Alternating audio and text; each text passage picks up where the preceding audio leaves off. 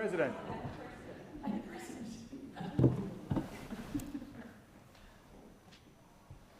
I acknowledge the Ngunnawal and Ngambri peoples, who are the traditional custodians of the Canberra area, and pay respects to the elders past and present of all Australia's Indigenous peoples. Senators, I invite you, as I read the prayer, to pray or reflect in your own way on your responsibilities to the people of Australia and to future generations. Almighty God, we humbly beseech thee to vouchsafe thy special blessing upon this Parliament, and that thou wouldst be pleased to direct and prosper the work of thy servants to the advancement of thy glory and to the true welfare of the people of Australia. Our Father, which art in heaven, hallowed be thy name. Thy kingdom come, thy will be done in earth as it is in heaven. Give us this day our daily bread, and forgive us our trespasses as we forgive them that trespass against us. And lead us not into temptation, but deliver us from evil. For thine is the kingdom and the power and the glory forever and ever. Amen. Are there any documents to be tabled by the clerk? Table documents pursuant to statute and a return to order as shown on the dynamic red. Are there any proposals for committees to meet during the sittings of the Senate? Committees have lodged proposals as shown at item 4 of today's order of business. If there's no objection, the meetings are authorised. And I think you're seeking the call, Senator Thorpe? I have to withdraw for calling people racist, for being racist. Senator Thorpe, you simply withdraw for comments you made yesterday without repeating the offence. So let's just start. Hang on a minute, Senator Thorpe. You need to be genuine in the withdrawal. So let's... Senator Thorpe, that is not appropriate. You simply need to stand and withdraw the comments you made yesterday without repeating them. I withdraw. Thank you, Senator Thorpe.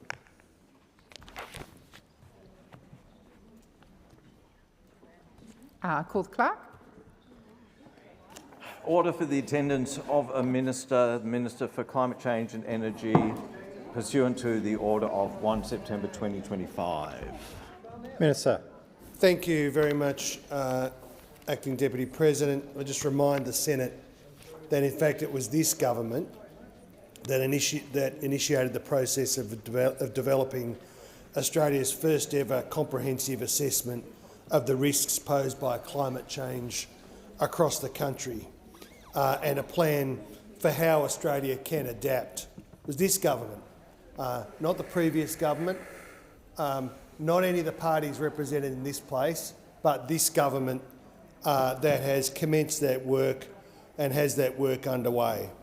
The movers of this OPD know that the NCRA is being finalised and will be shortly released. They know that, but are proceeding with this in what can only be described as a political stunt, complete with already drafted motions and media releases. And I just say in relation to this kind of behaviour that what it does is diminishes the Senate and diminishes the power of the Senate by misusing at industrial scale over and over and over again these kind of processes in a way which should be designed. I'll give you the tip. The way that you do it is you try and do it in a way that has impact. Because what this will do is have zero impact, because it doesn't have the gravity, the seriousness, the moral seriousness that you are trying to confect. As the Senate is aware from the public comments made by the Minister, both the National Climate Risk Assessment and the National Adaptation Plan will be released in September following the conclusion of Cabinet deliberations. Consistent with our position on all of the motions related to this request, as Minister Bowen has already made clear, the reports referenced in this motion are being used to inform government decisions at Cabinet level now. They have not been previously released or published, and a decision has not been made yet on some aspects of the deliberations. The release prior to the finalisation of Cabinet process would inevitably negatively impact those deliberations. These aren't new principles. They're not principles that the government has made up. They are basic cabinet governance Westminster principles that you would imagine every senator would understand. As Minister Bowen has said on a number of occasions, when the government has completed those relevant deliberations, the reports will be released. The minister continues to claim public interest immunity in relation to the reports for the reasons that I've mentioned and those set out in his letter. Senator Waters. Thanks, Acting Deputy President. I rise to respond to that. Well, after burying it for 9 months, Greens pressure and this Senate has ordered Labor to release the National Climate Risk Assessment Report. And brave whistleblowers who have seen the Climate Risk Report say that it details a future where we face a world on track for 3 degrees of warming, which means 50-degree days in Sydney and Melbourne. It means homes within 5 kilometres of the coast, which is much of us, facing regular flooding and inundation. Much of the country stuck in drought, leading to crop shortages and price spikes for essentials, and all coral reefs dead. The government has claimed cabinet confidentiality as the reason for hiding this report, but a document that informs cabinet is not a document that reveals cabinet deliberations. So there is no legitimate reason to keep hiding this climate risk report. It's a cover-up. It's a cover-up from a government that is increasingly revealing itself as anti-transparent. Labor must announce Australia's 2035 climate target this month, but they are hiding the true impacts of climate change from the public. The government has said that they'll release this at the same time as their 2035 climate targets later this month, but not before. People need to know the true impacts of what awaits them before the government announces the new climate targets. And those targets must be science-based. And the science says what is needed is net zero by 2035 to keep us safe from turbocharged natural disasters and to ensure a prosperous economy. A low target favours coal and gas business profits, those same folk who donate to the government's re-election coffers. But modelling from Deloitte released last week shows that a higher target is actually better for the economy and benefits every other business and household in the country. Deloitte's modelling shows that Australia's GDP would be $370 billion better off by 2035 with a 75% emissions reduction target than with a 65% target. So it's good for business, it's good for the community, and it's good for nature that sustains our life. It's clear that this Labor government wants to roll out the red carpet for the fossil fuel industry, whether it's Woodside, with a mega gas approval just after the election, or not holding Santos to account for leaking methane for 19 years. The refusal to accept the risks of climate change means that we can have an Environment Minister who says he doesn't think it's a good idea to consider the climate when issuing approvals under the environment laws.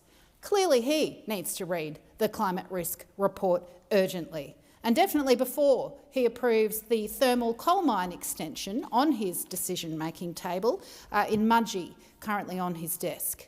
That extension would result in massive land clearing, putting threatened species like koalas and swift parrots further at risk. It would extract an extra 18.8 million tonnes of thermal coal and extend the mine's life to 2035. Approving that coal mine, yet another one, would be yet another betrayal from a Labor government that claims to be serious about climate action but just keeps approving coal and gas. If this government was serious about action on climate and the environment, it would stop approving coal and gas projects and end the subsidies, the free public money that Australia gives to those dirty industries.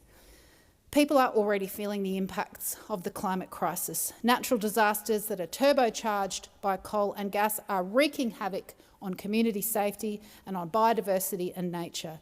And if our nation is about to be signed on to a plan for 2.5 or 3 degrees of warming, Australians deserve an honest conversation about what that means for them.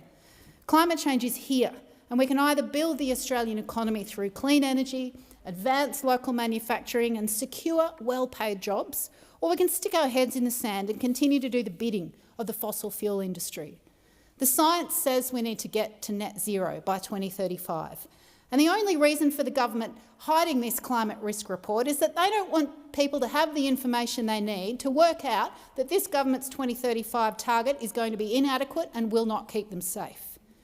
The 2035 target needs to be based on science and not fossil fuel lobbying, or we're consigned to live out the terrifying future that is documented in this hidden report that's described as dire and extremely confronting.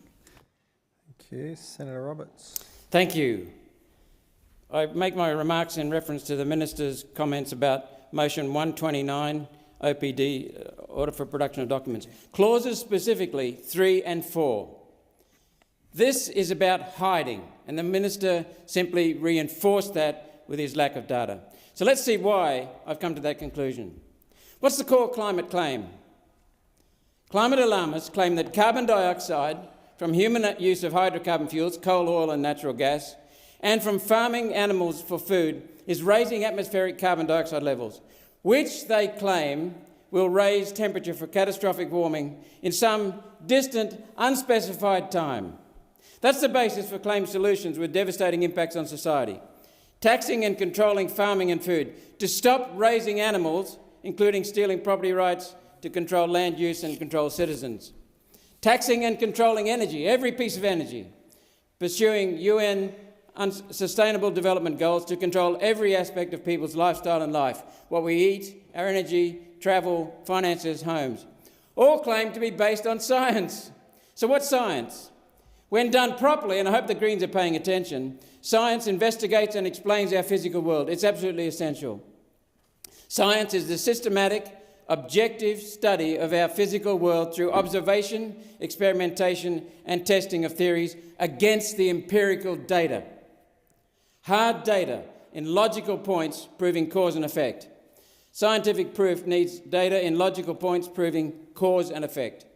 Graduate engineers like I are trained in science because we apply the science. We understand scientific proof because it prevents us killing people. It helps us keep people safe. My science training includes geology, atmospheric gases and statistics, 3 of the most important topics of climate science. So let's define the problem. Every person, business, employer uses and relies on electricity, petrol, diesel at home and at work. Australia has gone from having the most affordable power in the world to having one of the world's highest power prices. The key to global competitive advantage is having the lowest price. Firstly, consider Parliament, what it's done. From 1996 to 2007, John Howard's Liberal National Party government committed to comply with the UN Kyoto Protocol, introducing Mr Howard's solar and wind renewable energy target, introducing his national electricity market, that's really a national bureaucratic racket, stealing farmers' property rights and being the first major party to promise a carbon dioxide tax policy, all claimed by his government to be based on climate science. Yet 6 years later, in 2013, 6 years after he'd been booted from office, Mr Howard admitted in distant London, that on the topic of climate science, he is agnostic. He did not have the science. And he admitted it 6 years after he claimed he had it. Since then, the LNP, the Liberal National Party, has introduced every major climate and energy policy. Labor then accelerated each. As a senator, I wrote letters to 10 members of Parliament, all confirmed in writing they had never been given scientific proof. Never. I wrote letters to another 19 senators who advocate cutting carbon dioxide from human activity. 4 replied. None provided scientific proof. The Greens and others refused to debate me. Senator Larissa Waters in 2010, in 2016, and repeatedly from 2019. Won't front up. Senator Waters is a lawyer and makes many false and unsubstantiated claims and misrepresents climate. She's never provided scientific proof. Instead, what we see is climate alarmists invoking so-called experts and other logical fallacies. They use emotion, especially fear, and catchy slogans. They have no scientific proof, and that's the characteristic of every Green speech. They repeatedly lie, misrepresent and sideline science with personal attacks. Senator Roberts, I ask you to withdraw the... I'll withdraw. Thank you. From 2007, so let's see why they have no scientific proof. Firstly, CSIRO admits that it has never provided empirical data and logical scientific proof. In their first 3-hour presentation to me in 2016, CSIRO's climate chief stated CSIRO has never said that carbon dioxide from human activity is a danger. He said, quote, "Determination of danger is a matter for public and politicians." CSIRO. This is one of the presentations. The second one was a 3-hour presentation. They confirmed that today's temperatures are not unprecedented. There is no substance, no basis. That's what Senator Ayres is hiding. Thank you. Senator Pocock. Sorry, I should go to the other side of the chamber. Hodgkins Bay. Thank you. Deputy Acting President. Well, I rise to respond to attendance by the Minister, which I would characterise as arrogant and disingenuous. How are we here? How have we ended up in a position where the very people living on the front line of the climate crisis are being denied access to the truth? The public, farmers, families, First Nations communities, coastal towns are being kept in the dark about the risks that they are living through every single day. It may have escaped the government that we can no longer speak about the climate crisis in future tense. It is not a far-off threat, and it is happening right now. Drought is ravaging Victorian farmers, destroying harvests and livelihoods. Floods, cyclones and record-breaking rainfalls are hammering communities in Queensland to Western Australia.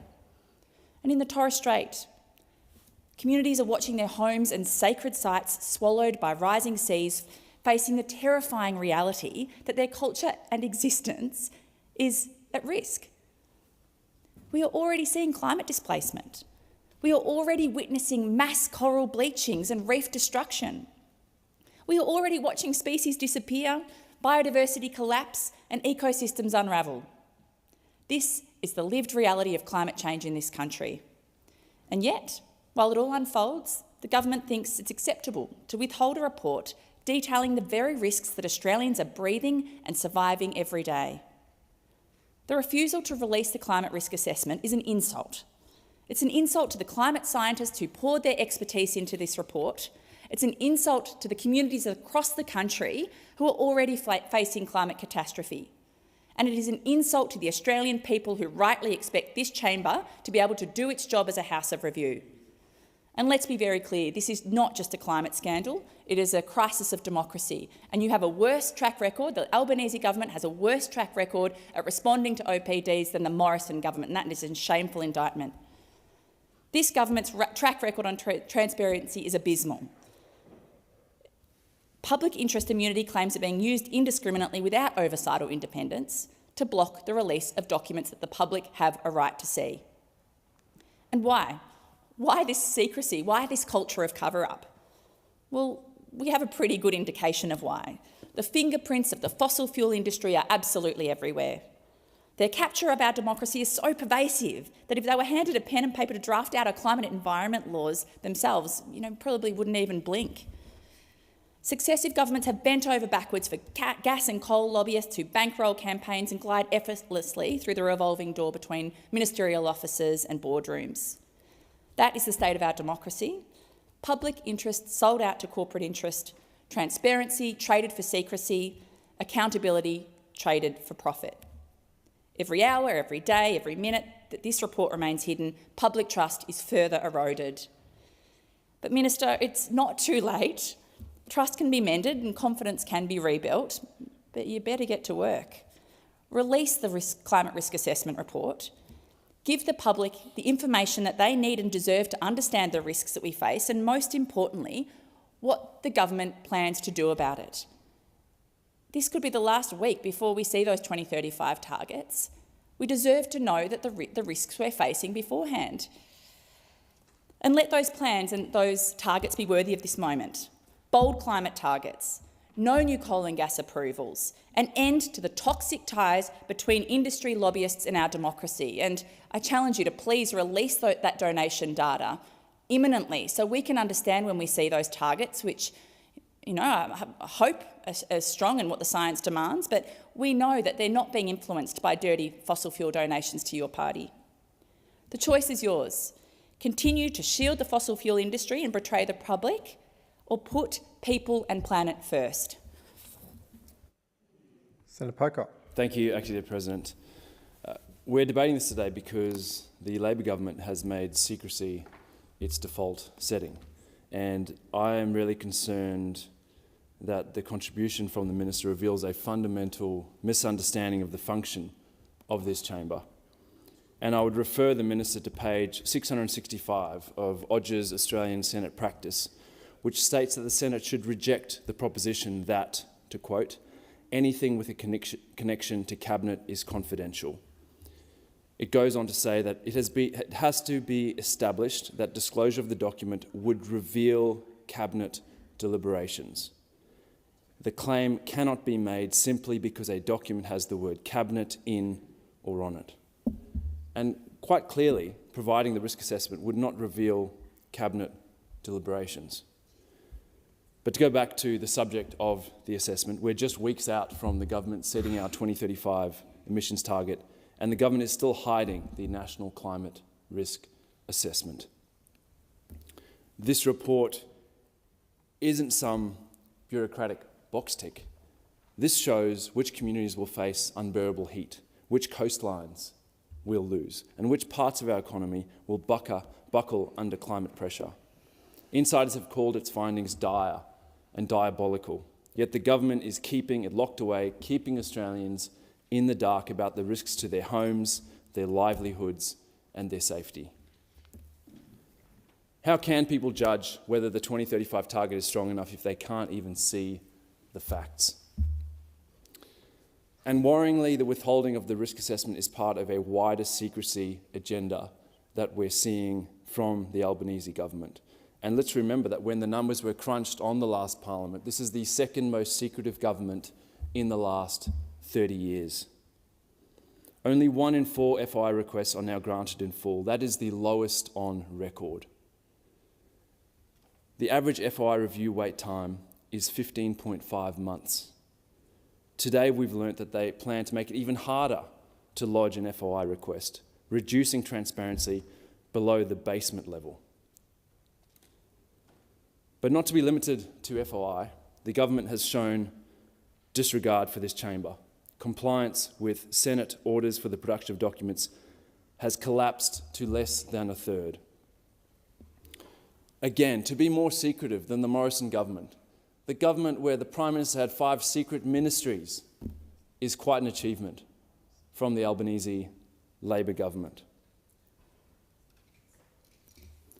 Australians know what's at stake.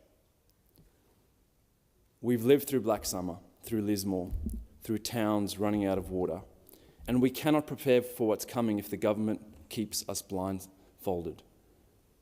It is clearly in the public interest for this information to be public.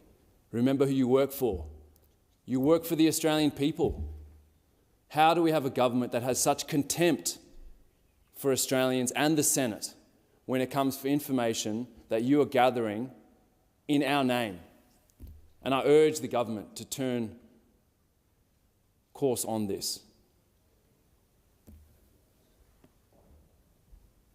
I'm inviting all Canberrans and any of my Senate colleagues that might be in Canberra to a town hall on transparency at Canberra College in Phillip from 5:30 p.m. on the 16th of September.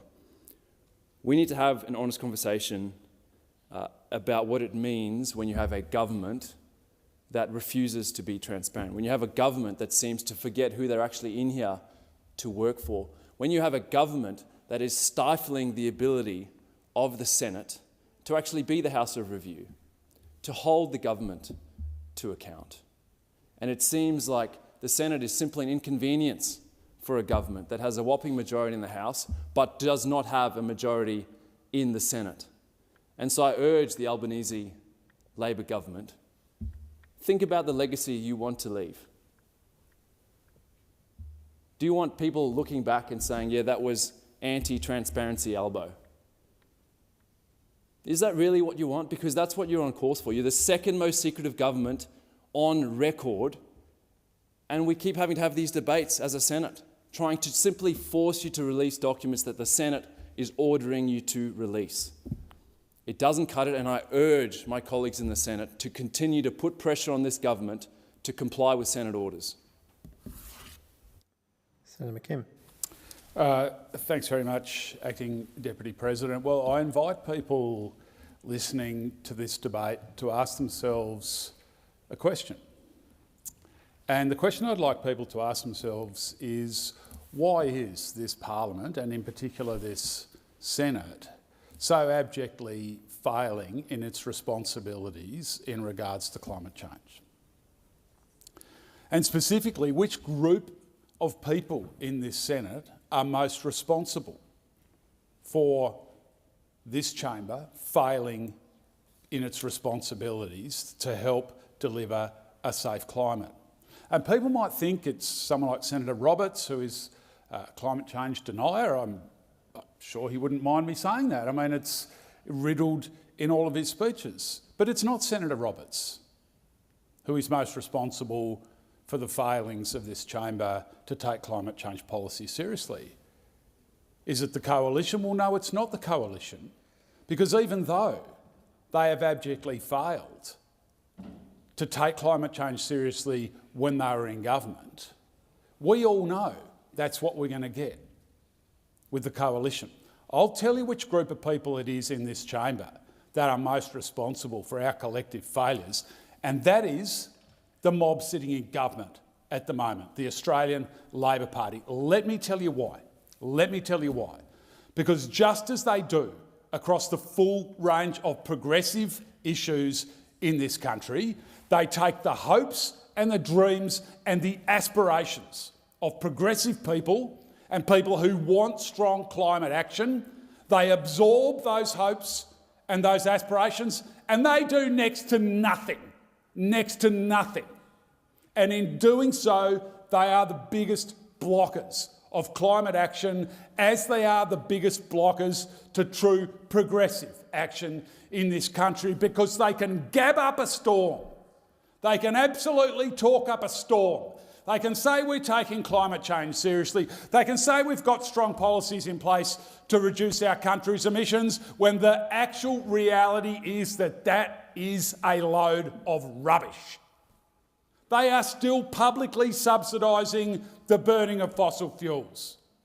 They are still rampantly approving new coal and gas projects. They are facilitating fossil fuel corporations to lie about their greenhouse gas emissions. They've got a woefully inadequate 43% emissions reduction target by 2030, and they're about to announce another woefully inadequate target in regards to Australia's 2035 target. Mark my words, it will not be anywhere near what we need to do to meet our Paris obligations of delivering a safe climate for humanity. This is a government that talks up a storm on one hand and is abjectly failing in reality to deliver strong climate policy on the other hand. They won't even release a report to inform Australians about the risks to our society from climate change.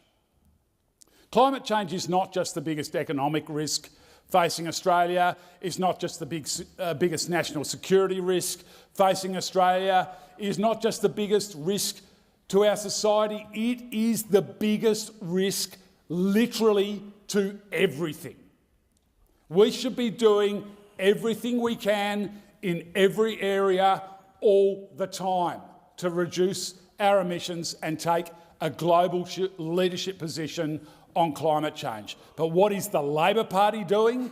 Just as they do across a range of other progressive issues, they are absorbing all the hopes and the aspirations and the dreams of progressive Australia, the hopes and aspirations and the dreams of people who want a strong response to the greatest challenge facing humanity at the moment, which are the twin crises of climate and biodiversity collapse. They are absorbing all of those aspirations and they are doing nothing with them. And in that way, the Australian Labor Party is the biggest blocker to progressive reform in this country and the biggest blocker to strong climate policy. It's not Senator Robertson, Senator Hanson, it's not the Liberals who have abjectly failed, it is the Australian Labor Party. Shape up, do better. Senator Hanson. Very much. I seek leave to make a 5-minute statement in response to Senator Faruqi's motion from Monday the 1st of September regarding social cohesion. Sorry, Senator Hanson, we just need to finish the item we're on at the moment, which has a hard marker of 12:36. But if you wish to speak to this, do you wish to speak to this? Yes, I will speak to that. Thank you very much. With the climate change. I think it's very important because you talk about the scientists, and we've signed up to the Paris Agreement with any real debate and the implications, the impact it would have on our country. We're heading down the path of these global emissions. Now, people should know that we actually have emissions of 1% of the total world emissions. Australia is at 1% of emissions on carbon dioxide. Carbon dioxide is a necessary gas at 0.04%, and therefore it is necessary for growth. If we don't have it, we have no growth whatsoever. So what we're doing is heading down a path of destroying our economy, and we've put pressure on the cost of living for ordinary Australians. This is what it's all about. We've lost over 1,400 manufacturing companies since 2023 that have become insolvent. We've lost 30,000 small businesses that have become insolvent. With them have gone jobs. I speak to manufacturing and industries, and they're saying they cannot afford the electricity prices driven by this climate change BS that's been pushed by not only the Labor Party, which their policies are destroying us even further. Their failures in green hydrogen, the amount of money that's gone out the door, the subsidies that they have given to these companies in Australia, some reports have been 29 billion. My estimation is, when I investigated, is around about 50 billion plus in subsidies that have been handed out to companies and everyone who wants to jump on this bandwagon. I want to inform the Australian people also that this has been an absolute scam that's brainwashed the kids in the educational system of how the climate change is happening. And if you oppose it, you're called a climate change denier. They talk about the science. Do you know that Senator Roberts would be the most knowledgeable in this area of anyone in this chamber who can debate the issues, has asked Senator Waters to have a debate with him from 2016. She won't debate him. If they're so, they will not debate him because they don't know what they're talking about. They don't understand the science of the whole lot. They don't understand it. So therefore, what have they got to fear of having the debate? You can't have a real debate. The public need to know what is going on here, the science. You've got a lot of people that are making a lot of money out of it at the expense of the Australian people. Why are we chasing our tails trying to get carbon emissions down in our country, which is only 1%, yet you have China that don't have to adhere to it till 2060, India till 2070, because they're classified as a developing nation that have one of the biggest military in the whole world. China does, and it's a developing nation. And most of our imports come from China, a developing nation. And yet we are destroying our economy to appease them in this. And that's what I think is ridiculous. The debate has not been had. My concern is the cost of living to Australians. So I hear from farmers, they can't afford it anymore. The cost for the electricity, for the irrigators, for the dairy farmers, all these people, the cost of it. And now, I tell you what's going to happen next. We're going to lose a lot of our farming industry, because the next thing is they're going after the farmers out there because that's 14% of carbon emissions, and they've got to rein it in even more to come up with what they want to do. What, 43% by 2035?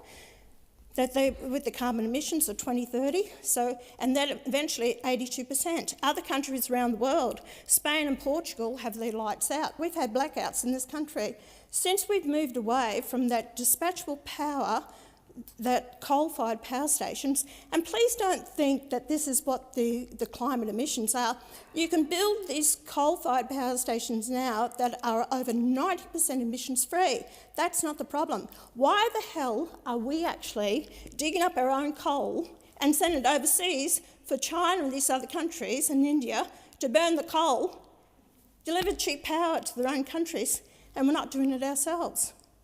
We have been absolutely fools, and the people have been dragged along with this scam and, reduction in our cost of living that's affecting all of us.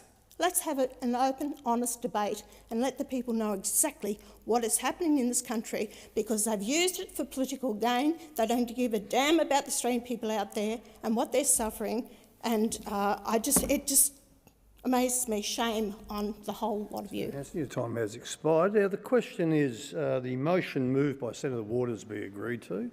Those of that opinion say aye. Against, no. The ayes have it. Clerk.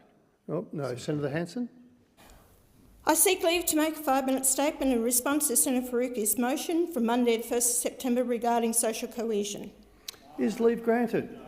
Leave is not granted, Senator Hanson. Pursuant to contingent notice standing in my name, I move that so much of the standing orders be suspended as would prevent me from making a statement, because I was on the Speaker's list yesterday, but I was blocked and denied the right to speak.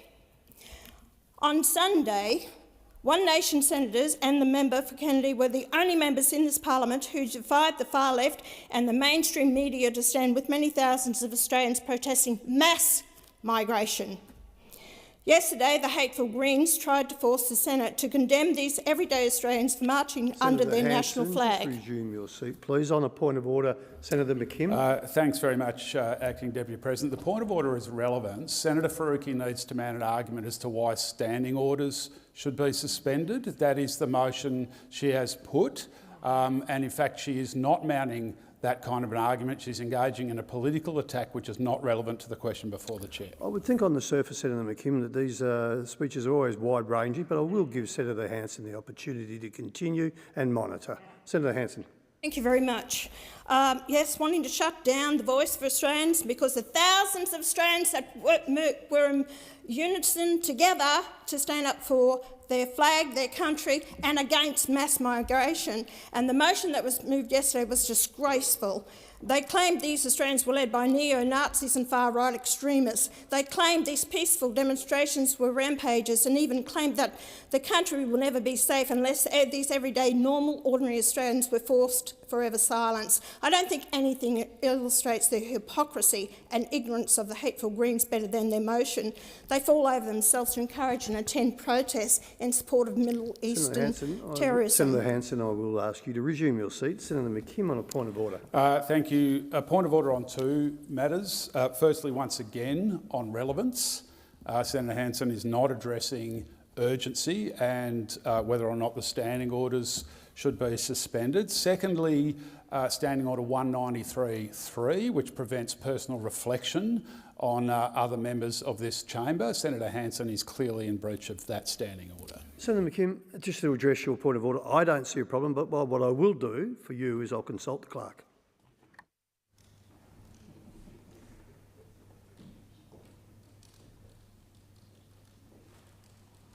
Thank you.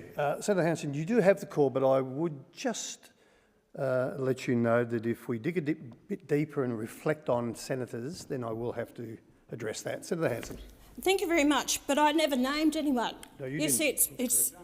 See, the whole fact is, it hurts when, you actually call them out. And reflecting on the last comments, Senator McKim was quite happy to have, or the Greens are constantly having to go at One Nation all the time.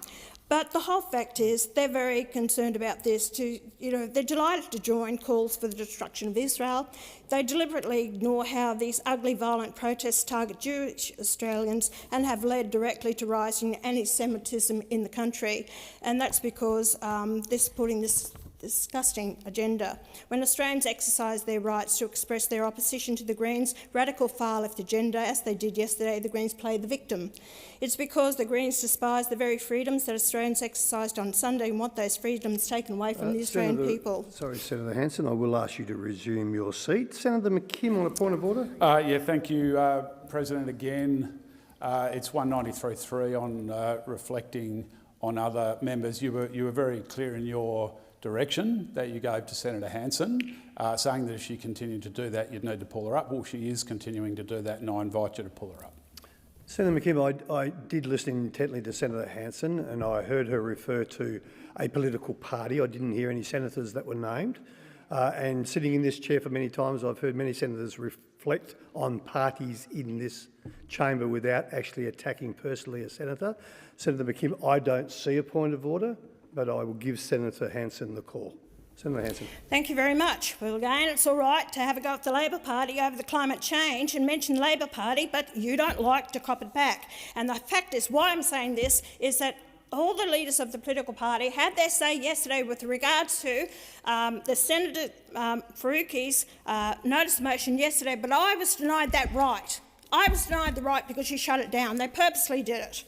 And that's why I'm going to have my say today on behalf of the Australian people. And you're only doing it all the time just to run down the time through you, the chair, because Senator McKim doesn't want me to get my message out to the Australian people. So they're using this all the time to shut down my time of having saying what I need to say. Senator Hanson, I will ask you to resume your seat. And Senator McKim on a point of order. 193.3, Senator Hanson A has directly named me. Secondly, she has impugned a motive to my actions which is untrue, and I ask you to require her to withdraw that. Senator McKim, once again, I don't see the issue you are raising, and you are, like myself, a long-time warrior in this chamber who have quite often good debates across the chamber. I didn't see anything, or didn't hear anything, I should say, from Senator Hanson that I thought would be out of order.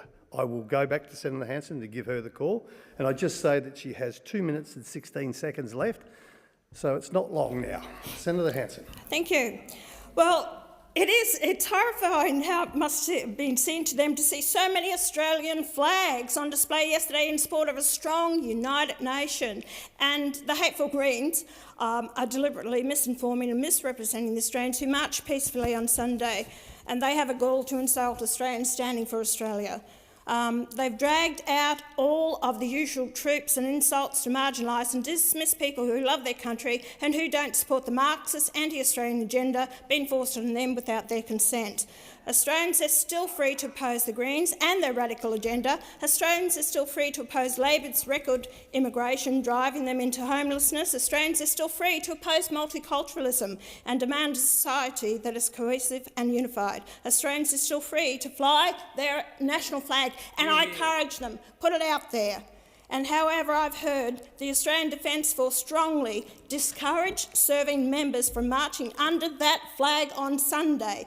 They're asked to fight under it, but discouraged from marching with it.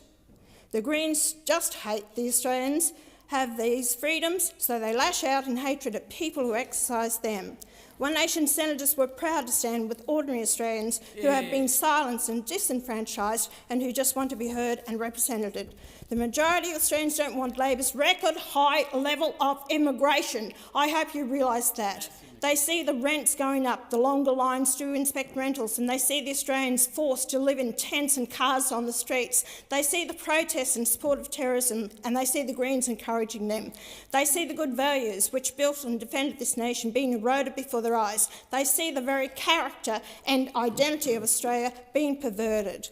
We want our country back. They want their country back. And as they said to me yesterday, and I was so proud to see that at least a member of Parliament actually turned up. Not by myself, I was accompanied by Senator Roberts and Senator Tyron Tyron Whitten, who actually accompanied me, and the Australian people are so proud to see that we took the time.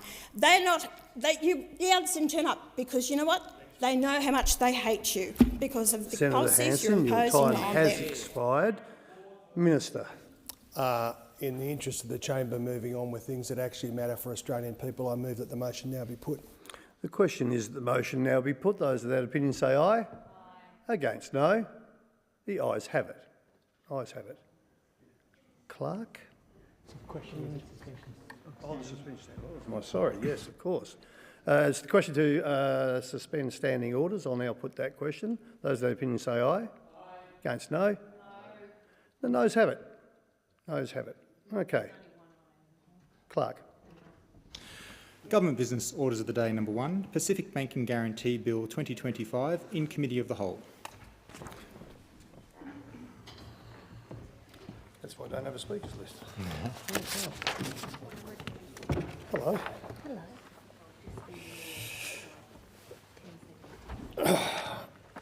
The committee is considering the Pacific Banking Guarantee Bill 2025, and the question is that the bill stand as printed. Senator Roberts. I have 2 further questions and then I'm done. You have the call, Senator Roberts. Thank you, Chair. This banking guarantee for the Australian banks in the Pacific Islands creates a very significant precedent. Wollongong law professor Andy Schmulo, a very impressive person, made a submission to the 2024 RRAT inquiry into bank branch closures, and a very impressive submission it was. His submission cited Reserve Bank of Australia figures that indicate that our banks save $3.6 billion a year in funding costs thanks to the taxpayer-funded guarantee on bank deposits. A guarantee that was hiked up from $250,000 per account to $1 million per account during the global financial crisis. Do you know how many banks opted out of that guarantee at the time? None. Not one. They all embraced it.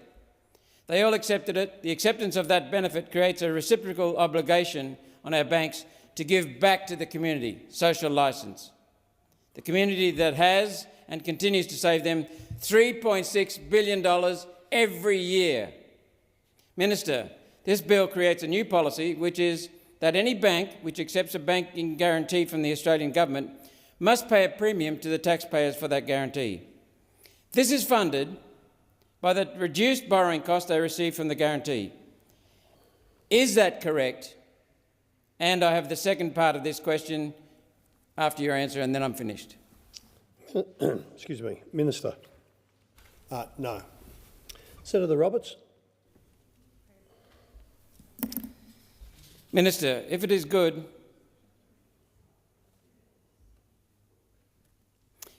to ask the Pacific banks, which include the ANZ, for a premium for the guarantee, why hasn't your government asked for the same guarantee from the same banks for their Australian banking guarantee?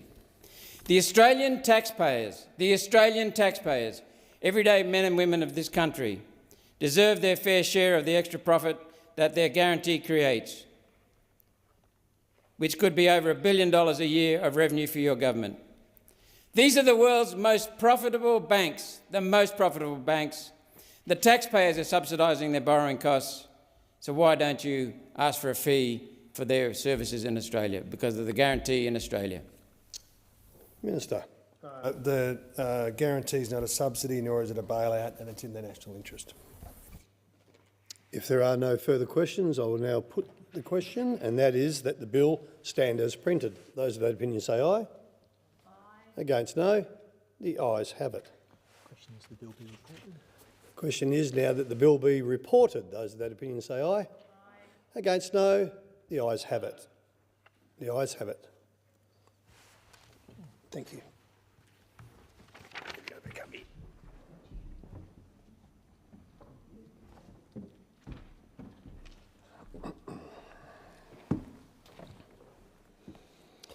The committee has considered the Pacific Banking Guarantee Bill 2025 and agreed to it without amendments.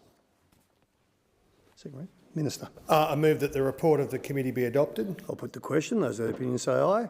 Against, no. The ayes have it. Minister. I move that this bill be read a third time. And I'll put the question, the bill be read a third time. Those of that opinion say aye. Against no. The ayes have it. I hear Senator Roberts. I hear one voice. Could I have my name recorded as opposing this bill, please? Yes.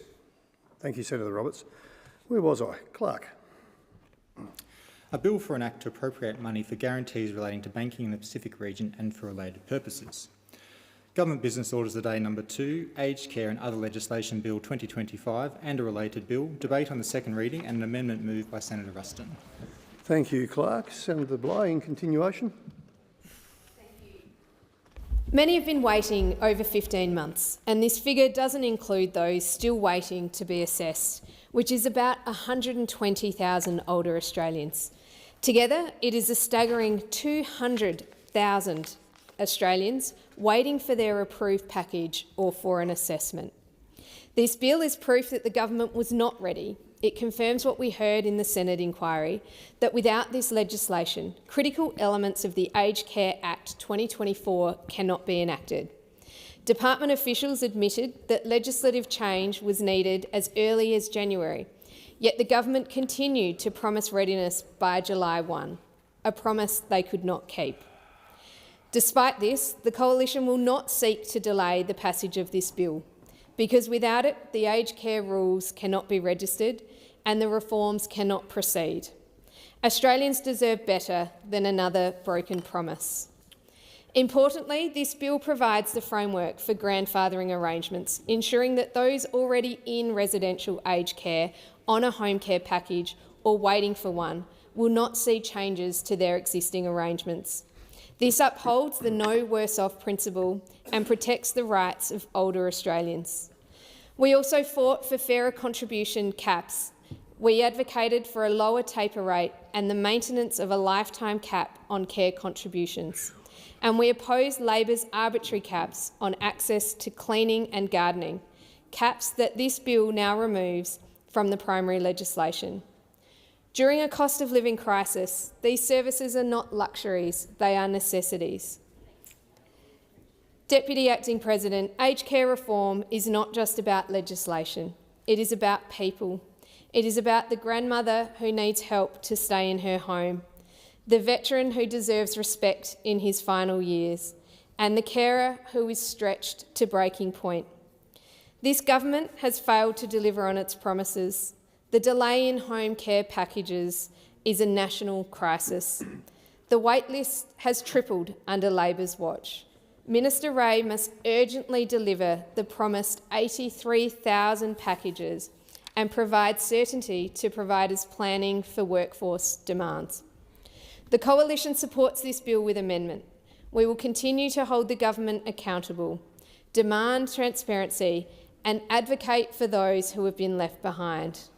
Because older Australians deserve better than another broken promise, and we will not support a process that puts politics before people. Thank you, Senator Bligh. Senator Wish-Wilson. Acting Deputy President, I draw your attention to the state of the chamber. Okay. Quorum required. Ring the bells.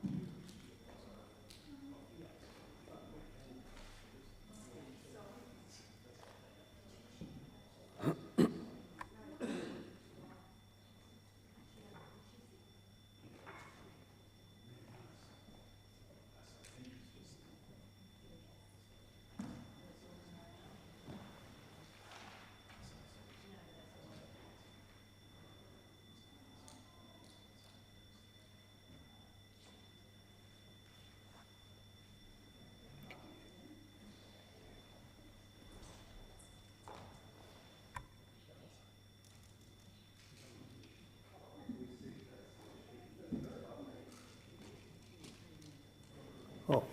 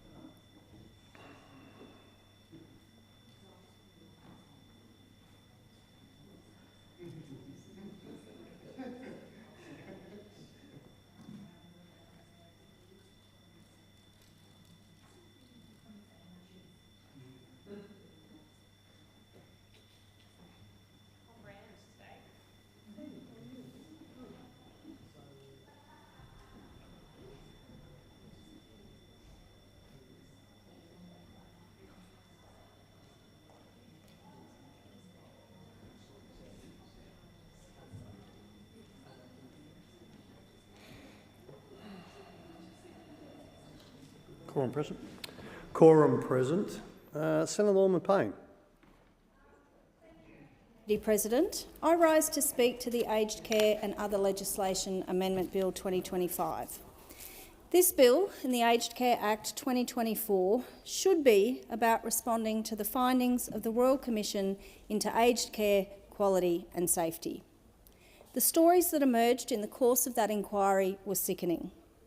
That governments let aged care in this country degrade to the point where human rights abuses were a feature of the system is a stain on this country. The way that we treat and care for older people matters deeply, and while attempts at reform have been made, I hold serious concerns, as I did last year, that we will soon be bearing witness to more mistreatment under a system that prioritises profit over people. The Aged Care Royal Commission's final report found that for too long, legislation had focused on the funding requirements of aged care providers rather than the genuine care needs of older people. The Royal Commission's final report recommended that a new Aged Care Act be developed to put the rights of older people at the very centre of their care. It is the view of the Greens that the government has chosen to pursue a new act without due regard for the myriad other aspects of the Royal Commission report, specifically those that relate to the dangers of financialisation of care and the prioritisation of providers' interests over those of older people. The Greens welcome aspects of this bill that seek to address valid community concerns, including removing the ability for the rules to prescribe caps for cleaning and gardening services.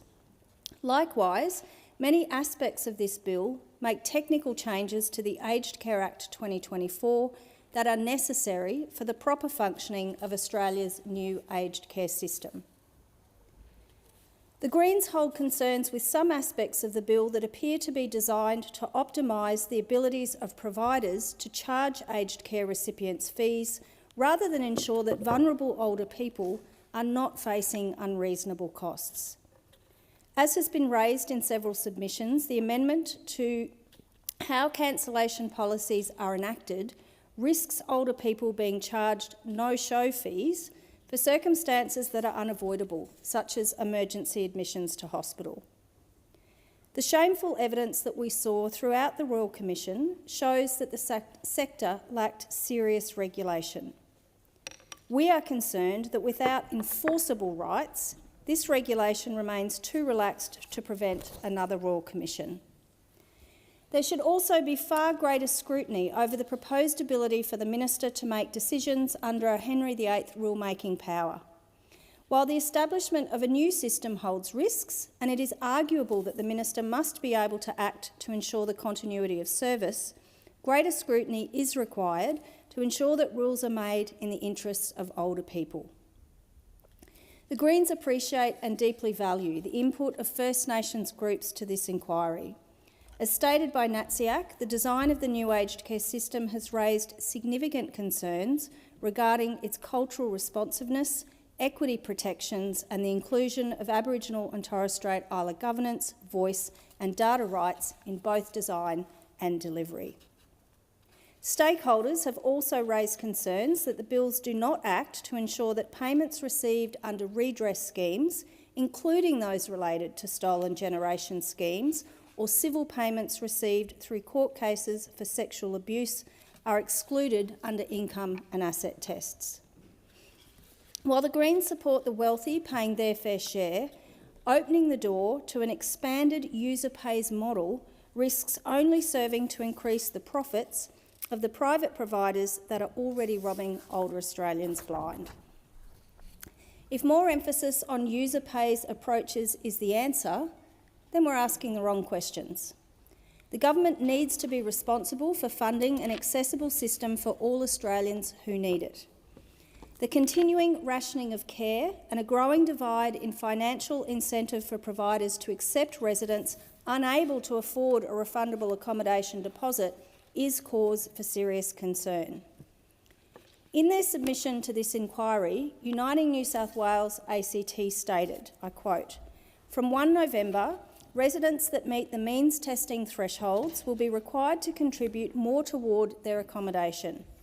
However, this may incentivise providers, especially those under financial strain, to prioritise residents who can pay more, potentially disadvantaging those without means." End quote. This lack of action on the broader crisis in aged care was noted during the passage of the Aged Care Act 2024, with these bills doing little to address the fundamental structures in place that led to the Royal Commission. I am also deeply concerned at the fact that this government has refused to release any further home care packages, despite the overwhelming evidence that this is harming older people. The government's decision to delay the commencement of the new supported home program until 1 November 2025, while also withholding the release of any additional home care packages, is unconscionable. The official waitlist of people already in receipt of a home care package shows over 87,000 people are waiting for care for which they have been assessed. Last week, department officials made available new data revealing that 121,596 people, as at the end of July, are awaiting an ACAT assessment. This suggests that the effective total number of people awaiting home care is already over 200,000 people long. Officials also revealed that no new home care packages have been released since 1 July. Under this system, you have to wait for someone else to die or move into residential aged care before you can get support at home. That is unconscionable. The Greens are calling on Labor to urgently release enough home care packages for everyone who needs one, and they could do it this week. There is literally no reason why the government cannot release more packages, aside from stubbornness by a minister who is out of his depth and a Labor Party that can never admit when they are wrong. Expert testimony shows the Commonwealth Home Support Program is unlikely to be able to meet increased demand for supported home prior to 1 November 2025. That's why I'm steadfast in my call, along with my Greens colleagues, for the government to release more home care packages as a matter of urgency and work toward a high-quality, affordable aged care system that is universal and needs-based, characterised by quality support, nursing and personal care, whether in your own home, residential care or hospital. Older people are not commodities. They must be treated with respect, dignity and care. The Greens welcome small changes and technical improvements, but we do not expect the reforms made by this government to prevent or even meaningfully delay the onset of a state of rolling crisis in Australia's aged care system. As aged care expert Professor Cathy Eager AM stated in her submission to the Aged Care Bill 2024 inquiry, my overarching comment is that the new Aged Care Act simply entrenches the existing aged care system, albeit with minor wording and technical changes. To describe this as the biggest reform in decades is simply misguided. The changes being proposed are marginal improvements on the status quo. Any marginal improvement is welcome, but these changes do not address the fundamental problems underlying aged care. It is inevitable that aged care will be back in crisis within a few years." End quote. With an ageing population, the scale of care delivery is not matching the growing demand. Delays to programs that support care at home, as well as the rationing of residential aged care, have very real effects on older people and the loved ones that care for them. Quality of life deteriorates. People not receiving care at home become more susceptible to illness and injury, and residential aged care becomes not a place of care and respect, but a waiting room for those reaching the end of their lives. The key driver for aged care reform should never be budget repair or provider profitability. It must be to improve care, quality and enforcement in the sector after the shocking revelations of the Royal Commission. The elderly are not commodities, they are human beings. It should be an obligation of any moral society for the government to ensure that older people can get the care that they need at the time that they need it. Senator Askew. Thank you, Acting Deputy. I too would like to contribute to this debate on the Aged Care and Other Legislation Amendment Bill 2025 and the Aged Care Accommodation Payment Security Levy Amendment Bill 2025. I rise today to speak on behalf of the millions of older Australians, particularly those in Tasmania, who are being left behind by a government that promised reform but continues to deliver confusion and delays. The Aged Care Act 2024 was supposed to be the Albanese Labor government's signature reform rushed through this place last year, but what was delivered was a piece of legislation without the foresight or necessary consultation that long-term reforms demand. And now, less than 12 months later, we find ourselves debating a bill that amends 325 items to that very piece of rush-through legislation. This isn't refinement, it's repair. And it's precisely why we referred these bills to the Senate Community Affairs Legislation Committee, so that they would receive the appropriate level of scrutiny these changes deserve. We remain increasingly concerned and disappointed by the lack of transparency this Labor government has shown to the Australian public through their entire process of attempted reform of the aged care sector. Key stakeholders, including Ageing Australia, the largest aged care peak body, were excluded from public hearings. Services Australia was barred from giving public evidence, and the Law Council of Australia described the consultation process as unreasonably and significantly limiting the ability for peak bodies to meaningfully consult with their membership. During the recent inquiry, it became clear that the government's legislative framework was not ready to support its own reform package. As Ms Amy Laffin from the Department of Health stated, without these amendments, older Australians could not sign service agreements prior to the 1st of July 2025. This is not a minor oversight. It's a fundamental flaw that could have left thousands of older Australians in limbo. And yet, despite identifying these issues as early as January, no action was taken until after the federal election. The Deputy Secretary for Ageing and Aged Care, Ms Sonia Stewart, confirmed it was always intended that there would be amending legislation as early as January this year. This lack of preparedness is compounded by poor communication. There has been no meaningful public education campaign to inform older Australians and their families about these changes. The bill before us today includes technical and transitional amendments to support the implementation of the Albanese Government's Aged Care Act 2024. These include ensuring correct payment of aged care subsidies, providing for interim services during high-demand periods, allowing access to unspent funds, clarifying information sharing between the Department of Health, Disability and Ageing and Services Australia, introducing substantial penalties for misuse of personal information and requiring 5-yearly reviews of the aged care quality standards. These are all welcome changes, but they are just a further admission that the original Act was not ready. And while the Coalition did not co-design these reforms, we did fight tooth and nail to improve them.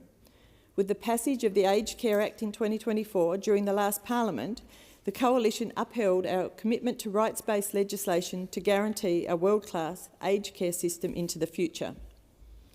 Through our persistent negotiations, the Coalition achieved significant improvements to the government's proposed reforms that will protect the interests of older Australians and future generations. One of the most critical outcomes of our efforts was the introduction of grandfathering arrangements to protect those already receiving care. These arrangements guarantee that Australians who are already in residential aged care, on a home care package, or assessed as to be waiting for their allocated home care package will not see any changes to their existing arrangements. And this bill provides for the essential framework to ensure that the no worse off principle can be implemented. It's no secret that we're the party for hard-working Australians, and that is why we also advocated for a lower taper rate towards care contributions to ensure those who worked hard and saved for retirement aren't penalised under this government. We doubled down on a fairer deal for all Australians and held the government to account on their commitment to remain the majority funder of aged care.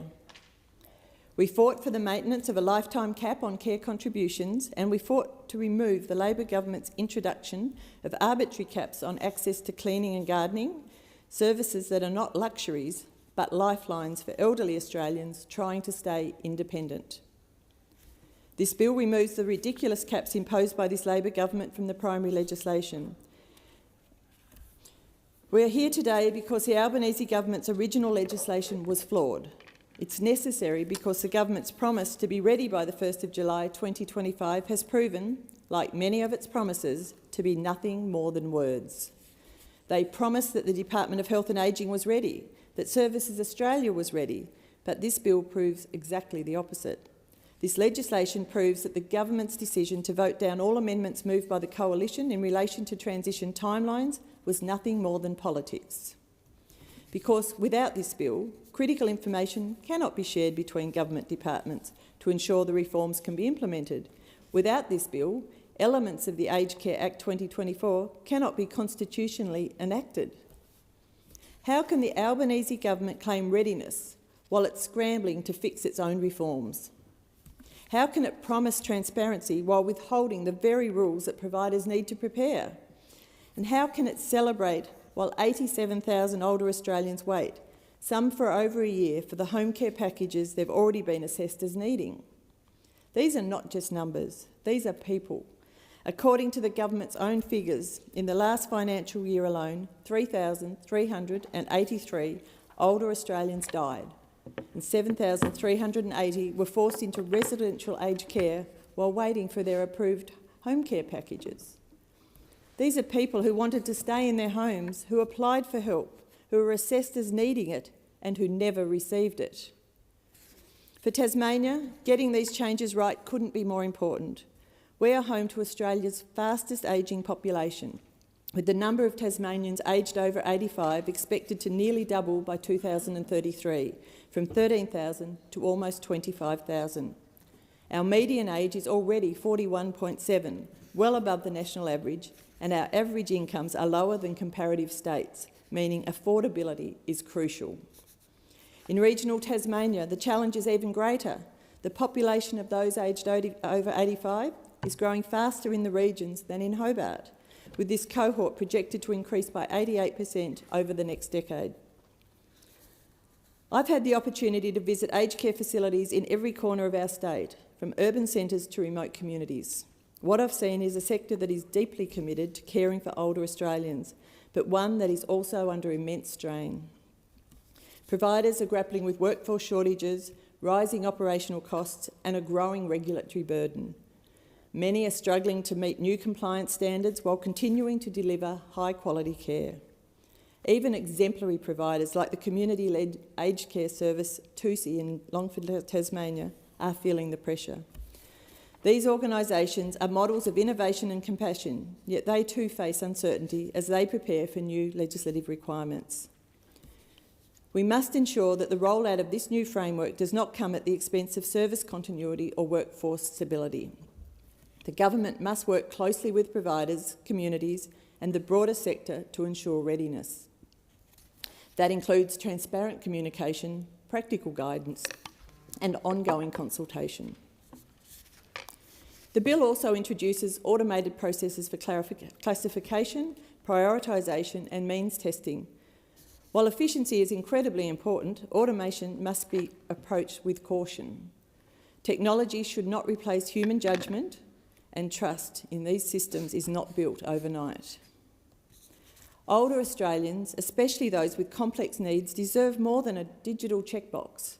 They deserve personalised, compassionate care. If this system is to work, it must be accessible.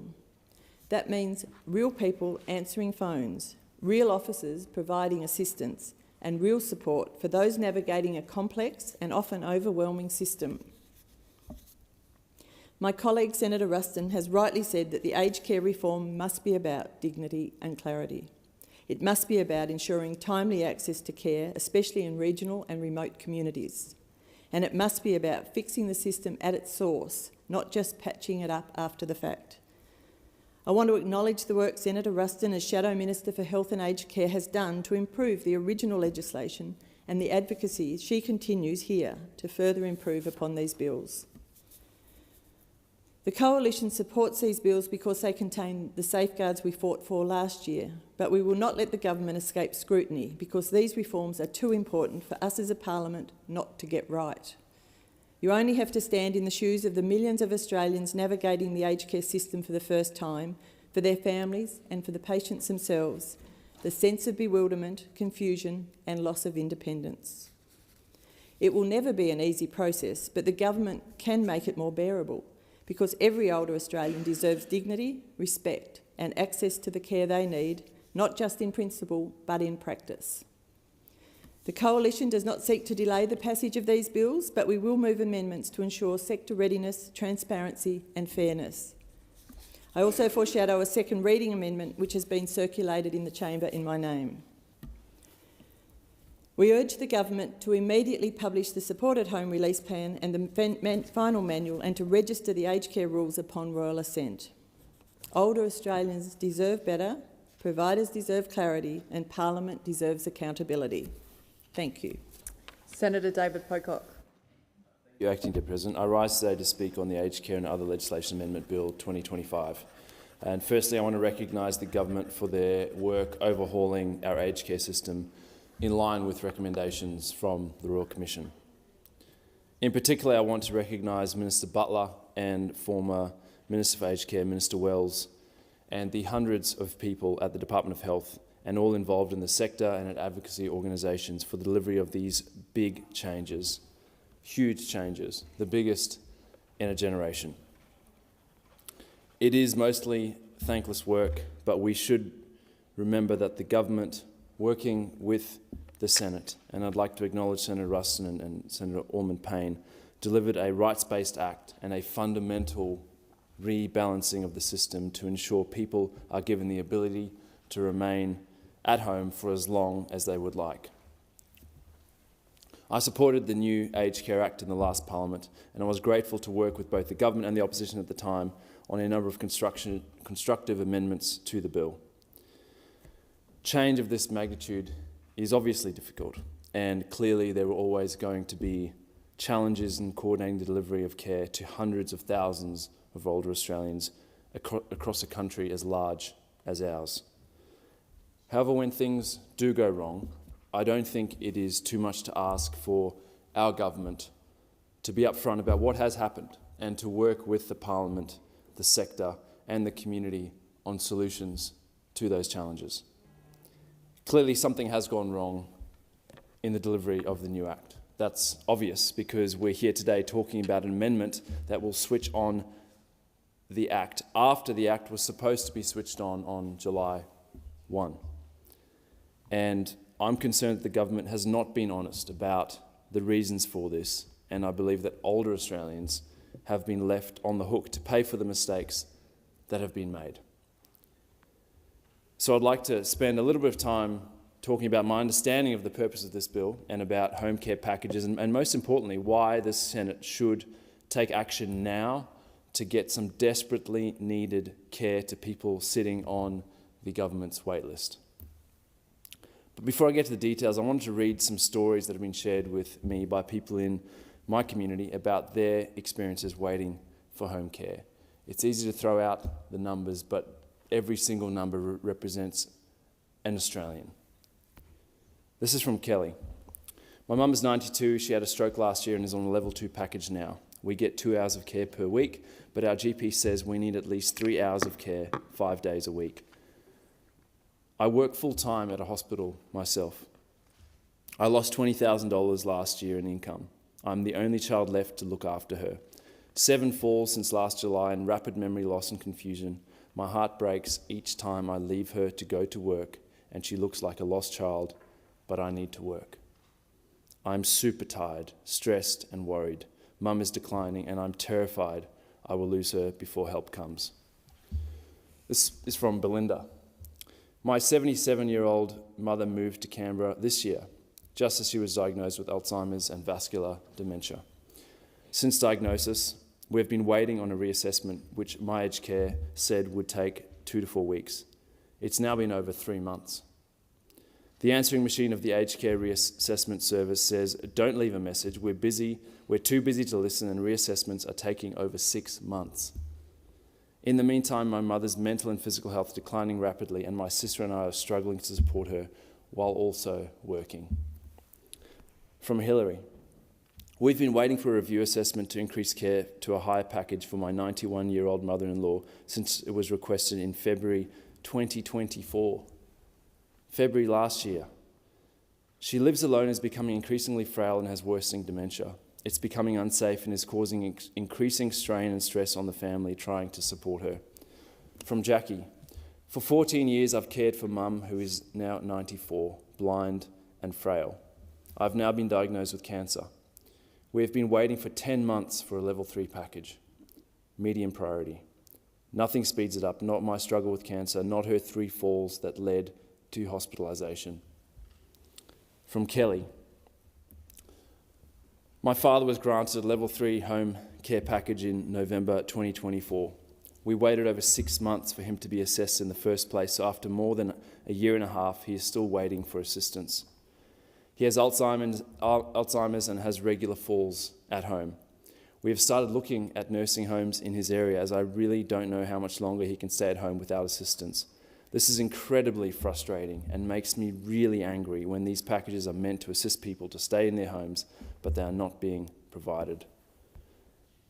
And again, the numbers being thrown around, every single one of them is a person and a family that is affected, like the Canberrans who have written to me about their situation. And they just don't square with some of the talking points that we've heard from the Minister about 2,000 packages being released every week. Those are recycled packages. Those are people who are either dying or going into aged care. They talk about everyone who's a high priority being seen very quickly. We know just how hard it is to actually be classified as a high priority when you have people who are a medium priority and their primary caregiver has cancer themselves. We know that 87,000 people are on the wait list now, and on Friday, officers at the department, not once, but twice, said that they would tell the Senate yesterday how many people were waiting in June 2025, and that hasn't happened. And again, to our earlier debate about the way that the Labor government is treating the Senate, I have grave concerns about the level of secrecy and the withholding of information that the Senate asks for, and then the Senate even demands and moves motions to compel the government to release that information. The other thing we found out on Friday was that there are 120,000 people waiting for an assessment, and that's 120,000 people on the waiting list to get onto the wait list. Clearly, this is a huge challenge that we are facing. So in June, I wrote to the government alongside other crossbench senators and MPs asking for the government to release 20,000 home care packages. Everything that the Minister has said about the reasons why the government can't do that have been debunked by experts, by the sector who say they have more capacity than 20,000 right now, and by the department, who themselves said there's nothing stopping the government from releasing 20,000 packages. They even told me that they have actually modelled what it would cost to release 20,000 packages now. And so this is a decision of government to delay the release of any additional home care packages until November 1, where they get rebranded support at home. I join my colleagues in the Senate in saying that I won't be delaying the bill. I'm glad we finally got to it. This clearly needs to pass for support at home to commence in November. But the Senate does have a right to make amendments, and I think really sensible amendments. And I foreshadow that I'll be moving an amendment that would see the release of 20,000 new home care packages. We all know it can be done. The department has said as much. And we know that they can be provided. Providers have said that publicly, that they have capacity, and we know that there is need. This is urgent. This is the opportunity for the government to change the lives of 20,000 older Australians, and in most cases, change the lives of their families. And so I would urge the government, this is an opportunity to do the right thing. It's to do the thing that the evidence suggests we need to do leading up to November 1, and to do the thing that is in the best interests of older Australians, and you'll have an opportunity when myself and other senators move amendments to this bill. Senator Little. Well, yet again, I rise in this place to support a bill that has only come about through Labor mismanagement and delays. I rise to contribute to the debate on the Aged Care and Other Legislation Amendment Bill 2025. The bill is essential to the delivery of aged care, the Aged Care Act 2024, and ultimately to the implementation of recommendations from the Aged Care Royal Commission, an inquiry instituted under the former Coalition government. The Coalition supports this legislation. Our support, however, comes with the recognition that it is yet another example of the Albanese government playing catch-up, fixing their own mistakes and trying to cover up their own lack of preparedness. The Aged Care Act 2024 was Labor's package of reforms. It was not a co-designed act. This government rammed it through without regard to the sector, consumers, carers or the opposition. Sounds pretty familiar for Labor. As a consequence, the government has been forced to introduce a bill to amend more than 325 items of its own legislation. The Coalition always knew that reform of this magnitude could not be implemented in a matter of months. It is why we moved amendments to ensure the existing home care package program could exist on a transitional basis without the need for amendment to the Aged Care Act nor delay in its enactment. Our amendment created flexibility. It protected older Australians. It ensured the promised 83,000 new packages could commence on 1 July 2025. But what did Labor do? They voted it down. And now older Australians have been left worse off and still waiting to access reformed programs and services. When the Coalition was last in government, wait times dropped to under 2 months. Under the Albanese government's incompetence, they've blown out to nearly 16 weeks. This is the story of Labor's denial, delay and broken promises.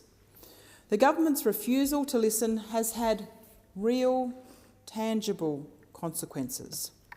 Older Australians have been denied the care they were assessed as needing because Labor failed to provide the flexibility required for a safe and timely transition into improved care and service options. Despite repeated assurances that all systems will be ready by 1 July 2025, the truth is this government was nowhere near ready. This additional delay until 1 November 2025 is a direct result of the government trying to rush through another piece of poorly considered revised legislation, and this bill proves it. You know, a few months makes a big difference when you're living with the consequences of Labor's failure. Without it, with this delay, departments cannot share critical information and key elements of the Act cannot be enacted. Departmental officials admitted as much in the Senate inquiry. They confirmed that the government knew as early as January that legislative change would be required, yet they misled Australians through the election campaign, insisting everything was on track. But nothing could be further from the truth. And now we see the result. An embarrassing backflip, a change of minister, a delayed reform start date, and worse, an attempt to shift blame onto providers and the workforce. This government has difficulty with understanding that they have held government for 3 years. It is the Labor government that is accountable here. Minister Ray has said the deferral was about giving more time to providers to prepare. But the evidence was clear. The sector was ready, the government, the Labor government, was not. Thank you, Senator. You will be in continuation. We shall now proceed to the 2-minute statements and call Senator McGrath. Thank you. I love our flag. I love our country. And September 3 is National Flag Day. National Flag Day celebrates the first time our nation's flag was flown on the 3rd of September in 1901. Our flag is our foremost symbol. It is an expression of Australian identity, unity and pride. So I want to take this opportunity to reflect on the nature of our nation and what Australia represents for those of us lucky to call this place home. Australia is the most perfectly imperfect nation in the world. And whether you're a recent arrival to our shores or have been here since the dream time, Australia strives to provide a fair go for all. Our treasured values, based on Judeo-Christian foundations, include a commitment to the rule of law, parliamentary democracy, freedom of speech, freedom of religion, freedom of assembly, and a mutual respect for the rights and freedom of the individual. We are a nation that promotes tolerance and compassion and a welcoming of new Australians who wish to live by these values. Unfortunately, under this current Labor government, we are observing a gradual degradation of these values. Extremism is on the rise in our streets and members of our communities do not feel safe. Far-left Islamic terrorist sympathisers and violent neo-Nazis do not represent us or our values. We have lost too many men and women fighting these extremist causes to allow the far left or the far right to raise their fists in Australia. We cannot stand idly by and allow extremism of any kind to take root. We should honour our flag and we should remember those who died for our flag. Thank you, Senator. Senator Whittaker. Thank you, Acting Deputy President. Home ownership shouldn't be a far-fetched dream, out of sight and out of reach. It never used to be. For generations of Australians, owning your own home was part of building a secure future, raising a family, putting down roots in your community. But for too many today, that dream has slipped further and further away. It hasn't mattered how much they've saved, how many avocado toasts they've cut out of their budget, or how hard they've worked. The reality is, for young Australians especially, buying a home has felt impossible. And while Australians were struggling, what did the Coalition do while they were in government? Nothing. For nearly a decade, they sat on their hands, ignored concerns, cut programs and made it harder for ordinary Australians to get ahead. They left renters behind, they left first home buyers behind. We know that not everyone has the bank of mum and dad. That's why the Albanese Labor government is stepping in and making it easier to buy your first home. From next month, first home buyers will be able to enter the market with just a 5% deposit and without paying lenders' mortgage insurance. That means thousands of dollars saved up front on a loan, but also thousands of dollars saved over the life of the loan. And we're reserving places exclusively for first home buyers, giving them priority access and a fair chance to break into the market. Our government is dedicated to helping with the cost of living and to helping more Australians own their own home. Because unlike those opposite, we believe the great Australian dream can be realised. Thank you, Senator. Senator Walters. Thank you. Women's Health Week is Australia's largest national health campaign, dedicated to the health and wellbeing of women, girls and gender diverse people. Medical misogyny means that women's health is often neglected, and for many of us juggling work, family and care, finding the time to prioritise our health concerns frequently falls to the bottom of the to-do list.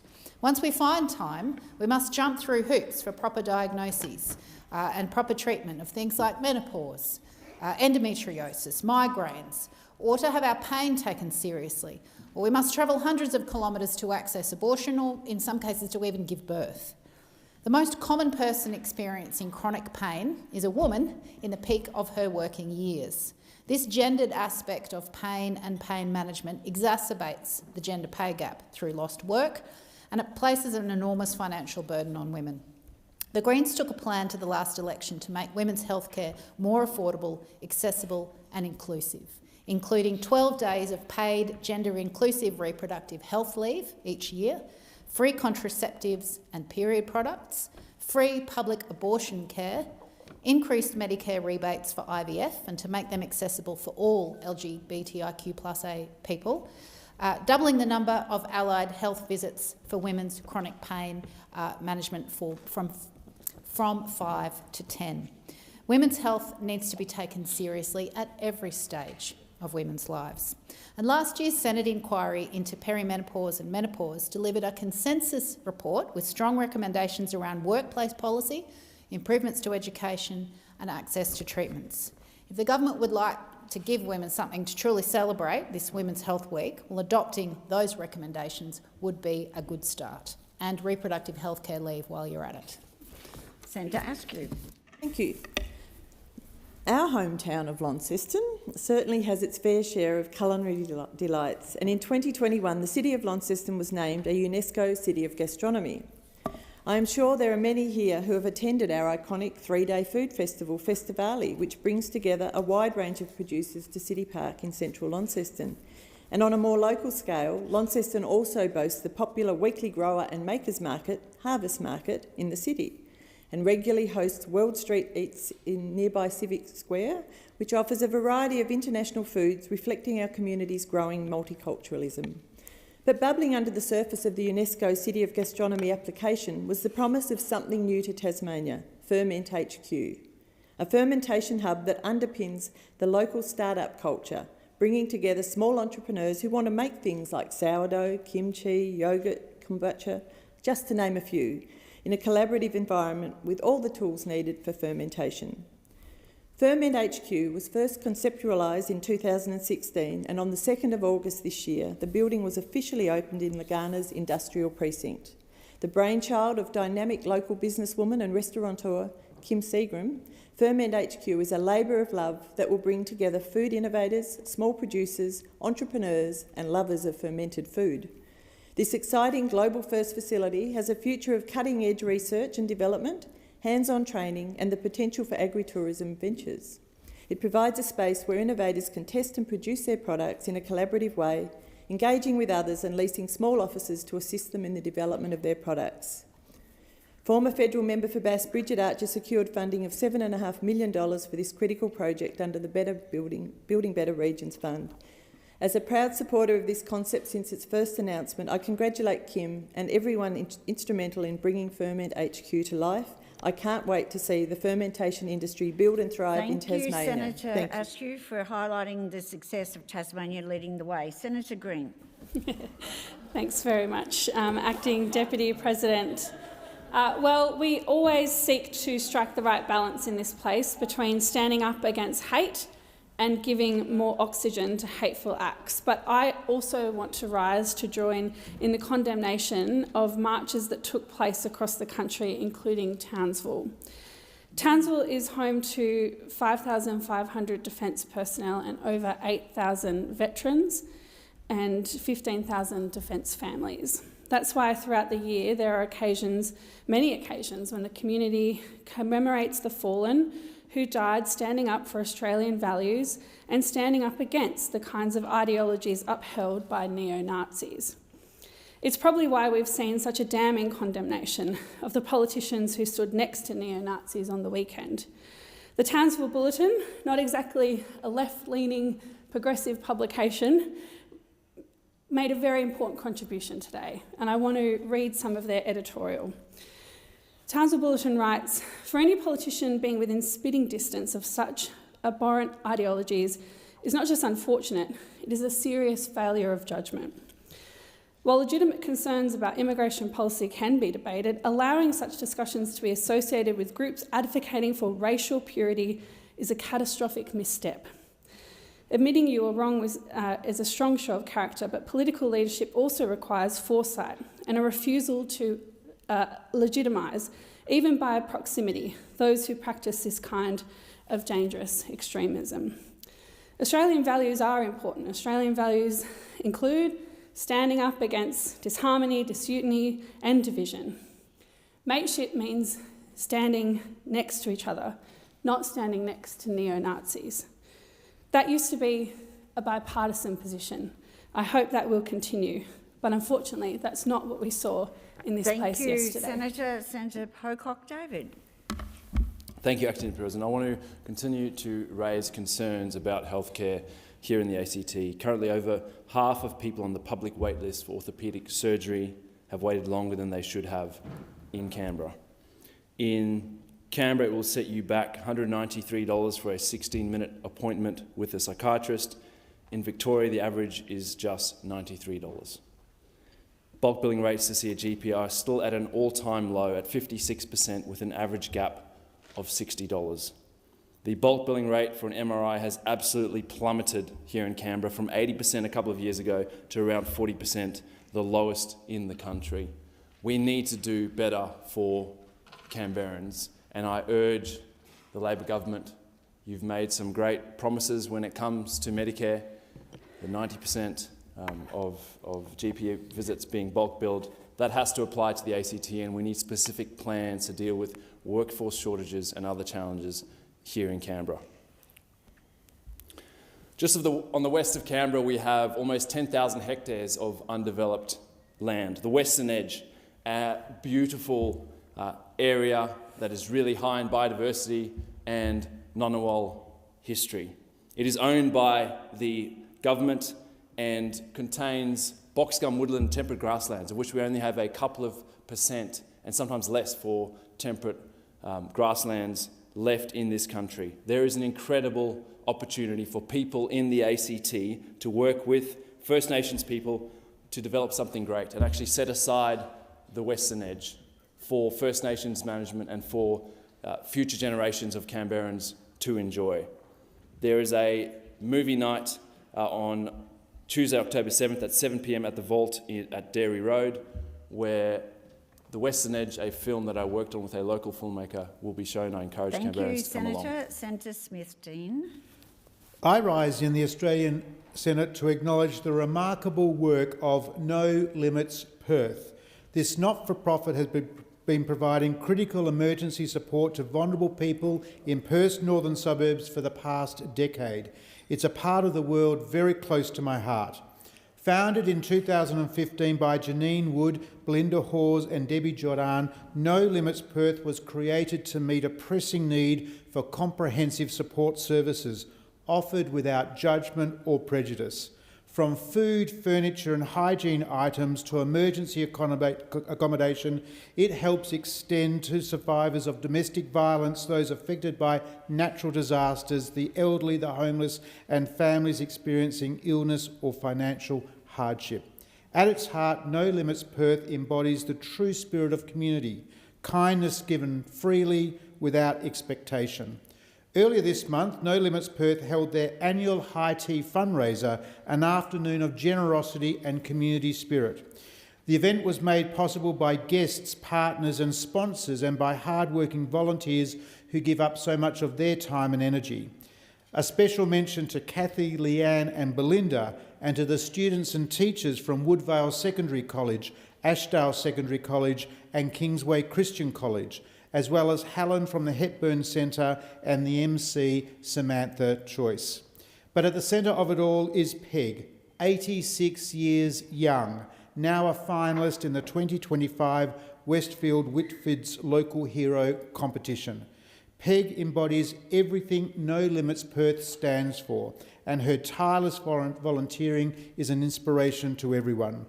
No Limits Perth is a shining example of how community spirit changes lives, and I congratulate it on its work and commend it to the Senate. Thank you, Senator. Senator Grogan. Thank you, Acting Deputy President. I recently had the great pleasure of visiting the Borough Community School. It's a great school, and I spoke to the students there about the role of Parliament, what we do in this place, but also spoke to them about how they can have their voice heard, how they can get involved in the decisions that shape the future of this country, which is so, so important. And I'm always really gripped by the enthusiasm and the dedication of those students in asking such interesting questions. Now, they were interested in how decisions are made.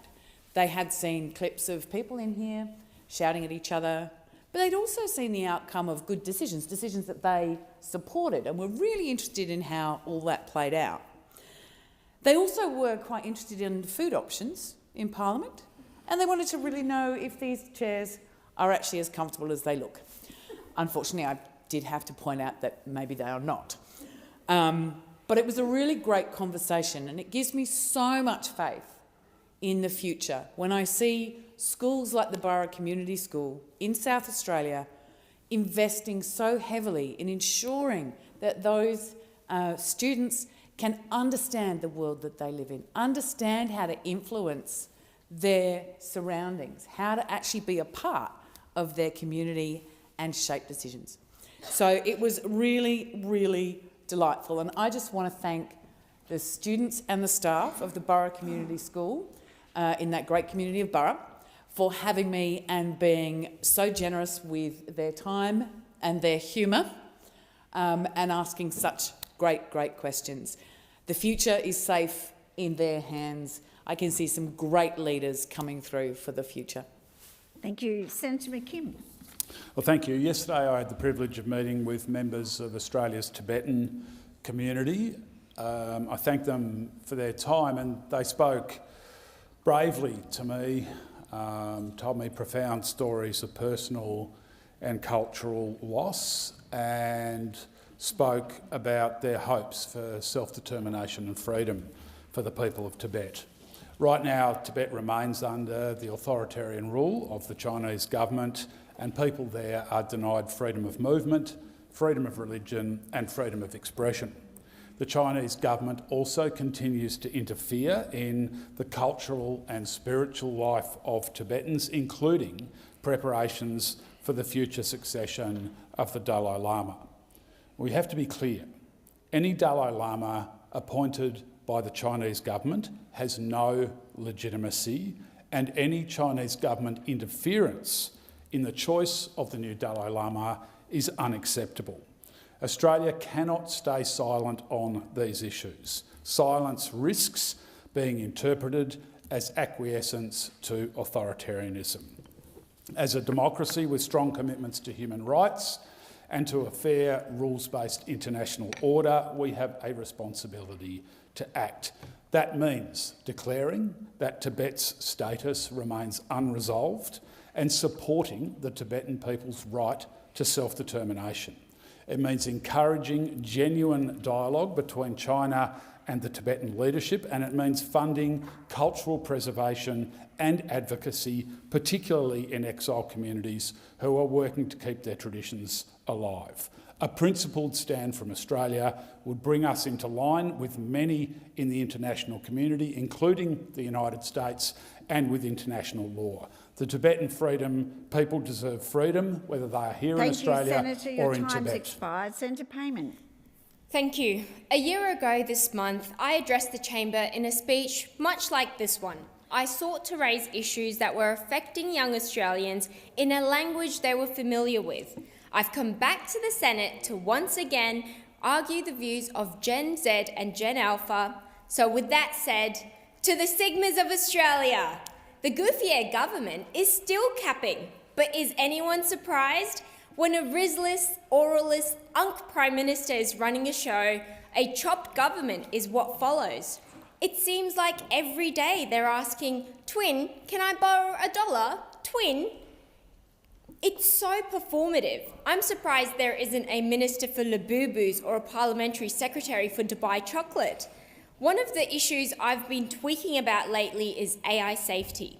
Australia has the potential to be peak at implementing this technology safely, but at the moment, there's more AI slop than a Deloitte report. ICL, TSPMOSM, wilted rose emoji. Whenever the government talk about AI, they tell us the incredible productivity lift it offers. At Grok, is this true? Like speed doing a backflip, the attitude is girt, but only the dangerous part. Our government, like Tung Tung Tung Sahur, needs to wield a big stick. To all the industry insiders who suggest that AI should be allowed to train on copyrighted material for free, I only have one thing to say. Sigh down.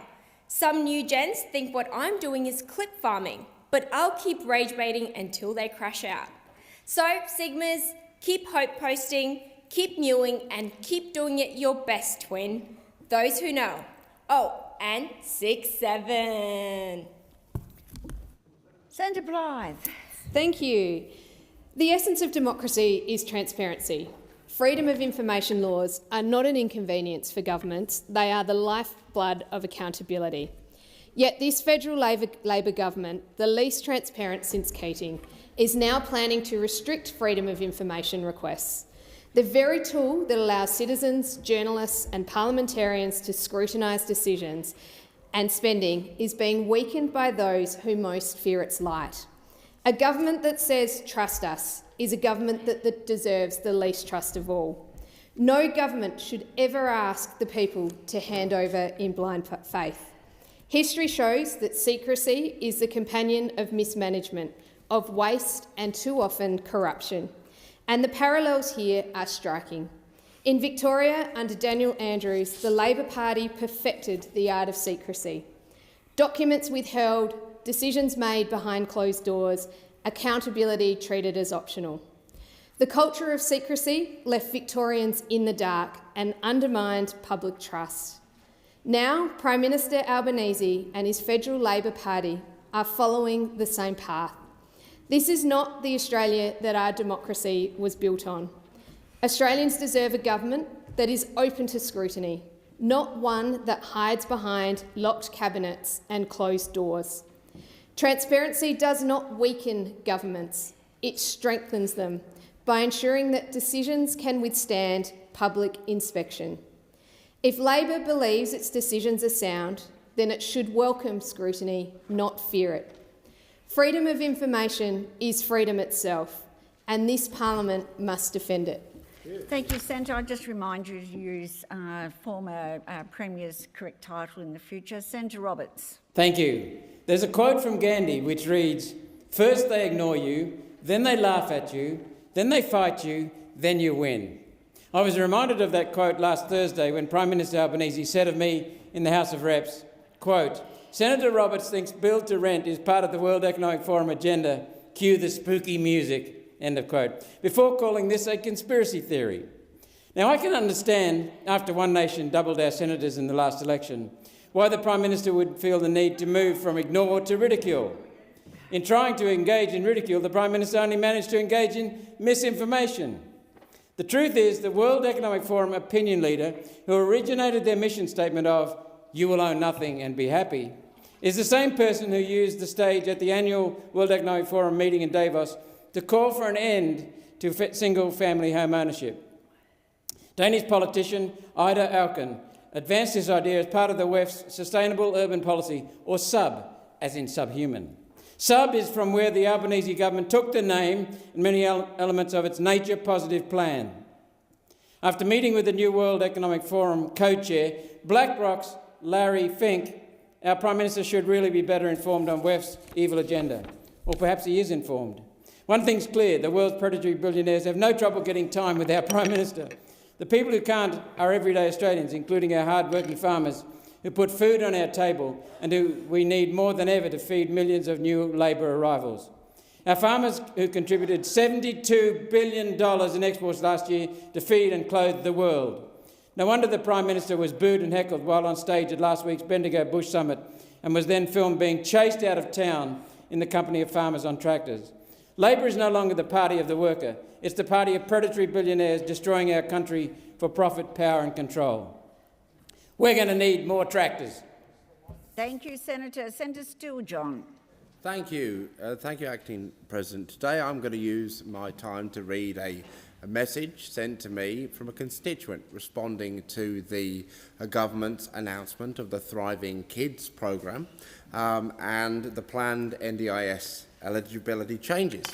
I quote, "I am an autistic and ADHD parent of multiple neurodivergent young people, as well as an NDIS behaviour support practitioner. Had I received in childhood the therapies and supports now being denied, my trajectory would have been utterly different. I'm living proof of what happens when support is withheld. The therapy and support I finally found in mid-adulthood gave me stability, identity and confidence, the very foundations I needed and deserved as a child. Stripping autistic kids of support is not frugality. It is a policy choice that will cause irreparable, generational harm. This is just one of the many stories shared with me since the government's announcement. Autistic kids grow into autistic adults because autism is lifelong. The NDIS was meant to provide individualised support, but time and time again we have seen nuance stripped away. These decisions shape lives. They have the power to build futures or to break them. Disabled people are fighting to be heard. It is time for this government to get its fingers out of its ears. Thank you, Senator. Senator Tyrrell. Thank you, Acting Deputy President. Tasmania's west coast is reeling after Bendigo Bank's Queenstown announced branch closure. The entire region will be left without a single physical banking institution. We've already heard local MPs calling on Bendigo to reverse its decision, and that really annoys me because this isn't Bendigo's job to fix. We don't rely on the private sector to provide essential services to vulnerable people. We don't leave it to the market to give people basic education or life-saving healthcare. The private sector needs profit, and it's not always profitable to invest in small communities. The government does not have that same kind of profit pressure. So MPs waving their fists at Bendigo Bank really should be waving their fists at themselves, if that's anatomically possible. The message this sends is brutal. If you live outside Hobart or Launceston, lower your expectations. Don't expect a bank. Don't expect a reliable doctor. Don't expect equal access to education. And when you complain, you'll be told to move to the city. West Coasters aren't asking for the world. They want the same standard of access to essential services as their counterparts in Hobart or Launceston. They want to be able to see a doctor, access a bank, or send their children to a good school that offers genuine opportunities. They're not greedy for wanting it. Politicians are lazy for denying it to them. Banks sustain local economies. Every small business, every shop, every saver. Everyone will have a harder time accessing cash if this goes ahead. So to the West Coast, you're not wrong to demand access to the services the rest of the state takes for granted. Managed decline is not inevitable. It is a deliberate political choice. Remember who's making it. Thank you, Senator. Senator Sterle. Thank you, Madam Acting Deputy President. I rise with my 2 minutes to just make a comment. I am in receipt of a press release from a very decent human being, Mr Michael McCormack, the member for Riverina, and I say that with the greatest of respect. And Mr McCormack has come out and said, Australia will grind to a halt if we lose trucks. And I just want to say to Mr McCormack, congratulations, Mr McCormack. Welcome to the party. Great to have you on the transport family tree. Hooray. It took me years and years and years in opposition to get through to Mr McCormack to say, Mr McCormack, we really need to shine a very bright light in every dark corner of the transport industry to show all the bad things that are going on because margins are being squashed, the top of the supply chain were killing us, ABNs are killing us. Can I get your help as the minister? To which I said I'm going to move a private member's bill to do a Senate inquiry into the road transport industry.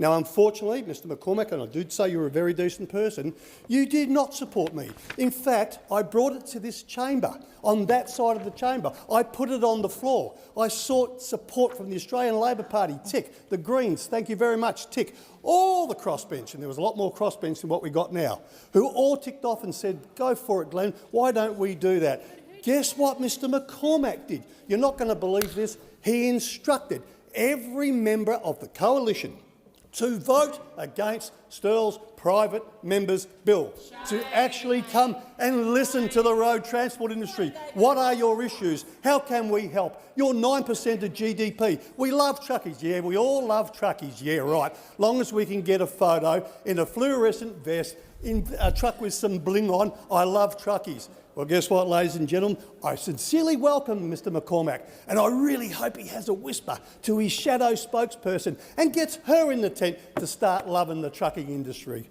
Thank you, Senator Sterle. We're now moving to question time.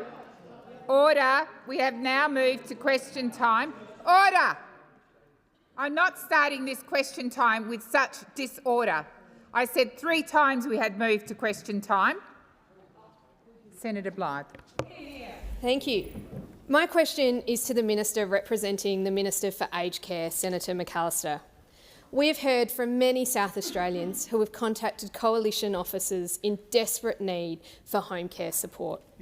A husband and wife in their late 80s who live in the Yorke Peninsula are unable to access services in their community. This gentleman lives with leukaemia and was assessed for care 2 years ago, but is unable to access services due to insufficient funding in the region. Wow. Minister, will you apologise to the older Australians of the Yorke Peninsula for failing to support their ageing community? Thank you, Senator Blythe. Minister McAllister. Thanks very much, President. Senator Blythe raises the case of a constituent in her electorate, and I thank her for doing so, because these stories are always important. And I repeat the offer that I made yesterday to Senator Askew, that where there is an individual who is experiencing particular circumstances, including the kind that Senator Blythe raises today, Senator Blythe, like all senators, is of course welcome to raise that directly with Minister Ray, and I know he will want to hear about that person's experience, Senator Blythe. More broadly, of course, this points to the significance of the reforms that have been legislated through this parliament and are shortly to commence. We owe a great deal to older Australians, and we owe them dignity and respect. Our government promised to lift the standard of aged care. That is what our reforms are doing, and there is more work to do. We've been clear about that. This task is ongoing. But it is important to remember that older Australians will benefit from the steps that have already been taken by this government and the steps that we intend to take as we implement the aged care reforms. Over the last 3 years, we have started to turn around very significant challenges in this sector. We've had to compress a lot of reform into that 3-year period because not very much was done in the decade that preceded it. Our government has invested $5.6 billion in a reform package which represents the greatest improvement to aged care in 30 years. We are delivering registered nurses on site in aged care more than 99% of the time, and more direct care the time for to over 250. Senator Blythe, first supplementary. Thank you. Minister, Brian from Geelong lives in the Deputy Prime Minister's electorate. He was recently approved for a Level 2 home care package, but due to further health issues, now requires reassessment. He is now part of the more than 120,000 older Australians waiting to be assessed for a home care package. Overall, he could be waiting longer than 2 years to receive the support he needs. Will you commit to immediately releasing new home care packages and progressing assessments? Thank you, Senator Blythe. The time for asking the question has expired. Minister McAllister. Thank you, President. Senator Blythe, in the first part of her question, speaks about assessments, and she raises the case of a person who is seeking an assessment. And again, I thank her for raising that matter. I acknowledge the challenges that people are facing. And it is why, as I indicated in my answer to Senator Blythe's primary question, that we are pursuing the reforms that we are pursuing, because older Australians do need to get the care that they need. Amidst that, as part of that, we are reforming the way that assessment takes place. In the past, there were many pathways into assessment because we do need people to have an opportunity to be assessed so that we can understand the care that they require. The Royal Commission told us that we need a single assessment process, and that is exactly what we're delivering. We are rolling out a new aged care assessment system. It will be quicker. Thank you, Minister. and The will time reduce for wait times answering and has improve the expired. experience. Senator Blythe, second supplementary. Thank you. Will you commit to immediately releasing new home care packages and progressing assessments so that people like Brian can get the support that they need? Thank you, Senator Blythe. Minister McAllister. Thank you, President. As I've indicated in my answer to Senator Blythe's earlier questions, and indeed over the course of questioning yesterday, aged care reform is a very high priority for this government. We made substantial advances during the last term, and there is more to do this term, as has been made clear by Minister Butler, by Minister Ray. Minister McAllister, please resume your seat. Senator Ruston. On direct relevance, President, Senator Blythe's question was very clear about the releasing of home care packages. I'm wondering whether you could bring the minister to that point. The minister is being relevant to the question. Thank you, Senator Ruston. Minister McAllister, please continue. Thanks very much, President. And the senator asks about support for older people who need care at home. We are committed to delivering support, and indeed on the 1st of November a new program will be introduced, one that was navigated through this parliament with the support of those opposite, and we acknowledge that. Order. It is part of a broader strategy by our government to increase the care available and the quality of care available to older Australians. We owe them that, and we are determined to do so. Thank you, Minister. Just before I come to you, Senator O'Neill, I draw to the attention of honourable senators the presence in the gallery of the Australian Political Exchange Council's 9th delegation from the Republic of Korea, led by Ms Ji-hee Park. On behalf of all senators, I wish you a warm welcome to Australia, and in particular to the Senate. Senator O'Neill. Thank you, President. My question is to the Minister representing the Prime Minister, Senator Wong. In its first term, the Albanese Labor government delivered cost of living relief to Australians that was focused on meeting the needs of Australians. How is the Albanese Labor government building on its first term record to continue delivering cost of living relief for Australians? Minister Wong. Thank you very much, President. I thank Senator O'Neill for the question and for her focus always on cost of living relief and how to make sure we live in a fairer society. We have been focused as a government on delivering for Australians through cost of living relief for people doing it tough, a tax cut for every taxpayer with more to come, energy rebates for every household, stronger Medicare. While those opposite, of course, continue to be focused on themselves, we are focused on delivering for Australians, passing legislation to cut HECS debt by 20%, a change that will benefit 3 million Australians, passing legislation to protect the penalty rates and overtime rates of award-reliant Australian workers. Now, we all remember the low wages being a deliberate design feature of the Coalition's economic policy. In contrast, on this side, this government, this Albanese Labor government, has advocated every single year since our first election for increases to the minimum wage, supporting increases for almost 3 million working Australians, 3 million Australians. And of course, last night, cheaper medicines passed this Senate, measures that are saving another $200 million every year for Australians on top of the $1.5 billion they are not paying at the pharmacy counter from our efforts last term. We hear too many stories of Australians going to pharmacies having to choose which script to fill because they can't afford them all, so we have acted. We are making medicines cheaper, and that is what this government is all about, delivering for Australians. Thank you, Minister. Senator O'Neill, first supplementary. Thank you, Minister, for that fulsome response. At last month's Economic Reform Roundtable, the Treasurer said that the government's focus remains on lifting living standards to leave Australians better off. What actions has the Albanese Labor government already taken to drive reforms that will leave Australians better off? Thank you, Senator O'Neill. Minister Wong. Thank you. And Senator O'Neill, as you rightly point out, the Economic Reform Roundtable is all about delivering for Australians so we can keep working to lift living standards and keep working to create more opportunities for Australians. Together, Australians have made substantial progress on the economy.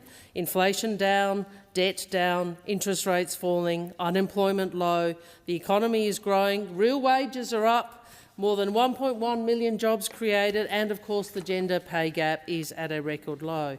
And in some areas where the Economic Reform Roundtable demonstrated considerable consensus, we have already taken action. And last week the Treasurer and Senator Farrell announced we will abolish a further 500 nuisance tariffs on top of the 457 abolished in July last year. And we announced we are reducing complexity and red tape in the construction code to get houses built quicker. Thank you, Minister. Senator Wong, second supplementary. Thank you, Senator Wong. How is the Albanese Labor government focused on delivering the better future Australians voted for in May? And why is it important to deliver on these priorities, but what stands in the way? Thank you, Senator O'Neill. Minister Wong. Thank you, President. Thank you, O'Neill. Senator O'Neill, that is a very good question. We're focused on cost of living relief and building a better future for Australians. Those opposite, the Liberals and Nationals, are focused on fighting amongst themselves. And of course, it's the same old fight, over and over again. In one corner, we have Senator Hume urging you all to, and I quote, embrace net zero. And in the other corner, we have Mr Joyce, with the support from Senators Canavan and Antic, trying to hold the record for climate change denial. Meanwhile, Senator Cash and Mr Hastie, well, they're just waiting for this round to be over. And if we turn to housing, Senator O'Neill, President, it's Groundhog Day with Senator Bragg trying to block Labor from building more houses and then claiming not enough houses are being built. Well, while those opposite fight amongst themselves, work to divide Australians, we're getting on with the job of delivering for Australians. Thank you, Minister. Senator Little. Thank you, President. My question is to the Minister for Indigenous Australians, Senator McCarthy, and on Australians you have not delivered for. Since the Albanese government was elected in 2022, 6 Closing the Gap outcomes have regressed. Youth detention up 11%, suicide up 9.4%, adult incarceration up 3.5%, preschool attendance down 2.6%, and 1.2% fewer children commencing school developmentally on track. With these terrible outcomes only getting worse under Labor, why has the government shut the door on accountability by removing a standalone day for cross-portfolio Indigenous matters at the next supplementary budget estimates? Thank you, Senator Little. Minister McCarthy. Thank you, President, and I thank the Senator for her question. And I would certainly reject outright that the Senate doesn't have an opportunity to question on closing the gap, President. In fact, the Senate now has multiple opportunities to question on closing the gap. They can go and ask questions on health in terms of the Health Minister's role. They can ask in housing, in the Housing Minister's role. They can ask in justice, in the Justice Minister's role. Sorry, Minister McCarthy, could you resume your seat? Order. Order across the chamber, particularly on my left. Minister McCarthy. Thank you, President. In fact, I am absolutely thrilled to see the opposition wanting to become involved in seeing those targets drop and being a part of scrutinising in every department that you should. And that's what this is about, President. That's what this is about. I have travelled across the country talking to the cabinet ministers in those particular jurisdictions, Indigenous affairs, and we know, and we've taken it back to our cabinets. Order. I mean, clearly the other side don't want to listen. Please resume your seat. Minister Wong. Point of order. I wonder if the interjections which have been continuous from Senators Mackenzie, Senator Cash and Senator Little could cease for a moment. As you no doubt heard, Minister Wong, I have been calling the chamber to order, and I have particularly called those on my left to order. I'll remind people Minister McCarthy has the right to be heard in silence. Minister, please continue. Thank you, President. This matter is so serious in terms of First Nations people in this country. And what is shameful here today is the politicising by the opposition, when they have a very real opportunity to actually do their job, and actually attend estimates, attend all of the estimates every single day to ask the very questions that First Nations people in this country expect of this parliament. Thank you, Minister. Senator Little, first supplementary. Thank you. Well, 1,254 organisations failed to fulfil mandatory reporting requirements under regulator ORIC in the 2023-24 financial year. Non-compliance is a fairly good indicator that something's not right. Well, recently, Wellington Aboriginal Corporation Health Service was put under special administration for the second time in 4 years and joins the queue with so many others. Australians should know why your government and its bureaucrats didn't act on these matters earlier. What are you trying to hide? Thank you, Senator Little. Minister McCarthy. Thank you, President. Well, it's clear to see where the coalition are going on this, President. It is very clear to see. On the one hand, they feign interest. Order on my left. The minister will be heard in silence. Minister, please continue. Thank you, President. On the one hand, they feign interest in closing the gap and the targets for First Nations people in this country. Oh, it's very true. It is very true that you feign interest in this. On the one hand, you do that. On the one hand, you do that, and then you wonder why we ask for further scrutiny across the Senate estimates for every single one of you. Every single one of you can turn up and ask those questions. In fact, I'm going to monitor how many of you actually turn up and ask questions. In fact, I'll go even further. I'm going to go back and find out how many of you actually ask questions, Senator Cash, around closing the gap. Senator, order. Order across the chamber. Order. Senator Little, second supplementary. Thank you, President. Your binning of a standalone day focused on Indigenous Australians and the Murray-Darling Basin Plan matters is astounding at a time when you have shut your eyes and closed your ears on South Australia's algal bloom crisis and failed to act on Indigenous lives that are not improving.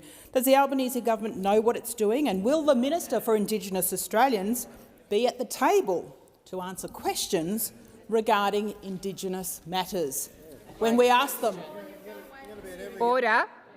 Before I call the Minister, I'm going to remind people that the Minister has the right to be heard in silence, and that is what I expect. Minister McCarthy. Thank you, President. Well, Senator Little, if that's the nub of your concern that you won't be able to see me at estimates, I can tell you now I will be at estimates, and you will be very available to ask me questions. In fact, I not only sit in answering questions around Indigenous issues, I do sit and answer questions on health, on aged care, on local government, on regional government. Minister McCarthy, please resume they don't your want to know. seat. I think that was you, Senator Nampijinka-Price. Apologies in advance if it wasn't. I have asked for silence, and that is what I expect. Minister McCarthy. You see, they've got form, President. I'm here answering. Minister McCarthy, please resume your seat. Senator Henderson. President, just to clarify, correct the record, that was actually me making concerns about Indigenous boarding schools and the cuts to Indigenous boarding schools. Senator Henderson. Order on my right. Order on my right. Order. Senator Henderson. I'm waiting for order. Thank you, Senator Ayres. Order. I take question time seriously. When I ask for silence, that is what I expect. My apologies, Senator Nampijinka-Price. Senator Henderson, you stood up with right intentions, but no. Then you proceeded to launch into some statement which you are not entitled to make. It's not a joke when I call for order. And when you completely disregard that, it's disrespectful to me. Minister McCarthy, please continue. Thank you, President. The issue of closing the gap and reducing those targets is incredibly important for First Nations people in this country, and I do call on the Senate and all senators to take part and give the scrutiny that's required. Thank you, Minister. Senator Whish-Wilson.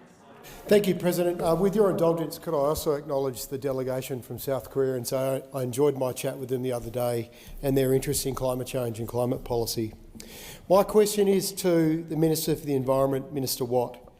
Minister, new research published in the journal Nature, emerging evidence of abrupt changes in the Antarctic environment on Thursday the 21st of August, has shown Antarctica is at risk of abrupt and potentially irreversible changes to the continent's ice, ocean and ecosystems that will have profound implications for Australia and the planet unless urgent action is taken to curb global greenhouse gas emissions. Minister, have you read this new report and do you acknowledge the very worrying changes this new research highlights? Thank you, Senator Whish-Wilson. Minister Watt. Thanks, President. Thanks, Senator Whish-Wilson. I am aware of those reports and I saw them reported, in fact, I think last week. And I think all Australians, I would hope, would be very concerned about those developments when it comes to the Antarctic. We are seeing very worrying signs about the impact of climate change on Antarctica, as we are seeing similar signs evidenced on the environment generally in Australia and the world as a whole.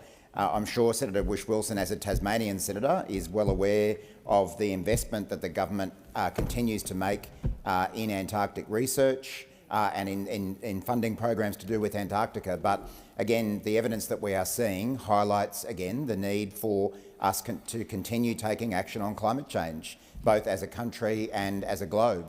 I recognise that Senator Whish-Wilson probably doesn't support the actions that our government is taking, but the reality is this is the first government Australia has had for a very long time that is taking climate change action seriously. It's why we increased the targets on emissions. It's why we've managed to reduce emissions. I see Senator Canavan perpetuating the falsehood that other members of his party have been perpetuating this week by claiming that emissions are going up or actually are flatlining, when in fact the facts, something that Senator Canavan is never very keen to recognise, but the facts show that Australia is tracking well to meet our 2030 climate pollution target, with new quarterly emissions data showing emissions fell by 6.5 million tonnes of carbon dioxide equivalent in the year to March 2025. So I know it doesn't really suit Senator Canavan and all the other guests on Sky After Dark to actually talk about facts and data and evidence about climate emissions, but our policies are bringing them down and we want to do more. Thank you, Minister. Senator Whish-Wilson, first supplementary. Thank you, President. Minister, will the government heed the call of the 20 Australian and global scientists who published this paper, including Dr Petra Heil from the Australian Antarctic Division in Hobart, that stabilising the Earth's climate with minimal overshoot of 1.5 degrees is critical? Are you confident your 2035 climate targets will be ambitious enough to reduce greenhouse gas emissions to mitigate these very concerning broad-scale changes in Antarctica and the Southern Ocean? Thank you, Senator Whish-Wilson. Minister Watt. Thanks, President, and thanks, Senator Whish-Wilson. What I can absolutely assure Senator Whish-Wilson and this chamber is that the Albanese government will continue to take strong action on climate change. I think everyone is well aware that it won't be too much longer now before the government releases its intentions around 2035 emissions targets, and they will be more ambitious than the ones that we have in place at the moment. But the reality is that even the targets we currently have of a 43% reduction by 2030 are far in advance of what we saw by the former government or any previous Australian government. I could remind Senator Whish-Wilson that there was another Australian government here once that tried to put in place a carbon pollution reduction scheme, but there was a party at the time who blocked that from happening. I've forgotten temporarily which party that was. It was the Liberals, but there was another party. Oh, it was the Greens. I forgot. Imagine where we would be. Ah, yes. Thank you, Minister. Senator Whish-Wilson, second supplementary. I'm not sure why you do hate Julia Gillard so much in the Labor Party, but Minister, you mentioned the importance of science and investing in science, but one of our premier Antarctic science institutions, the Australian Centre for Excellence in Antarctic Science based in Hobart, is running out of funding. You've been written to by every crossbench MP and Senator from Tasmania to ensure that that funding continues. Minister, today can you confirm to the scientists in Hobart, many of them have just been to the Antarctic, that you will have long-term funding in MyEFO or in this year's budget? Thank you, Senator Whish-Wilson. Minister Watt. Thanks, President, and thanks, Senator Whish-Wilson. There's a number of senators who've contacted me about this issue regarding funding, most of whom are Labor Party senators from Tasmania, who have been very good advocates for their state and have been making the point to me. In fact, Senator Dowling did it only a few days ago, as have the other Tasmanian senators who've all raised this point with me. So we are aware that the very important funding that has been provided by the federal government to that research centre is reaching the end of its funding. Of course, that, along with many other programs across government, need to be considered through a usual budget process. But we're very supportive and very proud of the research that's been undertaken by those scientists, and I thank them for their important work. It is important that we have science informing government decision-making about the management of Tasmania. Recognise Senator Lambie, who's also written to me about this point. Please resume your seat.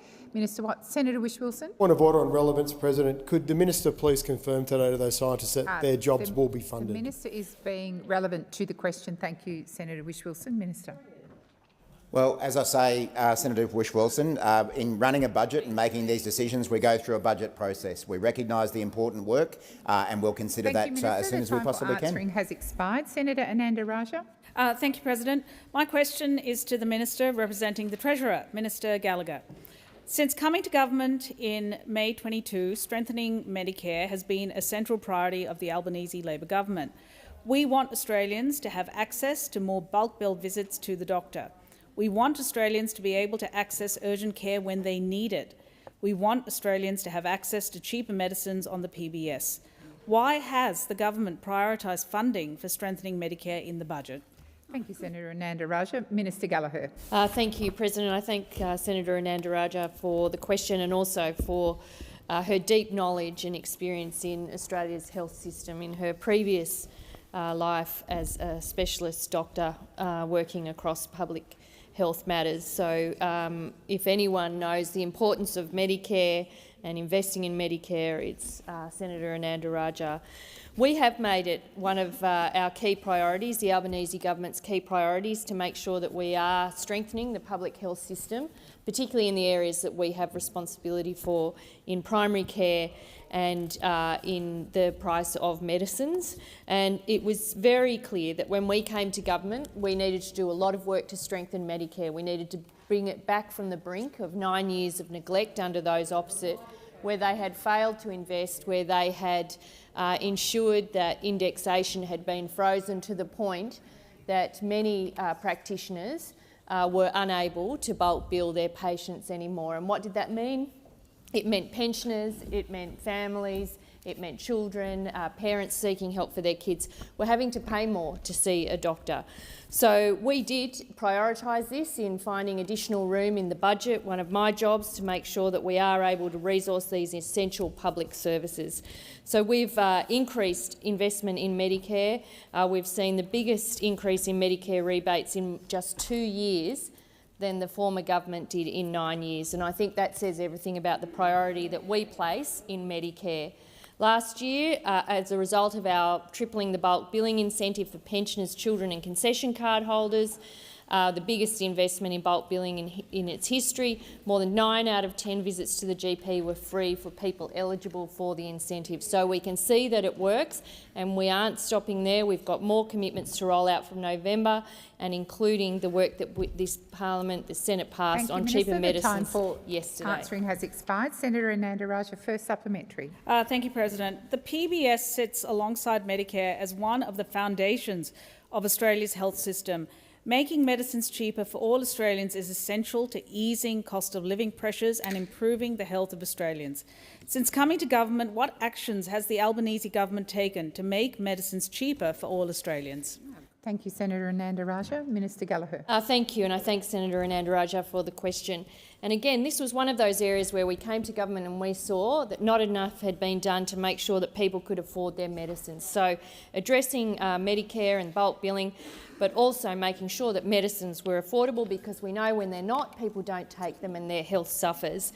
The legislation that passed Parliament yesterday means that from the beginning of next year, the general patient co-payment will be $25 for a PBS medicine. It has not been that low since 2004.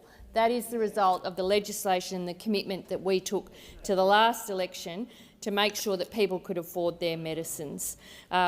This built on the commitment that we'd done in the previous term to bring the price of medicines down to $31.60 and now bringing it down to $25. And of course the other thing we did in the last term, which those opposite opposed, of course, was the 60-day prescribing to make sure that people could get 2 scripts for the price of 1, and those opposite opposed it. The time for answering has expired. Senator Anandaraja, second supplementary. Thank you, President. More bulk billing, more urgent care clinics and cheaper medicines. All of these primary care interventions work together to improve the health of Australians. How do these initiatives support the health of Australians, and how has the Albanese Labor government ensured we are able to fund the healthcare Australians rely on?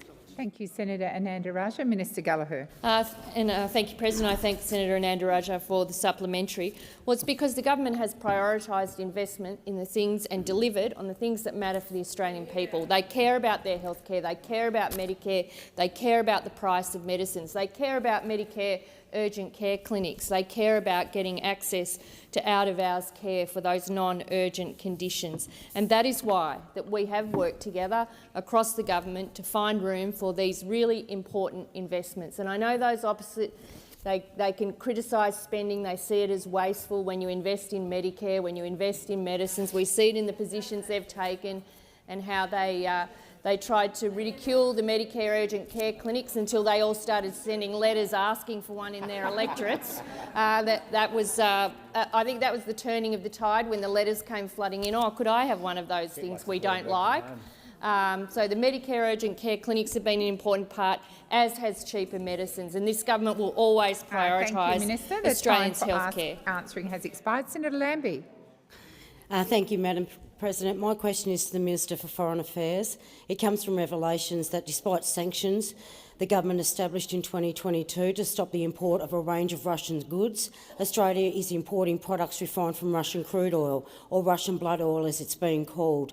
Over 10 years ago, Australia was calling for blood diamonds to be included in the international definition conflict diamonds, and now we're accepting Russian blood oil. The Centre for Research and Energy says that in dollar terms, Australia has provided twice the support to Russia by purchasing blood oil products than we have to Ukraine equipment and training to help them win the war. What has your government done to quantify the volume of Russian blood oil that's being imported into Australia and the associated financial assistance to Russia's war efforts? Thank you, Senator Lambie. Minister Wong. Thank you, Senator Lambie. And Senator Lambie, you're right that it's very important for us to do everything we can with others in the international community to impose a cost on Russia for its illegal and immoral invasion of Ukraine. And since we have been in government, we have increased the number of sanctions, we've imposed strict sanctions and trade measures to restrict the import, purchase and transport of oil coming from or that originated in Russia. I also announced in June that we had our first sanctions against what is known as the Russian shadow fleet, that is the shadow fleet that they have established to try and avoid sanctions and other compliance measures, again, to help starve Russia's war machine of oil revenue.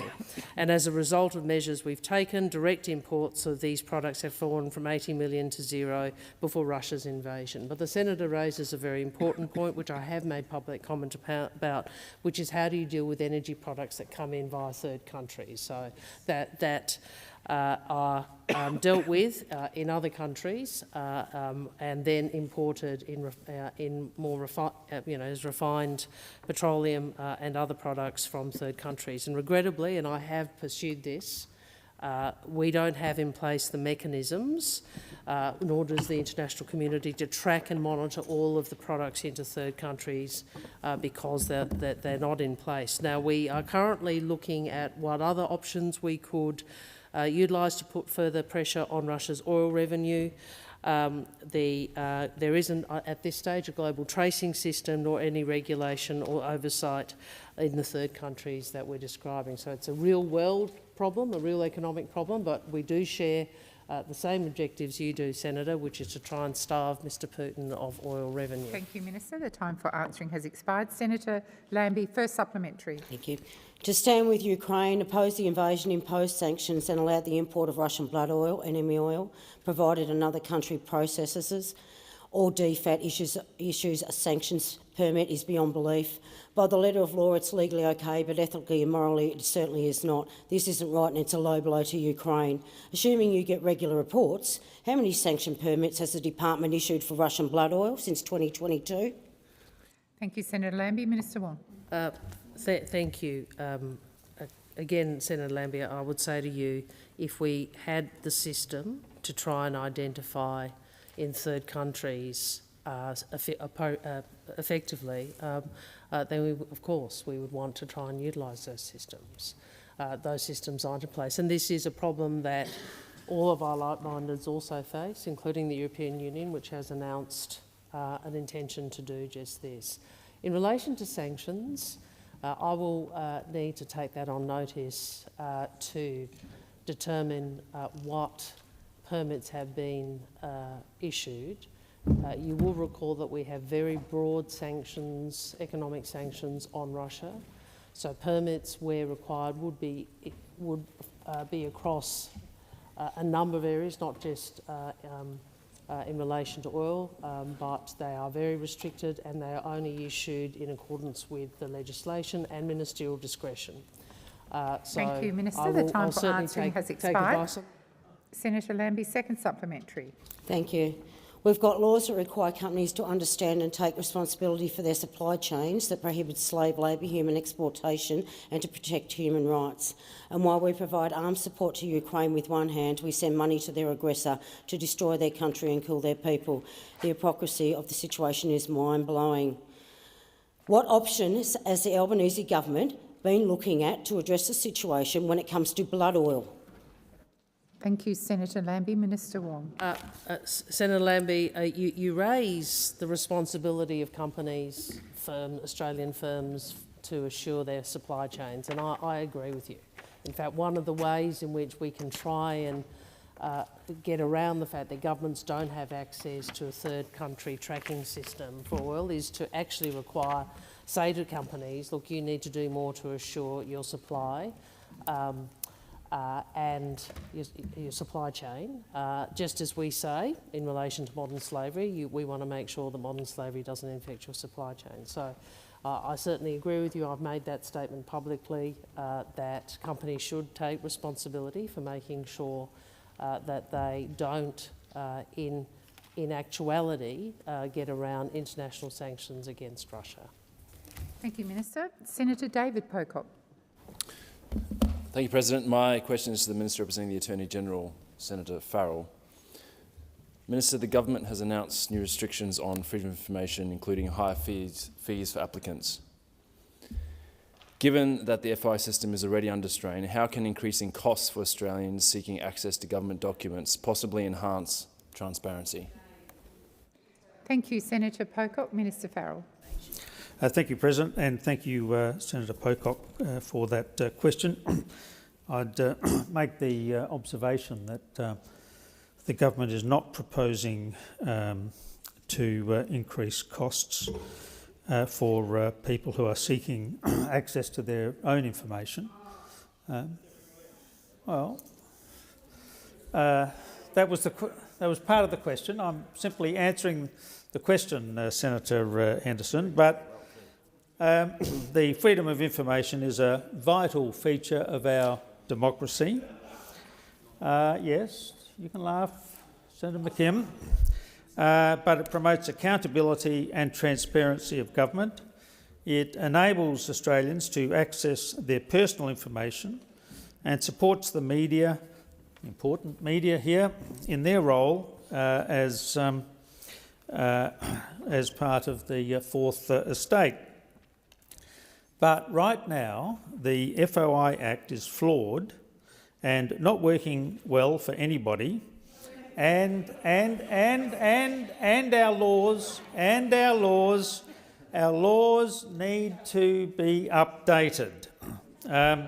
This week, the Attorney-General will introduce important reforms into the Parliament to improve the FOI system, and it has three fundamental precepts, Senator Pocock. Anonymous FOI requests are no longer going to be permitted.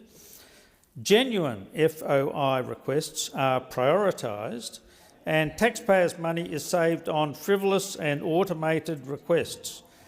Listen to this, Senator Pocock. In 2024... Thank you, Minister. The time for answering has expired. Senator David Pocock, first supplementary. Mr. President, Minister, a recent report by the Centre for Public Integrity shows FOI requests granted in full have plunged from 59% under the Gillard government to just 25% under the Albanese government. And outright refusals have nearly doubled over the same period. How can introducing fees that are likely to deter citizens and journalists be justified when the system is already failing to deliver transparency? Thank you, Senator Pocock. Minister Farrell. Thank you, President, and thank Senator Pocock for his first supplementary question and his interest in this issue. You've quoted some figures there, Senator Pocock, but I'd like to quote some other figures, and that relates to the fact that in 2024, public servants spent more than 1 million hours processing FOI requests. If only those public servants could have been working on health, on the NDIS, on education, rather than focusing on answering frivolous FOI requests. Senator Pocock, this is a really important reform because this is a transparent government. We are an open and transparent government. What you see is what you get. Minister Farrell, the time has expired. I'm waiting for order. Order. Senator Shoebridge, order. Across the chamber, I've called for order. I'm still waiting. So disrespectful towards me. Senator Pocock, second supplementary. President, thank you, Minister. Unfortunately, the stats show that your government is actually the second most secretive on record. And having spoken briefly to... Order on my right. Senator Pocock, please continue. Minister, having spoken briefly to the Julie and Lisa this morning from the other place and from the what is happening on the crossbench, who is going to support this friendless bill that will crack down on transparency? Thank you, Senator Pocock. Minister Farrell.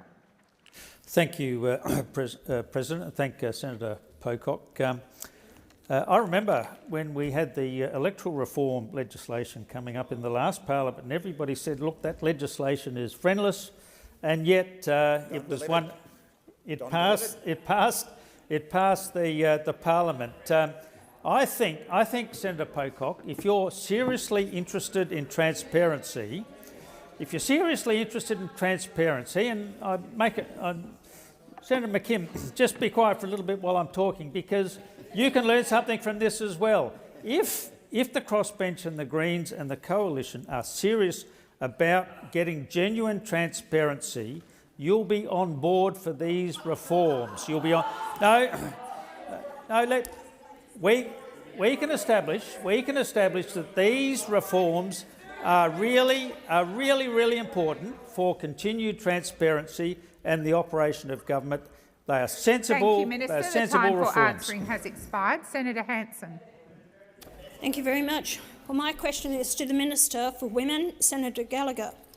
I note this is Women's Health Week, and I have noted a number of Labor senators mention this important occasion while talking about the government's work to promote women's health.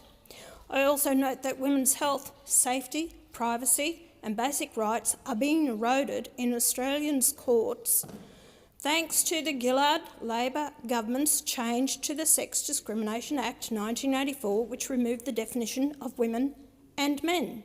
Minister, what measures is the government taking to ensure women's health, safety, privacy and basic rights are being protected by trans activism? Thank you, Senator Hanson. Minister Gallagher. Thank you very much, President. I thank Senator Hanson for the question and for acknowledging the work that the Albanese Labor government has been doing in all of the areas that she's outlined in women's health, in women's safety, in access to skills and training, into economic independence. That is the approach that we've been bringing to it. In relation to the questions that Senator Hanson has raised, our job here is to make sure that we are in health, in women's safety, in economic security, in good pay for jobs, in being able to work extra hours, in investing in early childhood education and care, is that those policies support everybody. They support the whole economy. Gender inequality has been a feature of our country and a feature of our economy for too long. And it's not about one person getting a set of rights around another person. It's about addressing areas of inequality and driving broader equality across the economy so that everyone benefits. And that is what we've seen from... Senator Hanson. My question goes to the basics of my question. I said about safety, privacy and basic rights. The Minister has not touched on that whatsoever, and I didn't mention anything about what they're doing. Thank you, Senator Hanson. The Minister is being relevant to your question. Minister, please continue. Thank you. Well, I certainly heard Senator Hanson outlining a few of the areas that we've been working on, and we have been working on it. We do think that areas of women's health have been left unaddressed for too long. To not list a modern contraceptive pill for the last 20-odd years, to not list new menopause treatments for the last 30 years, that is a problem. And it does need a government that's prepared to invest in it.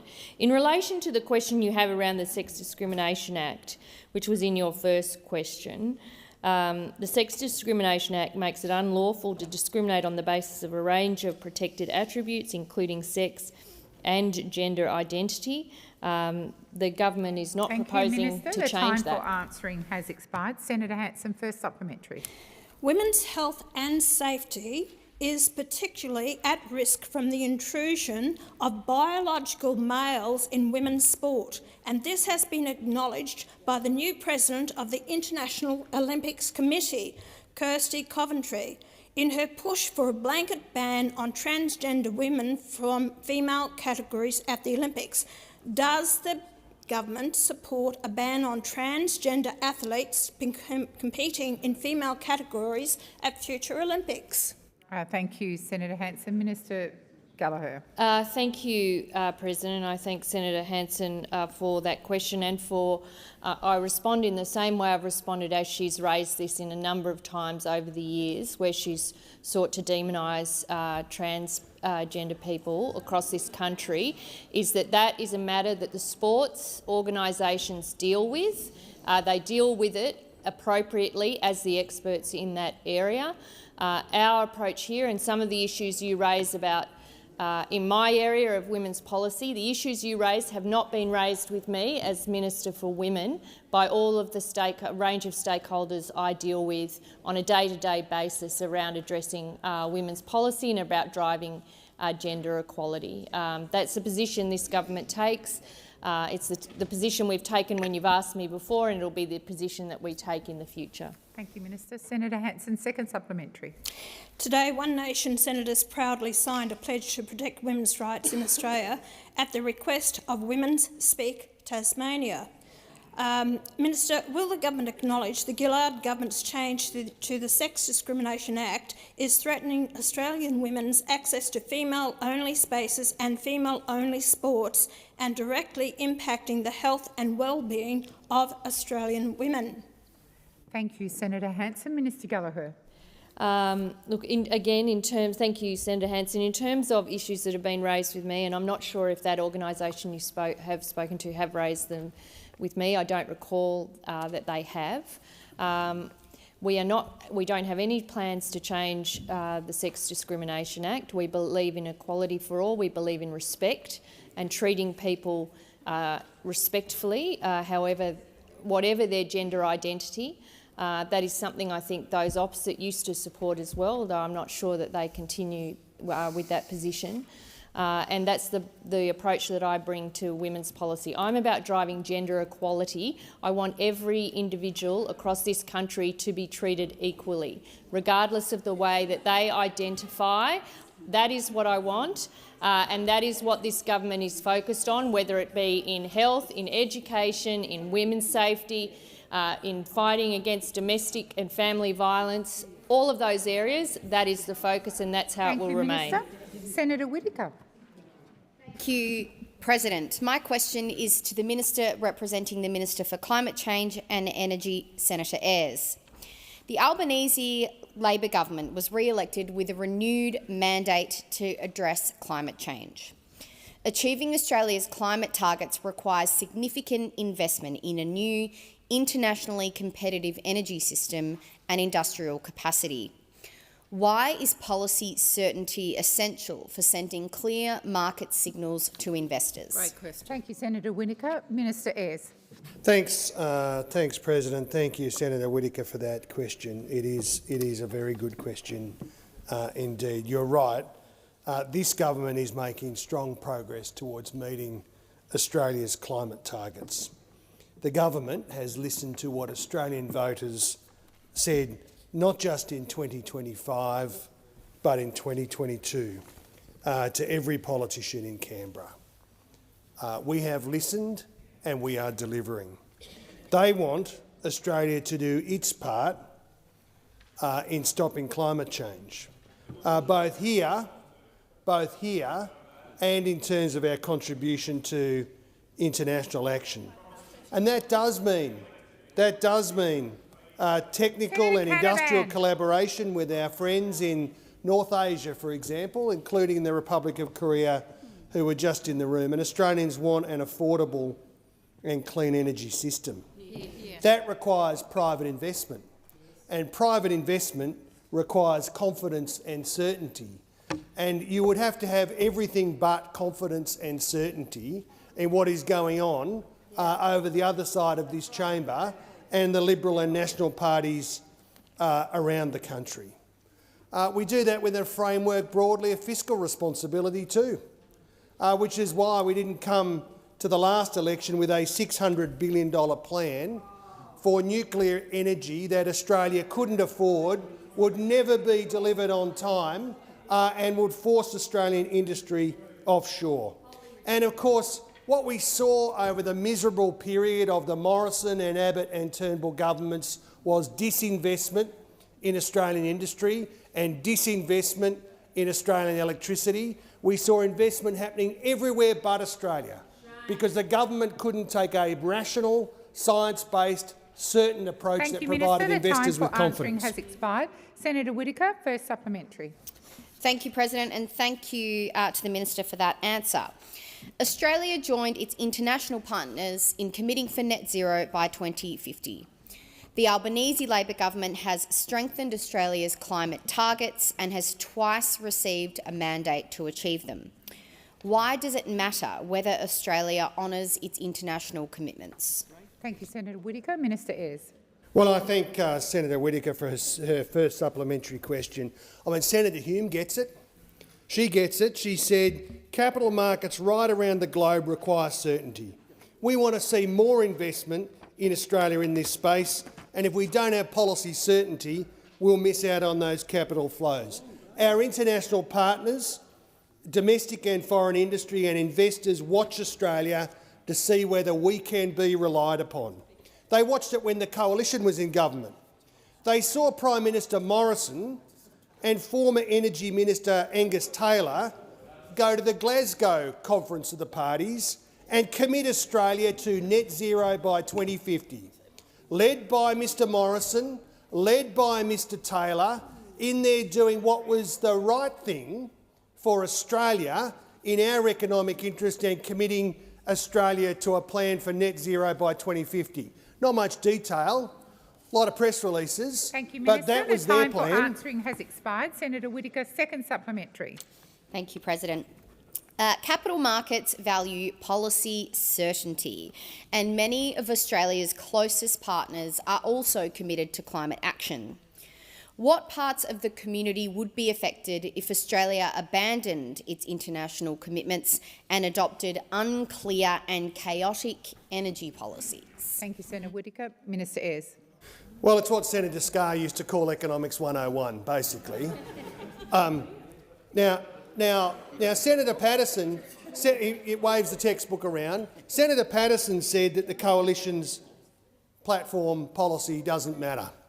And there's a bit of a debate, I know, about whether they're in a rush to get to certainty or whether they want to have certainty later on. Senator Patterson said, our position on this is academic. We're in opposition. Well, for something that's academic, there's a lot of focus. There's a lot of focus. If you followed Senator Canavan and Mr Joyce's proposition, it would make regional Australia weaker and poorer and have less investment and less good jobs. When they go out there fighting against renewables developments and transmission lines hundreds of kilometres away from where they live, they are standing in the way of good blue-collar jobs, investment in manufacturing industry and against the national interest. The time for answering has expired. Senator Henderson. Thank you, Madam President. My question is to the Minister representing the Prime Minister, Senator Wong. Minister, last week Labor refused point blank to rule out a spare bedroom tax. Will those opposite may laugh. You may laugh, Madam President. But will you rule it out today, or do Australians need to keep their doors open for the bedroom inspectors? Minister, order. Order on my right. Senator Ayres. Senator Ayres, I've called you twice.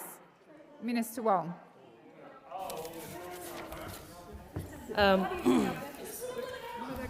Thank you, President. Well, I think that's really the sort of last question of this question time, and they've really gone to the bottom of the barrel, haven't they? Oh, dear, what do we need for a backup? Oh, dear, what do we need for a backup? We'll go for the bedroom inspectors. We'll go for the bedroom inspectors, those very, very, very prevalent bedroom inspectors. I mean, this really, is this, with all the issues that the nation faces, that all the issues that the economy face, that people in terms of their cost of living, that we have in health, in education, in national security, foreign policy, but we're going to ask about the bedroom inspectors. I mean, yes, it's embarrassing, Senator. Minister Wong.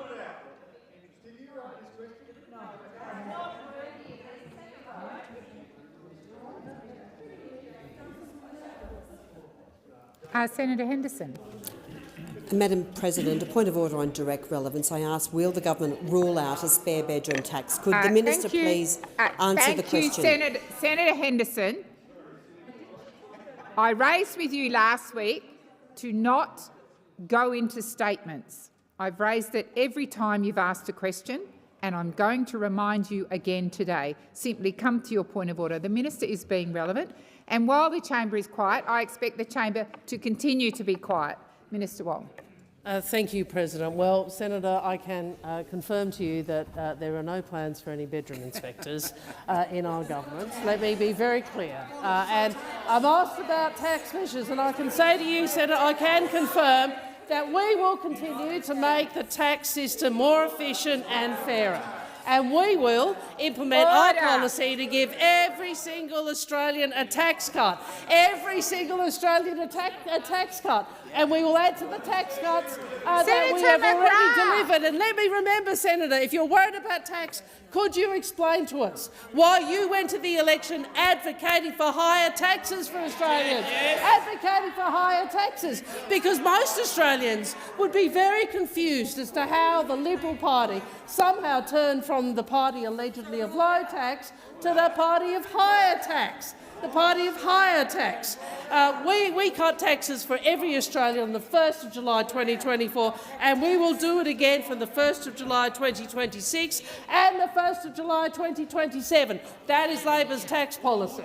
Thank you, Minister. Senator Henderson, first. Order. Order. Senator Ayres and Minister Gallagher. Order. Senator Henderson, first supplementary. Thanks, Madam President. Why is it so hard for the Prime Minister to simply say the words, "There will be no spare bedroom tax under the government I lead"?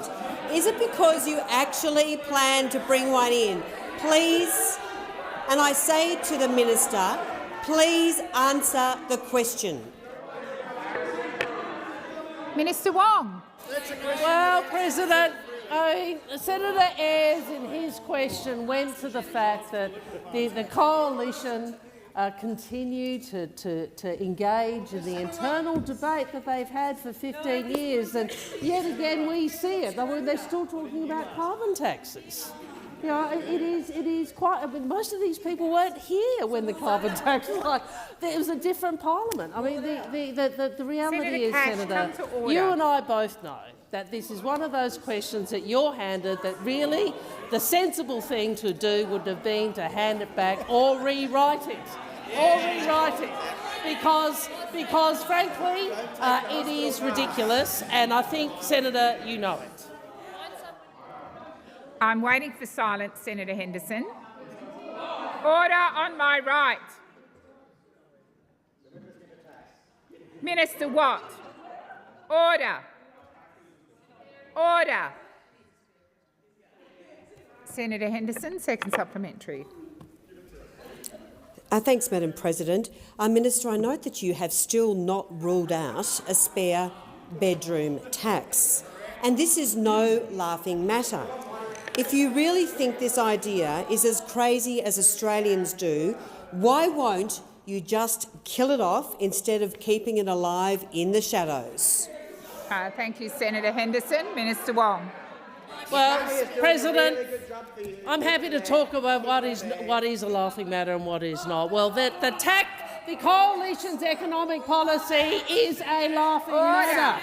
The Coalition's environmental policy is a laughing matter. The Coalition's economic policy is a mess, and we know that the Coalition's health policy is a laughing matter. I mean, the reality is this lot have not learned from the election. They have not learned from the election. They still haven't learned. Senators on a free Minister Wong.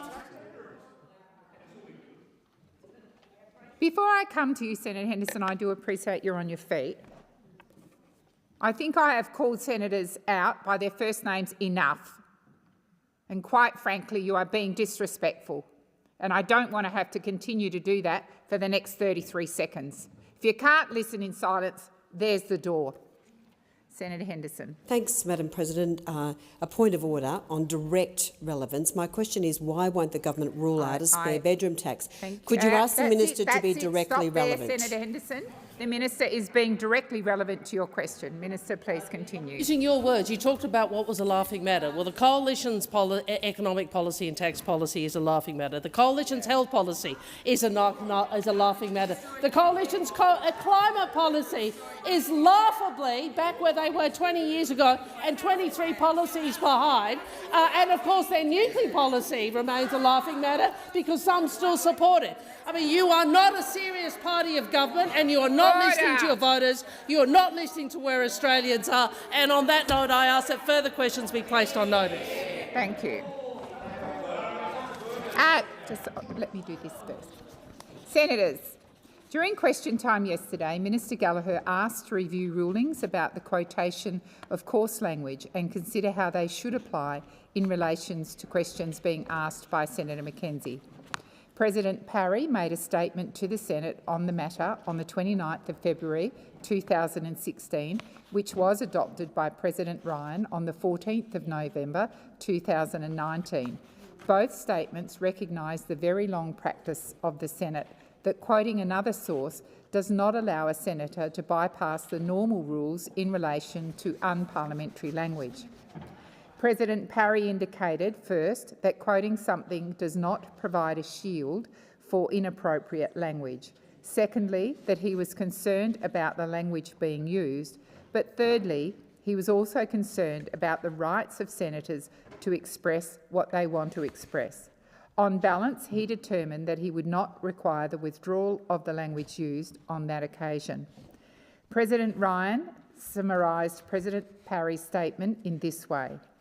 If offensive language is used in relation to a protected person, that is, in relation to senators and members and other persons mentioned in Standing Order 193, it is completely out of order and will be required to be withdrawn.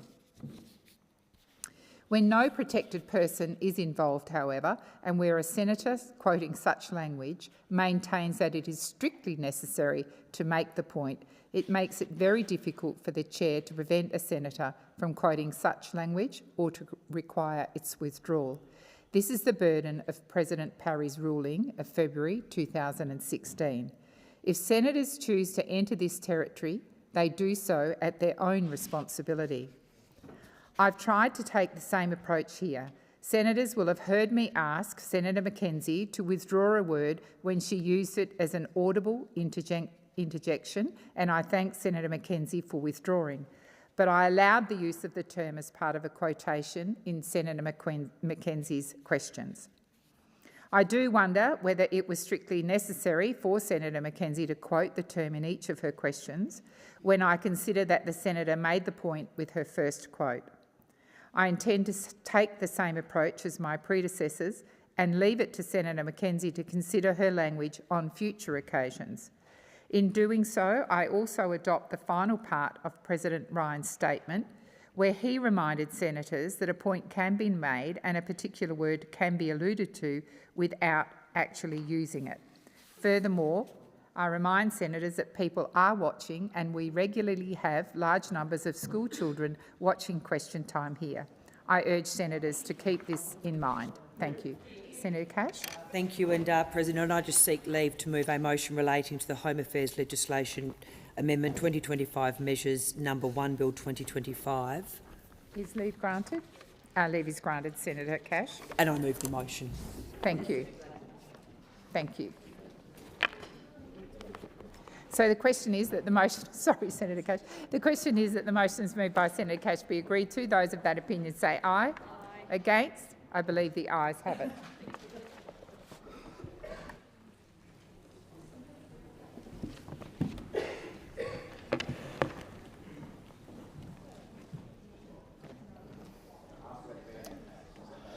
Are there any motions to take note of answers? Senator Sharma. Thanks, Deputy President. I do rise to take note of answers to questions asked by all coalition senators, including Senator Henderson, Senator Blythe and Senator Little. I'm not going to get onto the bedroom tax. I think my colleagues will do that I think my colleagues will do that topic more justice than I can. My comedic timing is not as good as theirs. But I did want to touch on particularly the question asked by Senator Blyth, answered by Senator McAllister, about the availability of aged care packages and the amount of time people are waiting. And look, just mindful of the President's ruling about the use of language, I'm not going to quote the Prime Minister directly from his statement at the Bush Summit in Ballarat on Friday, but he quite clearly told the audience there that he was not going to mislead people, to use a euphemism here. But I think this is a situation where the government has continually been uneconomical with the truth and has not levelled with the Australian people about the availability of aged care packages. Now, this is the Prime Minister back in March 2021. He said, "We cannot be satisfied with a situation where older Australians are dying while waiting for their home care packages." But my colleague, Senator Blyth, just recounted an episode, and this is happening all across the country, all across electorates. Senators and lower house MPs are hearing this from their communities. She referenced a contact one of our colleagues had from a Michael from Western Australia, whose mother had been approved for a level 4 package back on November. Sadly, she passed away in March, having not received a package at all. And the figures here are quite startling. I mean, this isn't an isolated case. We've got about 88,000 Australians who've been assessed as eligible for a home care package, but are still waiting to receive that package. And on top of that, we've got about 121,000 Australians who are actually waiting to still be assessed for a home care package. So that's some 200,000 Australians, and not an insignificant number, and a pretty large proportion of our elderly and needy population in Australia, who are either waiting to be assessed for a home care package or they've been assessed for a home care package and they're waiting to receive it. Now, the evidence suggests that even once you've received a home care package, even once you've been assessed as eligible for a home care package, people are waiting up to 15 months to access that services. And bear in mind, these are people in their 70s, 80s, sometimes in their 90s. Time is quite precious to them, and their ability to live independently at home, live with dignity at home, is often highly dependent on their ability to access help, that this is what these home care packages are meant to provide. Now, according to My Aged Care's own website, if you are assessed as medium priority, the estimated time for all packages at the moment is 9 to 12 months. So that's once you've been assessed as eligible, you're waiting at least another 9 to 12 months. So it's not uncommon for people now to be spending up to 2 years from when they first express an interest in receiving a home care package to when they actually receive some sort of support from the government. When the Coalition was in government, 3 to 6 months was the average wait time once you were assessed as eligible before you received it. I know this personally. My father was assessed as eligible for a home care package. He received assistance within about 3 months. And that was in part because the Coalition delivered 123,000 additional home care packages. But in their first term of government, Labor has only released 1/3 as many new home care packages, about 41,000.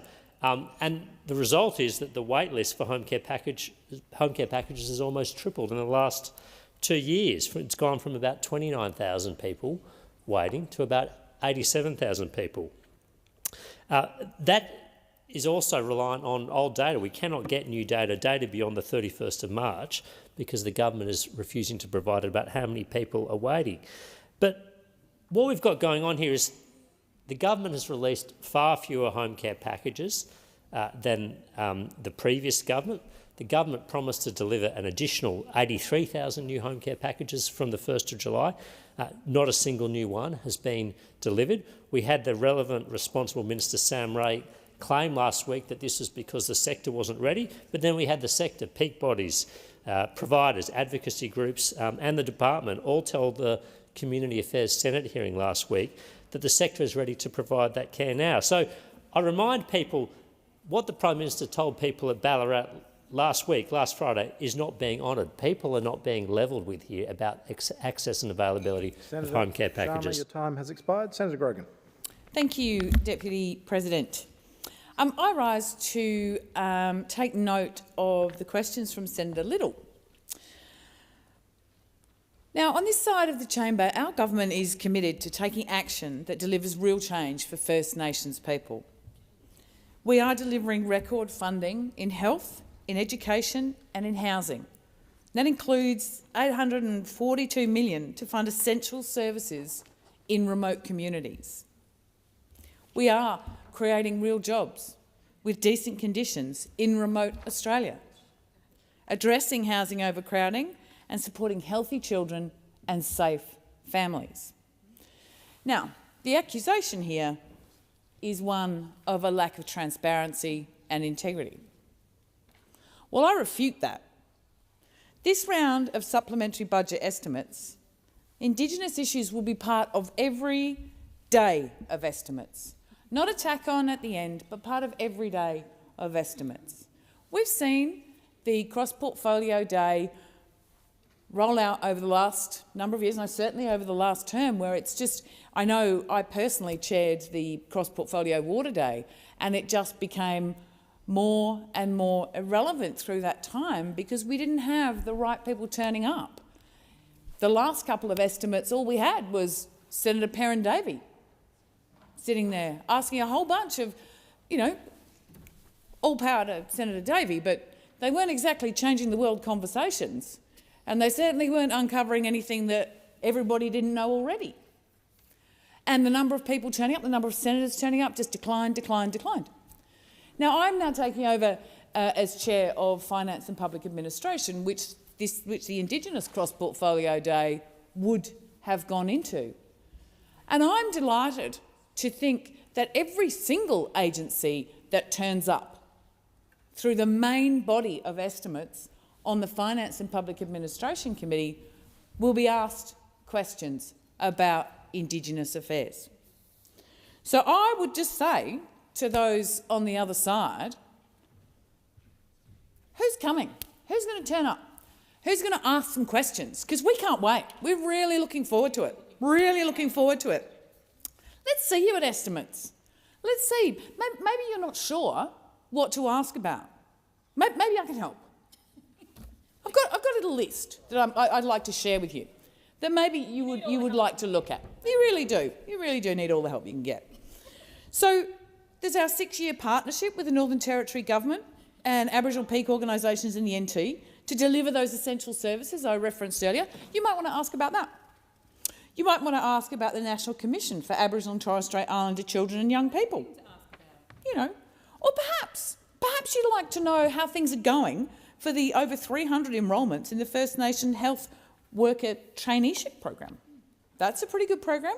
You might be interested in some of that. Ask about our programs, our progress, the challenges that we might be facing, bit of scrutiny, have a little look, maybe the economic partnerships even, and if you're still stuck, I've got a couple of others that you might want to think about when you're preparing for estimates, because I'm sure you're all going to turn up, those on the opposite side of this chamber. You're going to turn up. You're going to turn up to every single portfolio, not just a separate day, but every day. And that's the standard week, plus the extra week that we're going to have in December. So there's plenty of time. So don't hold back. Don't hold back. Come on down and ask directly of the secretaries of every department, of the experts in all of these areas who are going to sit at that table, and ask them the questions. Maybe, I don't know, maybe you're interested in the nutrition workers for remote communities that are rolling out. Maybe the remote laundries. Maybe strengthening the Indigenous procurement policy, which, is part of our whole aim to turbocharge First Nations business and build economic empowerment. That's something that's really important to us. We'd be delighted to talk about it at estimates. Remote jobs, particularly remote jobs. That's exactly right, Senator Stewart. These are all things that we are well open to talk about. We would be delighted to talk about. We have got some serious challenges and we are facing them head on. We invite you to actually turn up, walk in the room, turn up, ask some questions, because we are ready and willing and able to answer every single one of them. Senator O'Sullivan. Thank you, Deputy President. Well, thank you, Senator Grogan, for some suggestions on questions we could ask in estimates if we were provided the opportunity to be able to do that. I mean, maybe we could ask about the fact that youth detention is up 11%, suicide is up 9.4%, adult incarceration is up 3.5%, preschool attendance is down 2.6%. There's 1.2% fewer children are commencing school developmentally on track. There's so many of the domains are not on track, as we know.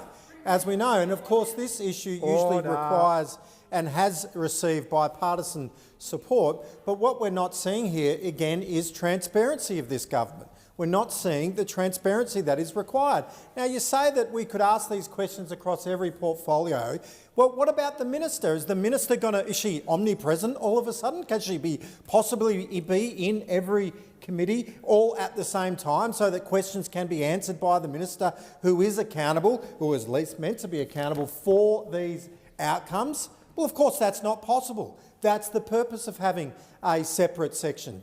Now, if there was an allocation of genuine time throughout the week, then of course, then maybe that could happen. But it's not what you're making possible. It's not what you're enabling by this change. And it is a disgrace. It is a disgrace. Now, on the other matter of lack of accountability, what of course we have here is the great question that came from Senator Blyth on the aged care places, the home care packages, and the lack of places that are being made available to Australians who are on significant waiting lists. What we know is that 87,597 older Australians are currently waiting on the National Priority System for a home care place they have been assessed as needing. In addition, there's another 121,596 older Australians who are waiting to be assessed for home care places. That means that there is over 200,000 Australians that are currently waiting for access to home care support under Labor. Now, this is an outrage. This is an outrage. It's a rapid deterioration of the circumstances for these Australians, and the list is blowing out considerably beyond what you were accusing us of when we were in government of maintaining this list. Well, this is an outrage. Now, we heard Minister Ray in the other place had a difficult day in the House of Representatives today, I have to say. Well, anyone could judge him on that. We know that under Labor, this is what he said, there are, now this is a terrible statistic, 4,812 people that he said in the other place today. 4,812 Australians have died since May while waiting for a home care place. That is 4,812 Australians and their families and those that love them and care for them that are deeply disheartened, deeply dismayed by the fact that they could not receive the proper care that they needed. They've been on a waiting list for too long and they died while sitting on that waiting list. This government is culpable with this answer, with this statistic, and they need to get things into gear. It is unacceptable that these waiting lists have ballooned. It's unacceptable that these waiting lists have expanded under this government, and something needs to be done. And what we need here is a government that is accountable. We know that they are avoiding accountability. We're seeing it by every answer to every question that's put to them by those here on this side, by those at this side, and even, dare I say, down at the other end of the chamber. There is a lack of accountability.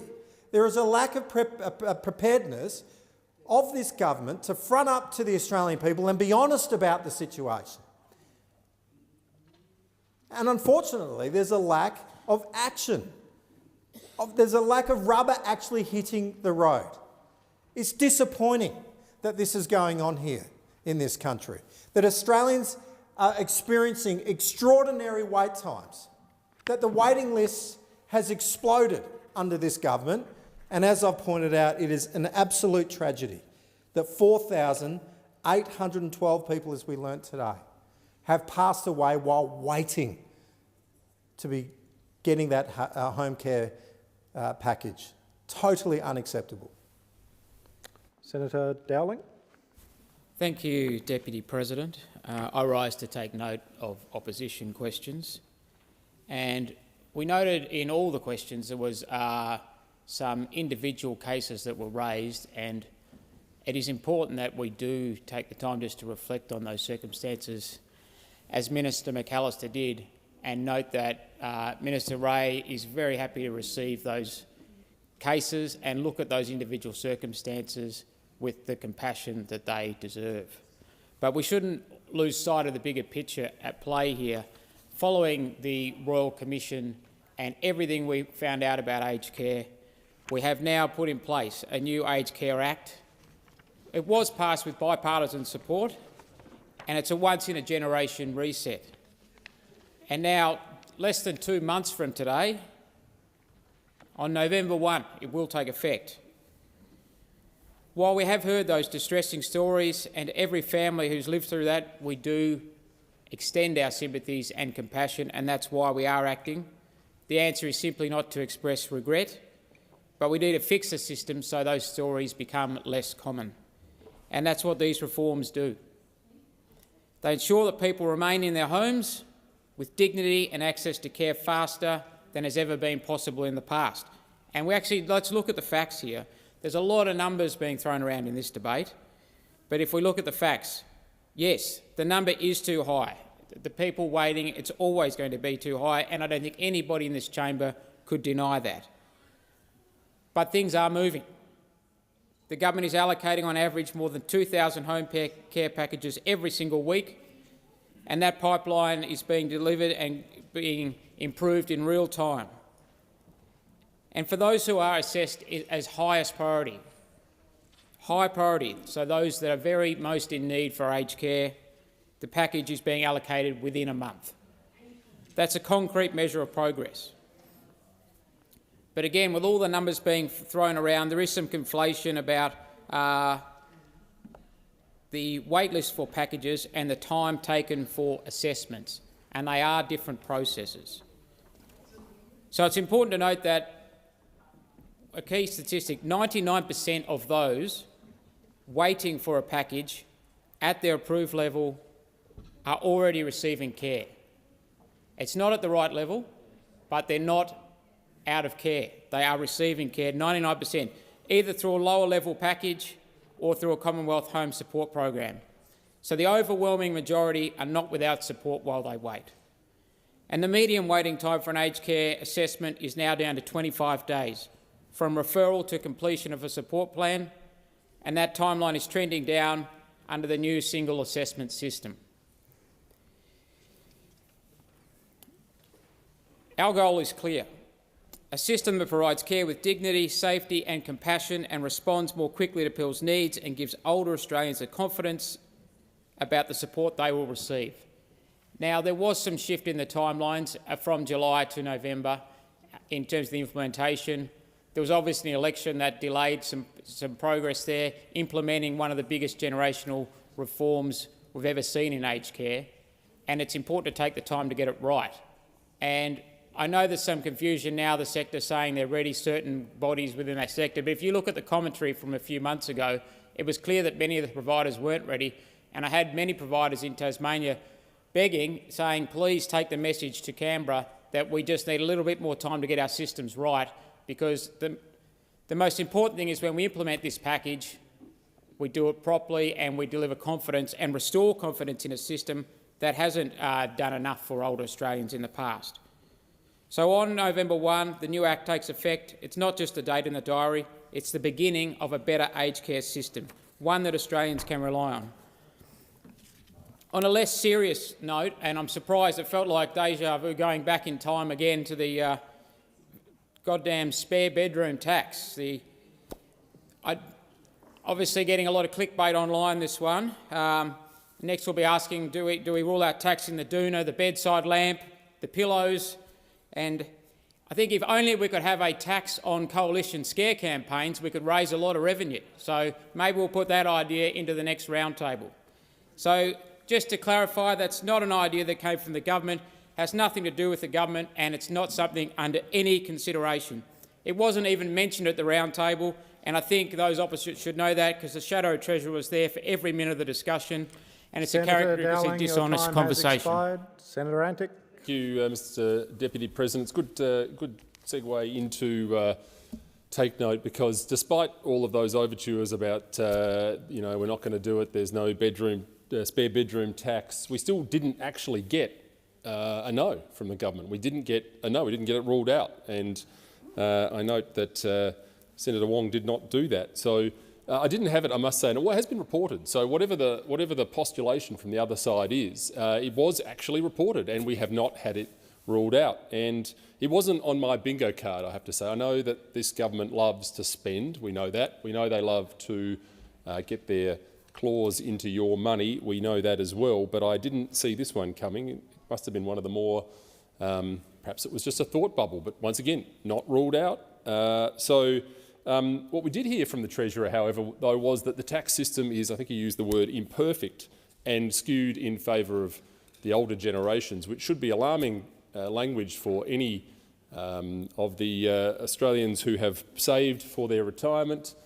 We've heard that language coming out of that side of the chamber in a different era many times before, with the potential for grabs on superannuation, negative gearing, you name it. But this, after all, is a high-spending socialist government, and we know the old adage, I think it was Margaret Thatcher who said the problem with socialism is that eventually you run out of other people's money. So I thought to myself we could come up with a couple of suggestions of things that might be considered at the next, what do we call it? Economic Reform Roundtable was the language used. What about, for example, a pet tax? Because Australians love pets, and you could put on a sliding scale for pets. And pets produce carbon, so we don't like that. That's bad, apparently. And you can put on a sliding scale, and it also achieves the other socialist goal of creating a miserable world as well. So that is something that could be considered. A protest tax, we've seen that comfortably. You wouldn't, of course, you've got to be careful. You wouldn't want to tax Extinction Rebellion protests, just the ones where they take the Aussie flag. I thought possibly an ambition levy. Because nothing upsets socialists more than personal ambition, and taxing it would achieve the twofold goal of knocking off people's hopes and dreams while also pumping money into the coffers. And there is, I think, perhaps conversation licensing fees. You could snuff out free speech. They love that. We're all into that at the moment.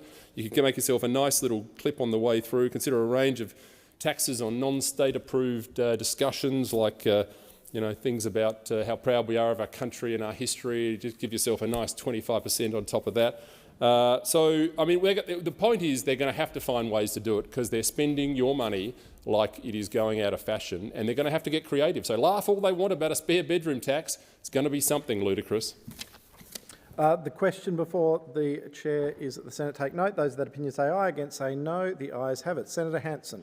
Thank you very much. Well, I rise to take note of answers to questions I asked of Senator Gallagher. Changes to the Sex Discrimination Act by the Gillard government in 2013 have created a legal minefield for our courts and gravely threatened rights that generations of Australian women have fought for. This highlights the critical importance of writing objective laws to ensure they are not so wildly open to interpretation. Legal definitions should not be subjective or ambiguous, or else Australians are unable to conduct themselves with certainty they are within the law. As reported by the Australian newspaper last month, the danger of very subjective amendments to the SDA has been highlighted by Sal Grover's appeal against the federal court judgment she had indirectly discriminated against a trans woman. Janet Orbiston rightly asks, how can a person know about another person's sex or gender identity if the law plots an ambiguous scale? That's because the SDA doesn't define sex like it used to. It does attempt to define gender identity, but this definition is ridiculous. The gender-related identity, appearance or mannerisms, or other gender-related characteristics of a person, whether by way of medical intervention or not, with or without regard to the person's designated sex at birth. In Australia, it's apparent a man can just identify as a woman, and the SDA will recognise him as a woman. This is an appalling law that helps trans activists tread all over the rights that women have fought hard to achieve for decades. And that's why One Nation aims to restore objective biological definitions of women in the SDA to protect women's rights, safety, health and privacy. Let me say, the Labor Party and the Greens and everyone, you protect women and quantify it when you are selecting your female candidates. You actually fight for women's pay gap. You actually fight for domestic violence for women, but not Senator in sports, Hanson, change your rooms, safe time spaces has and toilets. expired.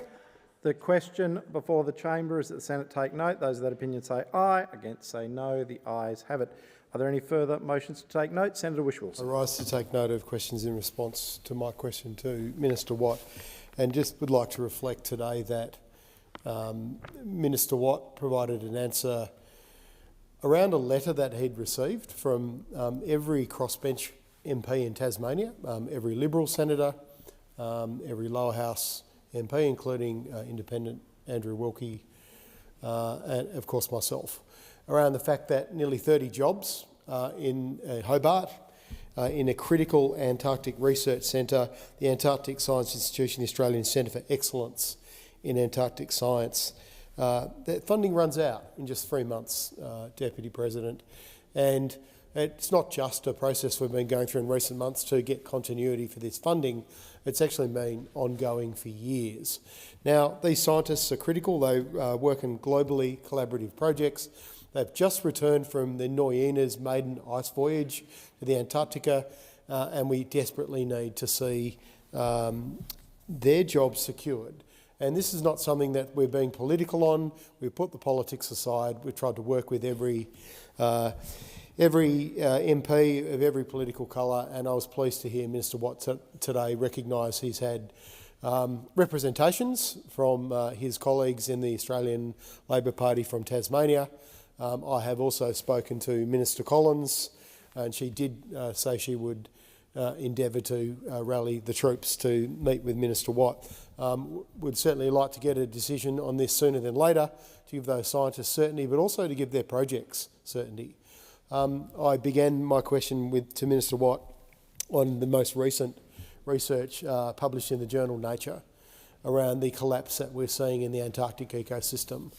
Scientists are saying even though we're still technically below 1.5 degrees warming, some of these changes are already occurring and are possibly irreversible. Certainly in our lifetime, potentially even for many generations, even if we manage to get emissions under control, which of course I sadly am very cynical that that is going to be the case. Nevertheless, the question was directed to Minister Watt as to whether he was confident that his government's climate targets would meet the requirement to keep emissions capped at 1.5 degrees in terms of Australia's contributions. Of course, he won't provide any detail on that, but it is a reminder to all of us that Australia has a very important leadership role to play globally in limiting our emissions, meeting our Paris Agreement protocols. We're one of the biggest exporters of climate change to the world. We are the biggest polluter per capita in the world, and we have a really critical role to play. So we'll certainly be scrutinising in the weeks to come the government's response in putting out the new climate targets, because a lot of other policies will flow from those climate targets. It'd be hard not to get into the politics, Deputy President, in relation to Minister Watt's unnecessary response to bring up the CPRS and how the Greens voted against the CPRS. For those senators who aren't aware, because this is a long time ago, the CPRS means the Continue Polluting Regardless scheme that was brought in by Prime Minister Rudd at the time. Prime Minister Rudd at the time, and of course the Greens voted. Of course, the Greens voted against the policy that was actually going to make Senator emissions worse in this country. Senator Whish-Wilson, resume your seat. Senator Wong. No, he voted for something that actually gave the big polluters more afterwards. Just checking. There is no point of order. Senator Whish-Wilson, you have the call. The Continue Polluting Regardless scheme, which of course was brought in by the Labor Party to allow big business to go on polluting the planet. But the Greens stood up against that. And you know what we achieved? We went to the next election. We had a record vote and we worked with the Gillard government to bring in the clean energy package, which included a price on carbon that was going to become an emissions trading scheme, a $10 billion record investment in renewable energy through the Clean Energy Finance Corporation, the Australian Renewable Energy Agency, and a whole range of different things. It was considered gold standard around the world in terms of action on climate. And I commend Labor for working with the Greens at that particular time. And it was the only time until the last couple of months that Australia has reduced its emissions. And I don't know why it continues to get ignored, and why Minister Watt and others continue to try and erase the legacy of Julia Gillard as the Prime Minister that worked with my predecessor in this place, Bob Brown, and of course Christine Milne and the other MPs, to do good work for the climate. We can do it again. So I will just ask Minister Watt to reflect on his response to my question and why he continues to ignore this fantastic legacy of Julia Gillard, because we remember it, Deputy President, and we'd like to see more of that kind of cooperation from Labor. Your time has expired. The question is that the Senate take note. Those of that opinion say aye. Against say no. The ayes have it. Are there any notices of motion be given for another day? No.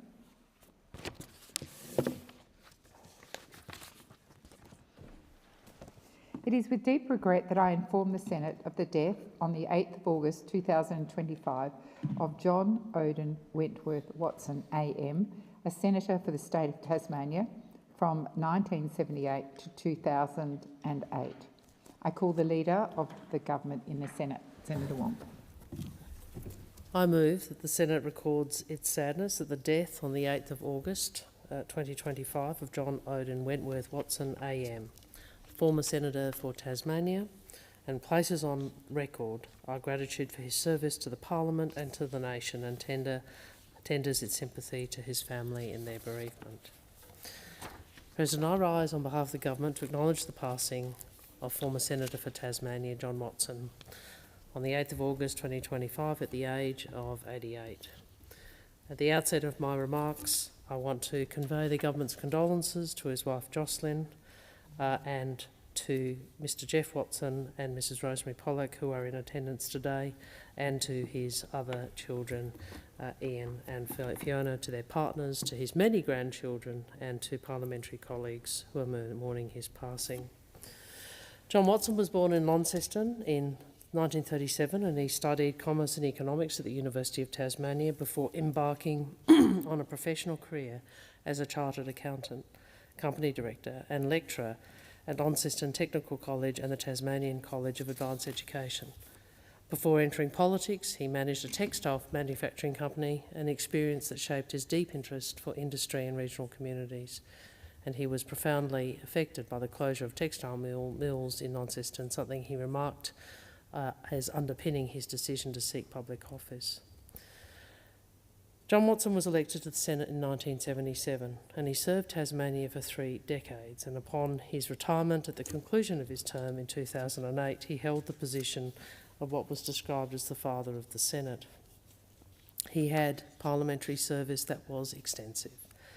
I had the privilege of serving with Senator Watson. I remember him as courteous and conscientious.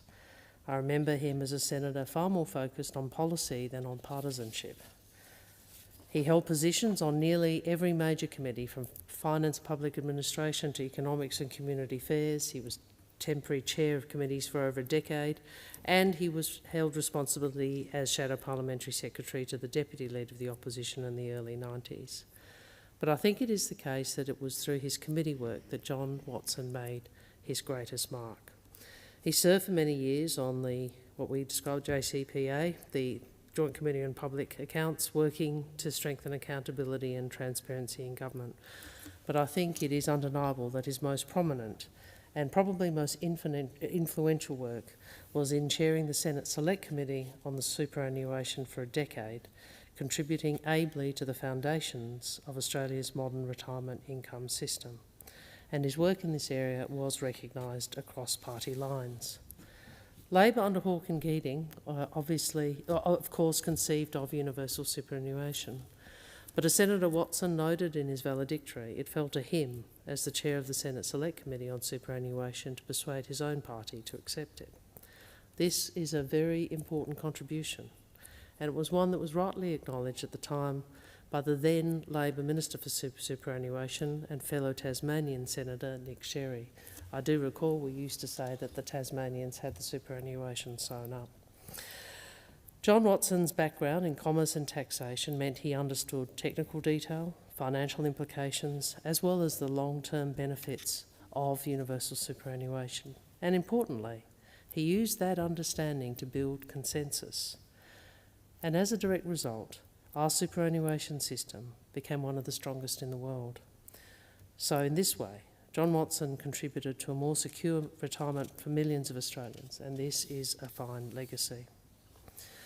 Beyond superannuation, Senator Watson was a strong advocate for Tasmania, campaigning for infrastructure.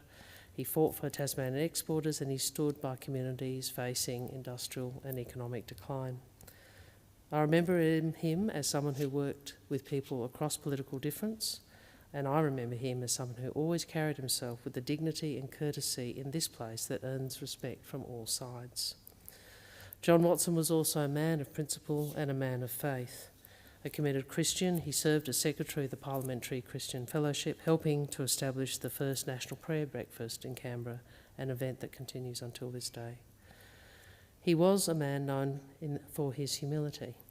He found his calling in committee rooms, in patient work, and improving policies in ways that has outlasted political cycles. He was a compassionate man. This was evident in his advocacy for refugees and new arrivals to Australia, helping many individuals and families to secure a future in their new home. His valedictory speech in 2008 is notable for its humility, particularly given the length and breadth of his service. In it, he reiterated his view that it was, and I quote, "it was those on low incomes, the disadvantaged and refugees, in fact all of those who have had difficulty in getting their voice heard, have been high on my agenda." So in remembering John Watson, we recall a life of service to Tasmania, to the Senate and to Australia. Once again, on behalf of the government, I express my condolences following the passing of John Watson AM and extend my sympathies to all who loved him. Thank you, Minister Wong. Senator Cash. Thank you, President, and I rise on behalf of the opposition today to mark the passing of former Senator for Tasmania, John Oden Wentworth Watson AM, who passed away on the 8th of August 2025 at the age of 88. And in mourning his passing, we honour a life that was devoted to service, to family, to faith, to community, and of course to his state of Tasmania, but ultimately to this nation. On behalf of the Coalition, we extend our deepest sympathies to his beloved wife of 62 years, Jocelyn, his children Ian, Rosemary, Fiona and Jeff, their partners, his many grandchildren and wider family. They mourn not only the loss of a public figure, but of a deeply loved husband, father and grandfather. I acknowledge in particular his daughter Rosemary and son Jeff, who have joined us here today in the Australian Senate, but also his wife Jocelyn, who is actually watching the live stream at home in Tasmania, as well as his children elsewhere in the world, who are also fortunate enough, because of technology now, to be able to watching this condolence via the live link. As we've heard, John Watson served in this place for 3 decades, from the 1st of July 1978 until his retirement on the 30th of June 2008. Unfortunately, I didn't actually have an opportunity to serve with Senator Watson. I commenced my service in the Senate on the 1st of July 2008.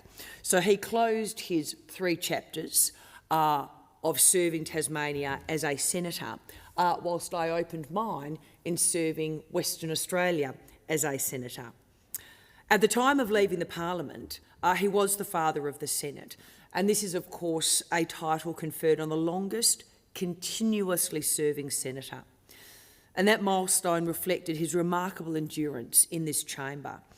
But more importantly, It reflected the esteem in which he was held by his colleagues on both sides of politics. Born in Launceston on the 25th of January 1937, John Watson grew up in northern Tasmania. His education at the University of Tasmania led him to degrees in Commerce and Economics, qualifications that would define his career both before and during his time in the Australian Parliament. He became a Fellow of multiple professional institutes: the Chartered Accountants, the Certified Practising Accountants, the Institute of Chartered Secretaries, and the Taxation Institute of Australia. He worked as a Chartered Accountant, Company Director, Textile Industry Manager, and Primary Producer. He also lectured part-time in Economics and Commerce at Launceston Technical College and the College of Advanced Education. Now, these were not incidental experiences. They grounded him in the real economy and gave him a professional acumen that he brought to bear in his parliamentary service. John Watson was elected as a Liberal Senator for Tasmania at the 1977 election and took his seat in July 1978. He was re-elected at every subsequent poll until his retirement in 2008. And over that 30-year career, he contributed to an extraordinary breadth of committees: economics, finance, public accounts, superannuation, regulations and ordinances, environment, education, rural affairs, and many more. His committee record today would probably still hold the record as one of the most extensive in modern parliamentary history. He served as a temporary chair of committees for 13 years and as a member of the Parliamentary Retiring Allowances Trust. He was also active, as we've heard, in the interparliamentary work and the Parliamentary Christian Fellowship. But above all, John's legacy is most deeply etched in the field of superannuation. If Paul Keating is remembered as the architect of universal superannuation, then John Watson deserves to be remembered as one of its master builders. He chaired the Senate Select Committee on Superannuation during critical years when the framework of our national retirement system was being tested, refined and entrenched. At a time when superannuation was still viewed as a privilege for public servants and the wealthy, he saw the merit of extending it universally. He understood that a scheme of compulsory saving, if properly designed, could secure the dignity of millions of Australians in their retirement. John Watson's professional background as an accountant gave him a rare ability to scrutinise complex financial structures. His was the careful, methodical mind that cut through the jargon to identify weakness, press for accountability and improve legislation. John Watson was instrumental in persuading the Liberal Party to accept the superannuation guarantee levy. In doing so, he helped clear the path for one of the most important social and economic reforms in our modern history. Today, Australia's superannuation pool exceeds $3 trillion. And it is not an exaggeration to say that millions of Australians will enjoy greater comfort and independence in retirement because of John Watson's quiet, diligent work. Senator Nick Sherry, who later became Minister for Superannuation, praised him on the floor of this chamber, acknowledging his role in pressing departments for answers and insisting on accountability during the late-night committee hearings that shaped the final system. Cross-party recognition of this kind is rare in politics. It spoke to John Watson's integrity, his diligence and his skill. In his first speech to this chamber in 1978, John Watson spoke of the privilege of entering the Senate and of his commitment to both Tasmania and to the nation. He set out a philosophy that was grounded in respect for enterprise, a belief in personal responsibility, and a recognition of government's role in enabling opportunity.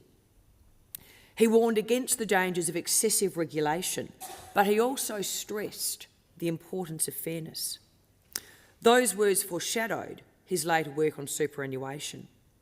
He was not a man to seek the spotlight. He was not a headline maker, but he was a problem solver.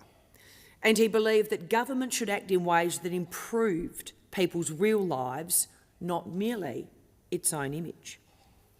After retiring from politics, he was appointed a member of the Order of Australia in 2014 for significant service to the Parliament of Australia through a range of committee roles and to the community of Tasmania. This honour was richly deserved. In addition to his Senate career, John served his local community as a councillor on the West Tamar Council. That step from national to local life reflected the values that he always held. Service was not about prestige, but about making a difference wherever he could. Those who knew him describe him as a man of faith, humility and dedication. He was Secretary of the Parliamentary Christian Fellowship during the 1980s, and his personal faith remained a guiding compass throughout his life. John Watson will be remembered for his patience, his integrity and his analytical mind, but he will also be remembered for his warmth. He was courteous, even in disagreement. He never mistook politics for personal animosity. He believed in the dignity of this chamber, and he carried himself with a quiet authority that earned him the respect of colleagues on both sides of the aisle. He did not chase the microphone, but when he spoke, people listened. And when he questioned witnesses in committee hearings, they knew they were being held to account by someone who had done his homework. Today, as Australians plan their retirements, as families save for their future security, as our superannuation system continues to underpin both household wellbeing and national prosperity, the name John Watson deserves to be remembered. He may not have sought recognition, but his imprint is unmistakable. Every Australian who enjoys the benefits of superannuation owes a small debt of gratitude to John Watson's diligence, persistence and vision. And on behalf of the opposition, I extend our heartfelt condolences to Jocelyn, to their children and grandchildren, and to all who knew and loved John Watson. He was a man of service, a man of principle, a man of faith, and a man who leaves behind not only a grieving family, but a nation stronger and fairer for his contribution. May he rest in peace. Thank you, Senator Cash. Senator Colbeck. Thank you, President. I would like to rise to add my comments to those of my colleagues in recognition of former Senator John Watson. I thank them for their comments, and I also acknowledge his daughter Rosemary and son Jeff in the gallery, alongside some people who also worked with John. I think we have some of the staff who worked on the Senate committee with him here in the chamber as well, which is also a recognition of the respect Richard Gilbert, who's the respect that John's held in. And start by extending my condolences to Jocelyn, as has been said, his wife of 62 years, herself an extraordinarily qualified lady who served her community strongly, and also John's children, who I understand who are watching today, and obviously some in the chamber, Ian, Fiona, Jeff and Rosemary, and their families and all the grandchildren.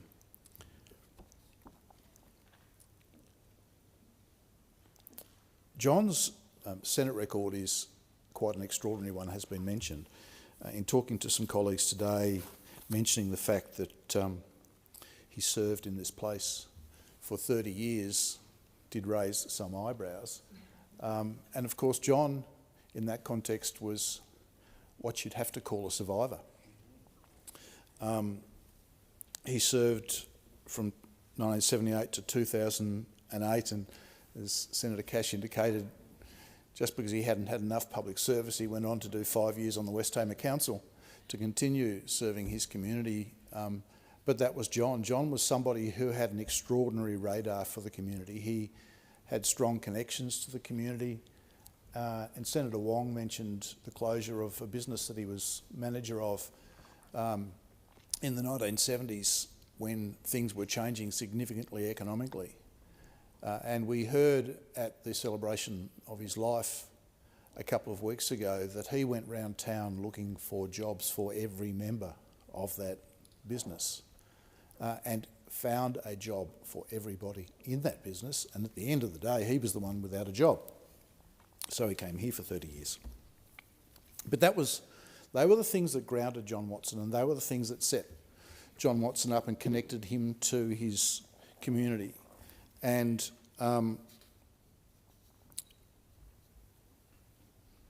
followed him and drove him for a long period of time. He said in his valedictory that the tragedy of the Kelsall and Kemp closure changed my attitude to life and refocused my priorities when I reached Canberra. Those on lower incomes, disadvantaged and refugees, in fact all those who had difficulty getting their voice heard, have rightly been high on my agenda. And he did that all through his career. This has been reflected through my close association with community organisations such as refugee groups, churches and City Mission, an organisation that itself recognised his length of support and giving to that organisation over so many years quite recently. And also in later years, Australia's oldest benevolent institution, the Launceston Benevolent Society. So very closely connected to his community, and that's a demonstration of the sort of person that in 1978 came to the Senate from Tasmania. As you might imagine, and has been indicated by colleagues, someone who serves here for 30 years has a committee membership list as long as your arm, or both arms. But an extraordinarily qualified person. He was a part-time lecturer at the Launceston Technical College. He was chartered accountant, company director, part-time lecturer at the College of Advanced Education, member of the Scotch College Council. He was a farmer and he loved his farm, and his sheep, I understand, won a blue ribbon at the last Exeter show, that's correct. And John was quite rightly still proud of that, so still actively involved. And his qualifications, he was a Fellow of the Chartered Institute of Secretaries, Fellow of the Australian Institute of Management, Fellow of the Certified Practising Accountants, Fellow of the Institute of Chartered Accountants, a Fellow of the Taxation Institute of Australia, had a Bachelor of Commerce from the University of Tasmania, a Bachelor of Economics from the University of Tasmania. And so you know that when he was asking questions at the Senate inquiry, they came from a learned background, and he brought all of that to the Senate. He served for 27 years on the Joint Standing Committee on Public Accounts and Audit. That in itself is somewhat of an achievement. 27 years on the Joint Standing Committee of Public Accounts and Audit. And apart from a short period as Shadow Parliamentary Secretary, John served his entire career on the backbench. He resigned his position as Shadow Parliamentary Secretary because he crossed the floor in not agreeing with some proposals that were being put up and supported by the opposition, and happily went back to his committee work on the backbench. He did say in his valedictory speech that he didn't cross the floor quite as many times as his immediate predecessor in this place, who crossed the floor 150 times. John only managed 3 or 4, but it's a different world today, and Sir Reginald Wright, who was his direct predecessor, had quite a reputation, and I think perhaps still holds the record for the number of people crossing the floor, a number of times crossing the floor. In fact, he might have had a track backwards and forwards in the old Parliament House. But John did make that reflection in the context of his work. while he served for 27 years on the Joint Standing Committee on Public Accounts and Audit, I think it's his work on the Joint Standing Committee, on the Select Committee for Superannuation that really makes John stand out. As the new system of superannuation was being developed in this country, the Parliament decided, on a motion moved by the Australian Democrats at the time, that there needed to be a select committee to scrutinise the development of the new legislative frameworks. That committee was established. I think over its time it only had about 20 members on it. John served on that committee for the entire time of that committee, and there were only ever 2 chairs. Nick Sherry was the first chair, who chaired for 2 years, from 1991 to 1993, and the chair from 1993 until 2003, when the committee ceased to exist, remembering this is a select committee, not a standing committee of the Parliament, was John Watson. And when you consider that this particular committee was also a committee that scrutinised legislation, the fact that John Watson was appointed as its chair in 1993 until 1996 under a Labor government is a testament to John Watson, an absolute testament to John Watson.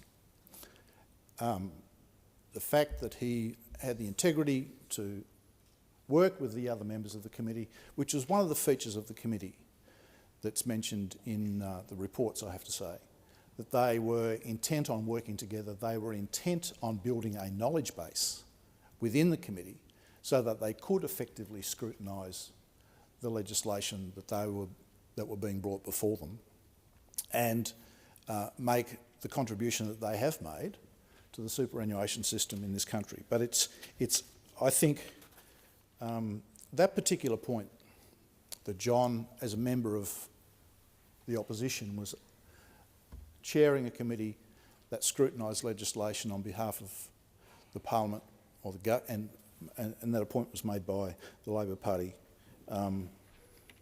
is a real testament to John. I'm not sure that sort of appointment would be made today, to be frank, but it is a real tribute to John Watson that that appointment was made. And he chaired the committee then until 2003, when it ceased to exist, so for over 10 years. And the committee was quite prolific. It tabled 56 reports. It made 276 recommendations. It held 188 hearings, which is an average of 1 every 3 weeks for 12 years. It took 4,762 submissions, and at one point, when superannuation was quite hot, the committee's website reached 42,000 hits per month. So the work of the committee was being watched and scrutinised, and John was driving that work. It still holds the status of the longest running Senate Select Committee in the Australian Parliament's history, 12 years and 3 months. I'm not sure another one will survive that long in the future. And I would like to acknowledge Richard Gilbert, who worked in the Secretariat for the committee. There are a number of comments made on its formation. Senator Sid Spindler, who was the Democrat spokesman on Treasury and moved the motion for the committee, said that we were concerned there was no formal vehicle for the independent input to the government's decision-making in this increasingly crucial area of economic and social policy. That was the rationale for the committee being put together in the first place. And the committee had a strategy and a modus operandi that was paying specific attention to the question of how it was going to manage its work, the tasks allocated to it, and even devoted one of its reports to describing and reflecting a very self-conscious approach. a number of themes. The inquiry process was something that needed to be consciously planned. The committee must remain focused on policy and not get sidetracked by trying to solve specific problems. If the committee's work was to be relevant to the policy debate, its reports would need to be timely, and they were. The committee must develop its own expertise, which I've already mentioned, and the committee must be self-confident and proactive. And the committee was quite proactive, sometimes to the chagrin of portfolio ministers, I have to say. And one of the committee's key roles would be to promote debate and public awareness. And as I've mentioned, by the stats of the number of people who interacted with the committee website, the committee certainly achieved that. As has been mentioned, there are some tributes to the committee and the work of John and Senator Sherry, former Senator Sherry, in the conduct of the work, and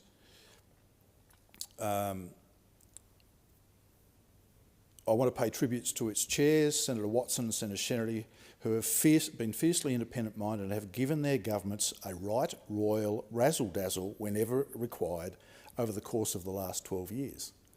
So they were very, very determined to make sure that their work was effective. The quote goes on, "It's an example of the Senate working at its best over a long period of time. It's an example of what Senate committees can do when they can work together, look at the information, put politics aside, and actually produce good policy.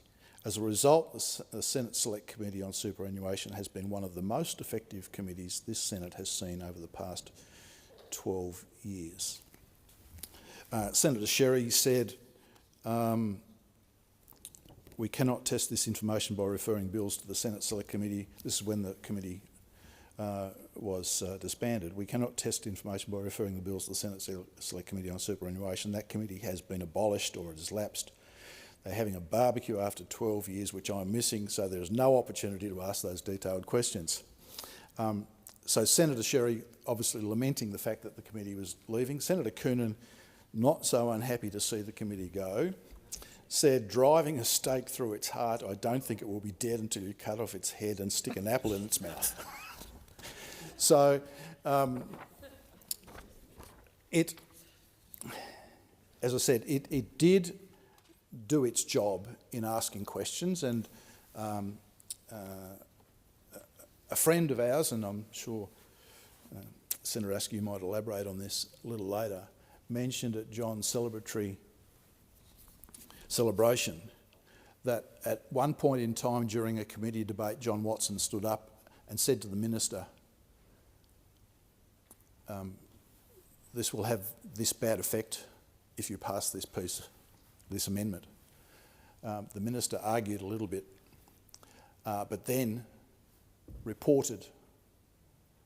asked that the committee report so that he could go away and find out whether John was right. So the minister did not go on with the debate because he knew that John Watson had stood up and said there was a problem with this amendment, and so suspended the debate, came back and continued with it after having checked it out. And that was a comment passed to Don from a former clerk of the Senate who noted that action. So the respect for John goes across the Parliament. And I found this article that was published on the 23rd of June 2008, not long after John had retired from the Parliament, by Alan Thornhill, who asked the question, "Who is John Watson anyway?"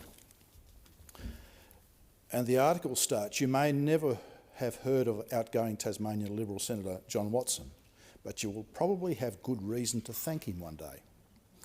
Your retirement will almost certainly be much more comfortable than it might otherwise have been because of his work. Paul Keating has quite rightly taken much of the credit for overhauling Australia's superannuation industry, but it was the quiet work of Senator Watson, undertook in the shadows of the parliamentary committees, that made Keating's vision of a worthwhile superannuation for all Australians a reality." So I think that's a great tribute for John, along with the respect that was paid to him by others in the parliament at the time, to chair the committee as an opposition senator.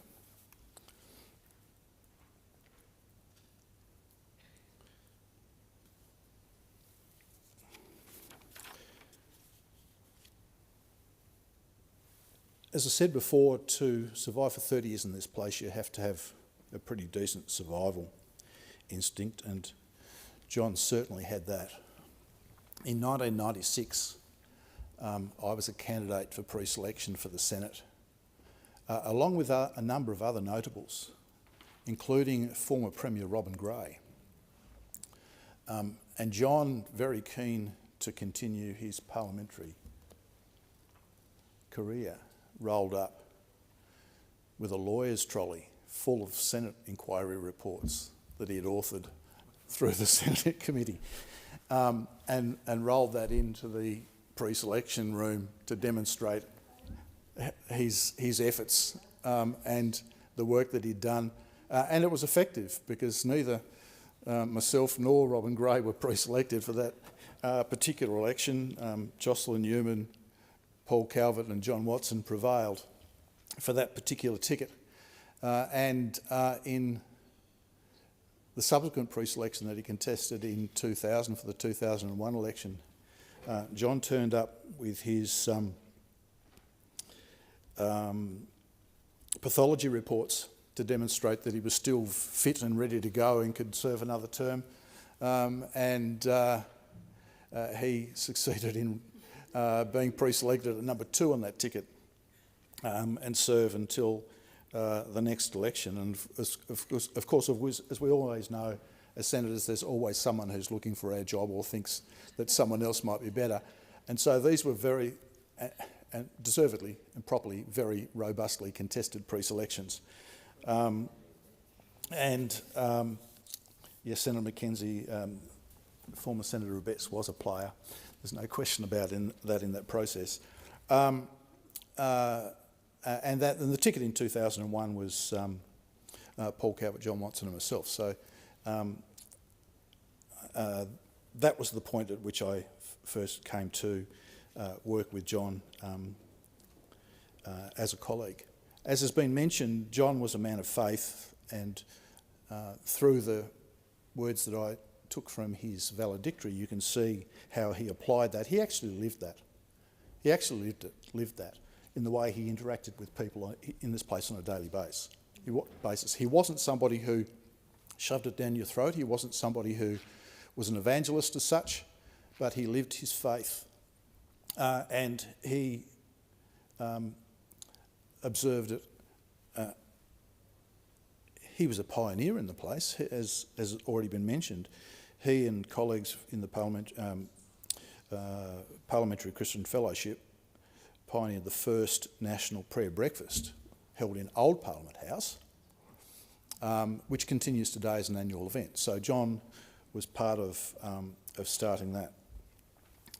Something that I didn't know about John was that he contracted polio as a child.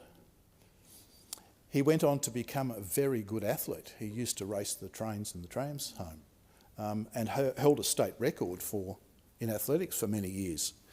Not something that I would necessarily have associated John with, but it showed his persistence.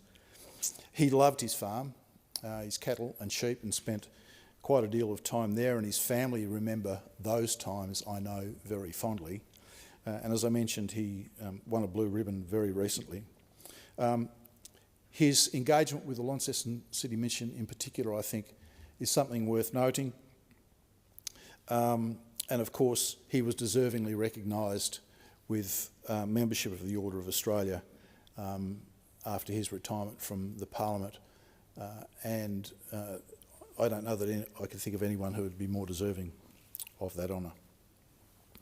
I just want to finish with a little bit of a poem that was read by his son at the celebration of his life, because I think it also encapsulates John, and that's the poem If by Rudyard Kipling. And he encouraged his children to learn the poem, and they did. And it says a little bit about, I think it says something about John's philosophy and the way that he worked and operated in this place. If you can keep your head when all about you are losing theirs and blaming it on you, if you can trust yourself when all men doubt you, but make allowance for their doubting too, if you can wait and not be tired by waiting, or being lied about, don't deal in lies, or being hated, don't give way to hating, and don't look too good nor talk too wise. There's a number of other verses to that. I won't put all of that on the record, but I think it's worth going back and having a look at, because it's probably not a bad message either for all of us. But it says a lot about John Watson, that was something that he valued and taught to his children. So in closing, I extend my deepest sympathies to Jocelyn and the family. It's great that some of them are able to be here and that others can watch today live streaming. It was a terrific tribute to his life that we attended a couple of weeks ago, a few of us, and a deserving tribute to somebody who made a significant contribution to his local community, to his state, but particularly to the country through his work on the Select Committee on Superannuation. I thank the Senate. Thank you, Senator Colbeck. Senator McKenzie.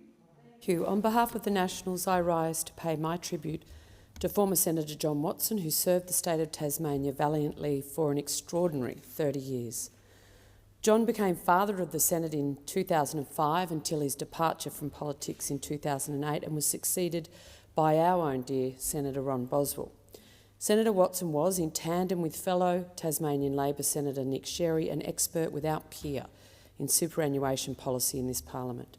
Senator Watson's contribution to Australia's superannuation system as a coalition MP was very important. The super system we all benefit from today through Senator Watson's hard work and participation in countless inquiries, committees, speeches and advocacy, mostly as a backbencher, should never be underestimated, and that's been expanded by my colleagues. Senator Watson persuaded the coalition, despite considerable opposition from sections of the Liberal Party, that compulsory saving for your retirement was a good idea, and we all owe him a deep gratitude for his vision and hard work. To Senator Watson's wife, Jocelyn, his family, some of whom are in the chamber today, I offer my party's deep condolences. Vale John Oden Wentworth Watson. Thank you, Senator McKenzie. Senator Askew. Thank you, Madam President. I am honoured to contribute to the condolence motion today relating to the late John Watson AM, who was a senator for Tasmania for exactly 30 years.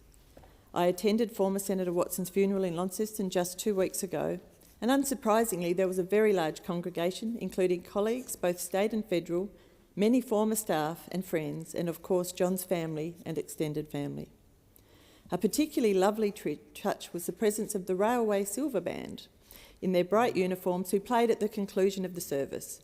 John Watson was patron of the band for many years, both as a senator and after.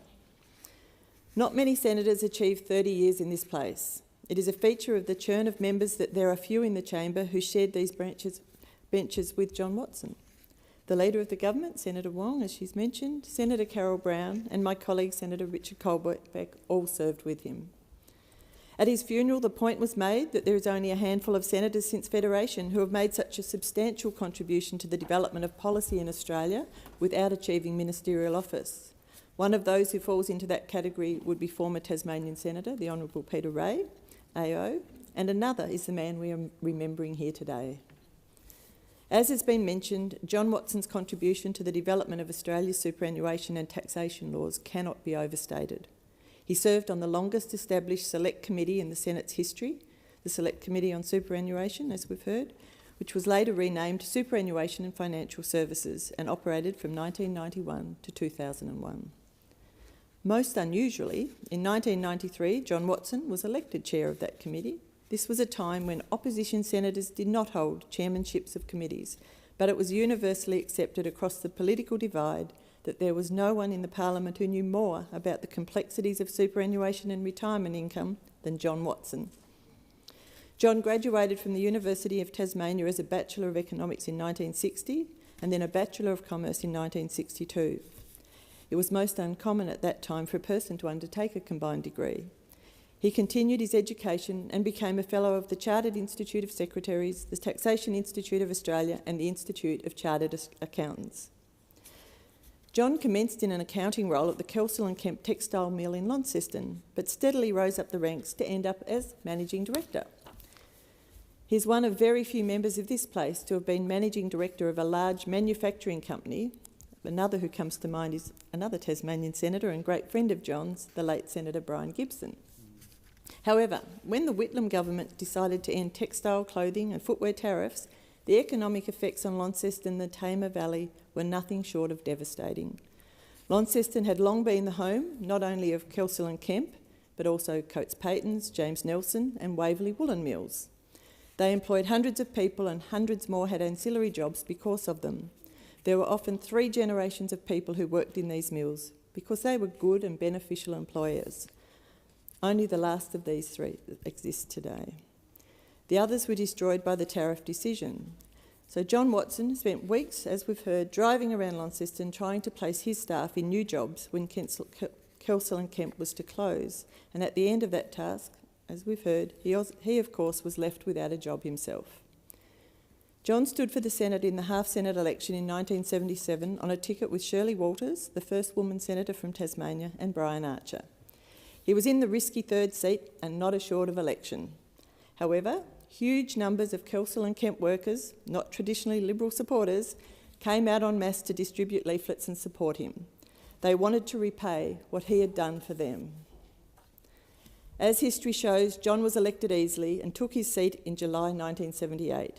He was re-elected on 6 subsequent occasions, and he decided that the way to succeed in the Senate was to find an area to specialise in, and he had one that was ready-made because of his astute accounting background. It is fair to say that John Watson, together with his Labor Tasmanian colleague Nick Sherry, deserve huge recognition for the tremendous amount of work they did in developing superannuation policy. John particularly fought for many years, right up until he left the Senate, to try and make superannuation completely portable, and I know he was conscious that there was still work to do in that area. However, he did not confine his work only to that area. He served on the Joint Committee of Public Accounts for 27 years, including as Chair and Vice Chair, and he was part of 57 reports that committee tabled in that time. Richard Gilbert, who is here today, who was a Senate officer and Secretary of the Superannuation Select Committee, before going on to head up the National Superannuation Association, paid warm tribute to John at his funeral and recalled taking a draft report into his Senate office for what he thought would be a quick sign-off, only to leave 3 hours later after John Watson had read every word and laden him with many comments and suggestions. He said he learnt never to make that mistake again. John was a staunch supporter of Tasmania, following in the vein of the senator who he succeeded, Sir Reginald Wright. John was prepared to cross the floor when he felt some decision would adversely affect his state. But he never did it without advising his leader, and he never did it in a way that was designed to embarrass his party. John grew up as a member of the Presbyterian Church, and his Christian faith was a strong guide in his life. He attended the then Scotch College in Launceston and later served on the council of the school. A stained glass window in the college chapel was relocated at John's expense from Chalmers Church in Launceston when that church closed as a place of worship. John Watson was for a long time Secretary of the Parliamentary Christian Fellowship and instituted the National Prayer Breakfast, maintaining strong links with many senators and members and their staff across party lines. He took great care to invite interesting speakers to those events. John Watson maintained a farm on the West Tamar just outside the town of Exeter in the Tamar Valley. There he ran sheep, and he was very pleased, as Senator Colbeck has mentioned, only recently to have been awarded a first prize blue ribbon at the Exeter show. His interest in agriculture led him into a surprising diplomatic incident in Canberra. In 1989, he was a member of the organising committee for the World Sheep and Wool Congress, which was held in Launceston. Delegates came from across the globe to attend the meeting. John Watson was given the task of encouraging the USSR to send a delegation. He made an appointment with the agricultural counsellor at the Russian embassy and at the appointed time was driven in a Commonwealth car to the short distance from Parliament House to the Embassy on Canberra Avenue. As his car arrived, the gate of the Embassy opened to allow another vehicle to leave the compound. Knowing they were expected, Senator Watson told the driver to drive on through. The Embassy, however, had other ideas, and the heavy gates closed on the car, crumpling each side of it. I understand the Russians did not turn a hair and the meeting went ahead with no comment at all. It was appropriate that in 2014, John was appointed a member of the Order of Australia for his parliamentary service, in particular to the improvement of financial services and protection for Australian people. John was strongly supported throughout his career, both at Kelsall and Kemp and in the Senate, by his wife Jocelyn, who herself is well known in northern Tasmania and was herself honoured in the Order of Australia for services to pharmacy.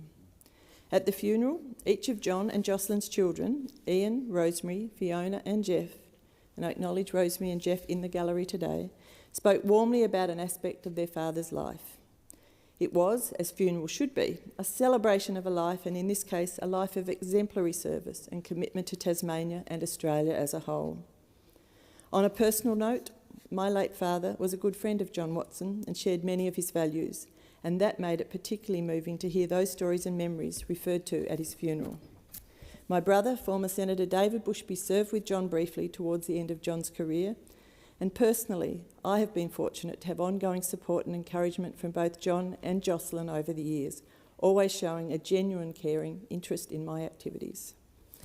On behalf of my extended family, I send condolences to John's family, particularly Jocelyn, their 4 children and partners, together with their 12 grandchildren, Caleb, Noah, Ollie, Douglas, Chris, Lachlan, Jackson, Camden, Sarah, Elise, Samuel and Rachel. It is my pleasure to support this motion of condolence today. Senator Duniam. Thank you, President. I'd like to contribute to this debate by associating myself with the remarks of colleagues who have commemorated the life and legacy of John Odin Wentworth Watson, a former senator from Tasmania. And while I didn't have the opportunity to serve with him and missed that by quite a few years, I did have the great honour of observing the legendary John Watson, both as a member of our party in Tasmania and also as a staffer in this place. And it truly was a sight to behold, seeing the man at work in the way that has been described by so many. And it was an amazing contribution he made over a period of time.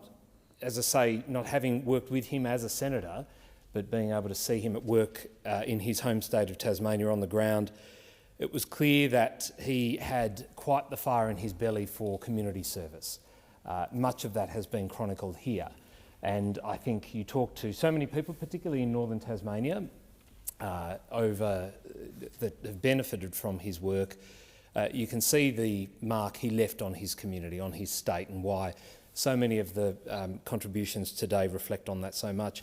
As my Tasmanian colleagues would know, though, one thing that our party members will miss most, and missed post-2008, of course, was his publication of Dialogue, which was an immense document that came out at regular intervals for members, and it's something that I know members of our party feel very let down by, with the current crop of Tasmanian Liberal senators not replicating.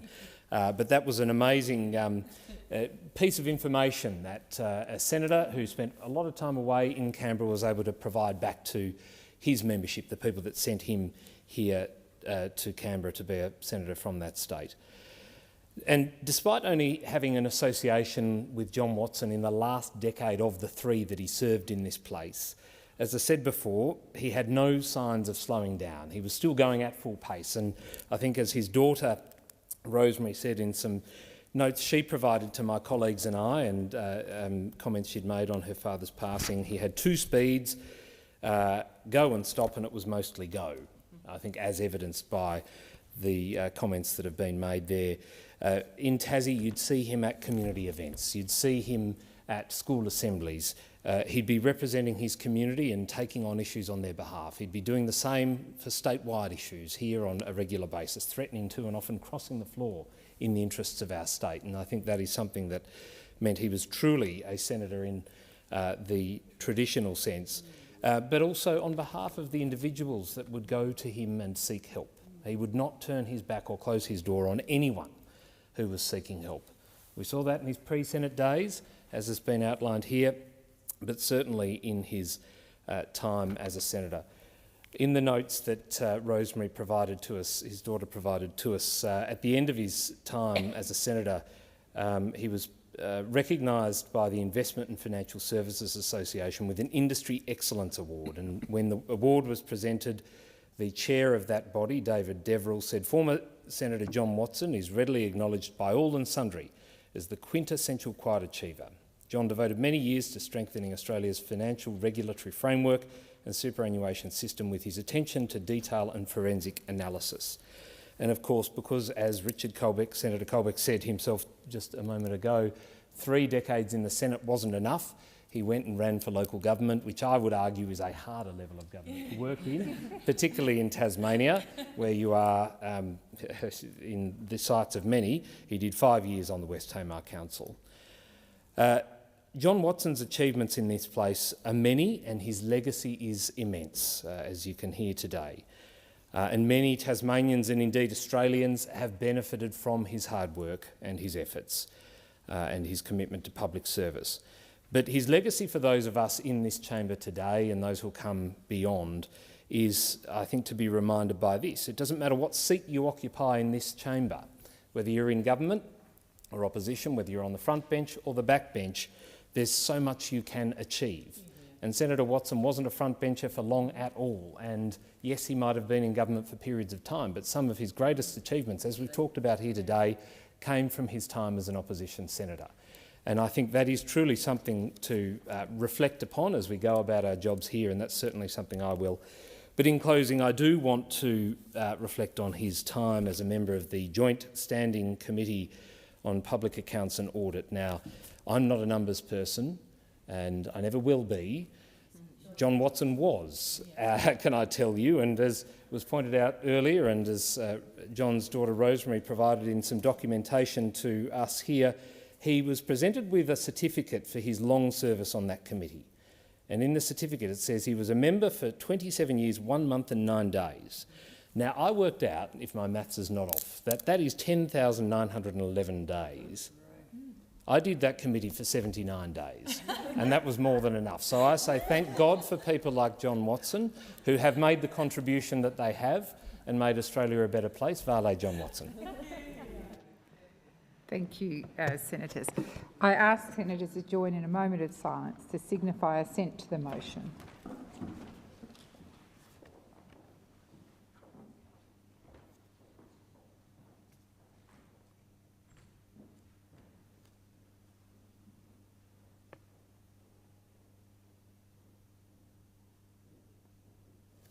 Thank you, Senators. I'm now going to move to Senator Chisholm. I seek leave to move a motion relating to the consideration of legislation. Is leave granted? Leave is granted. Senator Chisholm. I move the motion as circulated. So the question is, the motion is moved by Senator Chisholm be agreed to. Those of that opinion say aye. Against? I believe the ayes have it.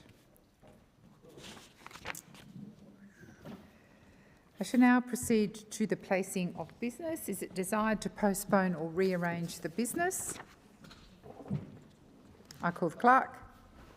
President, postponement notifications have been lodged in respect of businesses sent notice of motion number 3 for today, postponed to the 24th of November 2025. In general business, notice of motion number 34 for today, postponed to the 2nd of September 2025.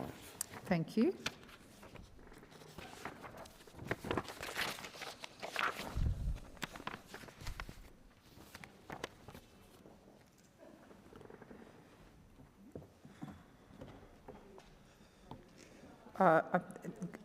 Oh, sorry, Senator Askew. Thanks as well. Yes, certainly. Sorry. I seek leave to move a motion relating to leave of absence for senators. Is leave granted? Leave is granted. Senator Askew. I move that leave of absence be granted to Senator Patterson for today, the 2nd of September 2025, and for Senator Chandler for the 3rd and 4th of September 2025, both for personal reasons. Is there any... so the question is that the motion is moved by Senator Askew be agreed to. Those of that opinion say aye. Against? I believe the ayes have it. Are there any more absences? No? Okay. I'm going to move to government business number 1, standing in the name of Senator Gallagher. Senator Chisholm. I ask that government business notice of motion number 1 relating to the consideration of legislation be taken as formal. Is there any objection to this motion being taken as formal? There being none, I'll call Senator Chisholm. I move the motion. So the question is that general business notice of motion number 1, standing in the name of Senator Gallagher and moved by Senator Chisholm, be agreed to. Those of that opinion say aye. Aye. Against? I believe the ayes have it. I'll now move to general business 2 to 7, standing in the name of Senator Gallagher. Senator Chisholm. I ask that government business notices of motion numbers 2 to 7, proposing the reference of Public Works to the Parliamentary Standing Committee on Public Works, be taken together as formal. Is there any objection to these motions being taken together and being seen as formal? There are none. I'll call you Senator Chisholm. I move the motions and I table statements in relation to the works. So the question is that government business 2 to 7, standing in the name of Senator Gallagher and moved by Senator Chisholm, be agreed to. Those of that opinion say aye. Aye. Against? I believe the ayes have it. I'll now move to general business 131, standing in the name of Senator Bragg. Is that you, Senator Askew? On behalf of Senator Bragg, I ask that general business notice of motion number 131 be taken as a formal motion. Is there any objection to this motion being taken as formal?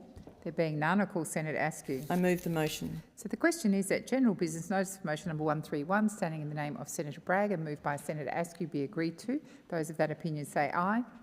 Against? I believe the ayes have it. I'll now move to general business notice of motion number 132, standing in the name of Senator Bragg. Senator Askew. On behalf of Senator Bragg, I ask that general business notice of motion number 132 be taken as a formal motion. Is there any objection to this motion being taken as formal? There being none, I call Senator Askew. I move the motion. So the question is that general business notice of motion number 132, standing in the name of Senator Bragg and moved by Senator Askew, be agreed to. Those of that opinion say aye. Aye. Against? I believe the ayes have it. I'll now move to general business notice of motion number 133, standing in the name of Senator Bragg. Senator Askew. On behalf of Senator Bragg, I ask that general business notice of motion number 133 be taken as a formal motion. Is there any objection to this motion being taken as formal? There being none, I call Senator Askew. I move the motion. So the question is that general business notice of motion number 133, standing in the name of Senator Bragg, be agreed to. Those of that opinion say aye. Aye. Against? I believe the ayes have it. I'll now move to general business notice of motion number 134 to 137, standing in the name of Senator Bragg. Senator Askew. On behalf of Senator Bragg, I ask that general business notices of motions numbers 134 to 137 be taken as formal motions. Is there any objection to these motions being taken as formal? There being none, I call Senator Askew. I move the motion.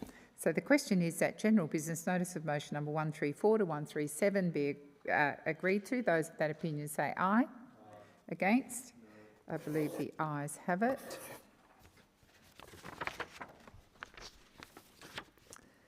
I'll now move to general business notice of motion number 139, standing in the name of Senator Payman. Thank you, President. I ask that general business notice of motion number 139 be taken as a formal motion. Is there any objection to this motion being taken as formal? There being none, I call Senator Payman. I move the motion. So the question is that general business notice of motion number 139, standing in the name of Senator Payman, be agreed to. Those of that opinion say aye. Aye. Against? I believe the ayes have it. Senator Payman, you do need to get someone else to call with you at the time. I'll now move to general business notice of motion number 140, standing in the name of Senator Bragg. Senator Askew. On behalf of Senator Bragg, I ask that general business notice of motion number 140 be taken as a formal motion. Is there any objection to this motion being taken as formal? There being none, I'll call Senator Askew. I move the motion. So the question is that general business notice of motion number 140 be agreed to. Those of that opinion say aye. Aye. Against? Believe the ayes have it. I'll now move to general business notice of motion number 142, standing in the name of Senator Dean Smith. Senator Dean Smith, are you doing this, or Senator Askew? Senator Askew.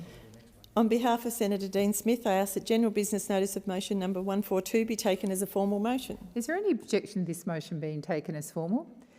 There being none, I call Senator Askew. I move the motion. So the question is that general business notice of motion number 142, standing in the name of Senator Dean Smith and moved by Senator Askew, be agreed to. Those of that opinion say aye. Against? I believe the ayes have it. I'll now move to general business notice of motion number 143, standing in the name of Senator Dean Smith. Thank you. I seek leave to amend general business notice of motion number 143 before asking that it be taken as a formal motion. Is leave granted? Leave is granted, Senator Smith. I amend the motion in the terms circulated in the chamber and I ask that it be taken as formal. Is there any objection to the amended motion being taken as formal? There being none, I call Senator Smith. I move the motion. So the question is that general business notice of motion number 143, standing in the name of Senator Dean Smith as amended, be agreed to. Those of that opinion say aye. Against? I believe the ayes have it. I'll now go back to general business notice of motion number 1, standing in the name of Senator Hanson. Will that be debated later or are we dealing with it now?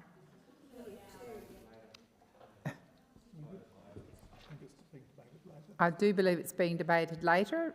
Yes, I've got a yes from Senator Hanson. Thank you, Senator Hanson.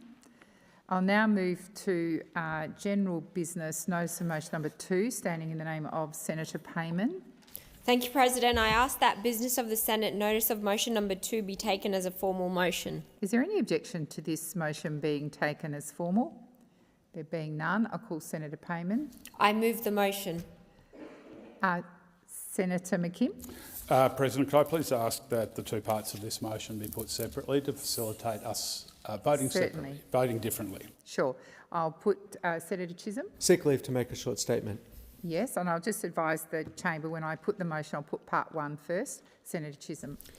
The CFMEU's independent administrator, Mark Irving KC, is focused on ensuring the union operates democratically, lawfully and effectively in the best interests of its members. The administrator's first biennial report was tabled in the Senate on 25 February 2025 and in the House on the 25th of March 2025. We have also now been provided with the administrator's general purpose financial report, which will be tabled in the House on Thursday, 4 September, as required by the scheme. The administrator has explained that it is not physically possible for him to provide a general purpose financial report immediately at the end of each sitting 6-month reporting period, as he needs time to prepare it. This is a problem that arises from the drafting of the scheme, not the actions of the administrator, and we're considering ways to address this for future reporting periods. We're entirely confident that the administrator and his team have undertaken the best efforts to comply with legislated reporting obligations as drafted, and that the officers and department will be working diligently monitoring the scheme's reporting requirements. Thank you, Senator Chisholm. So the question is that part 1 of business of the Senate number 2, standing in the name of Senator Payman, be agreed to. Those of that opinion say aye. Against? I believe the noes have it. Division required. Ring the bells for 4 minutes.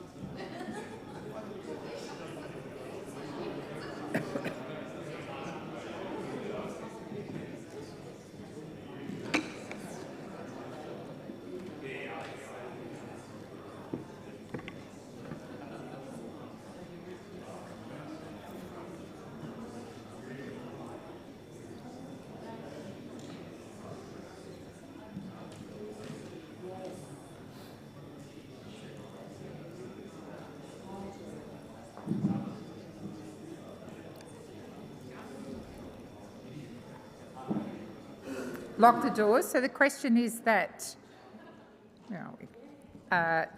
Business of Senate number 2, standing in the name of Senator Payman, Part 1, be agreed to. The ayes shall move to the right of the chair, the noes to the left. I appoint Senator Askew as teller for the ayes and Senator Darmanin as teller for the noes.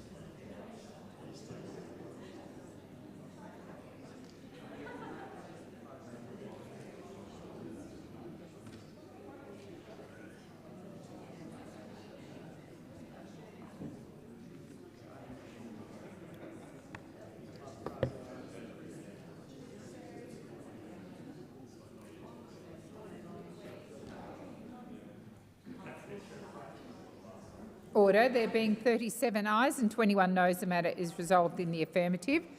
I now intend to put Business of Senate number 2, Part 2 of Senator Payman's motion. Those of that opinion say aye. Aye. Against? I believe the noes have it. Division required. Ring the bells for 1 minute.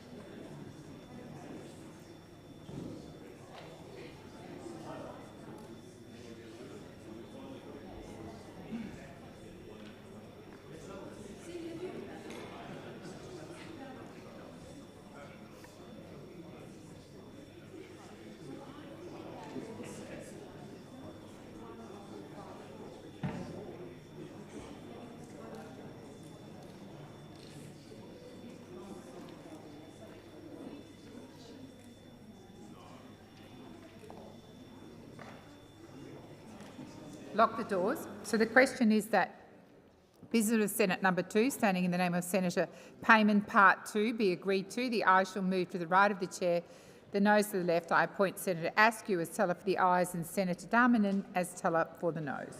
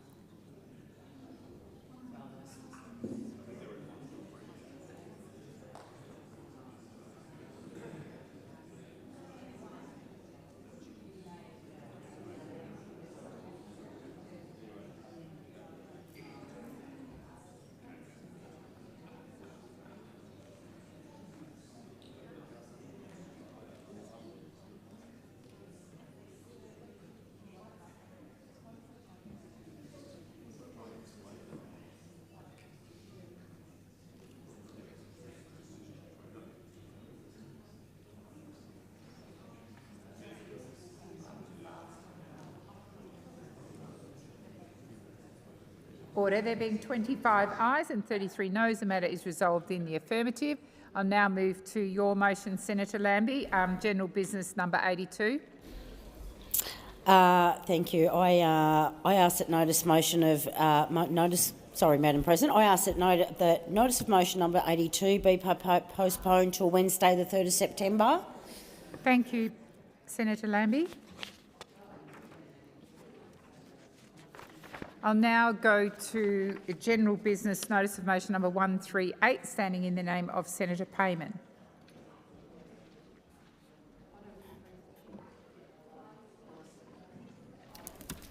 Thank you, President. I ask that general business notice of motion number 138 be taken as a formal motion. Is there any objection to this motion being taken as formal? There being none, I call Senator Payman. I move the motion. So the question is that general business notice of motion number 138, standing in the name of Senator Payman, be agreed to. Those of that opinion say aye. Against? I believe the noes have it. Division required. Ring the bells for 1 minute.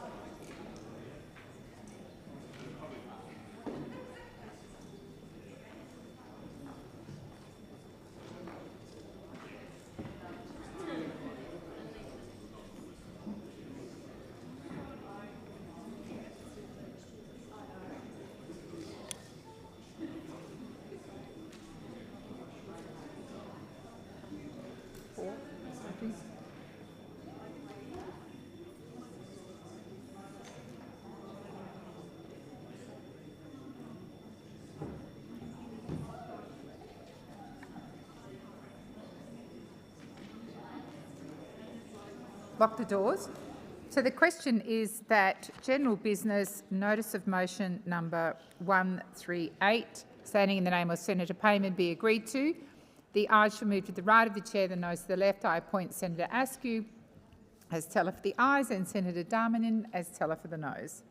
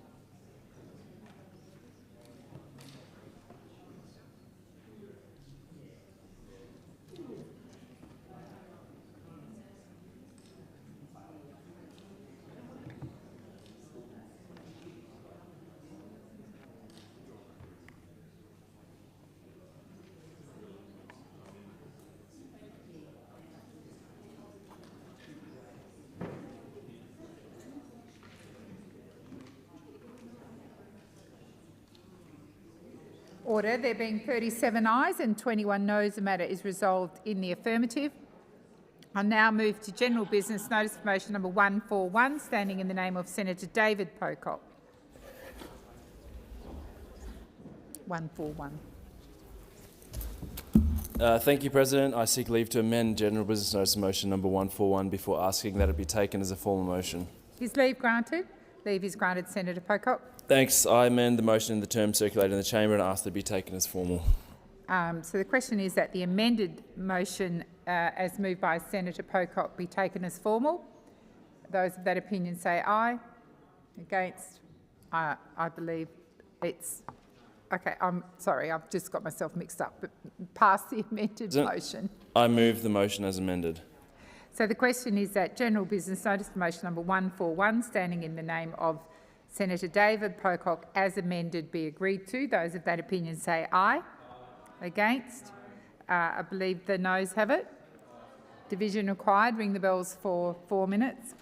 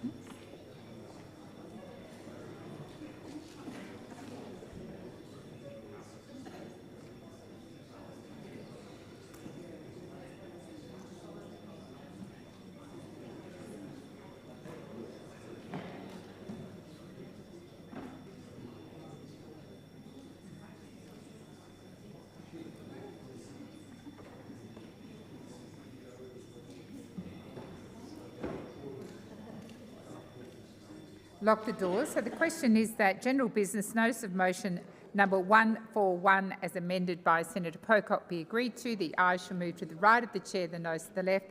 I appoint Senator Askew as teller for the ayes and Senator Darmanin as teller for the noes.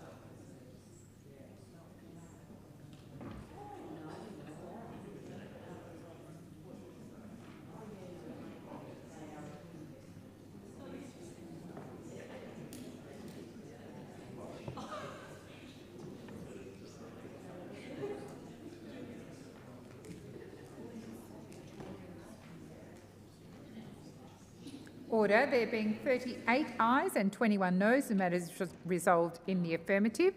I'll now deal with general business notice of motion number 144, standing in the name of Senator Thorpe. Thank you, President. I ask that general business notice of motion 144 be taken as a formal motion. Is there any objection to this motion being taken as formal? There being none, I call Senator Thorpe. I move the motion. So the question is that general business notice of motion number 141 standing, the question is that general business notice of motion number 144 standing in the name of Senator Thorpe be agreed to. Those of that opinion say aye. Against? I believe the ayes have it. Senator Darmanin? Thank you. So the government has asked that its position in opposition be recorded. So we'll do that. Senator Thorpe, I will now go to general business notice of motion number 145 standing in your name. Thank you, President. I ask that general business notice of motion 145 be taken as a formal motion. Is there any objection to this motion being taken as formal? There being none, I'll call Senator Thorpe. I move the motion. So the question is that general business notice of motion number 145 standing in the name of Senator Thorpe be agreed to. Those of that opinion say aye. Against? I believe the ayes have it. The ayes have it. The government once again wishes its position to be recorded as against, and we will do that. We'll now move to general business notice of motion number 146 standing in the name of Senator Henderson. Is that you, Senator Askew? Yes. On behalf of Senator Henderson, I ask that general business notice of motion number 146 be taken as a formal motion. Is there any objection to this motion being taken as formal? There being none, I call Senator Askew. I move the motion. So the question is that general business notice of motion number 146 standing in the name of Senator Henderson be agreed to.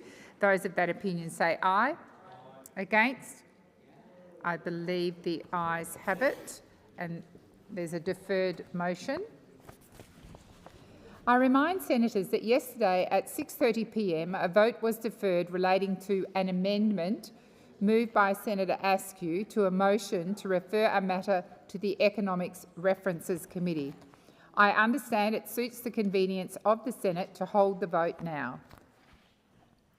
The question on closure will be put first, and if that is agreed to, I'll put the question on the amendment. The question is that the question now be put on closure. Those of that opinion say aye. Against? I believe the ayes have it. Division required. Ring the bells for 4 minutes.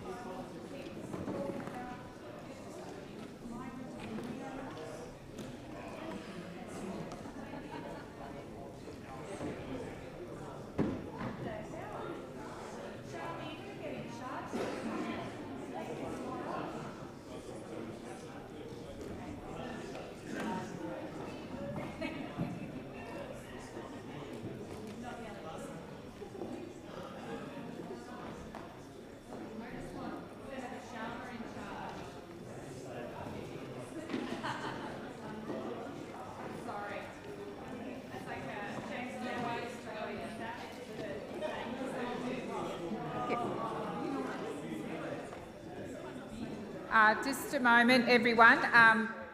Senator Scarr has asked for a cancellation of this division. So I'm going to move that as agreed. And now I'm going to put the question on, I believe it's Senator Cash's amendment moved by Senator Askew. So the question is that the amendment as moved by Senator Askew, standing in the name of Senator Cash, be agreed to. Those of that opinion say aye. Against? I believe the noes have it. Division required. Ring the bells for 4 minutes.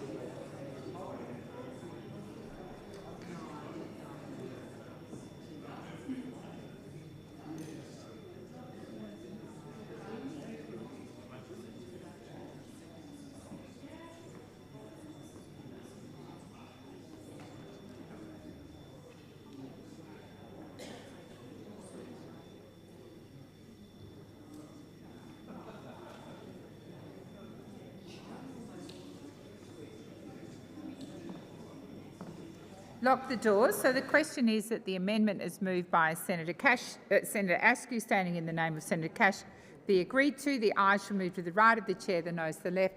I appoint Senator Askew as teller for the ayes and Senator Darmanin as teller for the noes.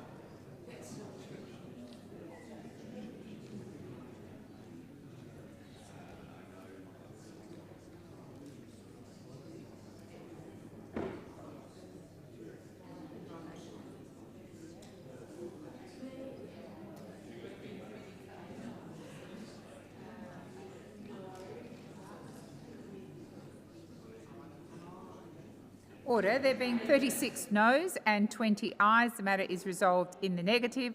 I understand that senators may wish to make further contributions to the motion. Further debate will therefore resume at item 21 on the order of business, and that concludes formal business.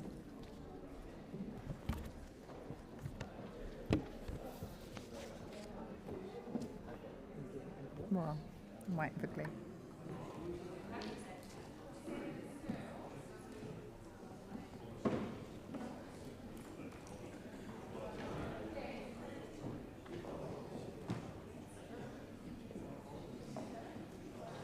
Oh, okay, thanks.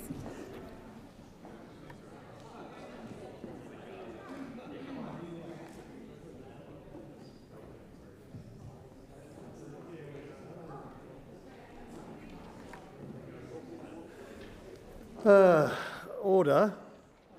Senator Colbeck has submitted a proposal under Standing Order 75 today. It is shown at item 15 on today's order of business. Is consideration of the proposal supported? It is. With the concurrence of the Senate, the clerks will set the clock in line with the informal arrangements made by the whips. And I call Senator Colbeck. Thank you, Deputy President. President. Gang, you can all sit down now. You're allowed to sit down. Senator Colbeck, I'm sorry, start again. Senator Colbeck. Thank you, Acting Deputy President, and I take great pleasure in moving this motion today, which highlights the failure of the government and the broken promise of the government in relation to the provision of particularly home care packages in this country that we are currently seeing. This self-generated crisis in home care that is purely and simply a function of this government's failure. Now, why do I say that? I say that because I've had a look at the numbers. Obviously, in the previous coalition government, I had a bit to do with this area of the portfolio, and I'm quite proud of the effect that the investment that the coalition made into home care packages had on the waiting times and the waiting list for senior Australians who were seeking a home care package. Over the 3 years, from 2019 to the 22 election, the Coalition inserted an additional 40,000 home care packages each and every year into the home care system. In response to the Royal Commission report that was handed down in March of 2001, the Coalition invested $17.1 billion and over $7 billion into those additional home care packages. And the result of that investment, Acting Deputy President, the result of that investment is that the waiting time for a home care package at any level in this country was reduced from a very unacceptable level, over a year. But it was reduced to 30 to 90 days for a home care package at any level. And if the individual had been assessed as requiring a package at high need, before we got to the 22 election, we had achieved delivery of that home care package in less than 30 days. So there's the benchmark. The investment of the Coalition reduced the waiting time for a home care package in this country by 22-23 to 30 to 90 days. And we reduced the waiting list, the number of people on the national priority list, from close to 129,000 people to less than 29,000 people.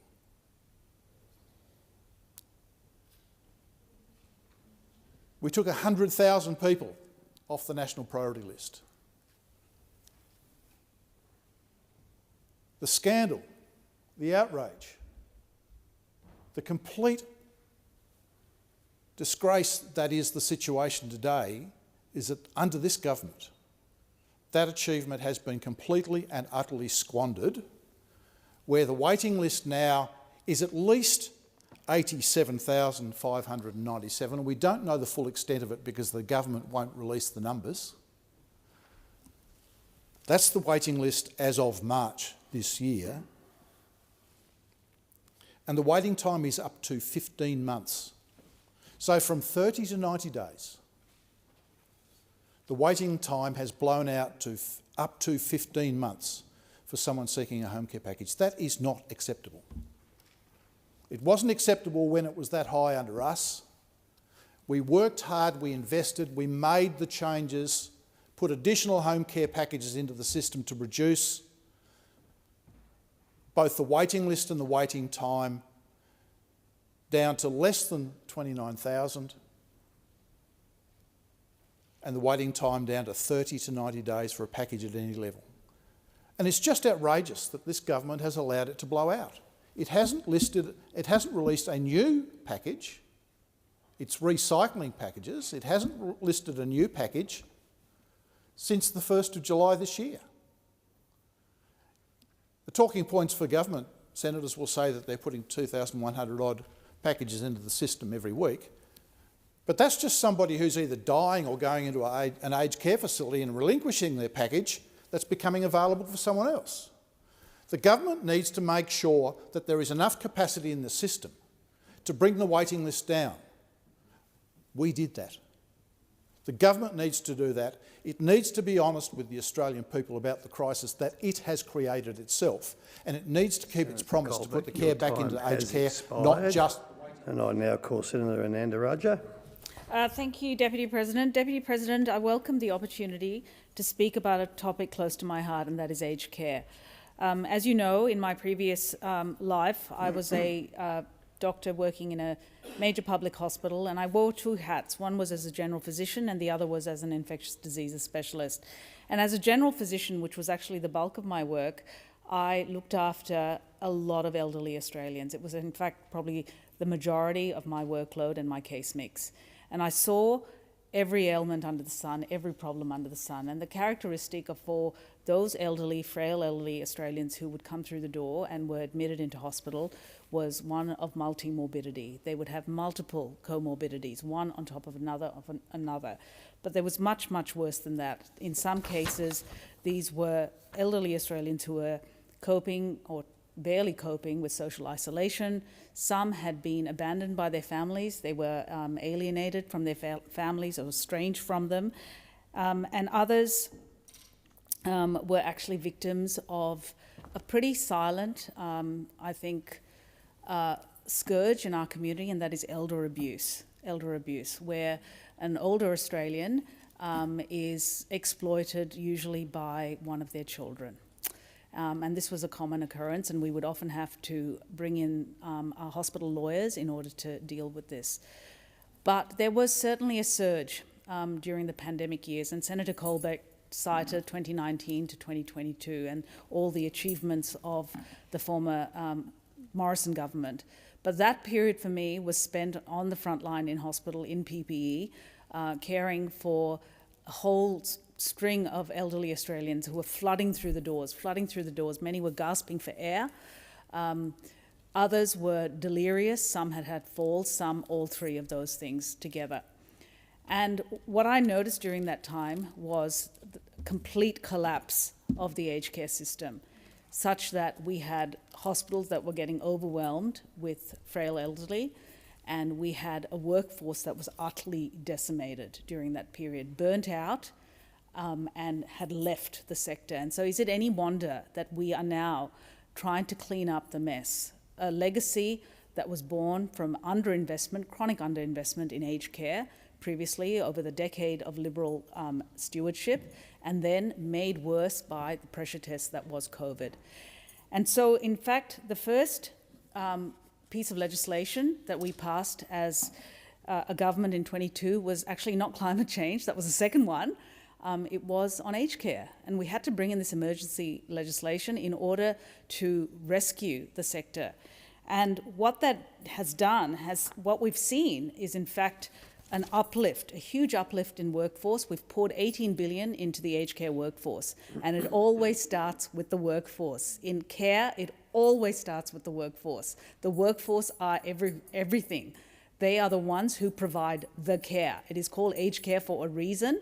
It's not infrastructure and all of that. It is the workforce. And so we brought in $18 billion and basically increased the wages of this important mission-critical workforce, such that registered nurses are now $430 a week better off. Carers are $320 per week better off. But that wasn't all. We also brought in 24/7 nursing, and that's present now in 99% of sites. And what that means, having a nurse on site actually means that you get far less egress of patients into hospital, because nurses on site can manage medical issues, they can seek advice, they can dispense medication, they can also palliate patients in residential aged care facilities. And what this has done is, in effect, lifted the confidence of Australians back again in residential aged care. Now, the next piece of reform that is going to start on the 1st of November is a whole new generational change, looking at how we better support Australians at home, how we put their wishes at the and preferences at the centre of everything we do.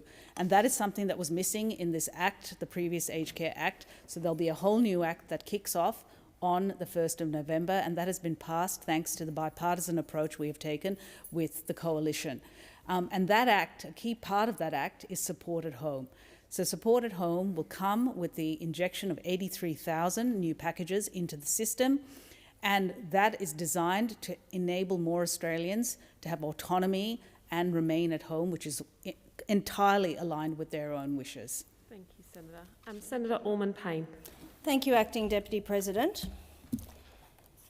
Right now, people are dying waiting for aged care. At our inquiry on Friday, we learnt 4 things. 1, the wait list for people who are waiting for home care packages is not 87,000 people, it's well over 200,000. That is 200,000 older Australians in this country who cannot get the care that they need at the time that they need it. 2, we heard categorically that providers are ready, willing and able to roll out more home care packages now. Not in 4 months, now. 3, we got told by the department that there is no technical reason, there is no impediment to the government rolling out home care packages as of 1 July rather than delaying it by 4 months to the 1st of November. In the department's words, the only reason they're not being rolled out is a decision of the minister. And the fourth thing that we learnt is that the 2,700 packages that the minister says are being released each week are not new packages. They are packages that get reallocated when somebody who has one dies or goes into residential aged care.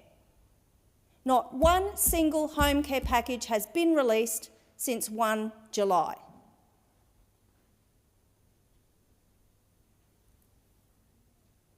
The minister has said that 4 months isn't too long to wait.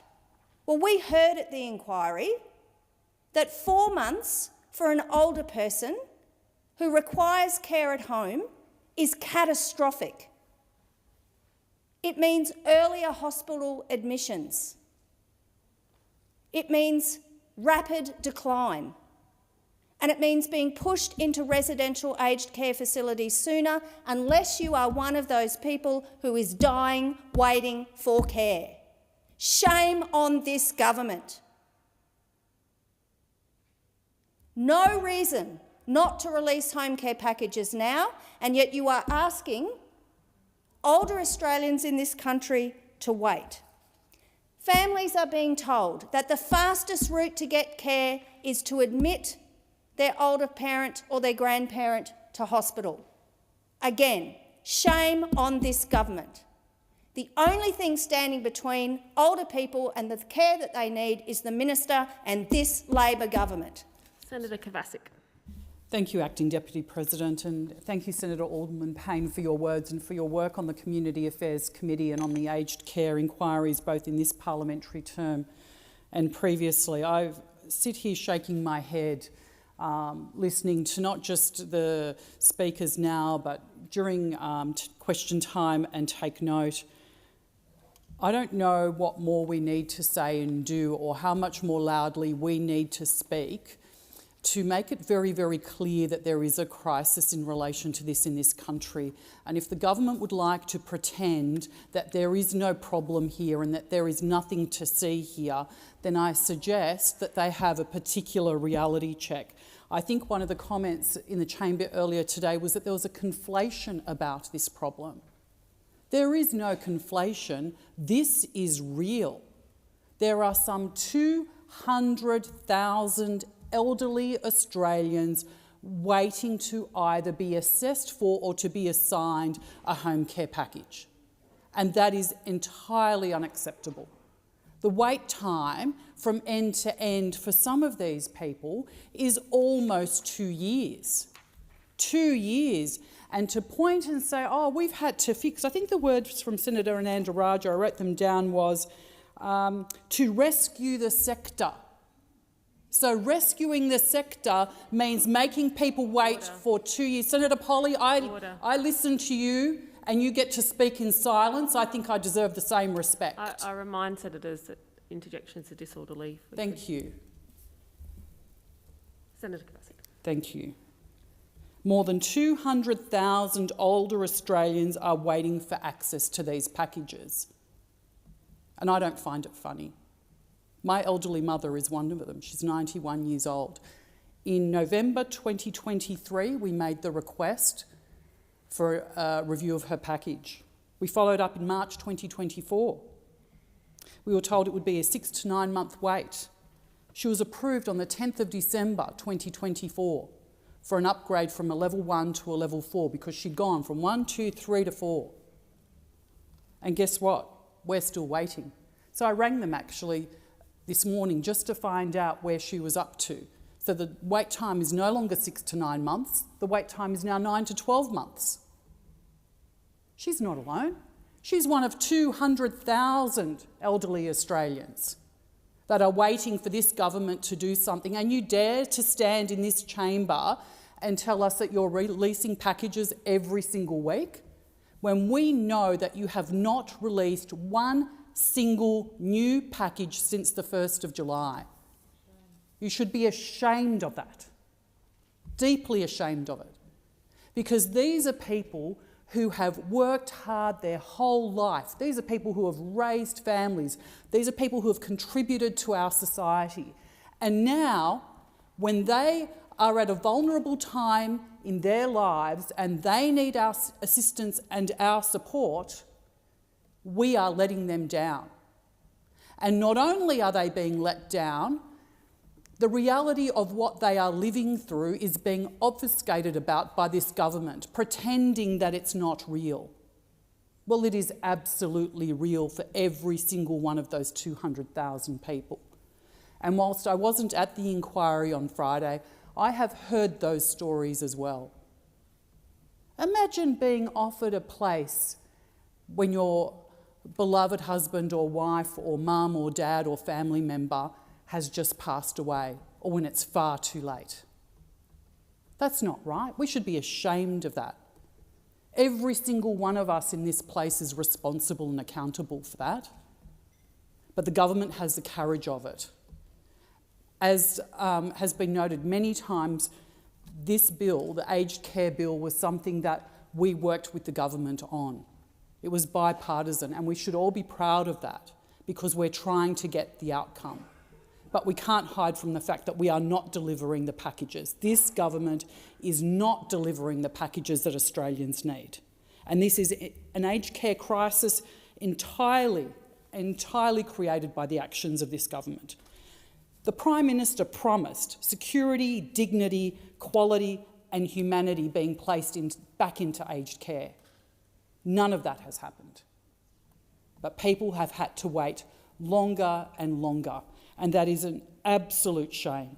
The Prime Minister has failed older Australians who need the support so they can live with dignity in their own homes. Time has expired. Senator Polly. Thank you, Acting Deputy President. The truth is that when Labor came into government, we inherited an aged care system that was in crisis. If you're talking about a crisis that people are experiencing, yes, there's still a lot more to be done. And to say the government doesn't recognise that there's more to be done is untruthful. So because of the crisis that we inherited from those opposite who were in government for 9 years, didn't see any tears from the Greens during that time attacking the Liberal coalition government then because now they're good buddies. What did we see? We saw a failed government who was so bad in this sector that they had to call a royal commission into their own failings. So when the Albanese Labor government came into office, the aged care sector, as I said, had been underfunded for a decade. Overstretched and plagued by long waiting lists, families were anxious, workers were leaving the sector, and older Australians were simply not getting the care that they needed. Now, they knew during that period of time, because they had five failed aged care ministers, and not one of them was really interested in the portfolio that they had. And although, you know, we've had a contribution by Senator Colbeck from the other side, I think it's really interesting that he is actually paying more attention to this portfolio now than when he was the Minister for Aged Care. Because he put sporting events over older Australians during a time of absolute crisis. This was a government, the Liberal government, that there was a Royal Commission and the title of that report was Neglect. That's when this country had an aged care crisis. So let's be quite truthful. Now, of course, we would like to deliver faster and more home care packages. What we have done is we've invested in the workforce, something that they neglected, and still when we put that legislation through this parliament, they didn't support it. So the crocodile tears don't work. Not in this chamber, where people on this side who've been advocating and supporting this sector because of older Australians and what they've contributed to their country, and because we also have had parents and relatives go through the system. But what we have to do is be truthful. Just coming along and working on one piece of legislation doesn't mean you're an expert and that nothing happened when you were in government, because we will not allow you to get away with that. Right now, there are 2,000 new packages being allocated every single week, and every older Australian who is assessed as high priority, the wait time is just 1 month. From November 1, when the Support at Home program begins, we will make available 83,000 new home care places in the very first year. That's a major expansion in services, not the neglect of Senator Colbeck and that government. Now, the Albanese government acknowledges, as I said, wait times for aged care assessments are longer than we would like, and we don't shy away from that. But the system is complex and it's changing for the better. The Royal Commission called for one single streamlined assessment process that older Australians, so that they don't have to go through repeated assessments as their needs evolve. Labor is delivering that reform. Last year, more than 521,000 assessments were completed, and wait times are already falling. The median time for an assessment was 30 days in June quarter and dropped to 25 days in July.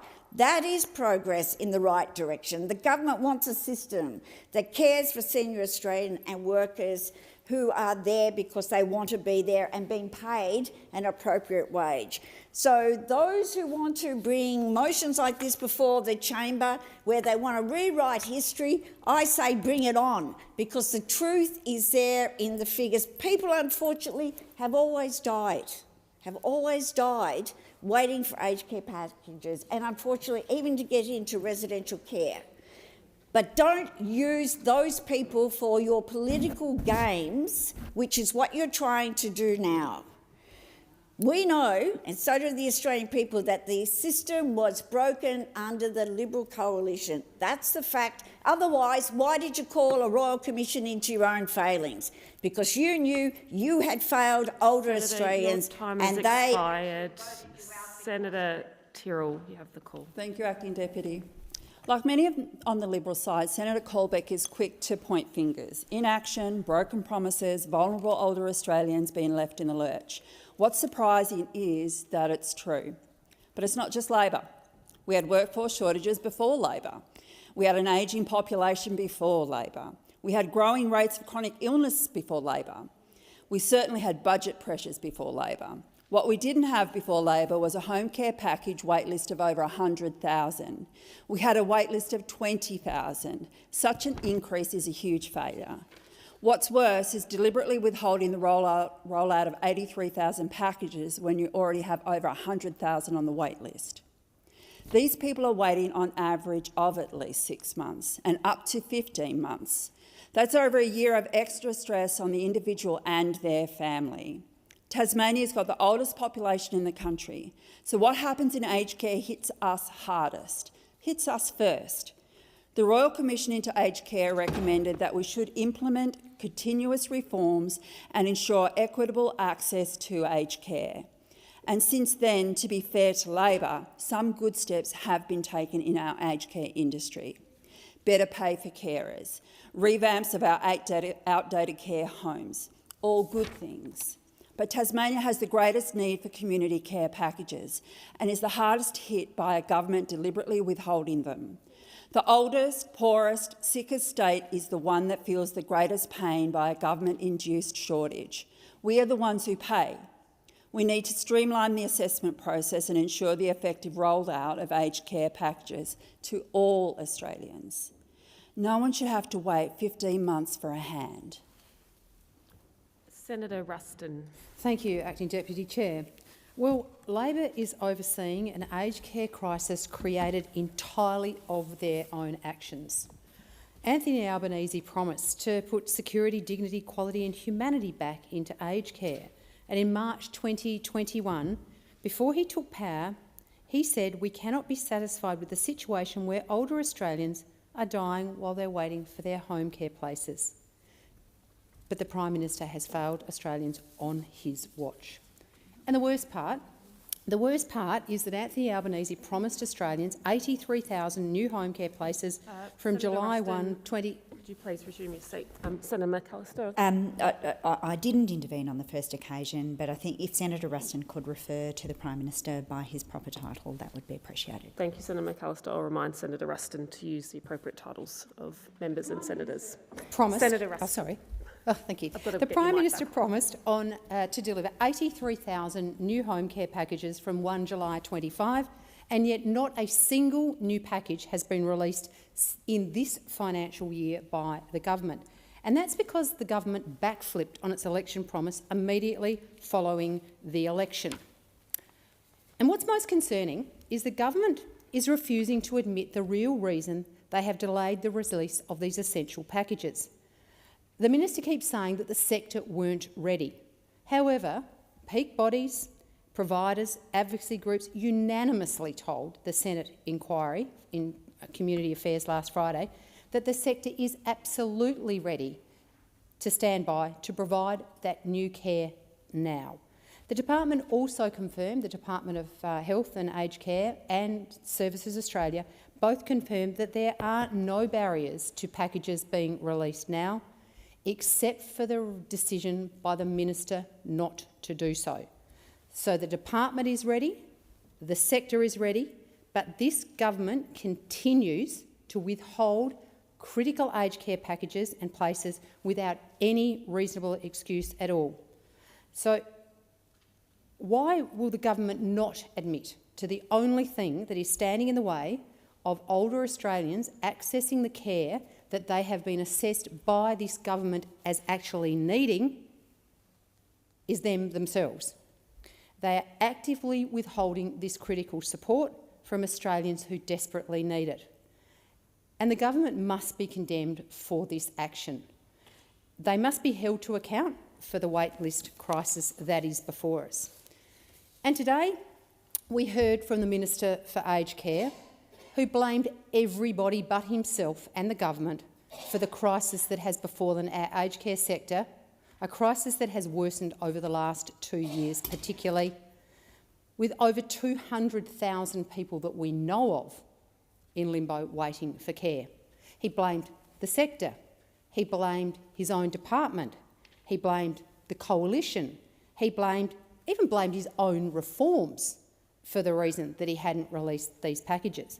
You know, this is sort of tantamount to the states and territories doing a hospital reform process and not admitting any new patients into the hospital until the reforms were in place, or emergency departments around the country being closed down for a few weeks while they did a refurbishment. This is completely and utterly ridiculous. The only reason that Australians are being denied the care that they need to stay in their own homes is because the minister has made an active decision not to release home care packages. The other thing that is really, really concerning as we stand here today, for some months now, Senator Allman-Payne, Senator Pocock and a number of other senators have been trying to get information about what the actual waiting list currently is. The last piece of information we were given was that 87,000 plus people were on the priority list waiting for home care packages that had been assessed as needing, as I said, the 31st of March. In previous practice, the government has always provided that information immediately in the following month. So the information for July should be available by now. We haven't had any information for April, none for May, none for June, none for July. We want to know why the government is withholding this information. We asked for it on Friday. They said they'd give it to us yesterday. They did not provide that information.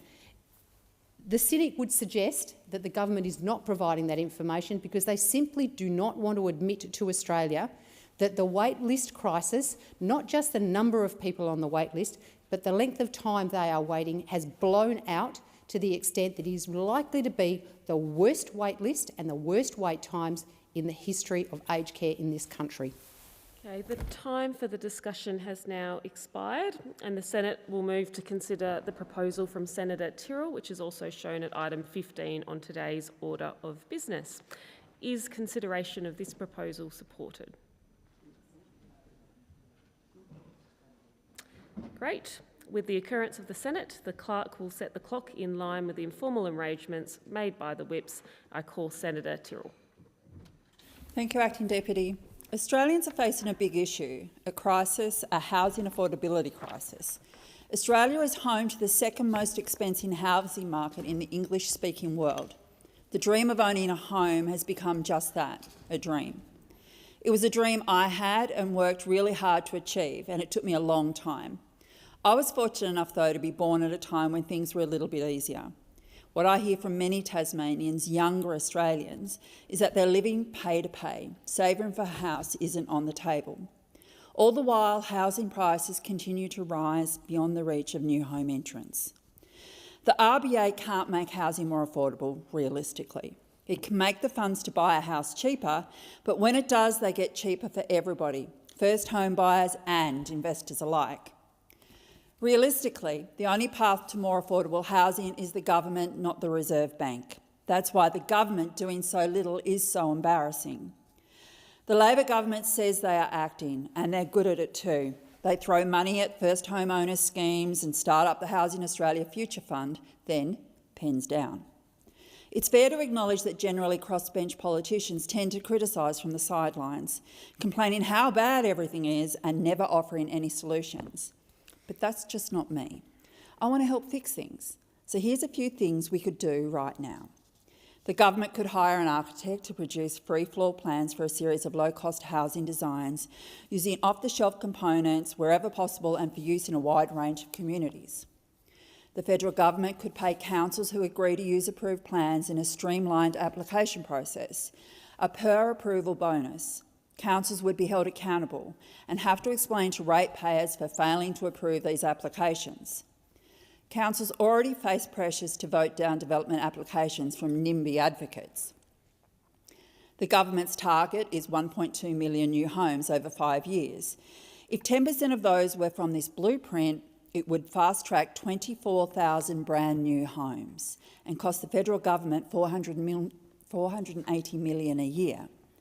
To put that number into context, the Housing Australia Future Fund made $750 million last year and has supported 13,800 homes. Keep these approvals simple and subsequently reduce the cost of building. Mass manufacturing common components to a similar mould would make things cheaper. The cost of a bathtub moulding is the same whether you're making 1 or 1 million. The more you make, the cheaper the costs. An ultra-affordable building design could allow for economies of scale that would bring down prices on builds, which is impossible to match by relying on the private sector alone. This policy could increase the supply of cheaper homes on a faster timeline with less cost to the taxpayer while creating a bunch of jobs. Look, putting more money into the hands of buyers is not a long-term solution. Every dollar you give a buyer is a dollar that gets spent at an auction. Labor is timidly following in the footsteps of the Liberal governments that came before it, in thinking about housing as which face you'd like to be punched in. Is it better to cheapen the single biggest investment a majority of Australians will ever make? Or drive up the value of those investments, causing the remainder to fall further and further behind? For 25 years, both chose the latter. In that time, house values have outgrown wages at double the rate. If you create a new sector within the housing market, you don't have to choose between driving down prices or driving up prices. The price of airfares between Sydney and Melbourne isn't impacted by the price of airfares between Darwin and Adelaide. One isn't competing with the other. You create a new sector which is not competing with the rest of the market. You make the cake and can eat it too. This isn't the only thing we should do or the only thing we can do. An option that's not being discussed, an option worth exploring. Right now it takes too long to build a house. It costs too much and we're not doing it enough. That's where the problem is. Supply, supply, supply. And yet we're throwing money at demand for housing. Like the way to fix a bubble is by blowing bigger bubbles and adding more suds. If building more is what we want, we can start by building in the right direction. Simply spending more won't get us far. Thank you, Senator Tyrrell. Senator Price. Thank you, Madam Acting President. Our nation's housing crisis can't be discussed in isolation from last weekend's events. Thousands of Australians took to the streets to march with the Australian national flag in hand.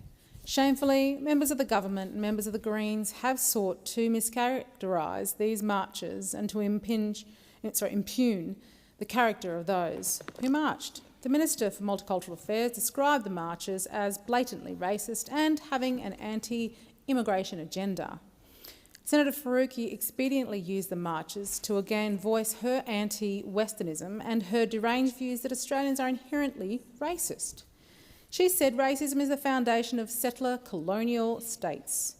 This is from the same senator who gleefully stood in front of a placard calling for the extermination of Israel. The same senator who has attended anti-Semitic rallies where protesters wave terrorist flags. The same senator who condones the barbarity of Hamas, who are the actual neo-Nazis of the Middle East. Even the Prime Minister said the tone of much of the rallies was unfortunate. Much of the left media imbibed and repeated these misrepresentations, again exposing their abandonment of journalistic objectivity. But Australians can see through the false narratives. The vast majority of people who attended those marches are proud and decent Australians who love our country. They march because they have legitimate concerns about the impacts of unprecedented mass migration under the Albanese government, concerns about ruptures to our social cohesion, because mass migration has opened the door to people who reject our values. The majority who marched weren't anti-migrant or racist. In fact, many who marched were clearly of a migrant background, and they sung our national anthem in solidarity with those around them. These Australians simply want an end to Senator Price, uncontrolled, sorry, unplanned. I'm sorry to interrupt, but this MPI is on housing. Correct. Okay, so I'll just make that point, but you have the call. Thank you, Acting President. These Australians simply want an end to uncontrolled and unplanned and unsustainable migration. They want a restoration of controlled, planned and sustainable migration.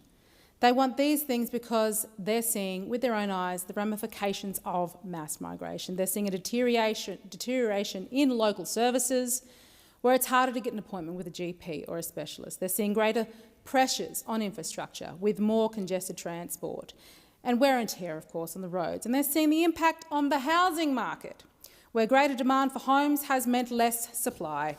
This, in turn, has seen rents soar and home prices skyrocket.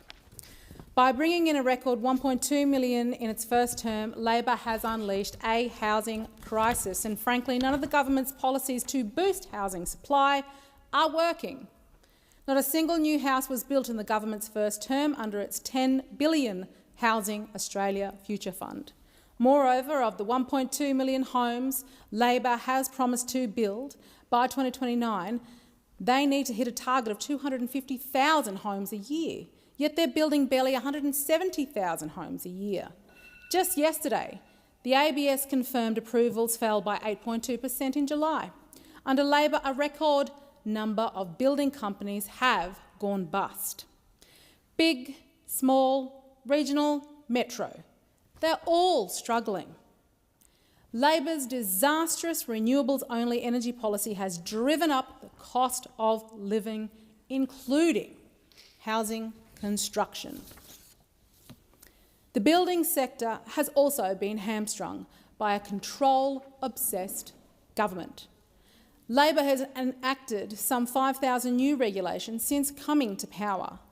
This over-regulation has made it harder and more expensive to build homes. Here's the truth. Labor's housing crisis, its undermining of home ownership and its mass migration agenda all benefit this government. More Australians become dependent on the state. More Australians are forced to rent for longer. and more Australians become reliant on Labor's handouts. That's exactly what this socialist government wants, so it can cling to power at any cost. Senator Brown. Thank you, Deputy President. And that contribution actually just showed you just out of touch the opposition is. And the contribution on housing that ranged across a number of issues, but Senator Namajima Price, her reference to the Labor Party government it's nowhere set in this century. I mean, it's seriously sad that someone gives a contribution like that, because the Albanese Labor government is acting on housing. We're making it easier to buy a home, fairer to rent a home, and we're building more homes across the country, including in my home state of Tasmania. From the 1st of October this year, every home buyer will be able to purchase with a deposit of just 5%. With just 5%, the Commonwealth will guarantee part of their loan, so they do not have to pay lenders' mortgage insurance. That means thousands of young Tasmanians will get into the market years earlier. Over the next year alone, this will save first home buyers $1.5 billion in mortgage insurance costs.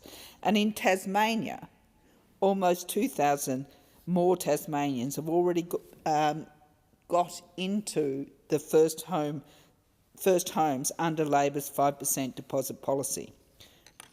That is real, practical help for young people in our state who might otherwise have missed out.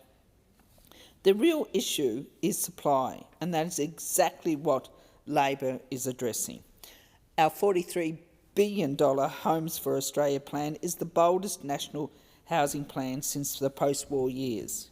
More than 5,000 homes have already been completed with Commonwealth investment, and another 25,000 are in planning or construction. And we are delivering 5,000 social and affordable houses, with projects already underway in Tasmania. In Hobart's northern suburbs, Commonwealth funding is helping deliver new affordable housing, giving families in Glenorchy, Goodwood and Moona a real chance at a secure home. Thanks to the Housing Australia Future Fund alone, we are delivering more than 600 new sociable and affordable homes in Tasmania, with no thanks to those opposite, who block and delay every single housing measure in the last term of Parliament. I mean, Senator Dunningham may scoff over there, but they voted against every housing. Senator Dunningham. Well, if you listen to my speech, Senator Dunningham, then you'd actually know the answer to that. But I'll tell you what, it wasn't done with any help from you or the opposition, because all you do is block and delay. You've blocked and delayed every single housing measure in this last term of Parliament. Let's hope that changes. But compare this to those opposite over their decade in office. I mean, I'm sure you won't want to hear this across over in the opposition. They built just 373 social and affordable homes. They didn't even bother to appoint a housing minister for most of that time. That silence says everything over there. Not interrupting now. Housing was simply not a priority for them. In Tasmania, the consequences of that neglect are plain to see. Hobart remains one of the least affordable rental markets in the country. Families are squeezed out. Waiting lists for social housing are far too long. Builders and tradies tell me projects are being held up. This did not happen overnight. It happened because of 9 long years of Liberal neglect. We also recognise that while we're building more homes, families need help now. That is why we've increased Commonwealth rent assistance by almost 50%, providing direct support to more than 1 million households. This is the biggest boost in 30 years, helping people with the cost of rent while we focus on the long-term fix of building more home. Labor governments have always been nation builders. Just as Labor's once built the homes Senator that gave Brown, a generation your stability. Time has expired. Senator Barbara Pocock. Thank you, Deputy President. Australia has become a country where your birth year and your parents' wealth matter more than your payslip when it comes to owning a home. And that is not a housing system. That is a generational lottery. A lottery where the winners are those who bought decades ago and the losers are locked into a lifetime of renting, insecurity and debt. Home ownership was once achievable on a teacher's wage, a nurse's wage, a tradie's wage. Homes used to cost 2 or 3 times your annual income, not 10 or 12. But young people today are staring down the barrel of lifelong renting, precarious leases and a housing market rigged against them. They are told to just work harder, to stop eating smashed avo, while being asked to pay $600,000 for a fibro shack or $700 a week to rent a mouldy flat.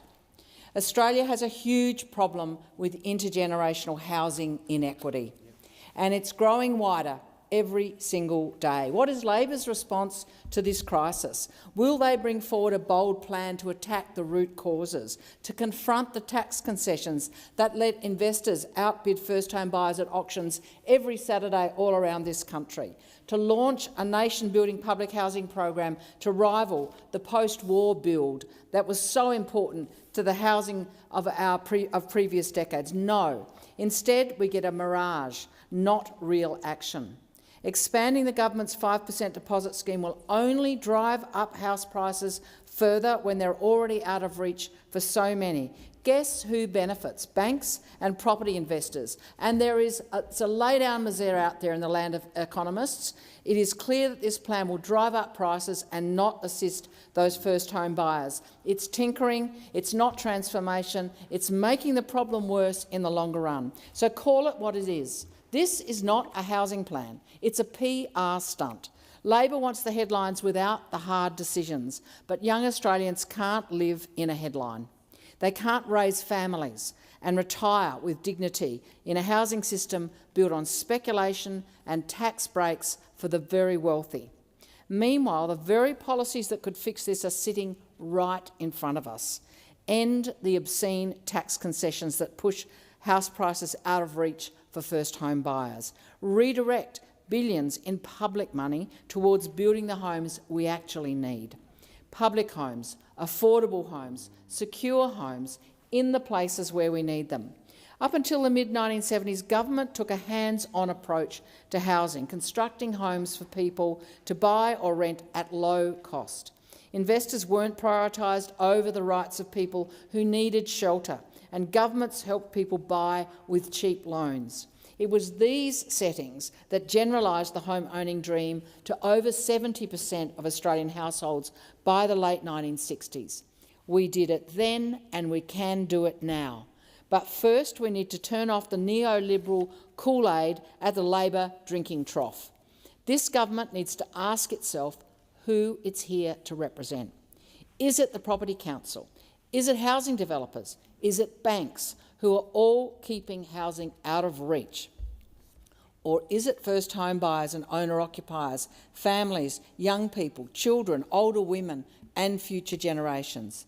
The Labor Party's plan for housing is a betrayal of every renter living one rent rise away from eviction, a betrayal of every young family locked out of the housing market, a betrayal of the idea that in this country, if you work hard, you can build a life with security and dignity. The Greens will keep fighting for major change, for bold reform, for public housing, for a future where your age and your parents' wealth don't determine whether you have a roof over your head. Housing should not be an intergenerational tug of war. It is the foundation of a fair society, and unless we confront the crisis with honesty and courage, we are not just failing one generation, we are failing them all. Senator Mulholland. Thank you. It is a pleasure to rise and speak on housing, which is an issue of critical national importance. And I'm proud to say that the Albanese government is the first government in a decade with the gumption to tackle this issue head on. We stand at a crossroads in this nation where, without urgent and decisive action, we risk condemning future generations to being locked out of the housing market. As a young mum from Queensland, I am determined to get this right for those Queenslanders who are struggling right now to get into the housing market, and we must get the policy settings right for future generations. So I agree with Senator Tyrrell when she says that more needs to be done, and it will be done. The Albanese government is doing more than any government in recent memory. Our ambitious $43 billion Homes for Australia plan includes a commitment to deliver 55,000 social and affordable homes, as well as initiatives to make it easier to buy, better to rent, and to build more homes. This is the boldest and most ambitious suite of housing initiatives by any government since the Second World War. So I think it's important to detail exactly how Australia got into this mess, which means a quick history lesson. For a long time, the Liberal and National Party governments basically tapped out of taking any responsibility for our housing challenge. Successive Conservative governments left it to the states to carry the can for a problem that the lack of federal leadership actually helped to create. So when we ask ourselves the question, how the hell did we get here? The answer is sitting opposite the Liberal Party and the Nationals. And I think most Australians have seen their behaviour for what it is, an abandonment of their duty for the decade they were in government and political opportunism in the now. It was an absolute betrayal of the Australian dream to own a home when they blocked housing legislation in this place with the Greens. The good news is that now, for the first time, Australia has a government committed to stepping up to the challenge of addressing this housing crisis. Labor is working to clean up this mess after a decade of inaction, scapegoating and excuses from those opposite. And I don't say this for petty political point scoring. I say it because it's important to understand the enormity of the task in front of us now as a nation in dealing with a decade of inaction. Because I know there is a sense of desperation in the community and a sense of despair about the future. Because so many Australians, hard-working Australians, who are doing everything right to save for a house and being incredibly responsible with the family budget every day, still struggle to buy their own home or find an affordable rental. To those people, I say the Albanese government hears you. We hear the concerns of young people and families, seniors and singles, who feel they will never have the chance to own their own home. We hear the concerns of parents who worry they won't be able to give their kids the stability they enjoyed at the same age just a few short decades ago. We hear the concerns of renters whose rents are going up too high and far too often. We hear you, we have acted, and we are delivering.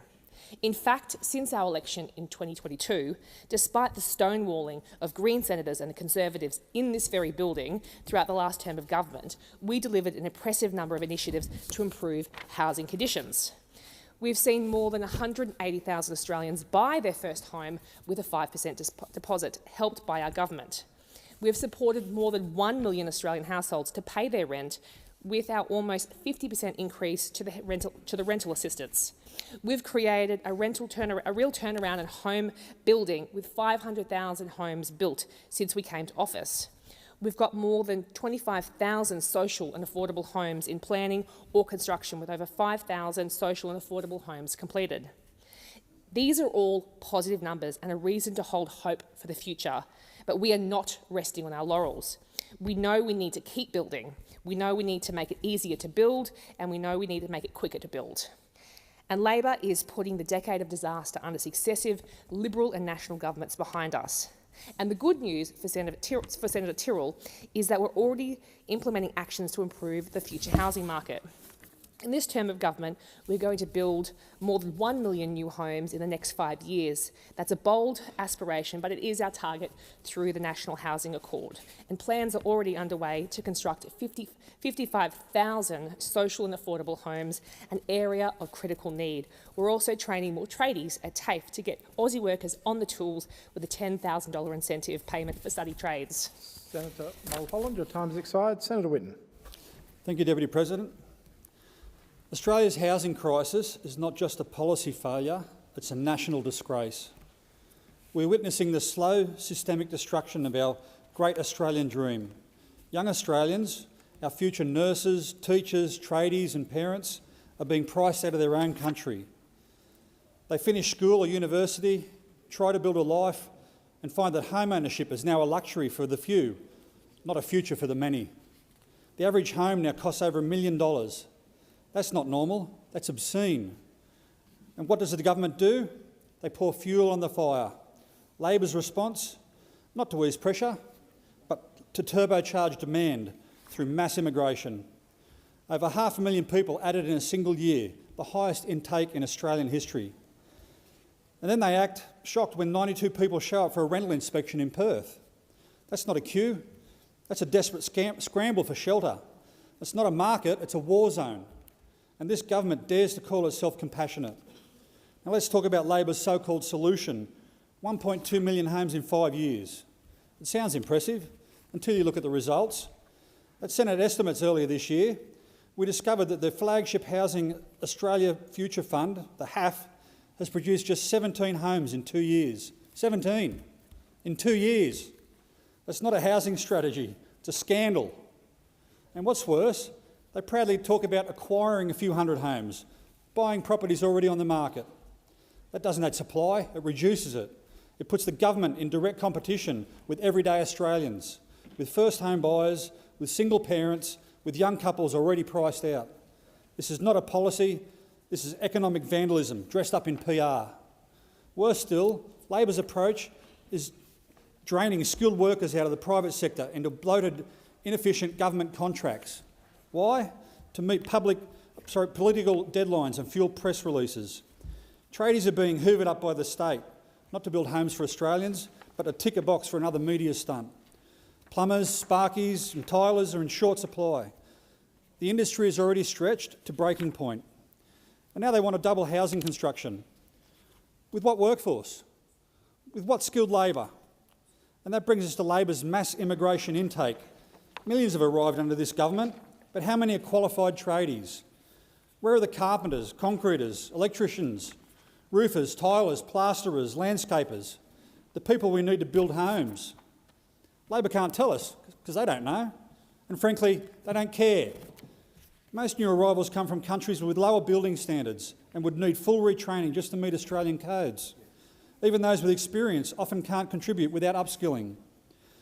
We need a doubling of skilled trades, and Labor has delivered a flood of unskilled labour that will build nothing. This is not immigration policy, this is market sabotage.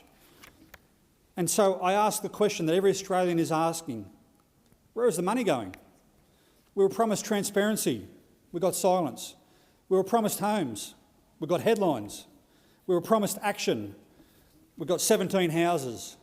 The Housing Australia Future Fund isn't just a failure, it's a con. Smoke and mirrors designed to fool the public into thinking something is being done, when in reality, the government is doing nothing that actually works.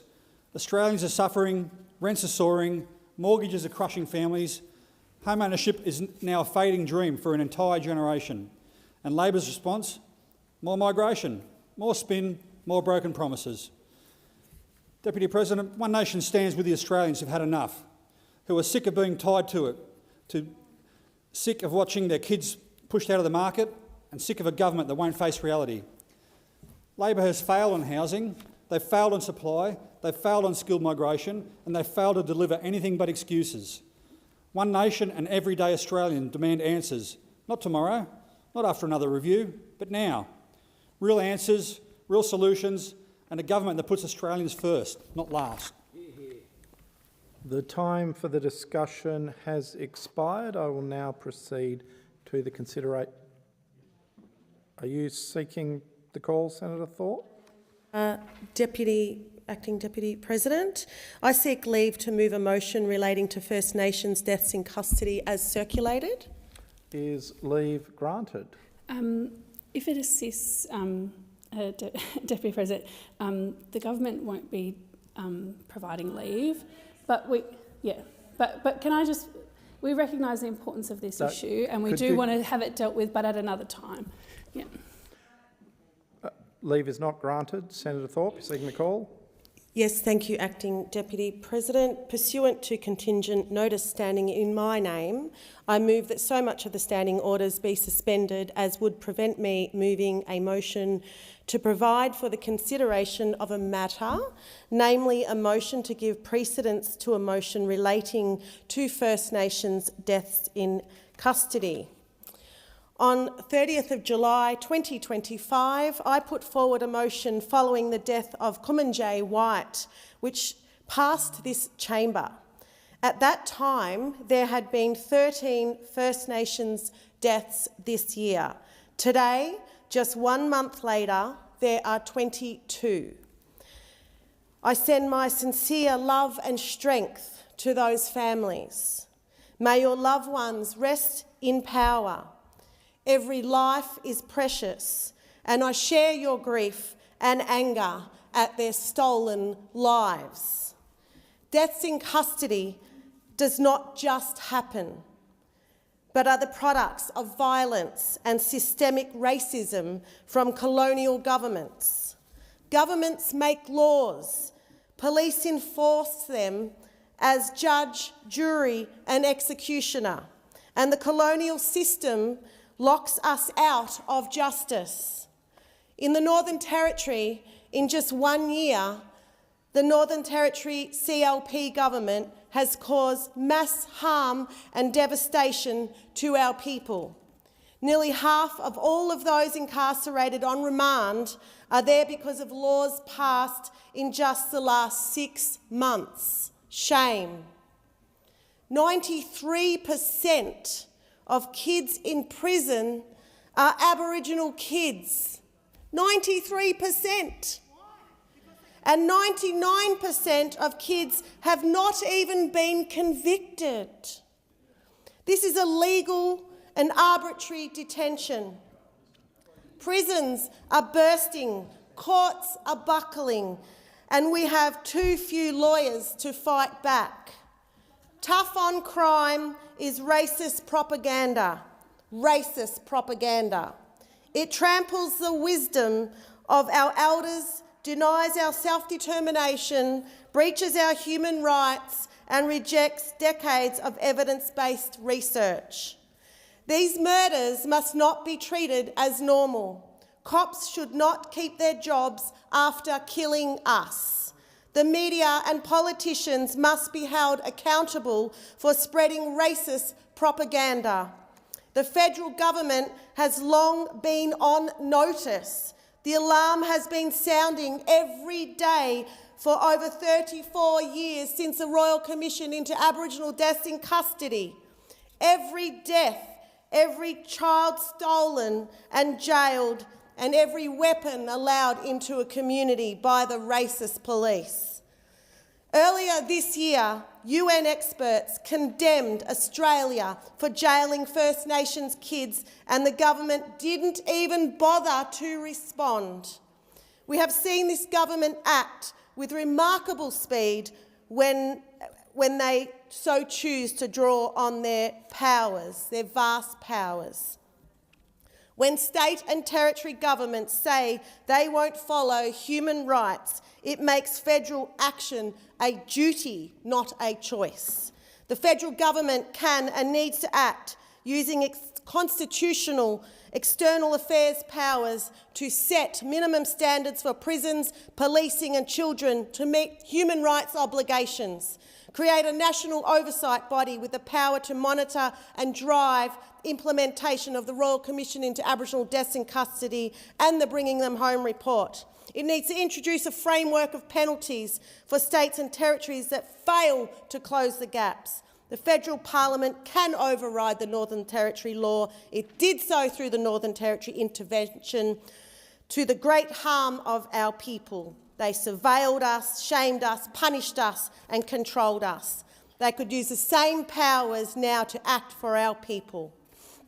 Prohibit the use of capsicum spray in Aboriginal communities. Ban the arming of security and police with firearms on public transport, public housing and in our communities. And secure justice for Kumanjay White. Right now, elders from the Northern Territory are protesting in Darwin, in Alice Springs and the Black Caucus in Sydney outside the PM's office. I want you all to know, every activist out there fighting for the survival of our people in this country, I stand with you, and we will not stop fighting until our people stop being killed at the hands of this racist colonial system. I will go to the Minister, Senator Hanson. Senator Green. Thank you, Deputy President. I will just make a very short contribution, if I can.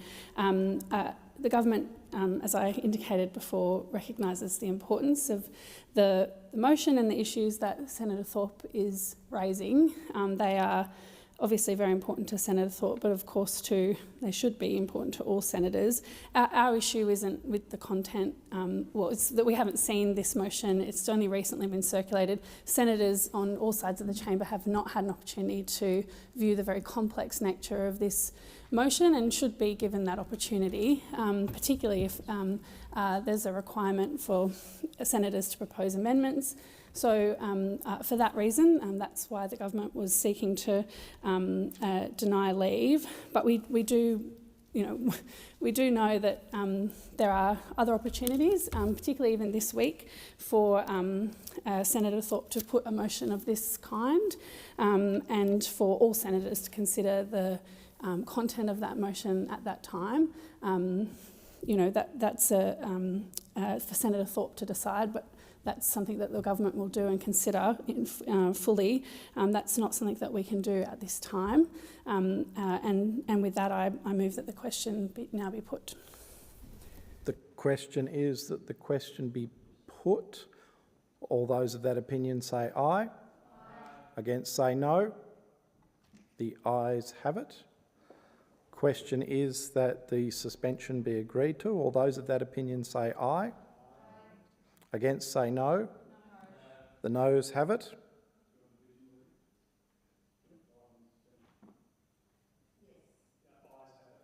The aye division required. Ring the bells for 4 minutes.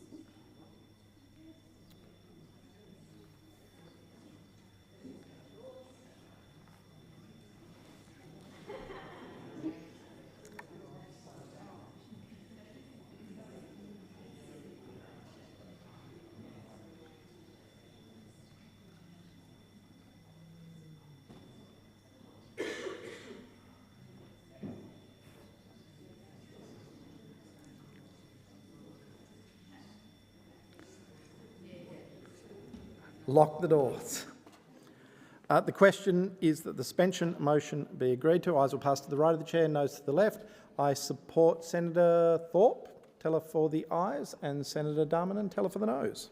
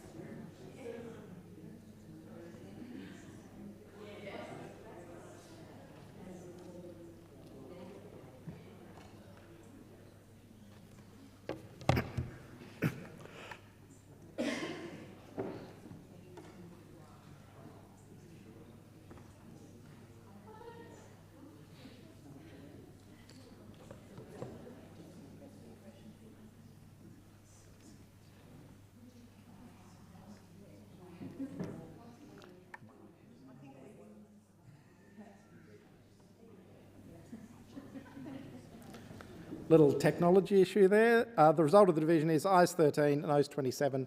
Question is resolved in the negative, in which case I will return to consideration of documents. I'll give senators a moment to leave the chamber or to resume their seats if they wish to take note of the documents listed on page 5 of today's order of business.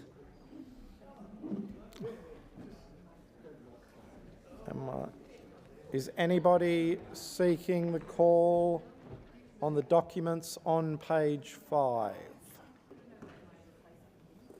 I don't believe so. We'll move on to the tabling and consideration of committee reports and government responses. Minister. I present 2 government responses as listed on today's order of business and seek leave to have the documents incorporated in Hansard. Is leave granted? There being no objection, leave is granted.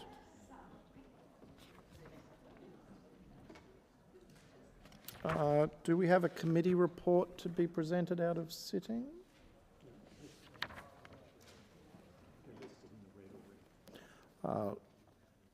Listed in the red on page 5. Any speakers wish to take note of those? No. Are there any ministerial statements? Minister. Thank you. On behalf of the Minister for Agriculture, Fisheries and Forestry, Ms Collins, I table a statement concerning agriculture. Are there any changes to committee memberships? President has received... Just in the interest of, I want to make sure Senator Cadell gets a shot here. He's anxious. Thank you very much, Minister. Sorry for that, not seeing you, Senator Cadell. You have the call. To take note of the minister's statement on agriculture from the Minister. And I note that the Labor government is taking credit for the headline figures today, a $100 billion headline figure out there in the ABARES report on agriculture. And I want to point out that this result does not belong to the government, it belongs to those out there working in the industry. It belongs to the farmers, it belongs to the foresters, it belongs to the fishers, and all the work they do to make Australia great. They are the ones who sweat out there to feed the nation, to feed the world, and to do the hard work despite what this government's doing to the agricultural industry. ABARES shows us the truth behind the spin. The water trade has collapsed to only 759 gigalitres this season. That's less than half what it was last year. And the median water price is now $260 a megalitre. That is more than 3 times the average for the last 5 years.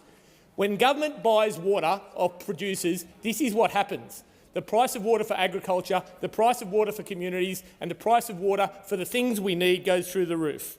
That isn't good governance. That is a deliberate policy by this government to put ideology over the basin communities. Farmers across southern New South Wales, across Victoria and South Australia are facing droughts.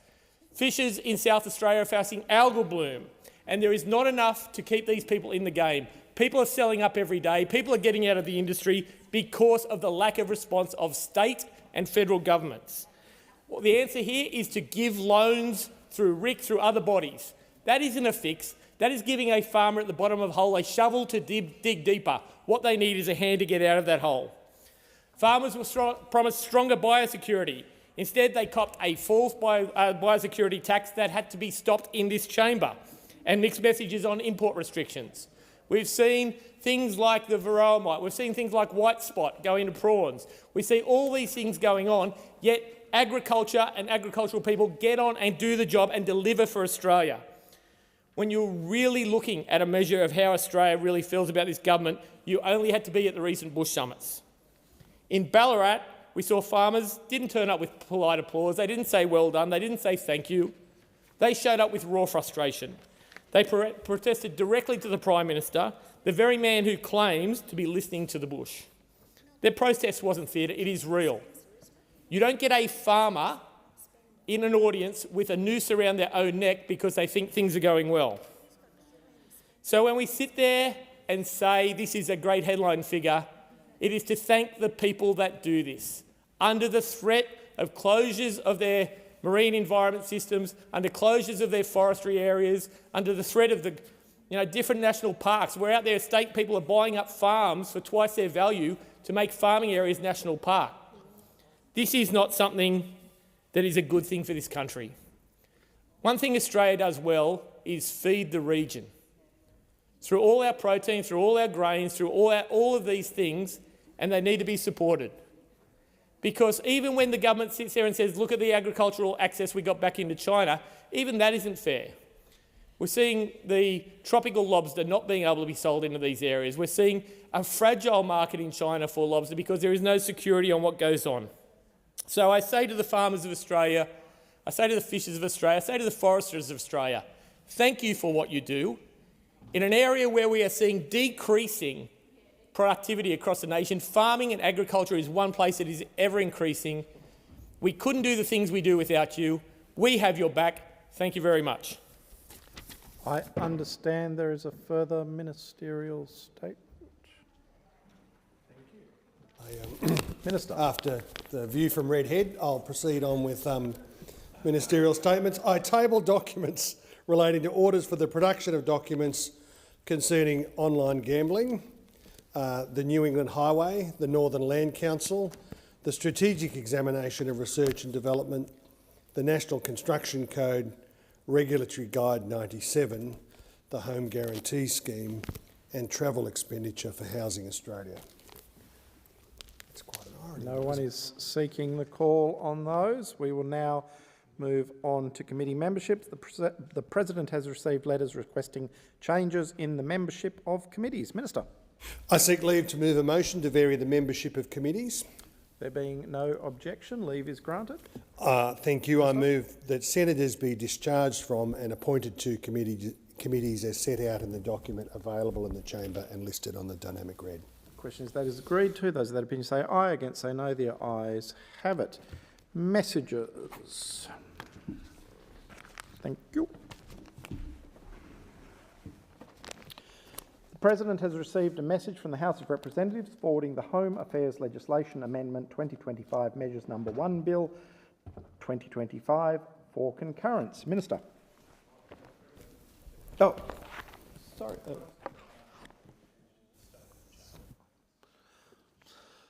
Quorum required. Ring the bells.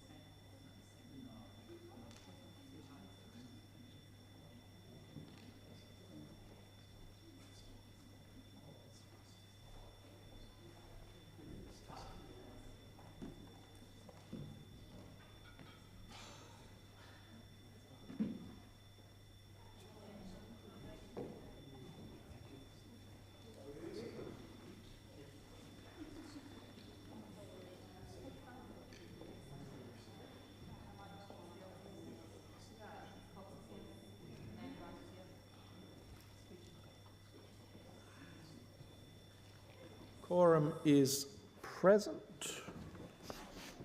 Minister, you had the call. Thank you. I move that the bill may proceed without formalities and be now read a first time. Question is that the... sorry, Senator Shoebridge.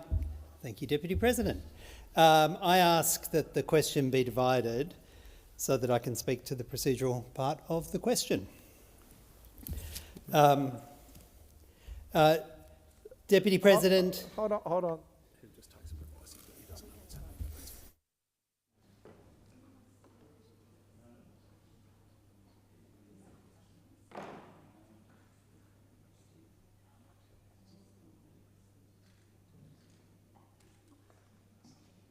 Senator Shoebridge, you have the call. Thanks very much, Deputy. The proposal here is that this bill proceed without formalities. And we're talking here about the Home Affairs Bill, which is designed to deport people from this country without even giving them the grace of natural justice. Order. Senator Shoebridge, could you please resume your seat? Minister? Just so that I understand what gamesmanship has been engaged in here. The request has been that the motions be put separately, as I understand it. It's not open to Senator Shoebridge to then speak to that proposition. There's a question that you have to adjudicate on, as I understand it, first, which is it open to the chamber to put those questions separately? In the event that you decide that it is, then it's a matter for me to then move the first proposition and then the second proposition. That's the way democracy works, Senator Shoebridge, and we'll take a view about that. But as I understand it, it's a matter for you to consider at this stage, not for him to bloviate. I will admit this is not a circumstance that has come across my path before. I will take further advice. On the point of order, Senator McKim. Yes, indeed, Deputy President. Thank you. On the point of order raised by Senator Ayres, I firstly utterly reject any assertion that anything is being gamed here. That is an imputation of motive that is contrary to 193(3) of the standing order. So I just make that point first. Secondly, I direct Senator Ayres to Standing Order 1133, which makes it very clear that he's just made a complete fool of himself, and he might as well have just announced to this chamber he's got no idea about what is in the standing orders, because 1133 makes it very clear that when a motion such as the one that was moved by Senator Ayres is moved, that contains two or more of the provisions that are set out in the preceding paragraphs of Standing Order 113, that any senator may request that the motion be divided and the provisions put as separate motions. And in the context of the request by Senator Shoebridge, he is well entitled to debate the procedural part of that question, which is that the bill proceed without formalities, and Senator Shoebridge was being completely relevant to that question. So, as I said, I am going to take some further advice on this. I will ask the chamber to be patient for a few seconds while I do.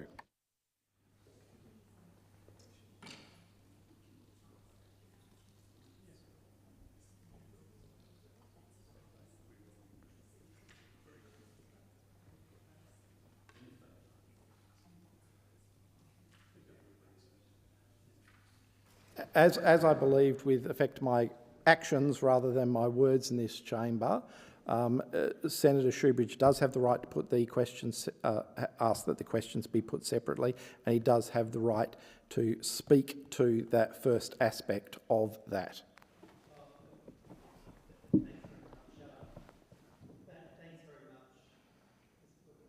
Senator Shoebridge, you have the call.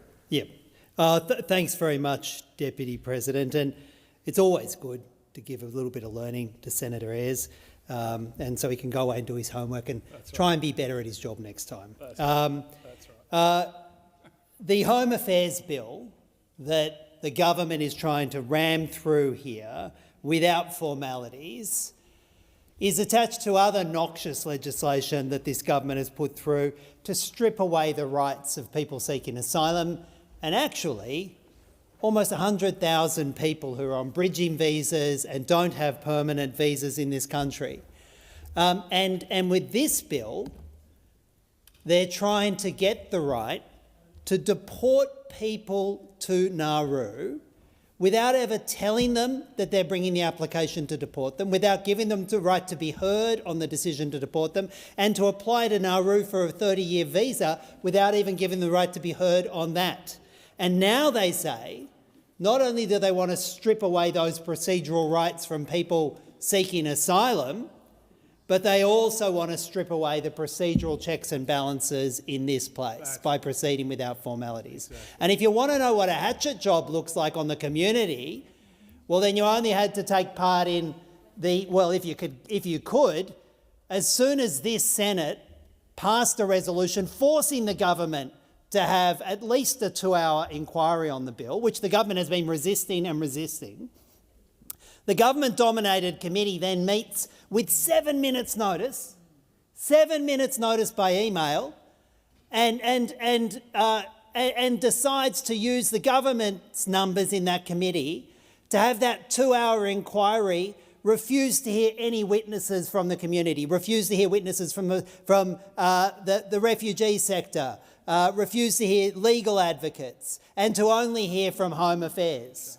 So not only is this government showing gross disrespect to people seeking asylum, they're showing gross disrespect from the sector, who I can tell you now has a lot to say about this bill, about how it's yet another racist attack on asylum seekers from the Albanese government, how it's yet another attack on multiculturalism from this Albanese government, like they told you 12 months ago when you stitched up another deal with the coalition. They told you that this continuing to demonise asylum seekers and migrants and multicultural Australia, they told you it would inflame the far right. They told you it would lead to racism. They told you it would lead to ugly politics against multicultural Australia. You didn't listen, and that's why we had the rallies on this last weekend. And what have you done? Because you know those voices will be critical, you're silencing them even from the 2-hour committee that's been forced upon you by the Senate. Well, if you continue to ignore the voices of reason, the voices of decency, you'll continue down your pathway, your lowest common denominator pathway, to pass laws that were even beneath the coalition when they were in government. And that's what you're doing yet again. You're silencing the very people you need to be listening to right now. People who want to protect multicultural Australia. People who want to ensure that migrants and people seeking asylum have rights and are respected in this country as genuinely equal partners in this country and as equal members of our community. And instead, the Albanese Labor government sends up the likes of Senator Ayres to do that waffle, to try and attack us even speaking about it now. That's right. You want to not only silence the community, you want to not only silence the sector, you not only want to demonise multicultural Australia, but you want us to even not be able to bell the cat here in the chamber and point out your grubby behaviour. Because that's what it is. It's grubby behaviour from the Albanese government, trying to slip this legislation through in the dark of night and hope nobody will notice. And you've got form on this as a government. That's the same grubby deal you did with Nauru. You send the Minister Burke off to Nauru to secretly negotiate a $400 million bribe to Nauru, sign the deal, and then you release the statement. You put out the trash on a Friday night, you release the details about it with one line from Minister Burke. On a Friday night, no press release, no notice, no communication with the public apart from a silently uploaded statement on the website. Do you know we know more about this secret Nauru deal from a Facebook post from the Nauru government than we do from the Minister for Home Affairs? We know more about the expenditure of $400 million of Australian taxpayers' money this year, $70 million next year. We know more about it from a Facebook post from the Nauru government than from the Albanese government, who's spending our money in cooking up this deal to deport people and show the gross unfairness. So, yes, do we want this question put separately? We bloody well do want this question put separately. And I withdraw that. Sorry, Deputy President, my enthusiasm got away with me. We do want this question put separately.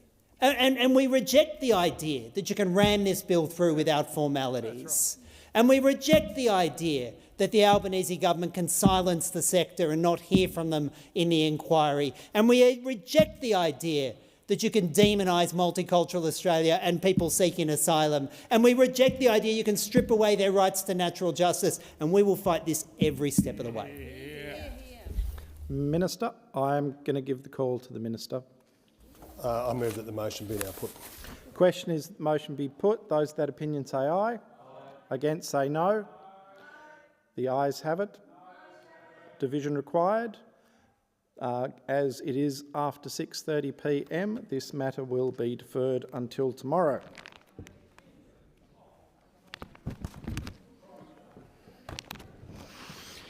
The President has received a message from the House of Representatives informing the Senate that the House has agreed to the Health Legislation Amendment, Improved Medicare Integrity and Other Measures Bill 2025 without amendment.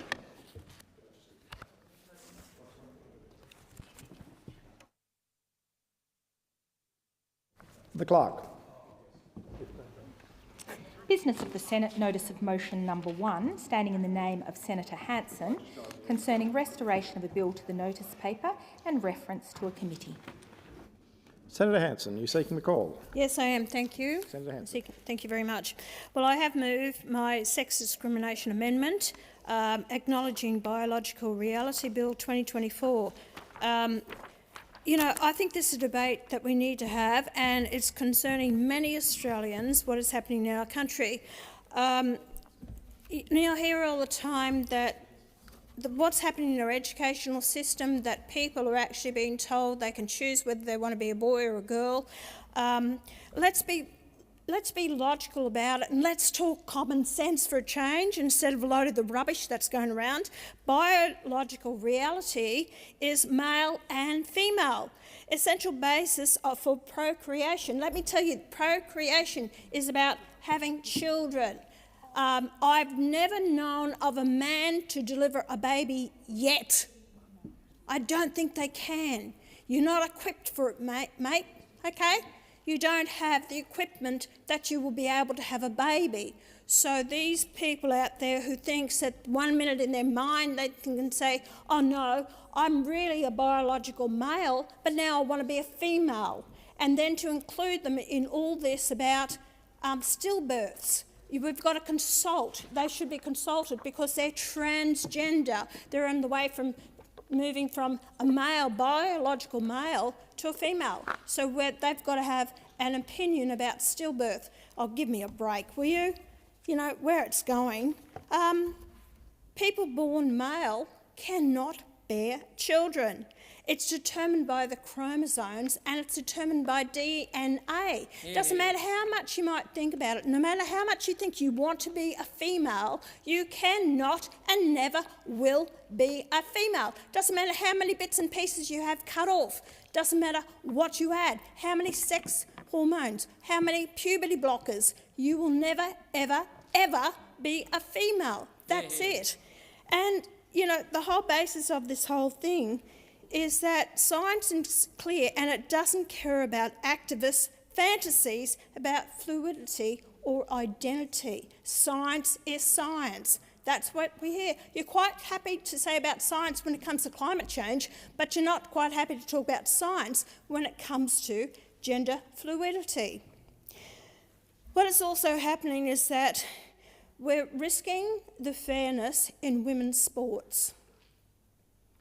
You have these men that are then saying, oh, look, I'm a female today, I want to join and get into female sports. Well, I watched a video there of that roller skaters, and he was clearly a male. and he's in the women's sports, and he's nudging and he's pushing them around. You know, biological males have the strength, they have the muscles, they actually are built differently to the females. Why are we allowing this to happen? Under the, as Janet Alderston actually has said, how can a person know about another person's sex or gender identity if the laws plots in an ambiguous scale? And that's what's happened. And that's where we see the problem now with Giggles versus Tiggles at the moment. And this is just ridiculous. The gender-related identity, and also its highly subjective definition of gender identity, the gender-related identity, appearance or mannerisms of other gender-related characteristics of a person, whether by way of medical intervention or not, with or without regard to the person's designated sex at birth. And we're allowing people to actually change their birth certificate, and you can actually choose whether you want to be male and female. You're actually causing so many psychological problems with their kids coming through that they don't know. In our educational system now, you're saying you can't use him or her, it's got to, and them and they, and that's what you're doing through these government departments as well, and that's what you're pushing.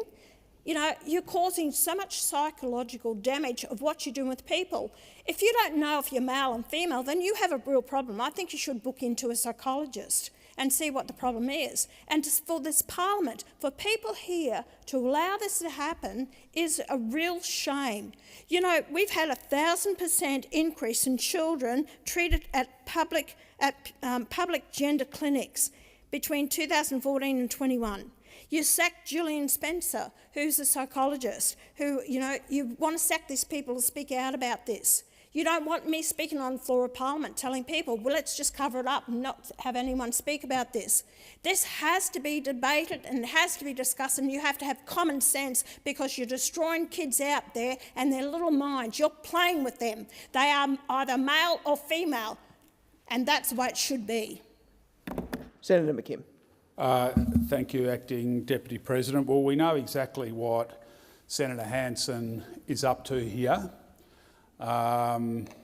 What she is seeking to do through this motion is to provide a platform to allow parliamentary privilege to be used as cover for transphobic people who want to punch down on transgender people, and in particular on transgender children. I remind the Senate that Senator Hanson has twice tried in the previous Parliament to have this bill read for a first time, and the Senate on both occasions refused to allow this bill to be read for the first time. And I want to say this to people who are listening: the Senate deciding not to even allow a bill to be read for the first time is a vanishingly rare occurrence in this place. It is reserved for bills that are particularly obnoxious, and the Senate determines that they should not even be tabled in this place, let alone debated. Now, let's be clear about this. This is a bill that would remove protections on the basis of gender identity from the Sex Discrimination Act. It is undoubtedly a transphobic piece of legislation, and it seeks to use the lives and the well-being of transgender people in this country, including transgender children in this country, as political pawns in a divisive far-right agenda where Senator Hanson wants to fight the culture wars, and doing so in the full knowledge that this will harm some of the most vulnerable people in our country, including children. It is a disgrace that we are even having to debate this matter today. And I want Senator Hanson to know something here. This is according to the LGBTI Plus Health Australia snapshot of mental health and suicide prevention statistics for LGBTIQ plus people. Trans people aged 14 to 25 are 15 times more likely to try to kill themselves, to attempt suicide, than the general population. 15 times more likely, and you want to weaponise them in your disgraceful culture wars. Well, the Australian Greens are not going to have a bar of it. We're not going to have a bar of it. And around 1 in 2, around half of trans and gender diverse people aged 14 to 25 report that they have attempted suicide in their lifetime, and trans people aged 18 and over are 6.5 times more likely to self-harm compared to the general population. Well, you want to talk about sick? I'll tell you what is sick. That is, you are sick in trying to introduce a bill that you know will harm a section of our community that deserves our love and our support, not being used as cannon fodder in your despicable culture war. Order. Order. Order, Senators. Senator McKim, please direct your comments through the chair. All right. Well, I say this to Senator Hanson. Instead of using her public platform to divide Australians and to harm people who need our love and support, instead of using her time on marching with neo-Nazis like she did on the weekend, she should focus her energies on creating an Australia that is safe and inclusive. Take your seat. Senator Hanson. I want to withdrawal there. I did not march with neo-Nazis, and I won't have the reference to it. I want to withdraw. Senator Hanson, what's the point of order? The point of order is that I was referred to that I actually marched on the weekend with neo-Nazis. It did not happen. It did not happen. I understand the point of order. Thank you, Senator Hanson. I'm going to take advice on this in relation to the appropriate next step from the clerk, if you give me a moment.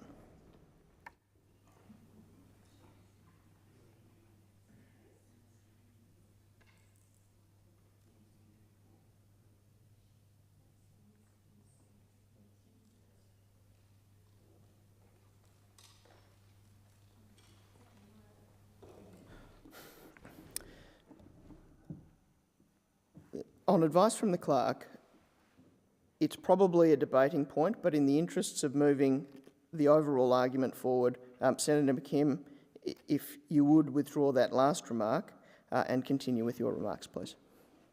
Well, Chair, I don't believe that I've impugned Senator Hanson's motivations, if that's the point of order. I simply stated a fact. And so on that basis, I'm going to ask respectfully, Chair, if you would consult with the President on this, and if it's the President's ruling once she's reviewed the Hansard, I will withdraw. But I don't believe, on the basis of what I said, that there is a necessity for me to withdraw, given Senator Hanson has not explained what standing order she believes I've contravened. So I will ask that you consult with the President on that, please, Deputy President. In the interest of moving this forward, I will consult with the President on that. Senator McKim, if you'll proceed with your remarks, but perhaps don't repeat that remark until that ruling is finalised. I certainly will not. And I will conclude my remarks here. I just want to say very clearly, the Australian Greens proudly stand with transgender Australians. We proudly stand with transgender children in this country. We will always stand with them and support them against anything that is divisive, that seeks to demonise them. I want to say to trans people in this country, no matter how old they are, no matter where they come from, no matter what their cultural backgrounds, and there are many, that we have their backs in here. They are loved, they are supported, we hear you, we see you, you have a right to exist, you have every human right in this country that everyone else does, and the Australian Greens will always stand with trans people because trans rights are human rights. Senator Scarr. Acting Deputy President, if I can first acknowledge the way in which you handled that very difficult discussion. I'll be very brief. As the Coalition said in relation to this bill last year, when it was negatived at first reading, and in relation to another similar bill more recently, while the Senate has the opportunity to reject a bill at the first reading stage, in practice the first reading is almost always passed without opposition and is regarded as a purely formal stage. The Coalition supports these normal procedures, as we have with many Greens, Labor or crossbench bills that we strongly opposed. The normal process enables bills to be fairly considered and debated by the Senate before a substantive decision is taken. It should only be deviated from in the most extreme of circumstances, lest we deny the right of senators to even have matters debated. As in all cases, a vote on the first reading should not be taken as a position on the substantive legislation. Similarly, a vote supporting an inquiry into a bill should not be taken as endorsing or rejecting that bill. Rather, it simply affords senators the opportunity to consider the merits of legislation and form their position on the basis of evidence. Senator Reyes. Acting Deputy President. It is consistent with the view that the government has taken previously in relation to this. The previous motion from Senator Hanson that the Senate should not be used as a vehicle for propagating hateful or harmful speech that hurts decent young Australians, decent people, and the indecency of the propositions that have just been put by Senator Hanson reaffirm my confidence in the judgment that the government took in terms of the position that we have adopted here. The truth is that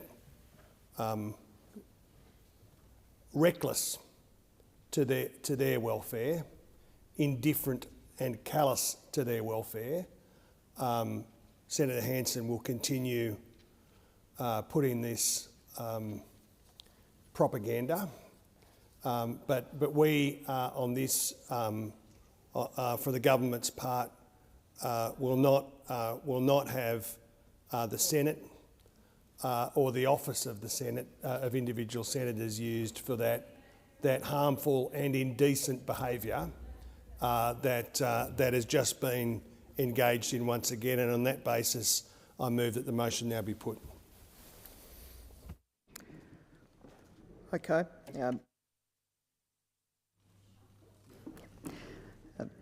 The motion moved by Senator Ayres is that the motion now be put.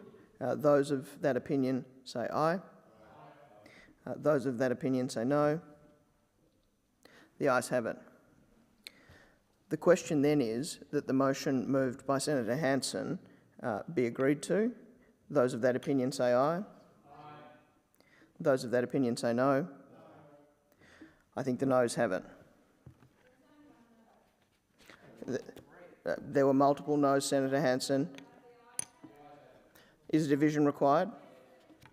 As a division has been called for, but it is after 6:30 p.m, that division will be deferred until tomorrow.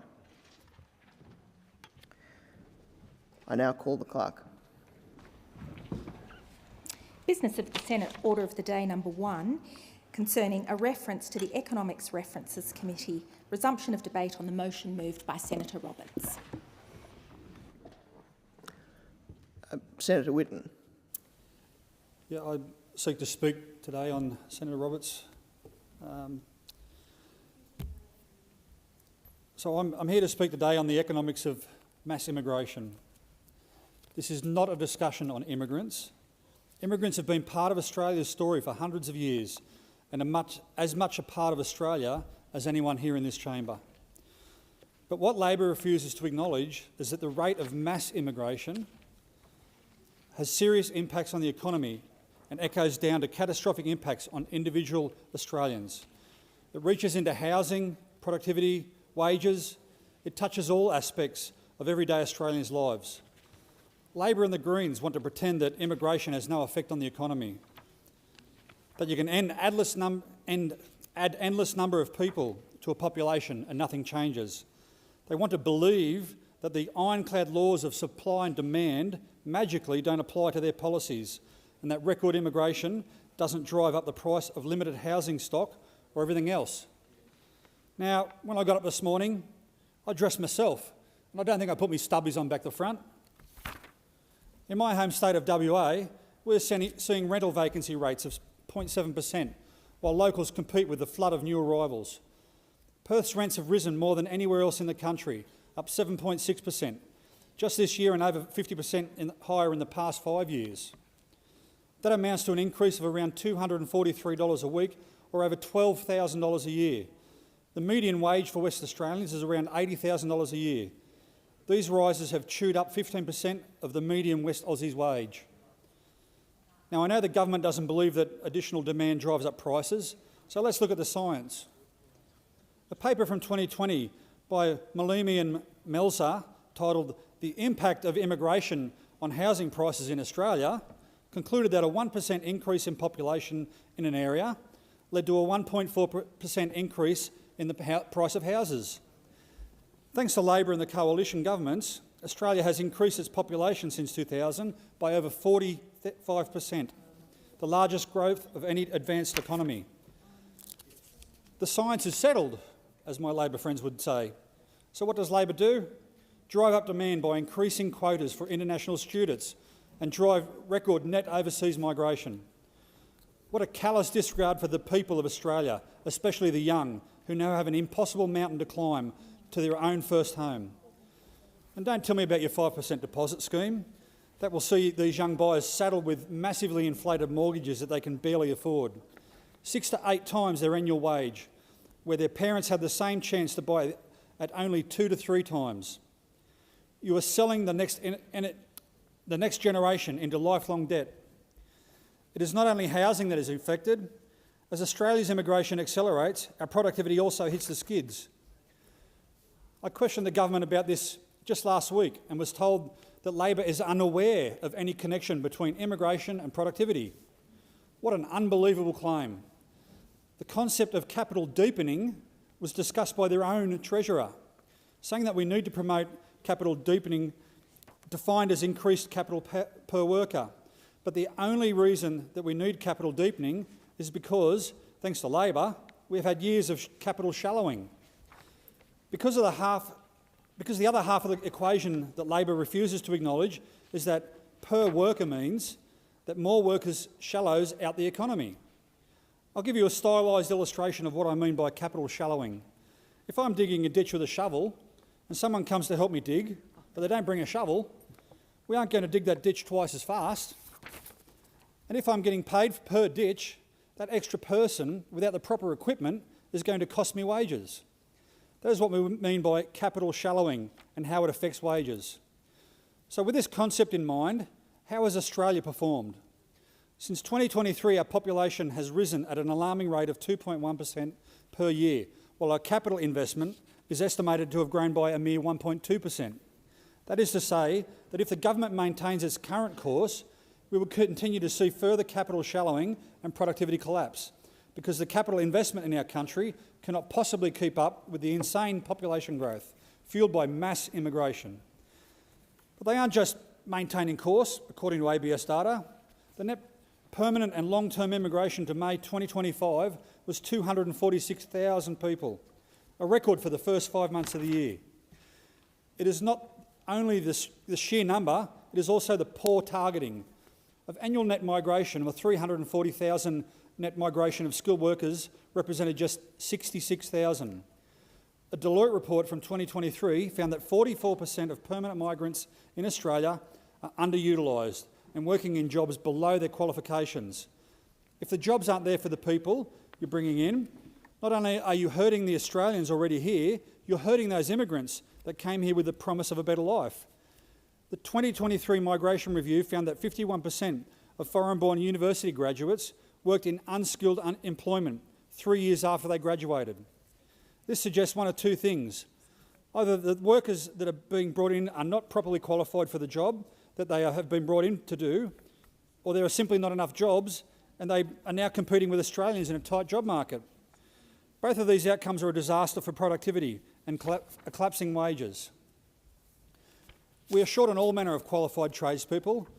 While the government drags them away with their political vanity projects like environmentally disastrous Geograph Bay wind farms in my home state of WA, instead of seeing vital trades come into the country in a meaningful numbers, we are seeing record numbers of international student enrolments, with 816,587 enrolments in just the first 5 months of the year, another record.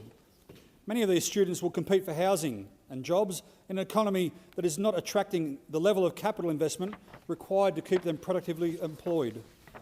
None of these concepts are new. This is not something that Labor could be unaware of. They themselves have talked about the need for capital deepening in the lead-up to the economic roundtable. We can't continue to see immigration numbers outstrip investment in Australia. If the tools, infrastructure and housing aren't there to support these new arrivals, the country as a whole suffers from the inevitable wage erosion. We have sky-high housing prices. We have cratering productivity and standards of living. Mass immigration is not just irresponsible policy, it is devastating to the people that this government is meant to serve. It begs the question, what motivation would a government have to drive down standards of living, to push housing out of reach of so many Australians? The answer lies in the true motivation of these politicians that are willfully blind to the suffering that they cause. They are not here to improve Australians' lives, they are here to purely be re-elected. To this point, mass immigration serves two distinct purposes. Firstly, polling by Redbridge Group indicates that immigrants vote overwhelmingly for Labor. Of course they do, when Labor's focus is purely on being re-elected and will continue to bring in as many likely voters as they can. Secondly, the flood of immigration hides the horrible management of the economy by driving up overall GDP to just barely avoid a technical recession. But while they may have avoided a technical recession, they have presided over the largest per capita recession since quarterly data became available in 1973. Is this another recession we had to have? Since December 23, Australians have only seen a single quarter of per capita growth of 0.1% in December 2024, almost a rounding error. We are back to per capita GDP declines as of March 2025. These are the reasons that Labor refuses to address the economic impact of mass immigration. The political benefit to them far outstrips their care for the people they are meant to represent. Good, honest, hard-working Australians from all walks of life.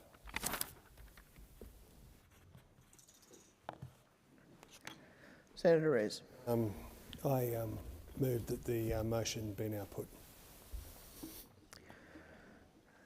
The question is that the motion be now put, that's moved by Senator Reyes. Those of that opinion say aye.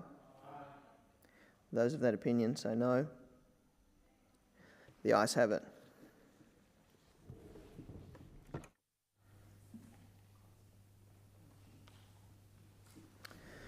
The question now is that the motion moved by Senator Roberts be agreed to. Those of that opinion say aye. Aye.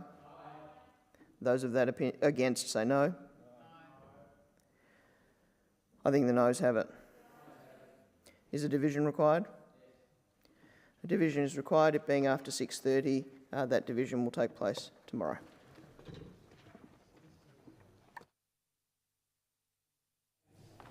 I call the clerk. Government Business, Order of the Day number 2, Aged Care and Other Legislation Amendment Bill 2025 and a related bill, resumption on the second reading debate and the amendment moved by Senator Ruston. Senator Little. Thank you, and I continue on the Aged Care and Other Legislation Amendment Bill. Well, this is yet another broken promise by the Albanese government, and older Australians are paying the price, wondering, waiting, worrying. Grandfathering arrangements protect those already on their aged care journey because uncertainty is the last thing they need. The Coalition fought hard during the passage of the Aged Care Act 2024 for grandfathering arrangements. It's because of our persistent negotiations, Australians who are already in residential care, who are on a home care package or who have been assessed and are waiting for a package will not see their arrangements change. This no worse off principle is critical. It gives older Australians the certainty they deserve, and this bill provides the framework to ensure those protections are delivered. That is a coalition achievement, something we pushed for and we secured. The Coalition has always stood up for hard-working Australians, particularly those who saved for their retirement. It's why we called for a lower taper rate on care contributions. We fought to protect retirees from unfair cost burdens and to hold Labor to account on its commitment to remain the majority funder of aged care. We also fought for the maintenance of a lifetime cap on contributions because Australians should know there is a limit to what they will be asked to pay for in care. Importantly, we opposed Labor's arbitrary caps on access to basic services like cleaning and gardening. Imposing limits in the middle of a cost of living crisis shows just how completely out of touch this government is. This bill removes those ridiculous caps from the legislation. Well, Labor, this delaying and your delay in home care packages is a national crisis. Perhaps the most egregious outcome of Labor's incompetence is the impact on home care. The Albanese government promised but then failed to deliver 83,000 additional home care packages from July 2025. They promised support to help older Australians remain independent in their own homes. This is an example of another broken promise from the Albanese government. Right now, more than 87,000 older Australians are languishing on the waiting list. Under Labor, that list has almost tripled in just 2 years. Many older Australians are waiting for more than a year for care they have already been assessed as needing. It's not just an administrative burden, it's a national crisis. Behind every number is a person, someone's parents, someone's grandparent, left without the support they need to live safely and with dignity, putting additional unnecessary and unfair pressure on vulnerable Australian families.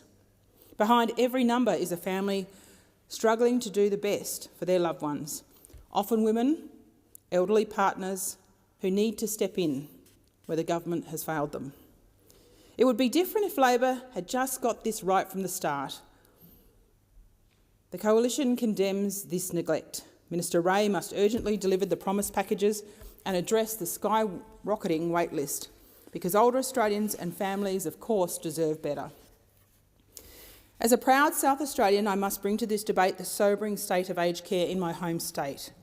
According to the Productivity Commission's latest report card, South Australia records the longest waiting times in the country for a federal aged care bed.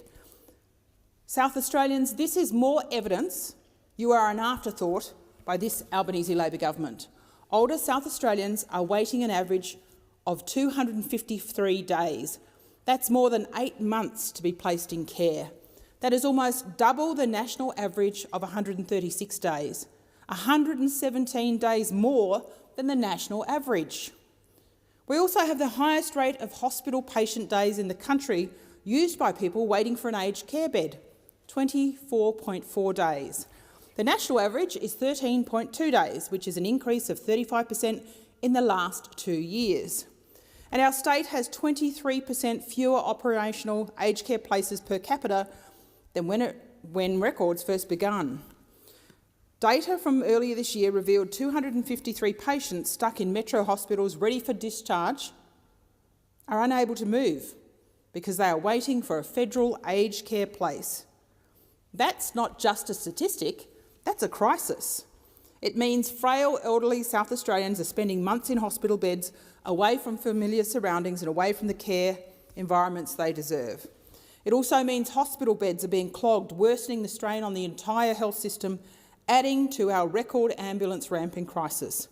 This is the direct consequence of a federal Labor government that was not ready, not listening, not willing to take responsibility.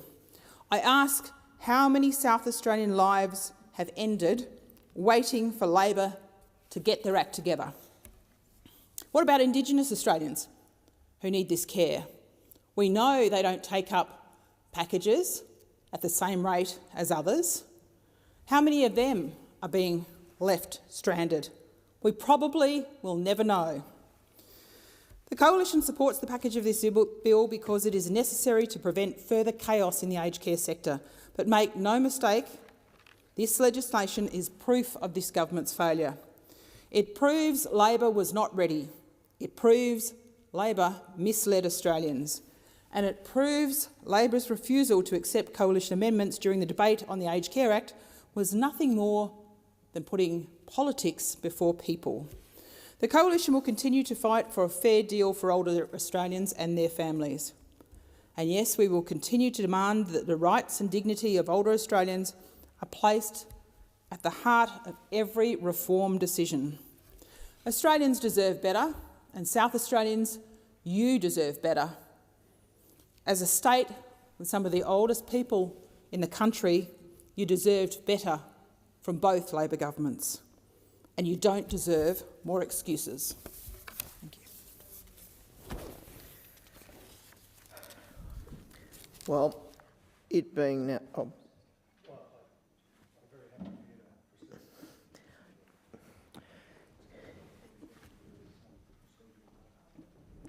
Well, we have, as I read it, around 30 seconds before we hit the hard marker at 7:30. In the event, Chair, that you were wondering how to spend the 30 seconds of time, yes, Senator, I thought that principally I would assist by inviting you to consider how, in that effluxion of time, the chamber might procedurally deal with efficiently that now much shorter juncture of time. Senator O'Sullivan. Wasting time to assist you. There is no point of order. We have now hit 7:30, so thank you both to Senator Ayres and Senator O'Sullivan. I propose that the Senate now adjourn, and I call Senator Polly.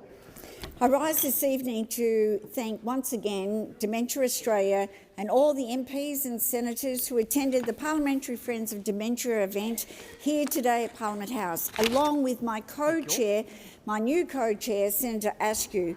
The title of today's event was so very fitting: Dementia, nobody can do it alone. As I said at today's event, it isn't just advice for anyone living with dementia, but in fact it's great advice for the journey of life. September is a significant time for advocates in the dementia space. It is World Alzheimer's Month, and in the lead up to Dementia Action Week from the 15th to the 21st of September, the Parliamentary Friends of Dementia and Dementia Australia were delighted today to set the agenda for the 48th Parliament to commit to our cause, which is to make life better for people living with dementia and those who care for them. We heard today dementia is soon becoming Australia's leading cause of death. This is the reality we face, but we face it together as a nation. And I would like to acknowledge the contribution of Minister for Ageing Sam Ray, who spoke at the event today. A true champion for people with dementia and those who care for people with dementia, and it was evident today when he spoke so passionately about what the Albanese Labor government is doing in this dementia space. People living with dementia, their families and carers are depending on us in this place to get the policy settings right so we can meet the challenges of this disease. The Albanese Labor government has undertaken significant initiatives to enhance funding for dementia care, support services and cutting-edge research, signalling a commitment to improving the lives of those affected and finding solutions for the future. Since coming to office in May 2022, the Albanese Labor government has prioritised aged care reform with dementia care at its heart. The government's increased funding is designed to ensure that Australians living with dementia, estimated to be over 400,000 people, can access quality care that is tailored to their unique needs.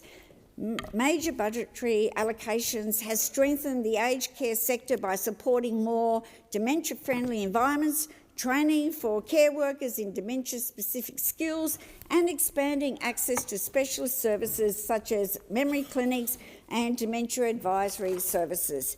Today really was a day to hear from our inspiring dementia advocates, and they did not disappoint. We heard from Sue Watts, a fellow Tasmanian. Sue's husband lived with dementia and Parkinson's disease. He lived in residential aged care for 3 years and passed away, and Parkinson's disease complications in June 2024. And today, Sue advocated for vigorous and more money to go into ensuring that there is mandatory dementia training for all Australians working in dementia care sector. Gina Cullen also spoke today. She's a mum, a wife, a grandmother, a dog owner who has recently been diagnosed with younger onset dementia and ADHD at the age of 59 years of age. She has transitioned from working as a civil marriage celebrant and a relationship and emotional fitness coach to focusing on her health and her family while continuing to study and do advocacy and voluntary work. Alongside her husband, Gina has engaged in dementia-related training and now advocates for better community awareness of brain health and the need for navigation blueprint and well-trained workforce to care for people of all ages. But we still have a long way to go to break down the myths that dementia only impacts older Australians. It doesn't.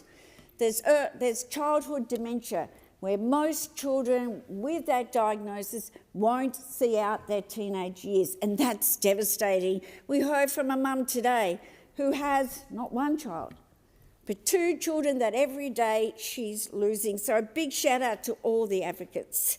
But we really do need early intervention. But we need to start with advocating for more in terms of brain health, because if we fund and we do research, we will find that investing in making sure people are aware that you need to eat a good diet, you need to exercise, you need your sleep, don't drink too much, don't smoke, that will be beneficial for your entire life and will save governments money. Senator Polly, your time has expired. Senator Askew. Thank you, Acting Deputy President. To pay suppliers or to pay their child's school fees, to pay their own superannuation or to buy more stock, to pay the extra staffing hours so that they can attend their child's dance performance or, again, just miss out on attending. These are just some of the hard decisions that small and family business owners in my community are having to make daily due to the appalling support and outdated regulations that are offered by this Albanese Labor government. Acting Deputy President, I rise tonight to speak of the challenges that these small and family business owners across our communities are facing.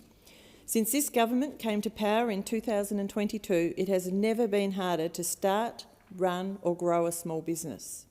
We are seeing increased red tape and regulation for both new and existing businesses, more obligations when it comes to wages, tax and superannuation, increases to the cost of wholesale products, largely due to both global and political uncertainty, increases in both electricity and water charges with no long-term policy solutions to bring these under control. All of this and more, while inflation has been out of control, causing interest rates on loans to also increase. This combination of poor government support and tough economic times has strangled businesses and squeezed their profit margins. And as a result, we have seen more than 30,000 small business insolvencies under this Albanese Labor government. This includes those across an array of industries including construction, hospitality, retail and manufacturing.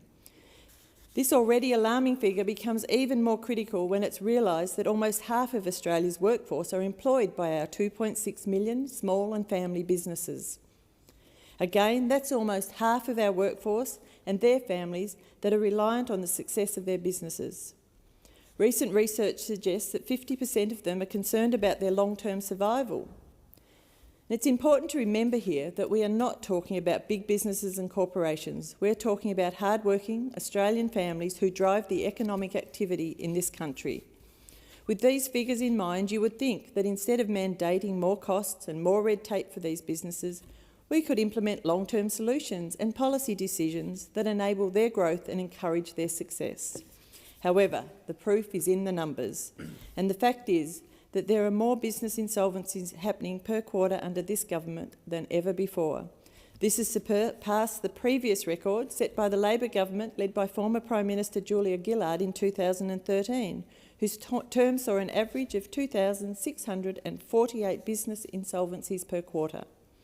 Businesses in my home state of Tasmania have not been immune to these challenges, and I have met with many who are calling for urgent regulation reform for the industry. Recently, Launceston has seen multiple business closures that have been stalwarts of our city.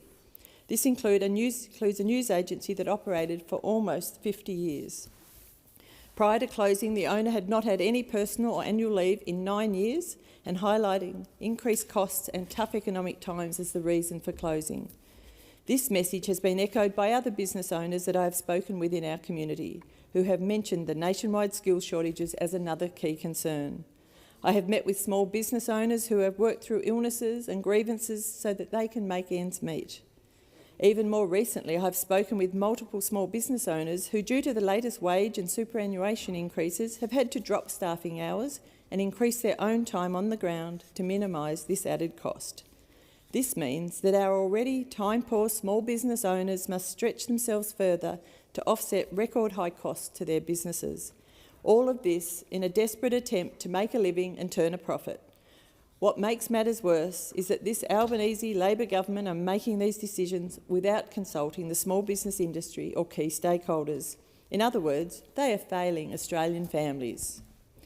Recent figures released by the Council of Small Business Organisations Australia, COSBOA, reveal that 73% of respondents want more government support for small businesses, while 80% of respondents say that red tape is holding their business back. Band-aid solutions like temporary tax cuts and one-off electricity rebates do not meet the needs of these brave people who are battling through business conditions that they have never seen before. Small businesses are being hit with a new compliance burden almost every month under Labor. To date, we have seen 35 major Fair Work Act changes under this government, 34 of which disproportionately affected small business. Business owners are spending 15 hours a week on compliances, taking them away from running their businesses, impacting on their family life and often their mental health. It's time for the Albanese government to stop letting unions influence policy that is strangling business and start implementing industry-guided policy and reform that will enable business growth and business confidence. Expired. Senator Hodgins-May, you have the call. Thank you, Acting Deputy President. In August, a united cross-section of Jewish, Christian, Muslim and secular Australians published a statement demanding action for Gaza. People of different faiths and backgrounds working together to urge the Australian government to act. These groups were united in calling for practical steps to help end the horror in Gaza by sanctioning Israel. The statement declared, "We are facing a profound moment of moral reckoning. In light of clear violations of international law, it is imperative that Australia respond with urgency and use every means available to end this horror." Since then, the Albanese government has pledged to recognise Palestine. But recognition alone will not stop the bombs from falling, the guns from killing or the people from starving. Australia can and must show leadership by banning all arms trades, including trading parts for the F-35 fighter jet, and imposing sanctions akin to those we've placed on Russia. It's time to stand decisively for justice, dignity and the right of all human beings to live free from occupation and slaughter. The Albanese government must answer this call. Earlier this month, I joined members of the Hazara community in Melbourne to commemorate the fall of Kabul to the Taliban. I heard stories of fear, loss and heartbreak, but also of resilience, strength and an unwavering determination to keep fighting for justice. On that day in 2021, lives across Afghanistan were upended. Hazaras are one of the most persecuted ethnic groups in Afghanistan, and since the return of the Taliban, attacks have escalated. They have been routinely subjected to targeted violence, killings and discrimination. Hazaras have faced a history of repression and violence by governments. They are subjected to targeted massacres at mosques and schools. Women are arbitrarily detained under the pretext of hijab laws, and girls are banned from education. Just last month, 25 Hazara families in Rashk village, Bamyan province, were forcibly evicted from their homes by the Taliban. Armed men stormed their village, seized their houses and threw their belongings onto the street. The international community's response has been woefully inadequate. As we approach the 134th anniversary of the Hazara genocide, we support the calls from the Hazara community and international human rights groups to recognise and condemn escalations in violence, the ongoing persecution and acts of genocide against Hazaras. And we continue to call for an increase to Australia's humanitarian intake to 50,000 places and a clear pathway to permanency for all those subjected to the so-called fast-track system. We recently celebrated the anniversary of Pakistan's independence on August 14th. I want to acknowledge and have on the record of this Parliament that this year's celebration comes at a difficult time for Pakistan's democracy. Pakistan is experiencing a dangerous escalation of anti-democratic activity. There are reports of arbitrary detention, forced disappearances, custodial torture of opposition figures and the use of military courts to try civilians. the unlawful detention of former President Imran Khan and the violent suppression of protests undermine democracy and fundamental rights. Military trials for civilians that breach international human rights conventions. All these actions violate basic democratic principles. Pakistan's people deserve constitutional civilian rule and democratic governance. The Greens remain in solidarity with those calling for the release of political prisoners, an end to military trials for civilians, a free press without censorship, and strong, independent democratic institutions. We stand in solidarity with the people of Pakistan and the diaspora here in Australia. Today, I met with representatives from Australia's Tibetan community. They spoke with courage about the importance of protecting Tibetan culture and religious freedoms. The succession of the Dalai Lama is a sacred tradition of Tibetan Buddhism, and Australia must take a principled stance in condemning any interference by the Chinese government. As a democracy, we have a responsibility to stand with the Tibetan people.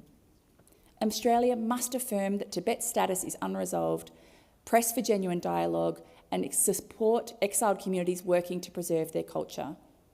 I have hope for a future where the people of Tibet are able to shape their own future, a future underpinned by safety, dignity, and the freedom to preserve their culture and way of life. Thank you very much, Senator.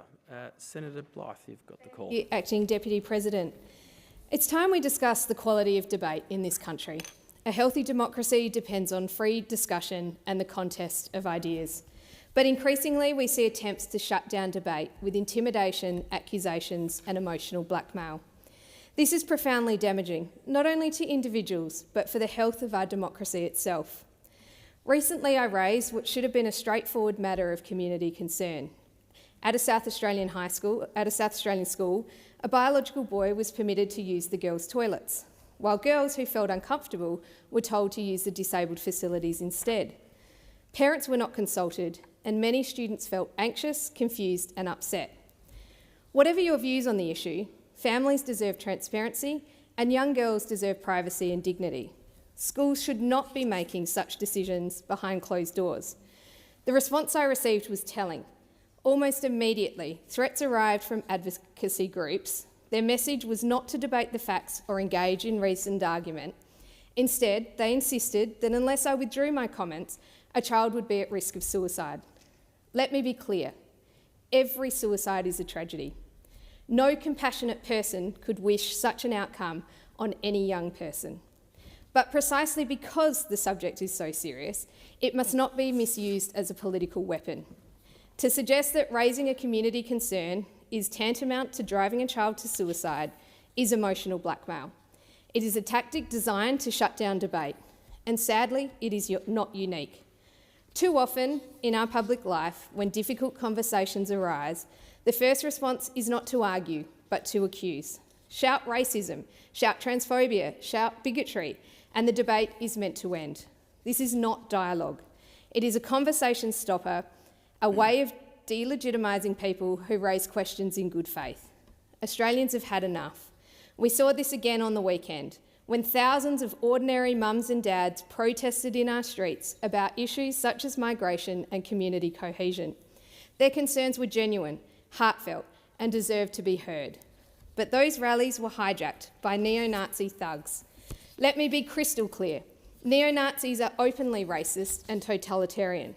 Their hateful ideology has no place in our country. But their presence must not be used as an excuse to dismiss the concerns of ordinary Australians who are worried about the direction of our society. Indeed, the tragedy is that when mainstream voices are censored, abused or silenced, frustration grows. And that frustration is exactly what hateful movements like the neo-Nazis feed upon. If we continue to shut down ordinary citizens with slogans and slurs, more people will be pushed towards the fringes. Censorship by fear is not only unjust, it is fueling extremism. That is why the issues before us, women's rights, migration, policy, social cohesion, climate change and safety of children must be debated openly, not forced underground. We will not resolve our challenges through intimidation. We will only find answers through respectful, reasoned and open debate.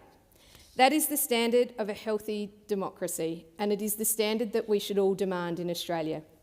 Advocacy in a democracy means persuasion, appealing to evidence, values and reason.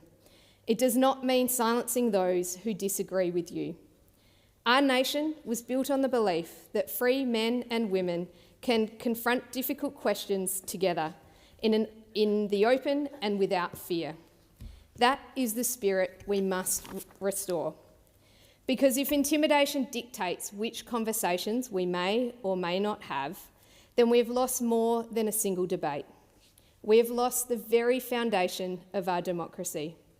For my part, I will continue to speak up. I will continue to defend the rights of families to know what policies affect them and their children.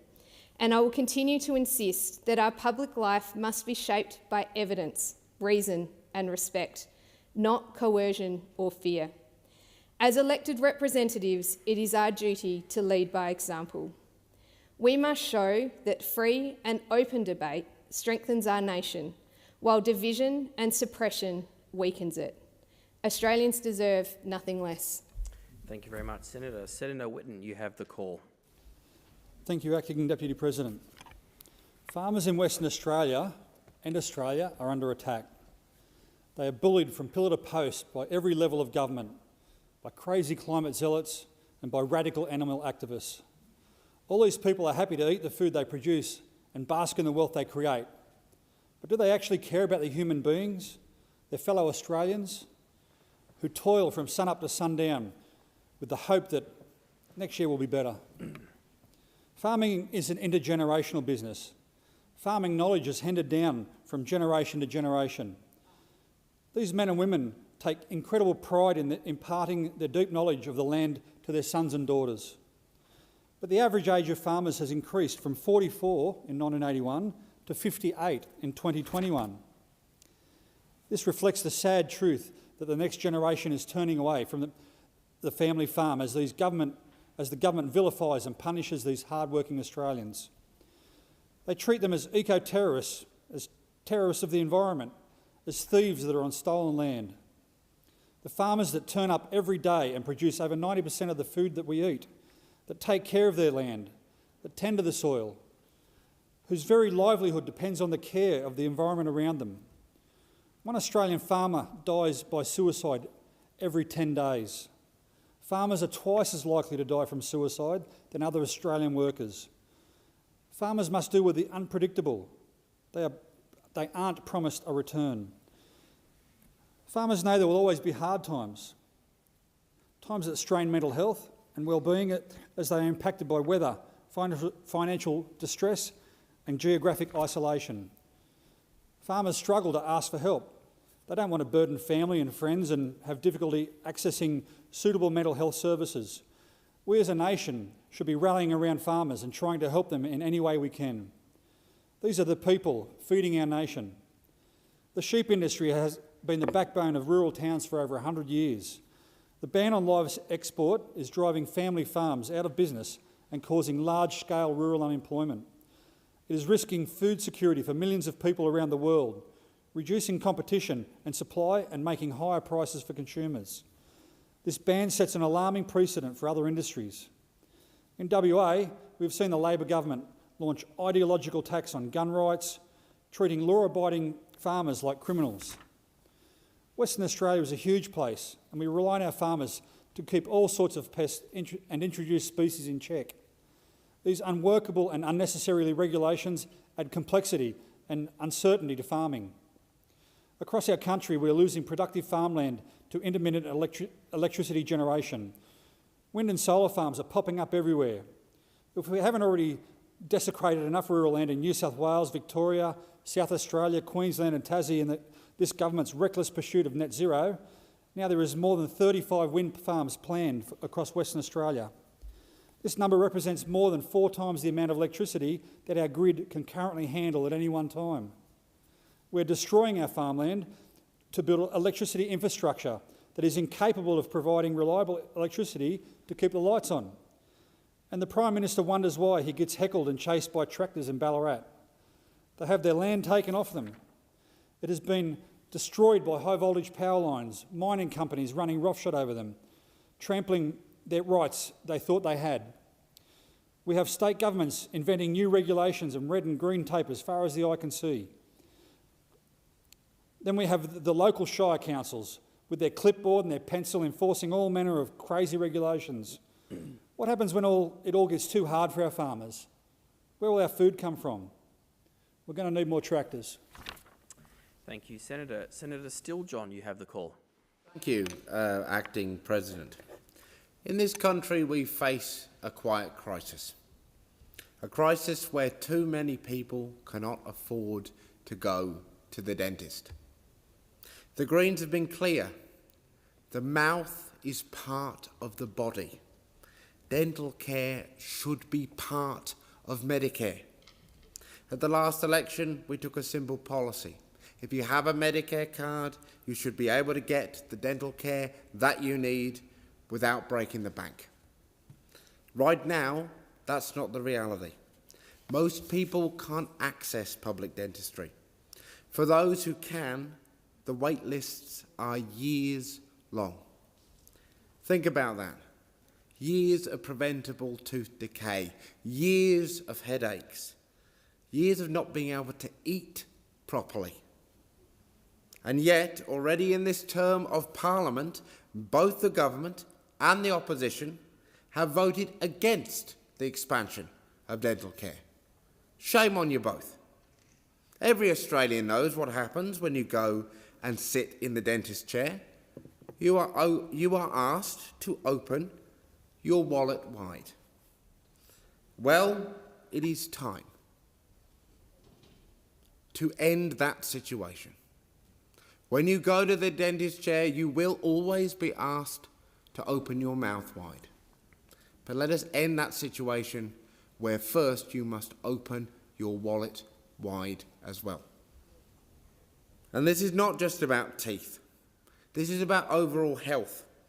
Our dental and oral health workforce are calling for dental to be brought into Medicare.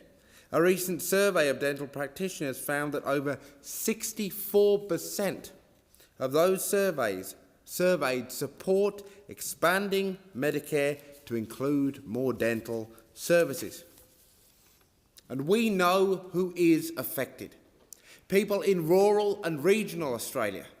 We know that oral health generally declines as remoteness increases.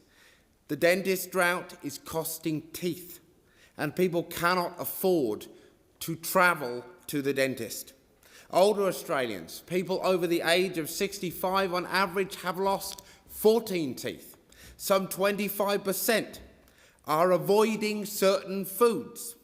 We have seen promising results from a seniors dental benefit scheme trial. Why are we waiting any longer for action? People recovering from cancer. A person may have surgery that removes their teeth. The implants may be funded by the government, but the actual teeth in those implants, they are not. If someone has radiation therapy, their salivary glands are often damaged. They will need to see a dentist twice a year for the rest of their life. Yet that care isn't funded by Medicare. Why? Survivors of abuse. I have heard so many stories of people being assaulted and losing their teeth. One story shared with me, a woman lost her front teeth and the others began to blacken and to die.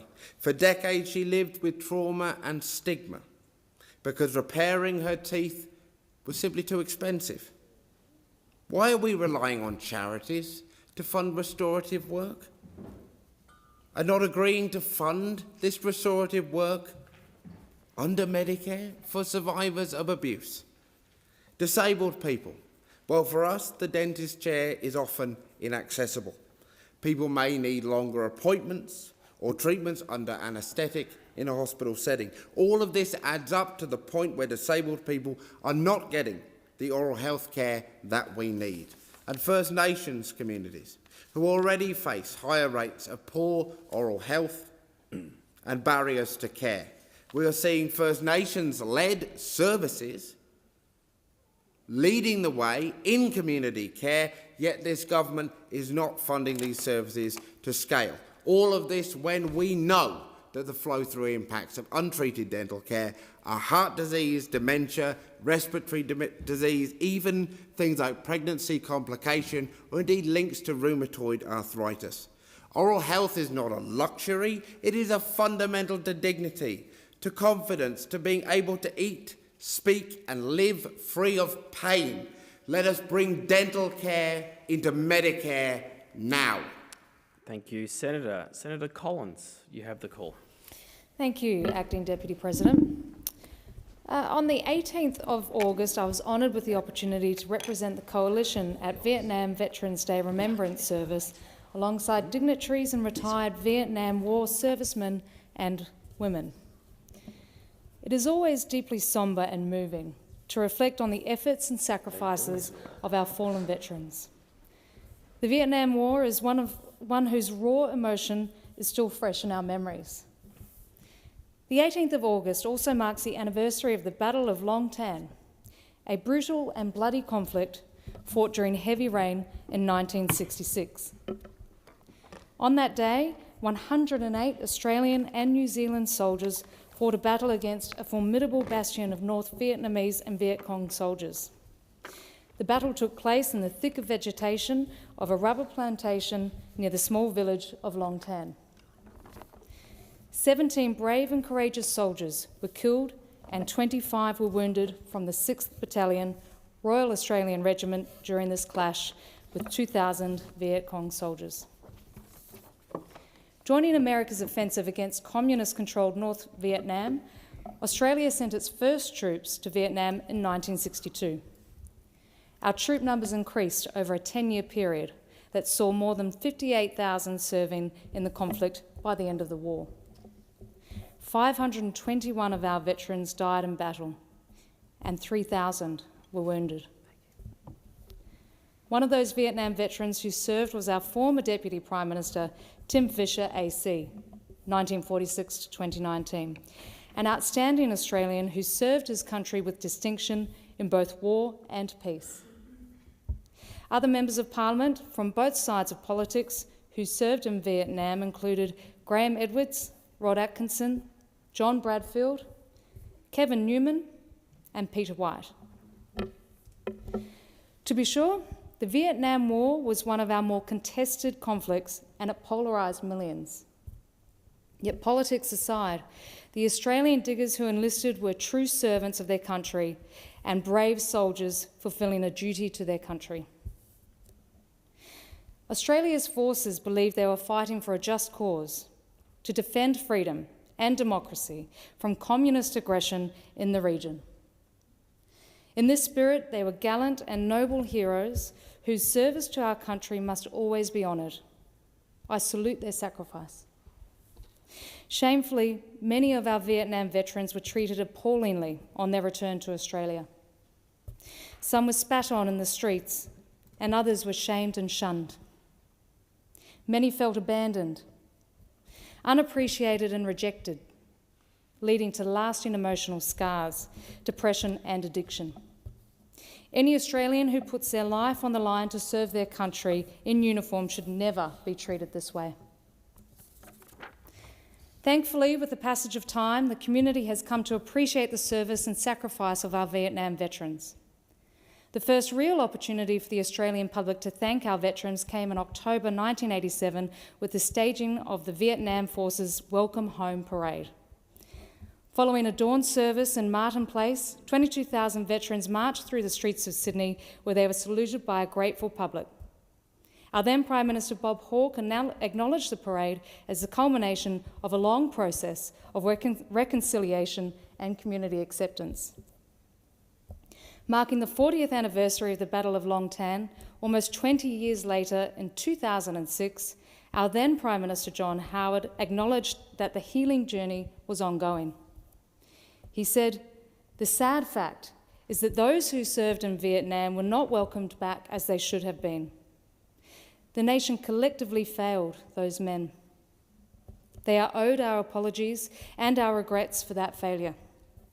The very least that we can do on this 40th anniversary is to acknowledge that fact and to acknowledge the difficulties that so many of them have had in coping with the post-war trauma, and to acknowledge the magnificent contribution that they have continued to make to our nation.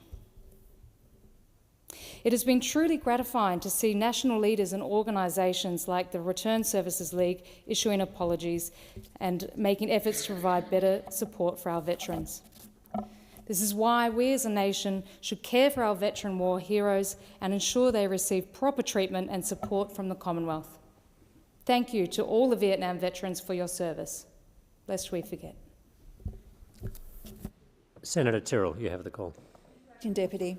From 2022 to 2023, Australian livestock and livestock products brought in over $32 billion. From King Island to Cairns, that's a lot of pork on your fork or steak on your plate. Seriously though, that's a decent budget to work from. But it's not just money. I think about it. It's about the people behind this. We often forget the sheer number of legends we have to thank. On a good day, we remember to thank the farmers, the processors and the buyers. But when was the last time we thanked our veterinarians? I met with the Australian Veterinary Association last week, where we discussed key issues experienced by the vet workforce in Australia, as well as how to best go about training my Groodle Wilbur. We're still working on that one though. But the point we kept circling back to was clear. Vets are a key part of our communities. They are crucial to animal welfare and serve as our first line of defence against biosecurity risks and outbreaks. In the event of one of these outbreaks, a well-prepared, readily available vet workforce is needed to provide support, ensure animal welfare and contain the outbreak. This robust workforce is not something that we have. In fact, the veterinary workforce has been suffering shortages for the past 8 years. That's 8 years of compromising animal welfare, 8 years of mental health effects and burnout for vets, 8 years of leaving ourselves underprotected against biosecurity risks, 8 years of public health vulnerability. Rural and regional areas have suffered the most from the 8-year vet workforce drought, rural and regional areas such as Tasmania. And this causes multiple issues, all of which are of great concern to myself and to the association I met with. Firstly, animal welfare is compromised due to a shortage in vets who can maintain animal health and address issues. And as a pet owner and a former farm worker, this does distress me. And I'm sure those of you with pets, farms or a weird and wonderful wildlife menagerie in your backyard would echo my concern. In the case of a biosecurity outbreak though, whether accidental or caused by breach, we are leaving ourselves, our farmers and our animals without effective protection, treatment and humane control of outbreaks. Being from Tasmania, I am acutely aware of how precious a strong biosecurity bubble is. But one rogue mosquito carrying a devastating virus could risk it all. And our vets are the front line who are currently short on soldiers. If this doesn't convince you that something needs to be done, consider this. Over 60% of existing human diseases originate from animals. So if not for our farmers, if not for our pets, we still have vets to thank for early detection and treatment of animal diseases which are at risk of infecting you and me. So what can we do to support our veterinarians? I'll tell you what we can do. We should introduce a Rural Practices HECS debt forgiveness scheme to encourage graduate veterinarians to relocate to work in rural and regional areas, modelled off what is already provided to rural GPs and nurse practitioners.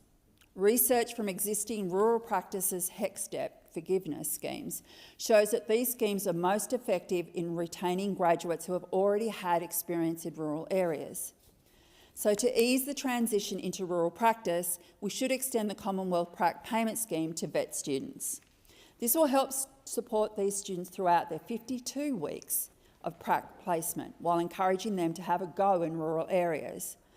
These techniques will help address the shortage of veterinarians across the country by prioritising vets for tomorrow as for what we can do for our existing workforce.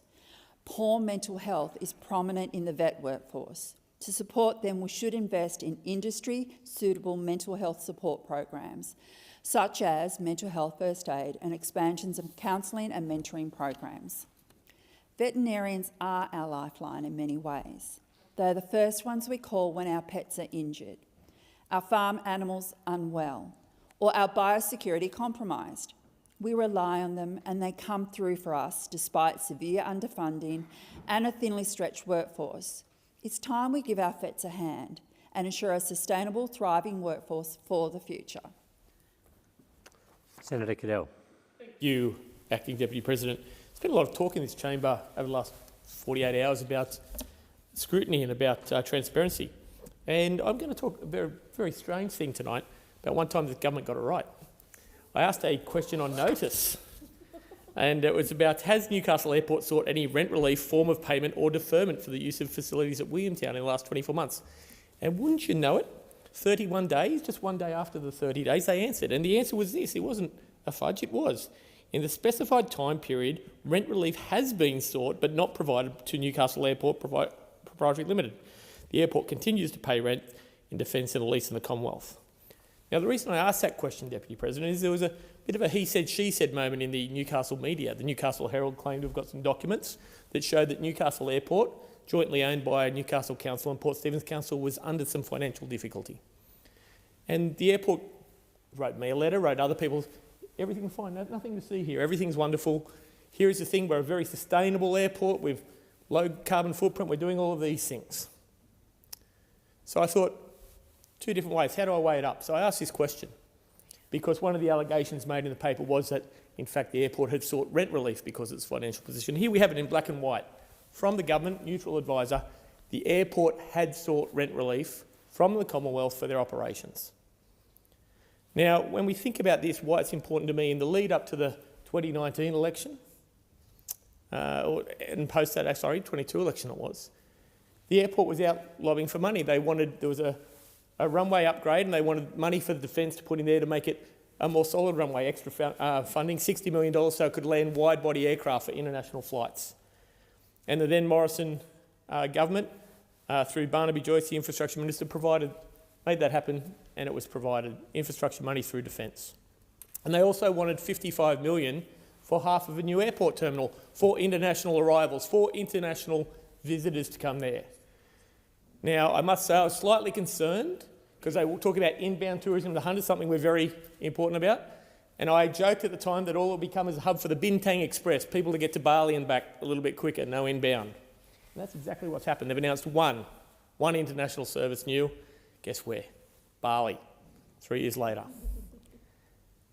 Now, what the airport needs to do, it's off being a property developer, owned by these things. They're developing land around the airbase. They admit to diverting money from their things out of budget to property developing. The money was given by the federal government not to go property developing, it was to become an international airport, to develop routes through Singapore, through Asia, to develop routes via the Middle East to Europe, to be another international airport. And so when we talk about scrutiny, we need to ask the questions, what is the truth, what has been going on there? I noticed yesterday morning the Mayor of Newcastle Council was on ABC radio with Paul Culliver. He's asked some questions about the airport. And these are his statements. I have agreed that I will not, and because of a conflict of interest, I will not comment on the airport, as I explained to your producer. When pressed further, he stated, following written communication and discussion with the airport board, I agreed not to make any further comment about the airport. Imagine the mayor of one of the equal shareholders not being able to comment on a key asset worth potentially tens of millions, hundreds of millions of dollars, cannot make a comment about something he shares the ownership. Why is that? Why are they not coming clean? I'll be honest with you, the airport has offered to come and give me a great briefing, tell me what's going. What about the ratepayers of Port Stephens and Newcastle? Why not tell them the state of an asset they take money from? Is the council, are the ratepayers potentially on the hook for money? They're talking about negotiating a new debt facility with Commonwealth Bank, but the Commonwealth Bank isn't that keen. So if you're asking for rent relief, if you're not getting new financing, something is crook in Trebrook. So all I ask is that the airport not offer me a briefing, not offer private briefings, come out and tell what your plan is to go back to the original place. Don't come down here and ask for $49 million for a freight hub when you can't pay your own bills. Get on, do your job, become an international airport, focus on being an airport and not a property developer, because it's what the people of the Hunter want to do and it's what the federal government gave you money for. Senator McLaughlin. The seas of my state have been taken over by an algal bloom on an unprecedented scale. It is a disaster of national significance that demands a national response.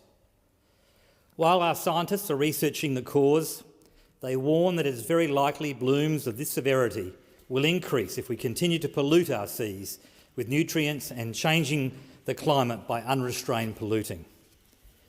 Bearing witness to this disaster, and as a South Australian, I fail to see how anyone could not have set the necessity of targets to encourage the economic conditions to reduce emissions.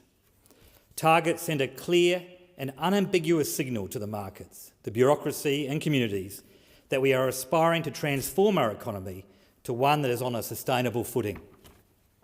Still, there are some amongst us in the community that challenge the need for the transition, comfortable and self-satisfied in their denials, and their willful blindness to a changing climate that will eventually impact each and every community. Perhaps a more honest conversation is needed by the body politic.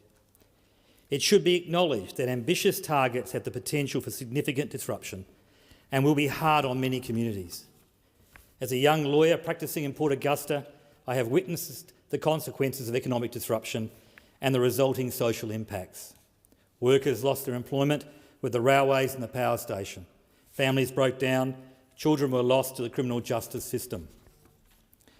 Rather than debating whether we should have targets, we should be debating how best to bring our people with us and assist them during the transition. We must arrest our declining productivity to have the national wealth to underpin any transition. We need an economy driven by innovation, something that we have struggled with to date. We must not neglect to align our environmental ambitions with economic pragmatism and with the competing priorities of the nation. Sir Garfield Barwick, better known as a jurist, less well known as the founder and former president of the Australian Conservation Foundation, held the view that conservation did not just concern the preservation of flora and fauna and the environment that supported them. Rather, it also involved planning the rational use of the entire environment to ensure present and future generations live sustainably and satisfying lives. In his paper titled Economic Growth and the Environment, he argues that we should turn away from growth for its own sake and change our values. He believed that growth-mindedness and its consequences were the golden calf and the false god Baal.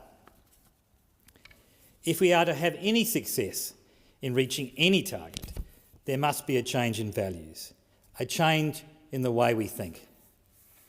It was only recently that we had in this very building an economic roundtable that was held in the shadow of the impending release of the Climate Change Authority report on targets as well as the climate risk assessment. Potential improvements in productivity were debated at the forum, but nature was not at the heart of the discussions. In my view, we must put nature at the very centre of all our decision-making. How else can we successfully traverse the narrow road to a sustainable economy that supports healthy and happy communities? Targets should not be viewed as a yoke, but rather as an expression to our commitment to reconcile with nature. That a debate over targets is in reality a debate on the extent of our obligation to the following generations. To be a good steward today is to be a revered ancestor tomorrow. We need our patriots to hear the call to action and stand up and fight for the next generation. Senator Brockman. Taxation. We glance down at our tax receipts, we glance down at our pay slips when they arrive, and we all have a slight momentary pause, hesitation at the amount of tax we are paying, particularly with this government in charge, because we're concerned about whether our tax dollars are going to good places. But We all pay our taxes because we understand that in a Western society they are necessary. However, when governments enact tax changes, certain principles should always be held in the forefront of policymakers' minds. Principles such as taxation changes need to be fair. They need to be transparent. They need to ensure tax rate as low as possible to deliver only essential services. And they should never, ever be retrospective in nature. Labor's super tax fails all these tests.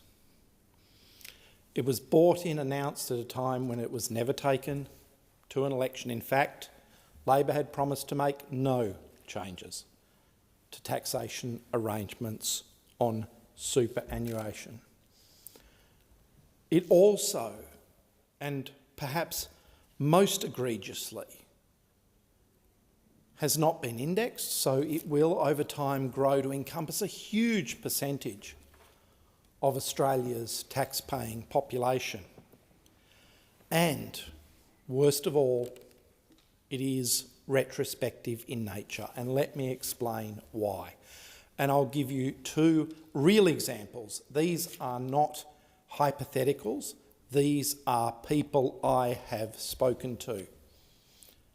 The first one is a farmer who, under the tax rules, as they applied in the past, made the very legal, sensible, perhaps some would say, decision to put part of their farmland into a self-managed super fund.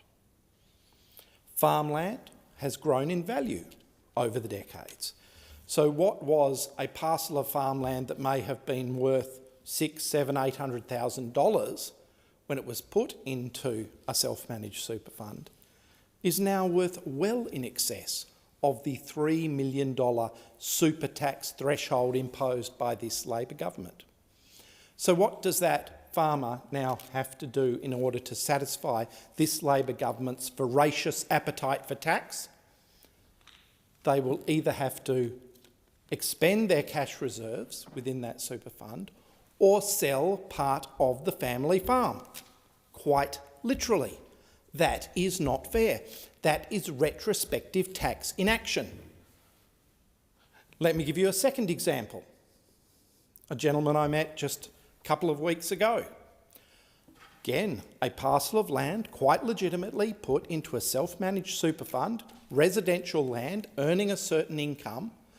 That land happened to be rezoned, taking the value of that land from, again, a few $100,000 into the many millions of dollars. Now, what a great windfall, people will say. Absolutely. Except the income from that land in the self-managed super fund hasn't changed. Merely the valuation of that land. And what was the income from that particular property paying? It was paying the pension to the retiree.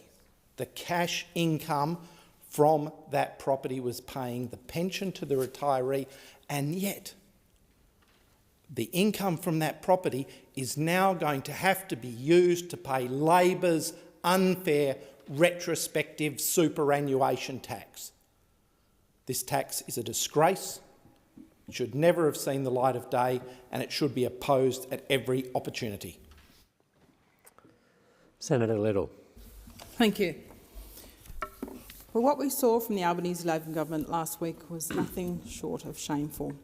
With the Greens at their side, yes, the Australian Greens, Labor slammed the door on accountability by scrapping the standalone cross-portfolio Indigenous estimates hearing. For the first time in 17 years, this Senate has been denied opportunity for scrutiny in this area like we've known for 17 years. More recently, this meant that the minister responsible for the portfolio was also at the table. Always. Now that's changed. Despite what the Albanese government have claimed, this is not a question of scheduling. This is about silencing. Since coming into this parliament, my experience in asking questions in Senate estimates is to get the runaround, being told, not today, that's Friday, cross-portfolio day.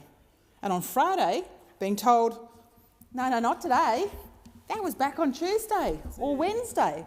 How many times did that happen? It was awful, and this is going to be worse.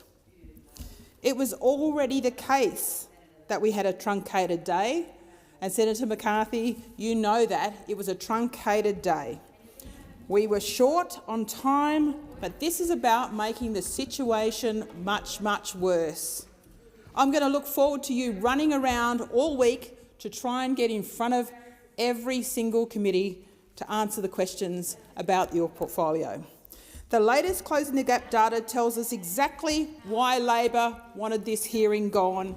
Because under this government and in your state, the territory in which you live, Senator McCarthy, youth detention is up 11%, suicide up 9.4%. These are not small numbers, and this has happened since 2022. Senator Scarp, on a point of order. Point of order, Acting Deputy President. I'm very interested in what Senator Little's saying. I think she's making some very, very important points, and I think it would be good to be able to hear her in silence. Yes, could senators observe decorum in the chamber? Senator Little, you have the call. Thank you. Well, these are not small numbers, and they've happened since 2022. Adult incarceration up 3.5%, preschool attendance down 2.6%, and 1.2% fewer children starting school developmentally on track. Senator Scarr, on a point of order. Sorry, Acting Deputy President, I hope I don't have to stand a third time, but I'm happy to. I think Senator Little deserves to be the right to be heard in silence. I would ask that other senators respect the right of the Speaker to be heard in silence. Senator Little. And I think one of the most troubling statistics is that 5 were on track and now there's only 4. And guess which one is no longer on track? Sadly, it's baby birth weight, one of the data points that you can accurately predict. Every one of those numbers represents lives, families and futures, and every one of those numbers that were going backwards is going backwards under Labor. Cashless debit card, the lifting of those alcohol restrictions, and then standing by and watching 9 months before they were put back in place. NAJA, watching that collapse with its poor governance and doing absolutely nothing to intervene, even though a large proportion of their funding comes from the Commonwealth, and people were languishing in the Northern Territory without even having representation. That was disgusting, and it's factual. The disastrous situation of alcohol restrictions being lifted saw a 77% increase in average monthly domestic violence assaults in Alice Springs, and Central Australia is still a long way from recovery, if ever. Taxpayers deserve to know and be able to interrogate on why $300 million poured into Central Australia has not delivered a better, safer Central Australia. It simply hasn't. You just need to walk down the street. I've done it many times. Not while I've been there for work, while I've been there as a local, as a visitor. More reasons Labor did this? Well, the AIHW Health Performance Framework Summary Report says the Labor-fuelled cost of living crisis, well, that's all made things worse, especially in remote areas and in primary healthcare. It's got harder than ever. We should know more about that. There's the Indigenous organisations that have failed to file mandatory reports with ORIC, their regulator. And how come is it that ORIC seems to think that they need to defend that? Why is it that frontline services are still waiting for funds while bureaucracy holds back the cash? It was only in Katherine less than 2 weeks ago, and that's a serious situation for those people. Broken promises, lack of transparency, well, this is the most secretive government in living memory. The government claims that Indigenous issues will now be part of every day of estimates. What they don't say is what they did is actually going to make this much better. It is not. You know, the people who are going to lose out most are Indigenous Australians. Senator Little, time has expired. Senator Lambie, you have the call. Thank you. Since I stood up in the Senate last July and talked about the tragic case of Eden Westbrook and what happens to be a botched investigation by Tasmanian police, my office has been contacted by Tasmanians wanting to share their stories. I'm going to use what time I have this week to tell their stories, and I'll be back in October because there are many more stories to tell, many more. Before I do that, I want to say again that this is not an attack on our Tasmanian police. Most of our police are great people who put their lives on the line for Tasmanians every day. This is about systemic problems in our police force and a group of rotten apples at the top who aren't doing anything to clean it up. As a matter of fact, if they did as much cleaning up as what they do covering up, it'd be better off. Today I'm going to tell you about Sally, obviously not her real name. Sally met a Tasmanian policeman and they started a relationship which at first was happy but quickly turned coercively controlling. This man also was obsessed with porn and choking. He tried both on Sally. She was upset and appalled and he apologised and said it wouldn't happen again. Yeah. They holidayed in Queensland and sure enough it happened again. Sally's relationship ended when she called police because she was afraid. Her partner had been verbally abusing her and she was worried that it would get physical. Again. The police arrived and Sally's ex told her to get out of their residence, which she did, only returning the next day to get some clothes and medication. At this point, Sally's ex-partner went to a nearby police station to ask for a police family violence order. The police there told him he was dreaming. So there he goes police station shopping.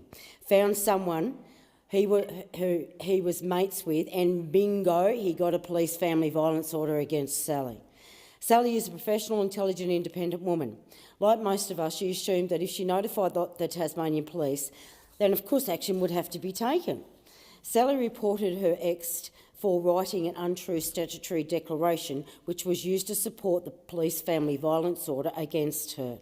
In her stat deck, she detailed the rapes in Tasmania and Queensland and the emotional, verbal and financial abuse that she had suffered.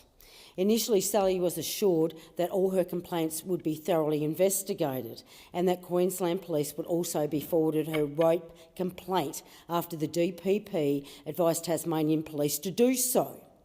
Professional Standards took 7 months to interview Sally's ex. During this time, here it goes, her ex was still on duty in uniform. Not stood down, not stood aside, but still on duty. Sally was told by Professional Standards that they had sent Queensland Police her complaint regarding the rape that occurred there, but they never did. Oh, no, they did not. And it wasn't until Sally contacted the Queensland Sexual Crime Squad that she found out Tasmanian Police never referred that file. How about that? Sally was impressed by the Queensland detectives who flew down shortly after receiving the brief. But it seems her ex was given a heads up that they were coming to knock on his door. Sally's perpetrator is still a serving police officer in the Tasmanian Police. Scary. In fact, he was given higher duties. I mean, this is how good it gets. He was actually given higher duties while under active investigation for rape in 2 different states. Not only has he been investigated for rape in Tasmania and Queensland, but also for emotional abuse, financial abuse, verbal abuse, and for choking, stalking, stealing, professional misconduct and giving out confidential police passwords. Also, posting inappropriate images on social media while in uniform, posting inappropriate social media posts about a job that he did which identified the patient, and the list goes on. Not once has this man been held to account for any of these behaviours. An internal review was done regarding the serving of Sally's police family violence order, and the evidence found there was no legal basis for this order. Sally first reported her matter to then Police Commissioner Darren Hine, and according to Sally, he was absolutely disgusted. However, unfortunately, shortly after he retired, and Sally had to apply to the Magistrates Court to have her police family violence order revoked. That's pretty poor of you, Darren Hines, I'll put that out there now. It was revoked, and that doesn't happen very often, and Tasmanian Police, through Treasury, reimbursed her all her legal fees. Sally also got a formal apology and a letter from Tasmanian Police Family and Sexual Violence Committee Chair, an independent person endorsing her victim of crime of application, which stated that Sally was a, and I quote, victim of emotional and sexual abuse by a current serving police officer, end quote. The only repercussions Sally's ex has faced is continued professional development.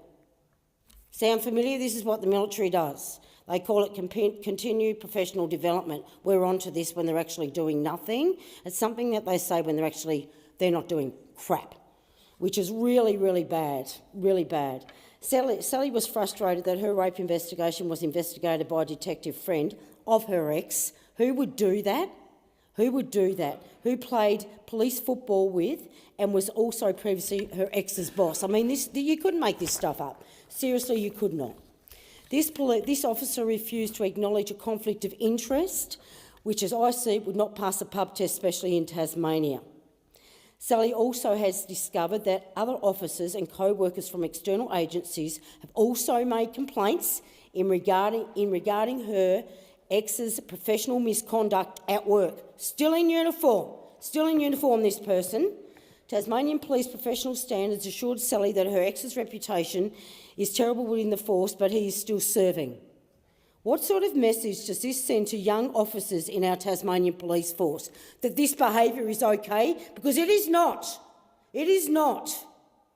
And in 2023, a report on the professional standards of Tasmanian Police complaints and outcomes, Commissioner Donna Adams says, and I quote, "The community must have confidence that matters are investigated and addressed appropriately," end quote. Seems she's doing a lot of talk, Adams, but not any action.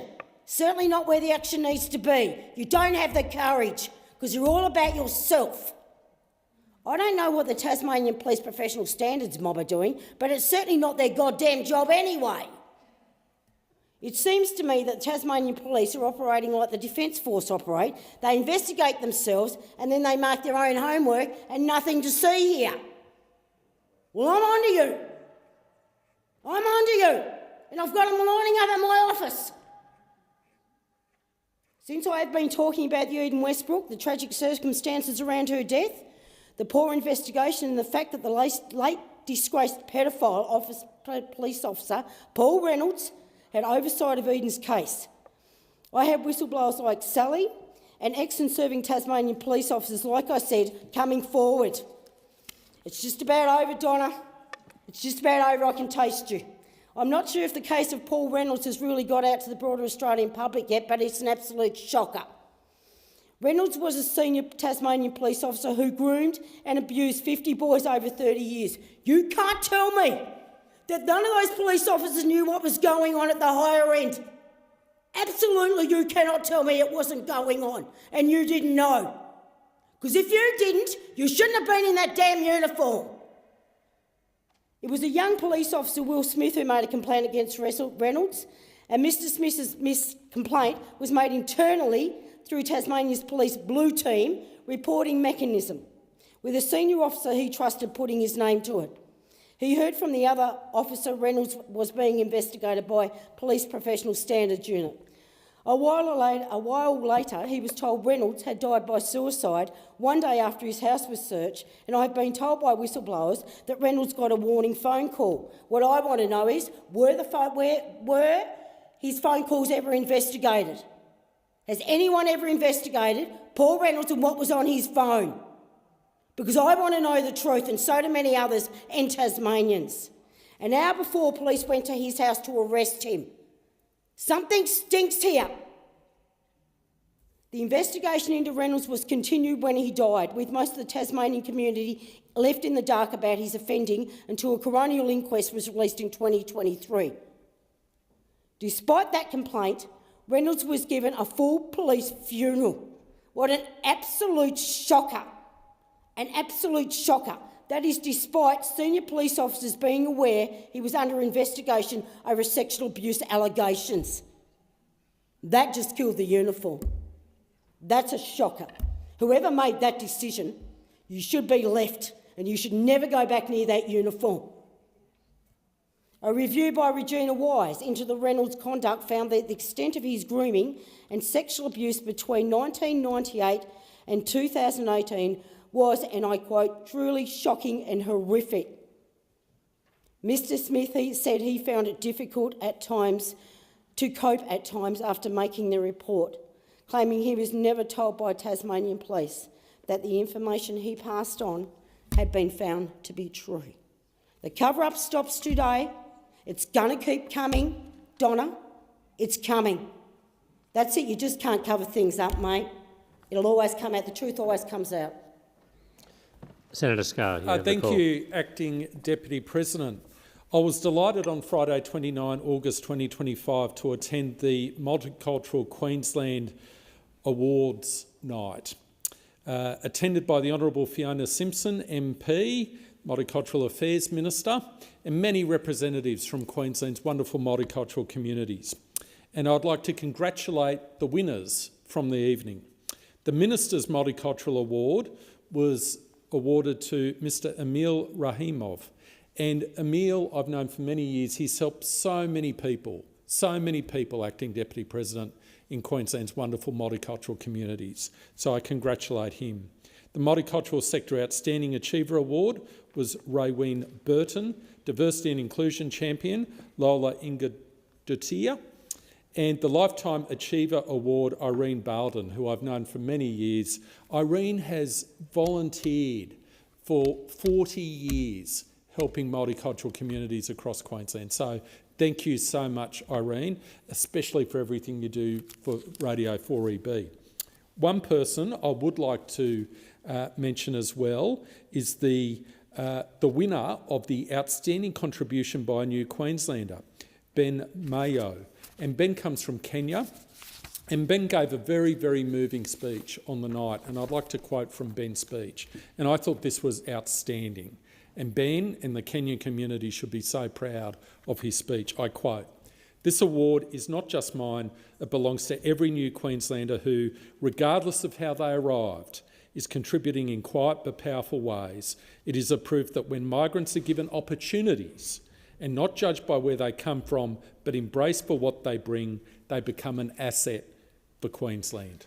End quote. I couldn't have said it better, Ben. And congratulations to ECCQ for giving you an opportunity. And I know that you're proving your worth in your new position. Also, congratulations to the Multicultural Sector Outstanding Achiever Award, the Masha Bora Program, and Diversity and Inclusion Champion John Holland. And I was so impressed what John Holland's doing in terms of giving opportunities to new Australians, including people with refugee backgrounds, on their infrastructure sites. So well done, John Holland.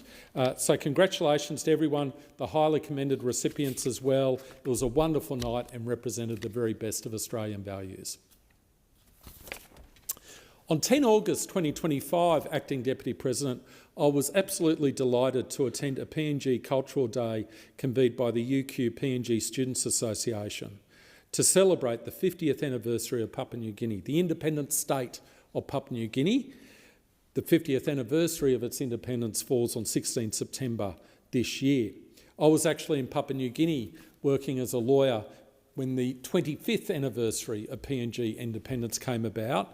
So this is a very moving year for me as someone who actually, I found it very difficult to leave Papua New Guinea after my time in Papua New Guinea came to an end. And that's a comment on the wonderful people of Papua New Guinea. So this is a very significant occasion.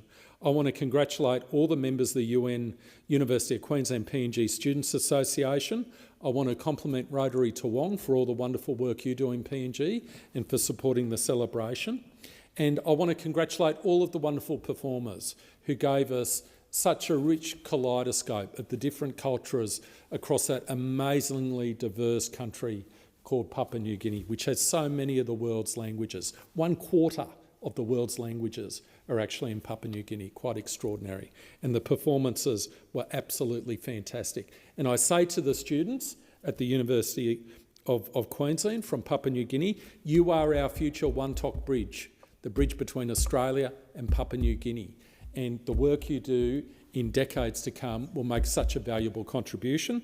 And I'd like to say to all Queenslanders, please make sure you're at Bill Norris Oval at Beenleigh on Saturday 13 September 2025 when the PNG Federation of Queensland Inc. will be having its Independence Day celebrations. So happy Independence Day, Papua New Guinea. Acting Deputy President, I was very moved this week to attend the Gina Amini Annual Commemoration Day convened by our wonderful Kurdish community. And this gathering honoured Gina Amini, a 22-year-old Kurdish Iranian woman whose death in custody at the hands of Iran's so-called morality police on 16 September 2022 sparked the global Women, Life, Freedom movement. And there were representatives of the Australian Kurdish community from all over Australia who came together and gave their perspectives and provided a call to action. They asked for humanitarian visa pathways to be created for families at risk. They asked for, or indeed it was actually quite significant and a positive thing, that having asked for many years for the IRGC to be declared a terrorist organisation, we could now acknowledge that after so many years of advocacy, this will now occur. So I was delighted that we could acknowledge that positive milestone. They called for strengthening of measures against foreign interference, and we know how the Iranian regime has interfered in Australia and has sought to threaten people of our Iranian diaspora, including the Kurdish community. And they called upon Australia to utilise international channels to address Iran's global threats and understand how the regime's actions undermine international security and human rights. And Acting Deputy President, as someone I know who thinks deeply about these issues, as you do, especially with your experience, and I've listened very carefully to your passionate advocacy in this place since you entered this chamber, I know that you understand the issues of concern to our wonderful Australian Kurdish community. There were many moving speeches given on the day by members of the community, many moving speeches, and I want to read from a speech of a wonderful woman who gave such a moving speech at the celebration, and I quote, "The journey to reach Australian soil was an escape from oppression, a chance to breathe freely for the first time. Each of us carries a story of persecution and forced silence. If you look around this room, every person here today fled oppression. And do you know what their crimes were? Their identity. My uncle was publicly hanged at 21 for no crime other than his identity. My father was imprisoned and tortured for no crime other than his identity. And as a Kurdish Australian woman here in Australia, I've been stalked, I've been followed, I've been threatened, and I've been forced into silence by the regime's affiliates. And my crime, my identity." I thank you so much for the contribution that was made by all the attendees at this commemoration of the death of Gina Amini, and I thank you for your advocacy. Our Kurdish Australian community is a great blessing for our beautiful country. I was delighted, or I am delighted, to take this opportunity to rise to speak in honour of my dear, dear friend, Sergeant Jim Bellos, OAM, APM, who has retired after 34 years of service in the Queensland Police Service. And at his retirement farewell, the Premier of Queensland, David Crisafulli, was in attendance, as was the Lord Mayor of Brisbane, and so many members of our wonderful multicultural communities, to respect and honour the contribution made by Jim Bellos to the people of Queensland, and in particular his work in strengthening bonds between the Queensland Police Service and our multicultural communities. I first met Jim Bellos in 2014, 5 years before I entered into this place, when the Indonesian Muslim Prayer Centre in Rocklea, Brisbane was the subject of a vile graffiti attack. And they called a get-together of neighbours in the region to come together to support the prayer centre, and I was pleased to attend, and that's where I first met Jim Bellos, and I saw the connection he had with that community that was under attack, whose place of worship had been attacked, and Jim Bellos was there standing shoulder to shoulder with that community. I saw him on the sports field bringing young people together playing football, and I saw the positive impact of his mentoring, and that has left such a legacy on me in terms of the work that I do, working with our multicultural communities and providing as much support as I can to grassroots organisations using sport and cultural activities to help people, young people in those communities. And I also know that Jim Bellos has had such an amazing impact on so many young lives in terms of his mentoring, in terms of his guidance, in terms of his compassion and his love. So I say this, Thank you, Jim Bellos, to you and your family, to the service which you have provided to the people of Queensland. Thank you, thank you, thank you. Senator Roberts. Thank you. Immigration without assimilation is an invasion. So read the T-shirt that a lovely older immigrant lady wore in the Cairns March for Australia on Sunday. Many of the tens of thousands of Australians who marched for Australia on Sunday were not born here. Like me, they're immigrants. I spoke with marchers from all over the world, of every religion and skin colour, wonderful Australians who came here as migrants legally, who love this country and who have built a life in Australia, not on top of it. Not those who impose their religion, their culture, their intolerance and their perpetual hate onto Australians that marchers rightly criticised. Marchers criticise politicians and others who hate this country so much they seek to flood Australia with like-minded arrivals, to destroy our culture, to carve off religious and ethnic enclaves in order to divide us. The Australian public are not against immigrants. We've had a gutful of excessive mass immigration. A simple distinction that the unhinged rants from Greens and Labor senators yesterday was designed to cover up. I appreciate the far left in this country have disappeared up their own nobility complex and have completely abandoned any pretence of democracy, decency or civil discourse. Vile, unhinged abuse, devoid of facts, indeed devoid of any relevance to the motion I presented yesterday, doesn't work on One Nation. It doesn't work on our supporters and it doesn't work on those who attended the many marches for Australia. Our beautiful country can lift up only so many people before the economic and social cost causes the elastic of society to snap back, which is the process you're watching with confused looks on your faces and fear in your eyes. The immigration debate is not an argument about someone's past nationality, religion or skin colour. It's an argument about wealth and opportunity and security. Labor Prime Minister Julia Gillard knew this to be true.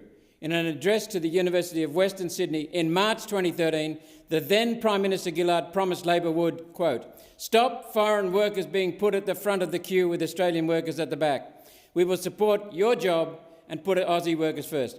What a difference 10 years makes. Now those foreign workers are being advanced to the front using DEI and Australian workers are being told not to apply. Often the application is not even for a job with secure employment, an award or guaranteed conditions. In the new Australia, jobs are now a subcontractor arrangement requiring an Australian business number, an ABN. A micro business with a single customer, the same business which used to employ Australians on permanent employment with awards protecting wages and working conditions. No more. In just 10 years, the Greens have pushed Labor so far to the left, they have abandoned their working class base, embracing a UN, World Economic Forum sustainability agenda, which gives their members less and foreign predatory billionaires more. It's no surprise that marchers included members of the AWU, CFMEU, ETU and other unions who've seen their wealth, opportunity and their place in Australia reduced. Labor has failed to defend Australian workers from employment arrangements that destroy the standard of living of everyday Australians. Instead of listening to the public, rightly complaining, Labor came into this place yesterday and ranted against One Nation, name-called, lied and misrepresented out of confusion and fear. One Nation has a message for this government. Go back to your masters at the World Economic Forum, go back to your owners, the world's predatory billionaires, and tell them Australia has had enough. We're not going to be ground zero for your evil plan to tear apart Australian society, culture and cohesion and rebuild it in the image of the World Economic Forum. Everyday Australians want our country back. Our success is inevitable because our Australia, built on family, on community and, yes, on national pride, is paradise compared to your ugly vision of a society based on an ever-changing agenda relying on intimidation and bullying. Harvard political scientist Robert Putnam found that the greater the diversity in a community, the less they volunteer, the less they give to charity, and the less they work on community projects. A massive new study based on detailed interviews of nearly 30,000 people across America supports those who marched on Sunday. In the most diverse communities, neighbours trust one another about half as much as they do in the most homogeneous settings. The study found that virtually all measures of civic health are lower in more diverse settings. Ask the 5 tight monocultures: Japan, Taiwan, China, South Korea, Singapore. Diversity is not our strength. Our strength is Australians who've come here from all over the world with different races and religions providing different perspectives on life. working together as a community of Australians old and new. One Nation welcomes anyone who loves our country, who wants to join in, pull their weight, follow our laws, and in so doing lift themselves up. If that's the Australia you love, please join One Nation and help us reverse the decline of our beautiful country. Overnight, the President of the United States, Donald Trump, announced on social media, quote, "It is very important that the drug companies justify their success of their various COVID drugs. Many people think they are a miracle that saved millions of lives. Others disagree. With CDC being ripped apart over this question, I want the answer and I want it now," he said. "I have been shown information from Pfizer and others that is extraordinary, but they never show those results to the public. Why not? I want them to show those now to the CDC, to the public, and clear up this mess one way or the other. I hope Operation Warp Speed was as brilliant as many say it was. If not, we want to know about it and why," end of quote. The significance of this is stunning. President Trump has been misled on the safety and efficacy of the COVID vaccines for a very long time. From this post, it sounds like he has been kept in the dark and fed lies. I look forward to the President realising that and taking action to defend the health of all Americans and banning the mRNA vaccine platform. In further developments last week, United States Health and Human Services Secretary Robert F. Kennedy Jr. announced significant changes to the authorisation of mRNA COVID-19 so-called vaccines. It's important to understand this was not a banning of mRNA, not yet anyway. It's important to clarify the new measures. The Food and Drug Administration, the FDA, approved updated COVID-19 shots for the autumn season in America and imposed new restrictions, effectively ending their emergency use authorisations. This is only a partial victory for mRNA critics, such as me. The measures did terminate emergency use authorisations that had allowed this dangerous killer product to be given to anyone over 6 months of age. What some claiming victory may have missed is that mRNA shots for COVID were given normal approval for a limited range of people. This includes anyone over 65 and anyone from 5 to 65 with an underlying medical condition. Moderna was approved for children over 6 months with an underlying medical condition. A massive reduction in approval, yes. A ban, no. President Trump's statement overnight does suggest there are more developments to come. Last week I spoke of many new peer-reviewed studies which show how this harm is occurring right through the human body. Tonight I will talk about the data which shows this harm is occurring. We have proof of the harm and we have the science showing causality. The Defence Medical Epidemiology database is part of the United States Defence Medical Surveillance System. It enables queries of de-identified medical data coded in the International Classification of Diseases classifications for active duty personnel, filtered on demographics and occupational categories. In 2021, whistleblowers reported significant increases in medical conditions compared to 2016 to 2020 baselines, prompting congressional scrutiny, resulting in a finding of data handling errors. In 2023, outdated 2021 DMED data confirmed elevated diagnosis, including hypertensive disease up 23%, ovarian dysfunction up 35%, pulmonary embolism up 44%, Guillain-Barré syndrome up 15%, esophageal cancer up 13%, and breast cancer up 7%. Myocarditis was up 151%. Remember, the sample set here is millions of people of the United States military. These are healthy or were healthy, fit individuals and their families. And the harm is getting worse. Data for 2023-2025, using the same pre-COVID baseline, shows persistent elevations, terrifying elevations over pre-COVID levels. Myocarditis up 154%, digestive organ cancer up 16% in 2021 and up 43% in 2024. Brain cancer up 16% in 2021 and 43% in 2024. Blood coagulation defects up 25% in 2021, 58% in 2022, and then 32% in 2023 as injection rates fell. That's pretty damning. It shows those who call it that there's poison, the clot shots, are not entirely wrong. It gets worse, much worse. Conditions which may be potentially vaccine-related and are certainly COVID response-related are up. Suicidal, homicidal ideation up 46% in 2021 and 86% in 2024. Overweight or obesity up 27% in 2021, 69% in 2022, 162% in 2023, 262% in 2024. It's okay though. Novo Nordisk has Ozempic on the market to fix that obesity problem.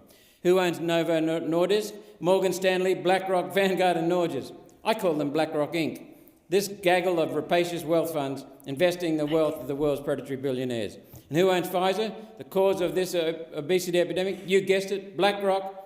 They own the problem and the solution. Senator Did Roberts, someone your say time has COVID was just a expired. fund? Senator Henderson. Thank you very much, Acting Deputy President. I rise in support of former West Australian Senator and my very good friend, the Honourable Linda Reynolds, CSC. Last week, after 4.5 years, Linda was finally and fully vindicated by the Supreme Court of Western Australia. This is Linda's public statement issued on the 27th of August 2025. For more than 4 years, I have fought at enormous personal and financial cost to expose the truth in relation to Ms Higgins' persistent allegations concerning my conduct.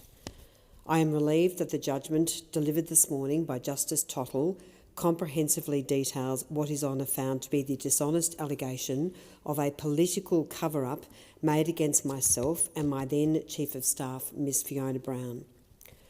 I am pleased that His Honour recognised from the outset that the trial was never about Ms Higgins' rape allegation. Rather, it was always about the subsequent serious, hurtful and entirely false allegations made about my conduct and that of my staff. Critically, Justice Tottle found that there was no political cover-up, finding the allegation of a cover-up had no foundation in fact, and the allegation of inadequate support was based on an incomplete and misleading account of the facts. Justice Tottle found that the simple but untrue story that I had been involved in the cover-up of the rape of Ms Higgins by a rising star of the Liberal Party was so sensational and achieved such currency, it was impossible for me to defend myself. In April 24, I welcomed Justice Michael Lee's judgment in Mr Lehman's defamation action, where His Honour made findings on the critical matters relating to Ms Higgins' allegation of rape. I said at the time that I sincerely hoped that it would give Ms Higgins peace. In my statement, however, I noted that Ms Higgins had publicly observed that regardless of Justice Lee's findings, her perceptions and feelings of what happened in the days and weeks after my rape were different from mine. I said at the time that what lay between Ms Higgins and myself were not different perceptions, but the common ground that we needed to find must be based on the truth. Justice Tottle has definitively established the truth. The allegation of a political cover-up has had a tremendous adverse effect on not only me but also on Ms Brown, for whom I care very deeply. I am profoundly pleased that His Honour, like Justice Lee, has found so clearly in favour of Ms Brown's recollection of the events. In paragraph 445 of His Honour's detailed reasons, Justice Tottle identifies 26 statements made by Ms Higgins in her media interviews that were objectively false or misleading and so indifferent to the truth that they could only be regarded as dishonest. These findings of fact by His Honour absolutely dispel the allegation of political cover-up and are matters that ultimately formed the foundation for Ms Higgins' civil claim, which resulted in a rapid and unchallenged multi-million-dollar settlement by the Labor government. His Honour concludes that Ms Higgins' account of how she was treated, which has now been proven to be false, could not be attributed to difficulties in recollection. He finds that the account of Ms Higgins was plainly dishonest. It was vitally important for me to establish in a manner binding upon Ms Higgins, who was not a party to the proceedings before Justice Lee, that her statements concerning me were false and dishonest. It was clear to me that Ms Higgins' attack on me was not going to end without a binding judgment. She had evidenced her intention to write a book and engage in public speaking activities as an advocate of the victims of rape and for workplace reform. It was therefore essential for me to protect and restore of my reputation and stop her from continuing to perpetuate her false and dishonest allegations about me. I emphasise that I do not consider this judgment to be about recovering substantial damages. It has always been about the truth. This judgment allows me to move forward confidently and assuredly. Finally, I address 3 key findings by His Honour. The first is my statement that described Ms Higgins as a lying cow. His Honour accurately found this to be an emotional and involuntary reaction on my part, responsive to Ms Higgins' description in the nationally broadcast television show The Project of how she was treated by me and Ms Brown, matters which I knew to be fundamentally untrue and which Justice Tottle has so found. His Honour correctly held that my comment was an emotional reaction expressed in my private office, and I had no expectation about the extent to which the statement would be disseminated. The second concerns my exclusion from the private multi-million-dollar settlement that occurred between the Commonwealth and Ms Higgins after the Commonwealth took over the defence of Ms Higgins' claim against me. A claim was compromised in a single meeting. His Honour correctly recognised that my concerns were based on, first, the fact that the settlement of the claim could be regarded as a validation of Ms Higgins' public criticisms of me, in the face of which I wished to defend my conduct. Second, that I knew that the claim rested on allegations made against myself and Ms Brown, and I knew those allegations were untrue. Thirdly, not only was I deprived by the Commonwealth of the opportunity to defend my conduct and my reputation, but no one acting on behalf of the Commonwealth asked me about the allegations. And finally, my perception that the decision-makers, the Attorney-General Mr Dreyfus, had a conflict of interest and were therefore acting beyond power. His Honour found that I was justified in raising my concerns publicly about the process and that I had both a legitimate interest and a public interest in doing so. The third is confirmation that Ms Higgins and Mr Shiraz concocted a deliberate plan to weaponise Ms Higgins' legitimate rape allegations for a false political purpose. Justice Tottle made findings concerning Ms Higgins' experience with the media and held that she must be taken to have understood the seriousness of the enterprise she and Mr Shiraz had embarked on and to have thought about how she wanted to tell her story.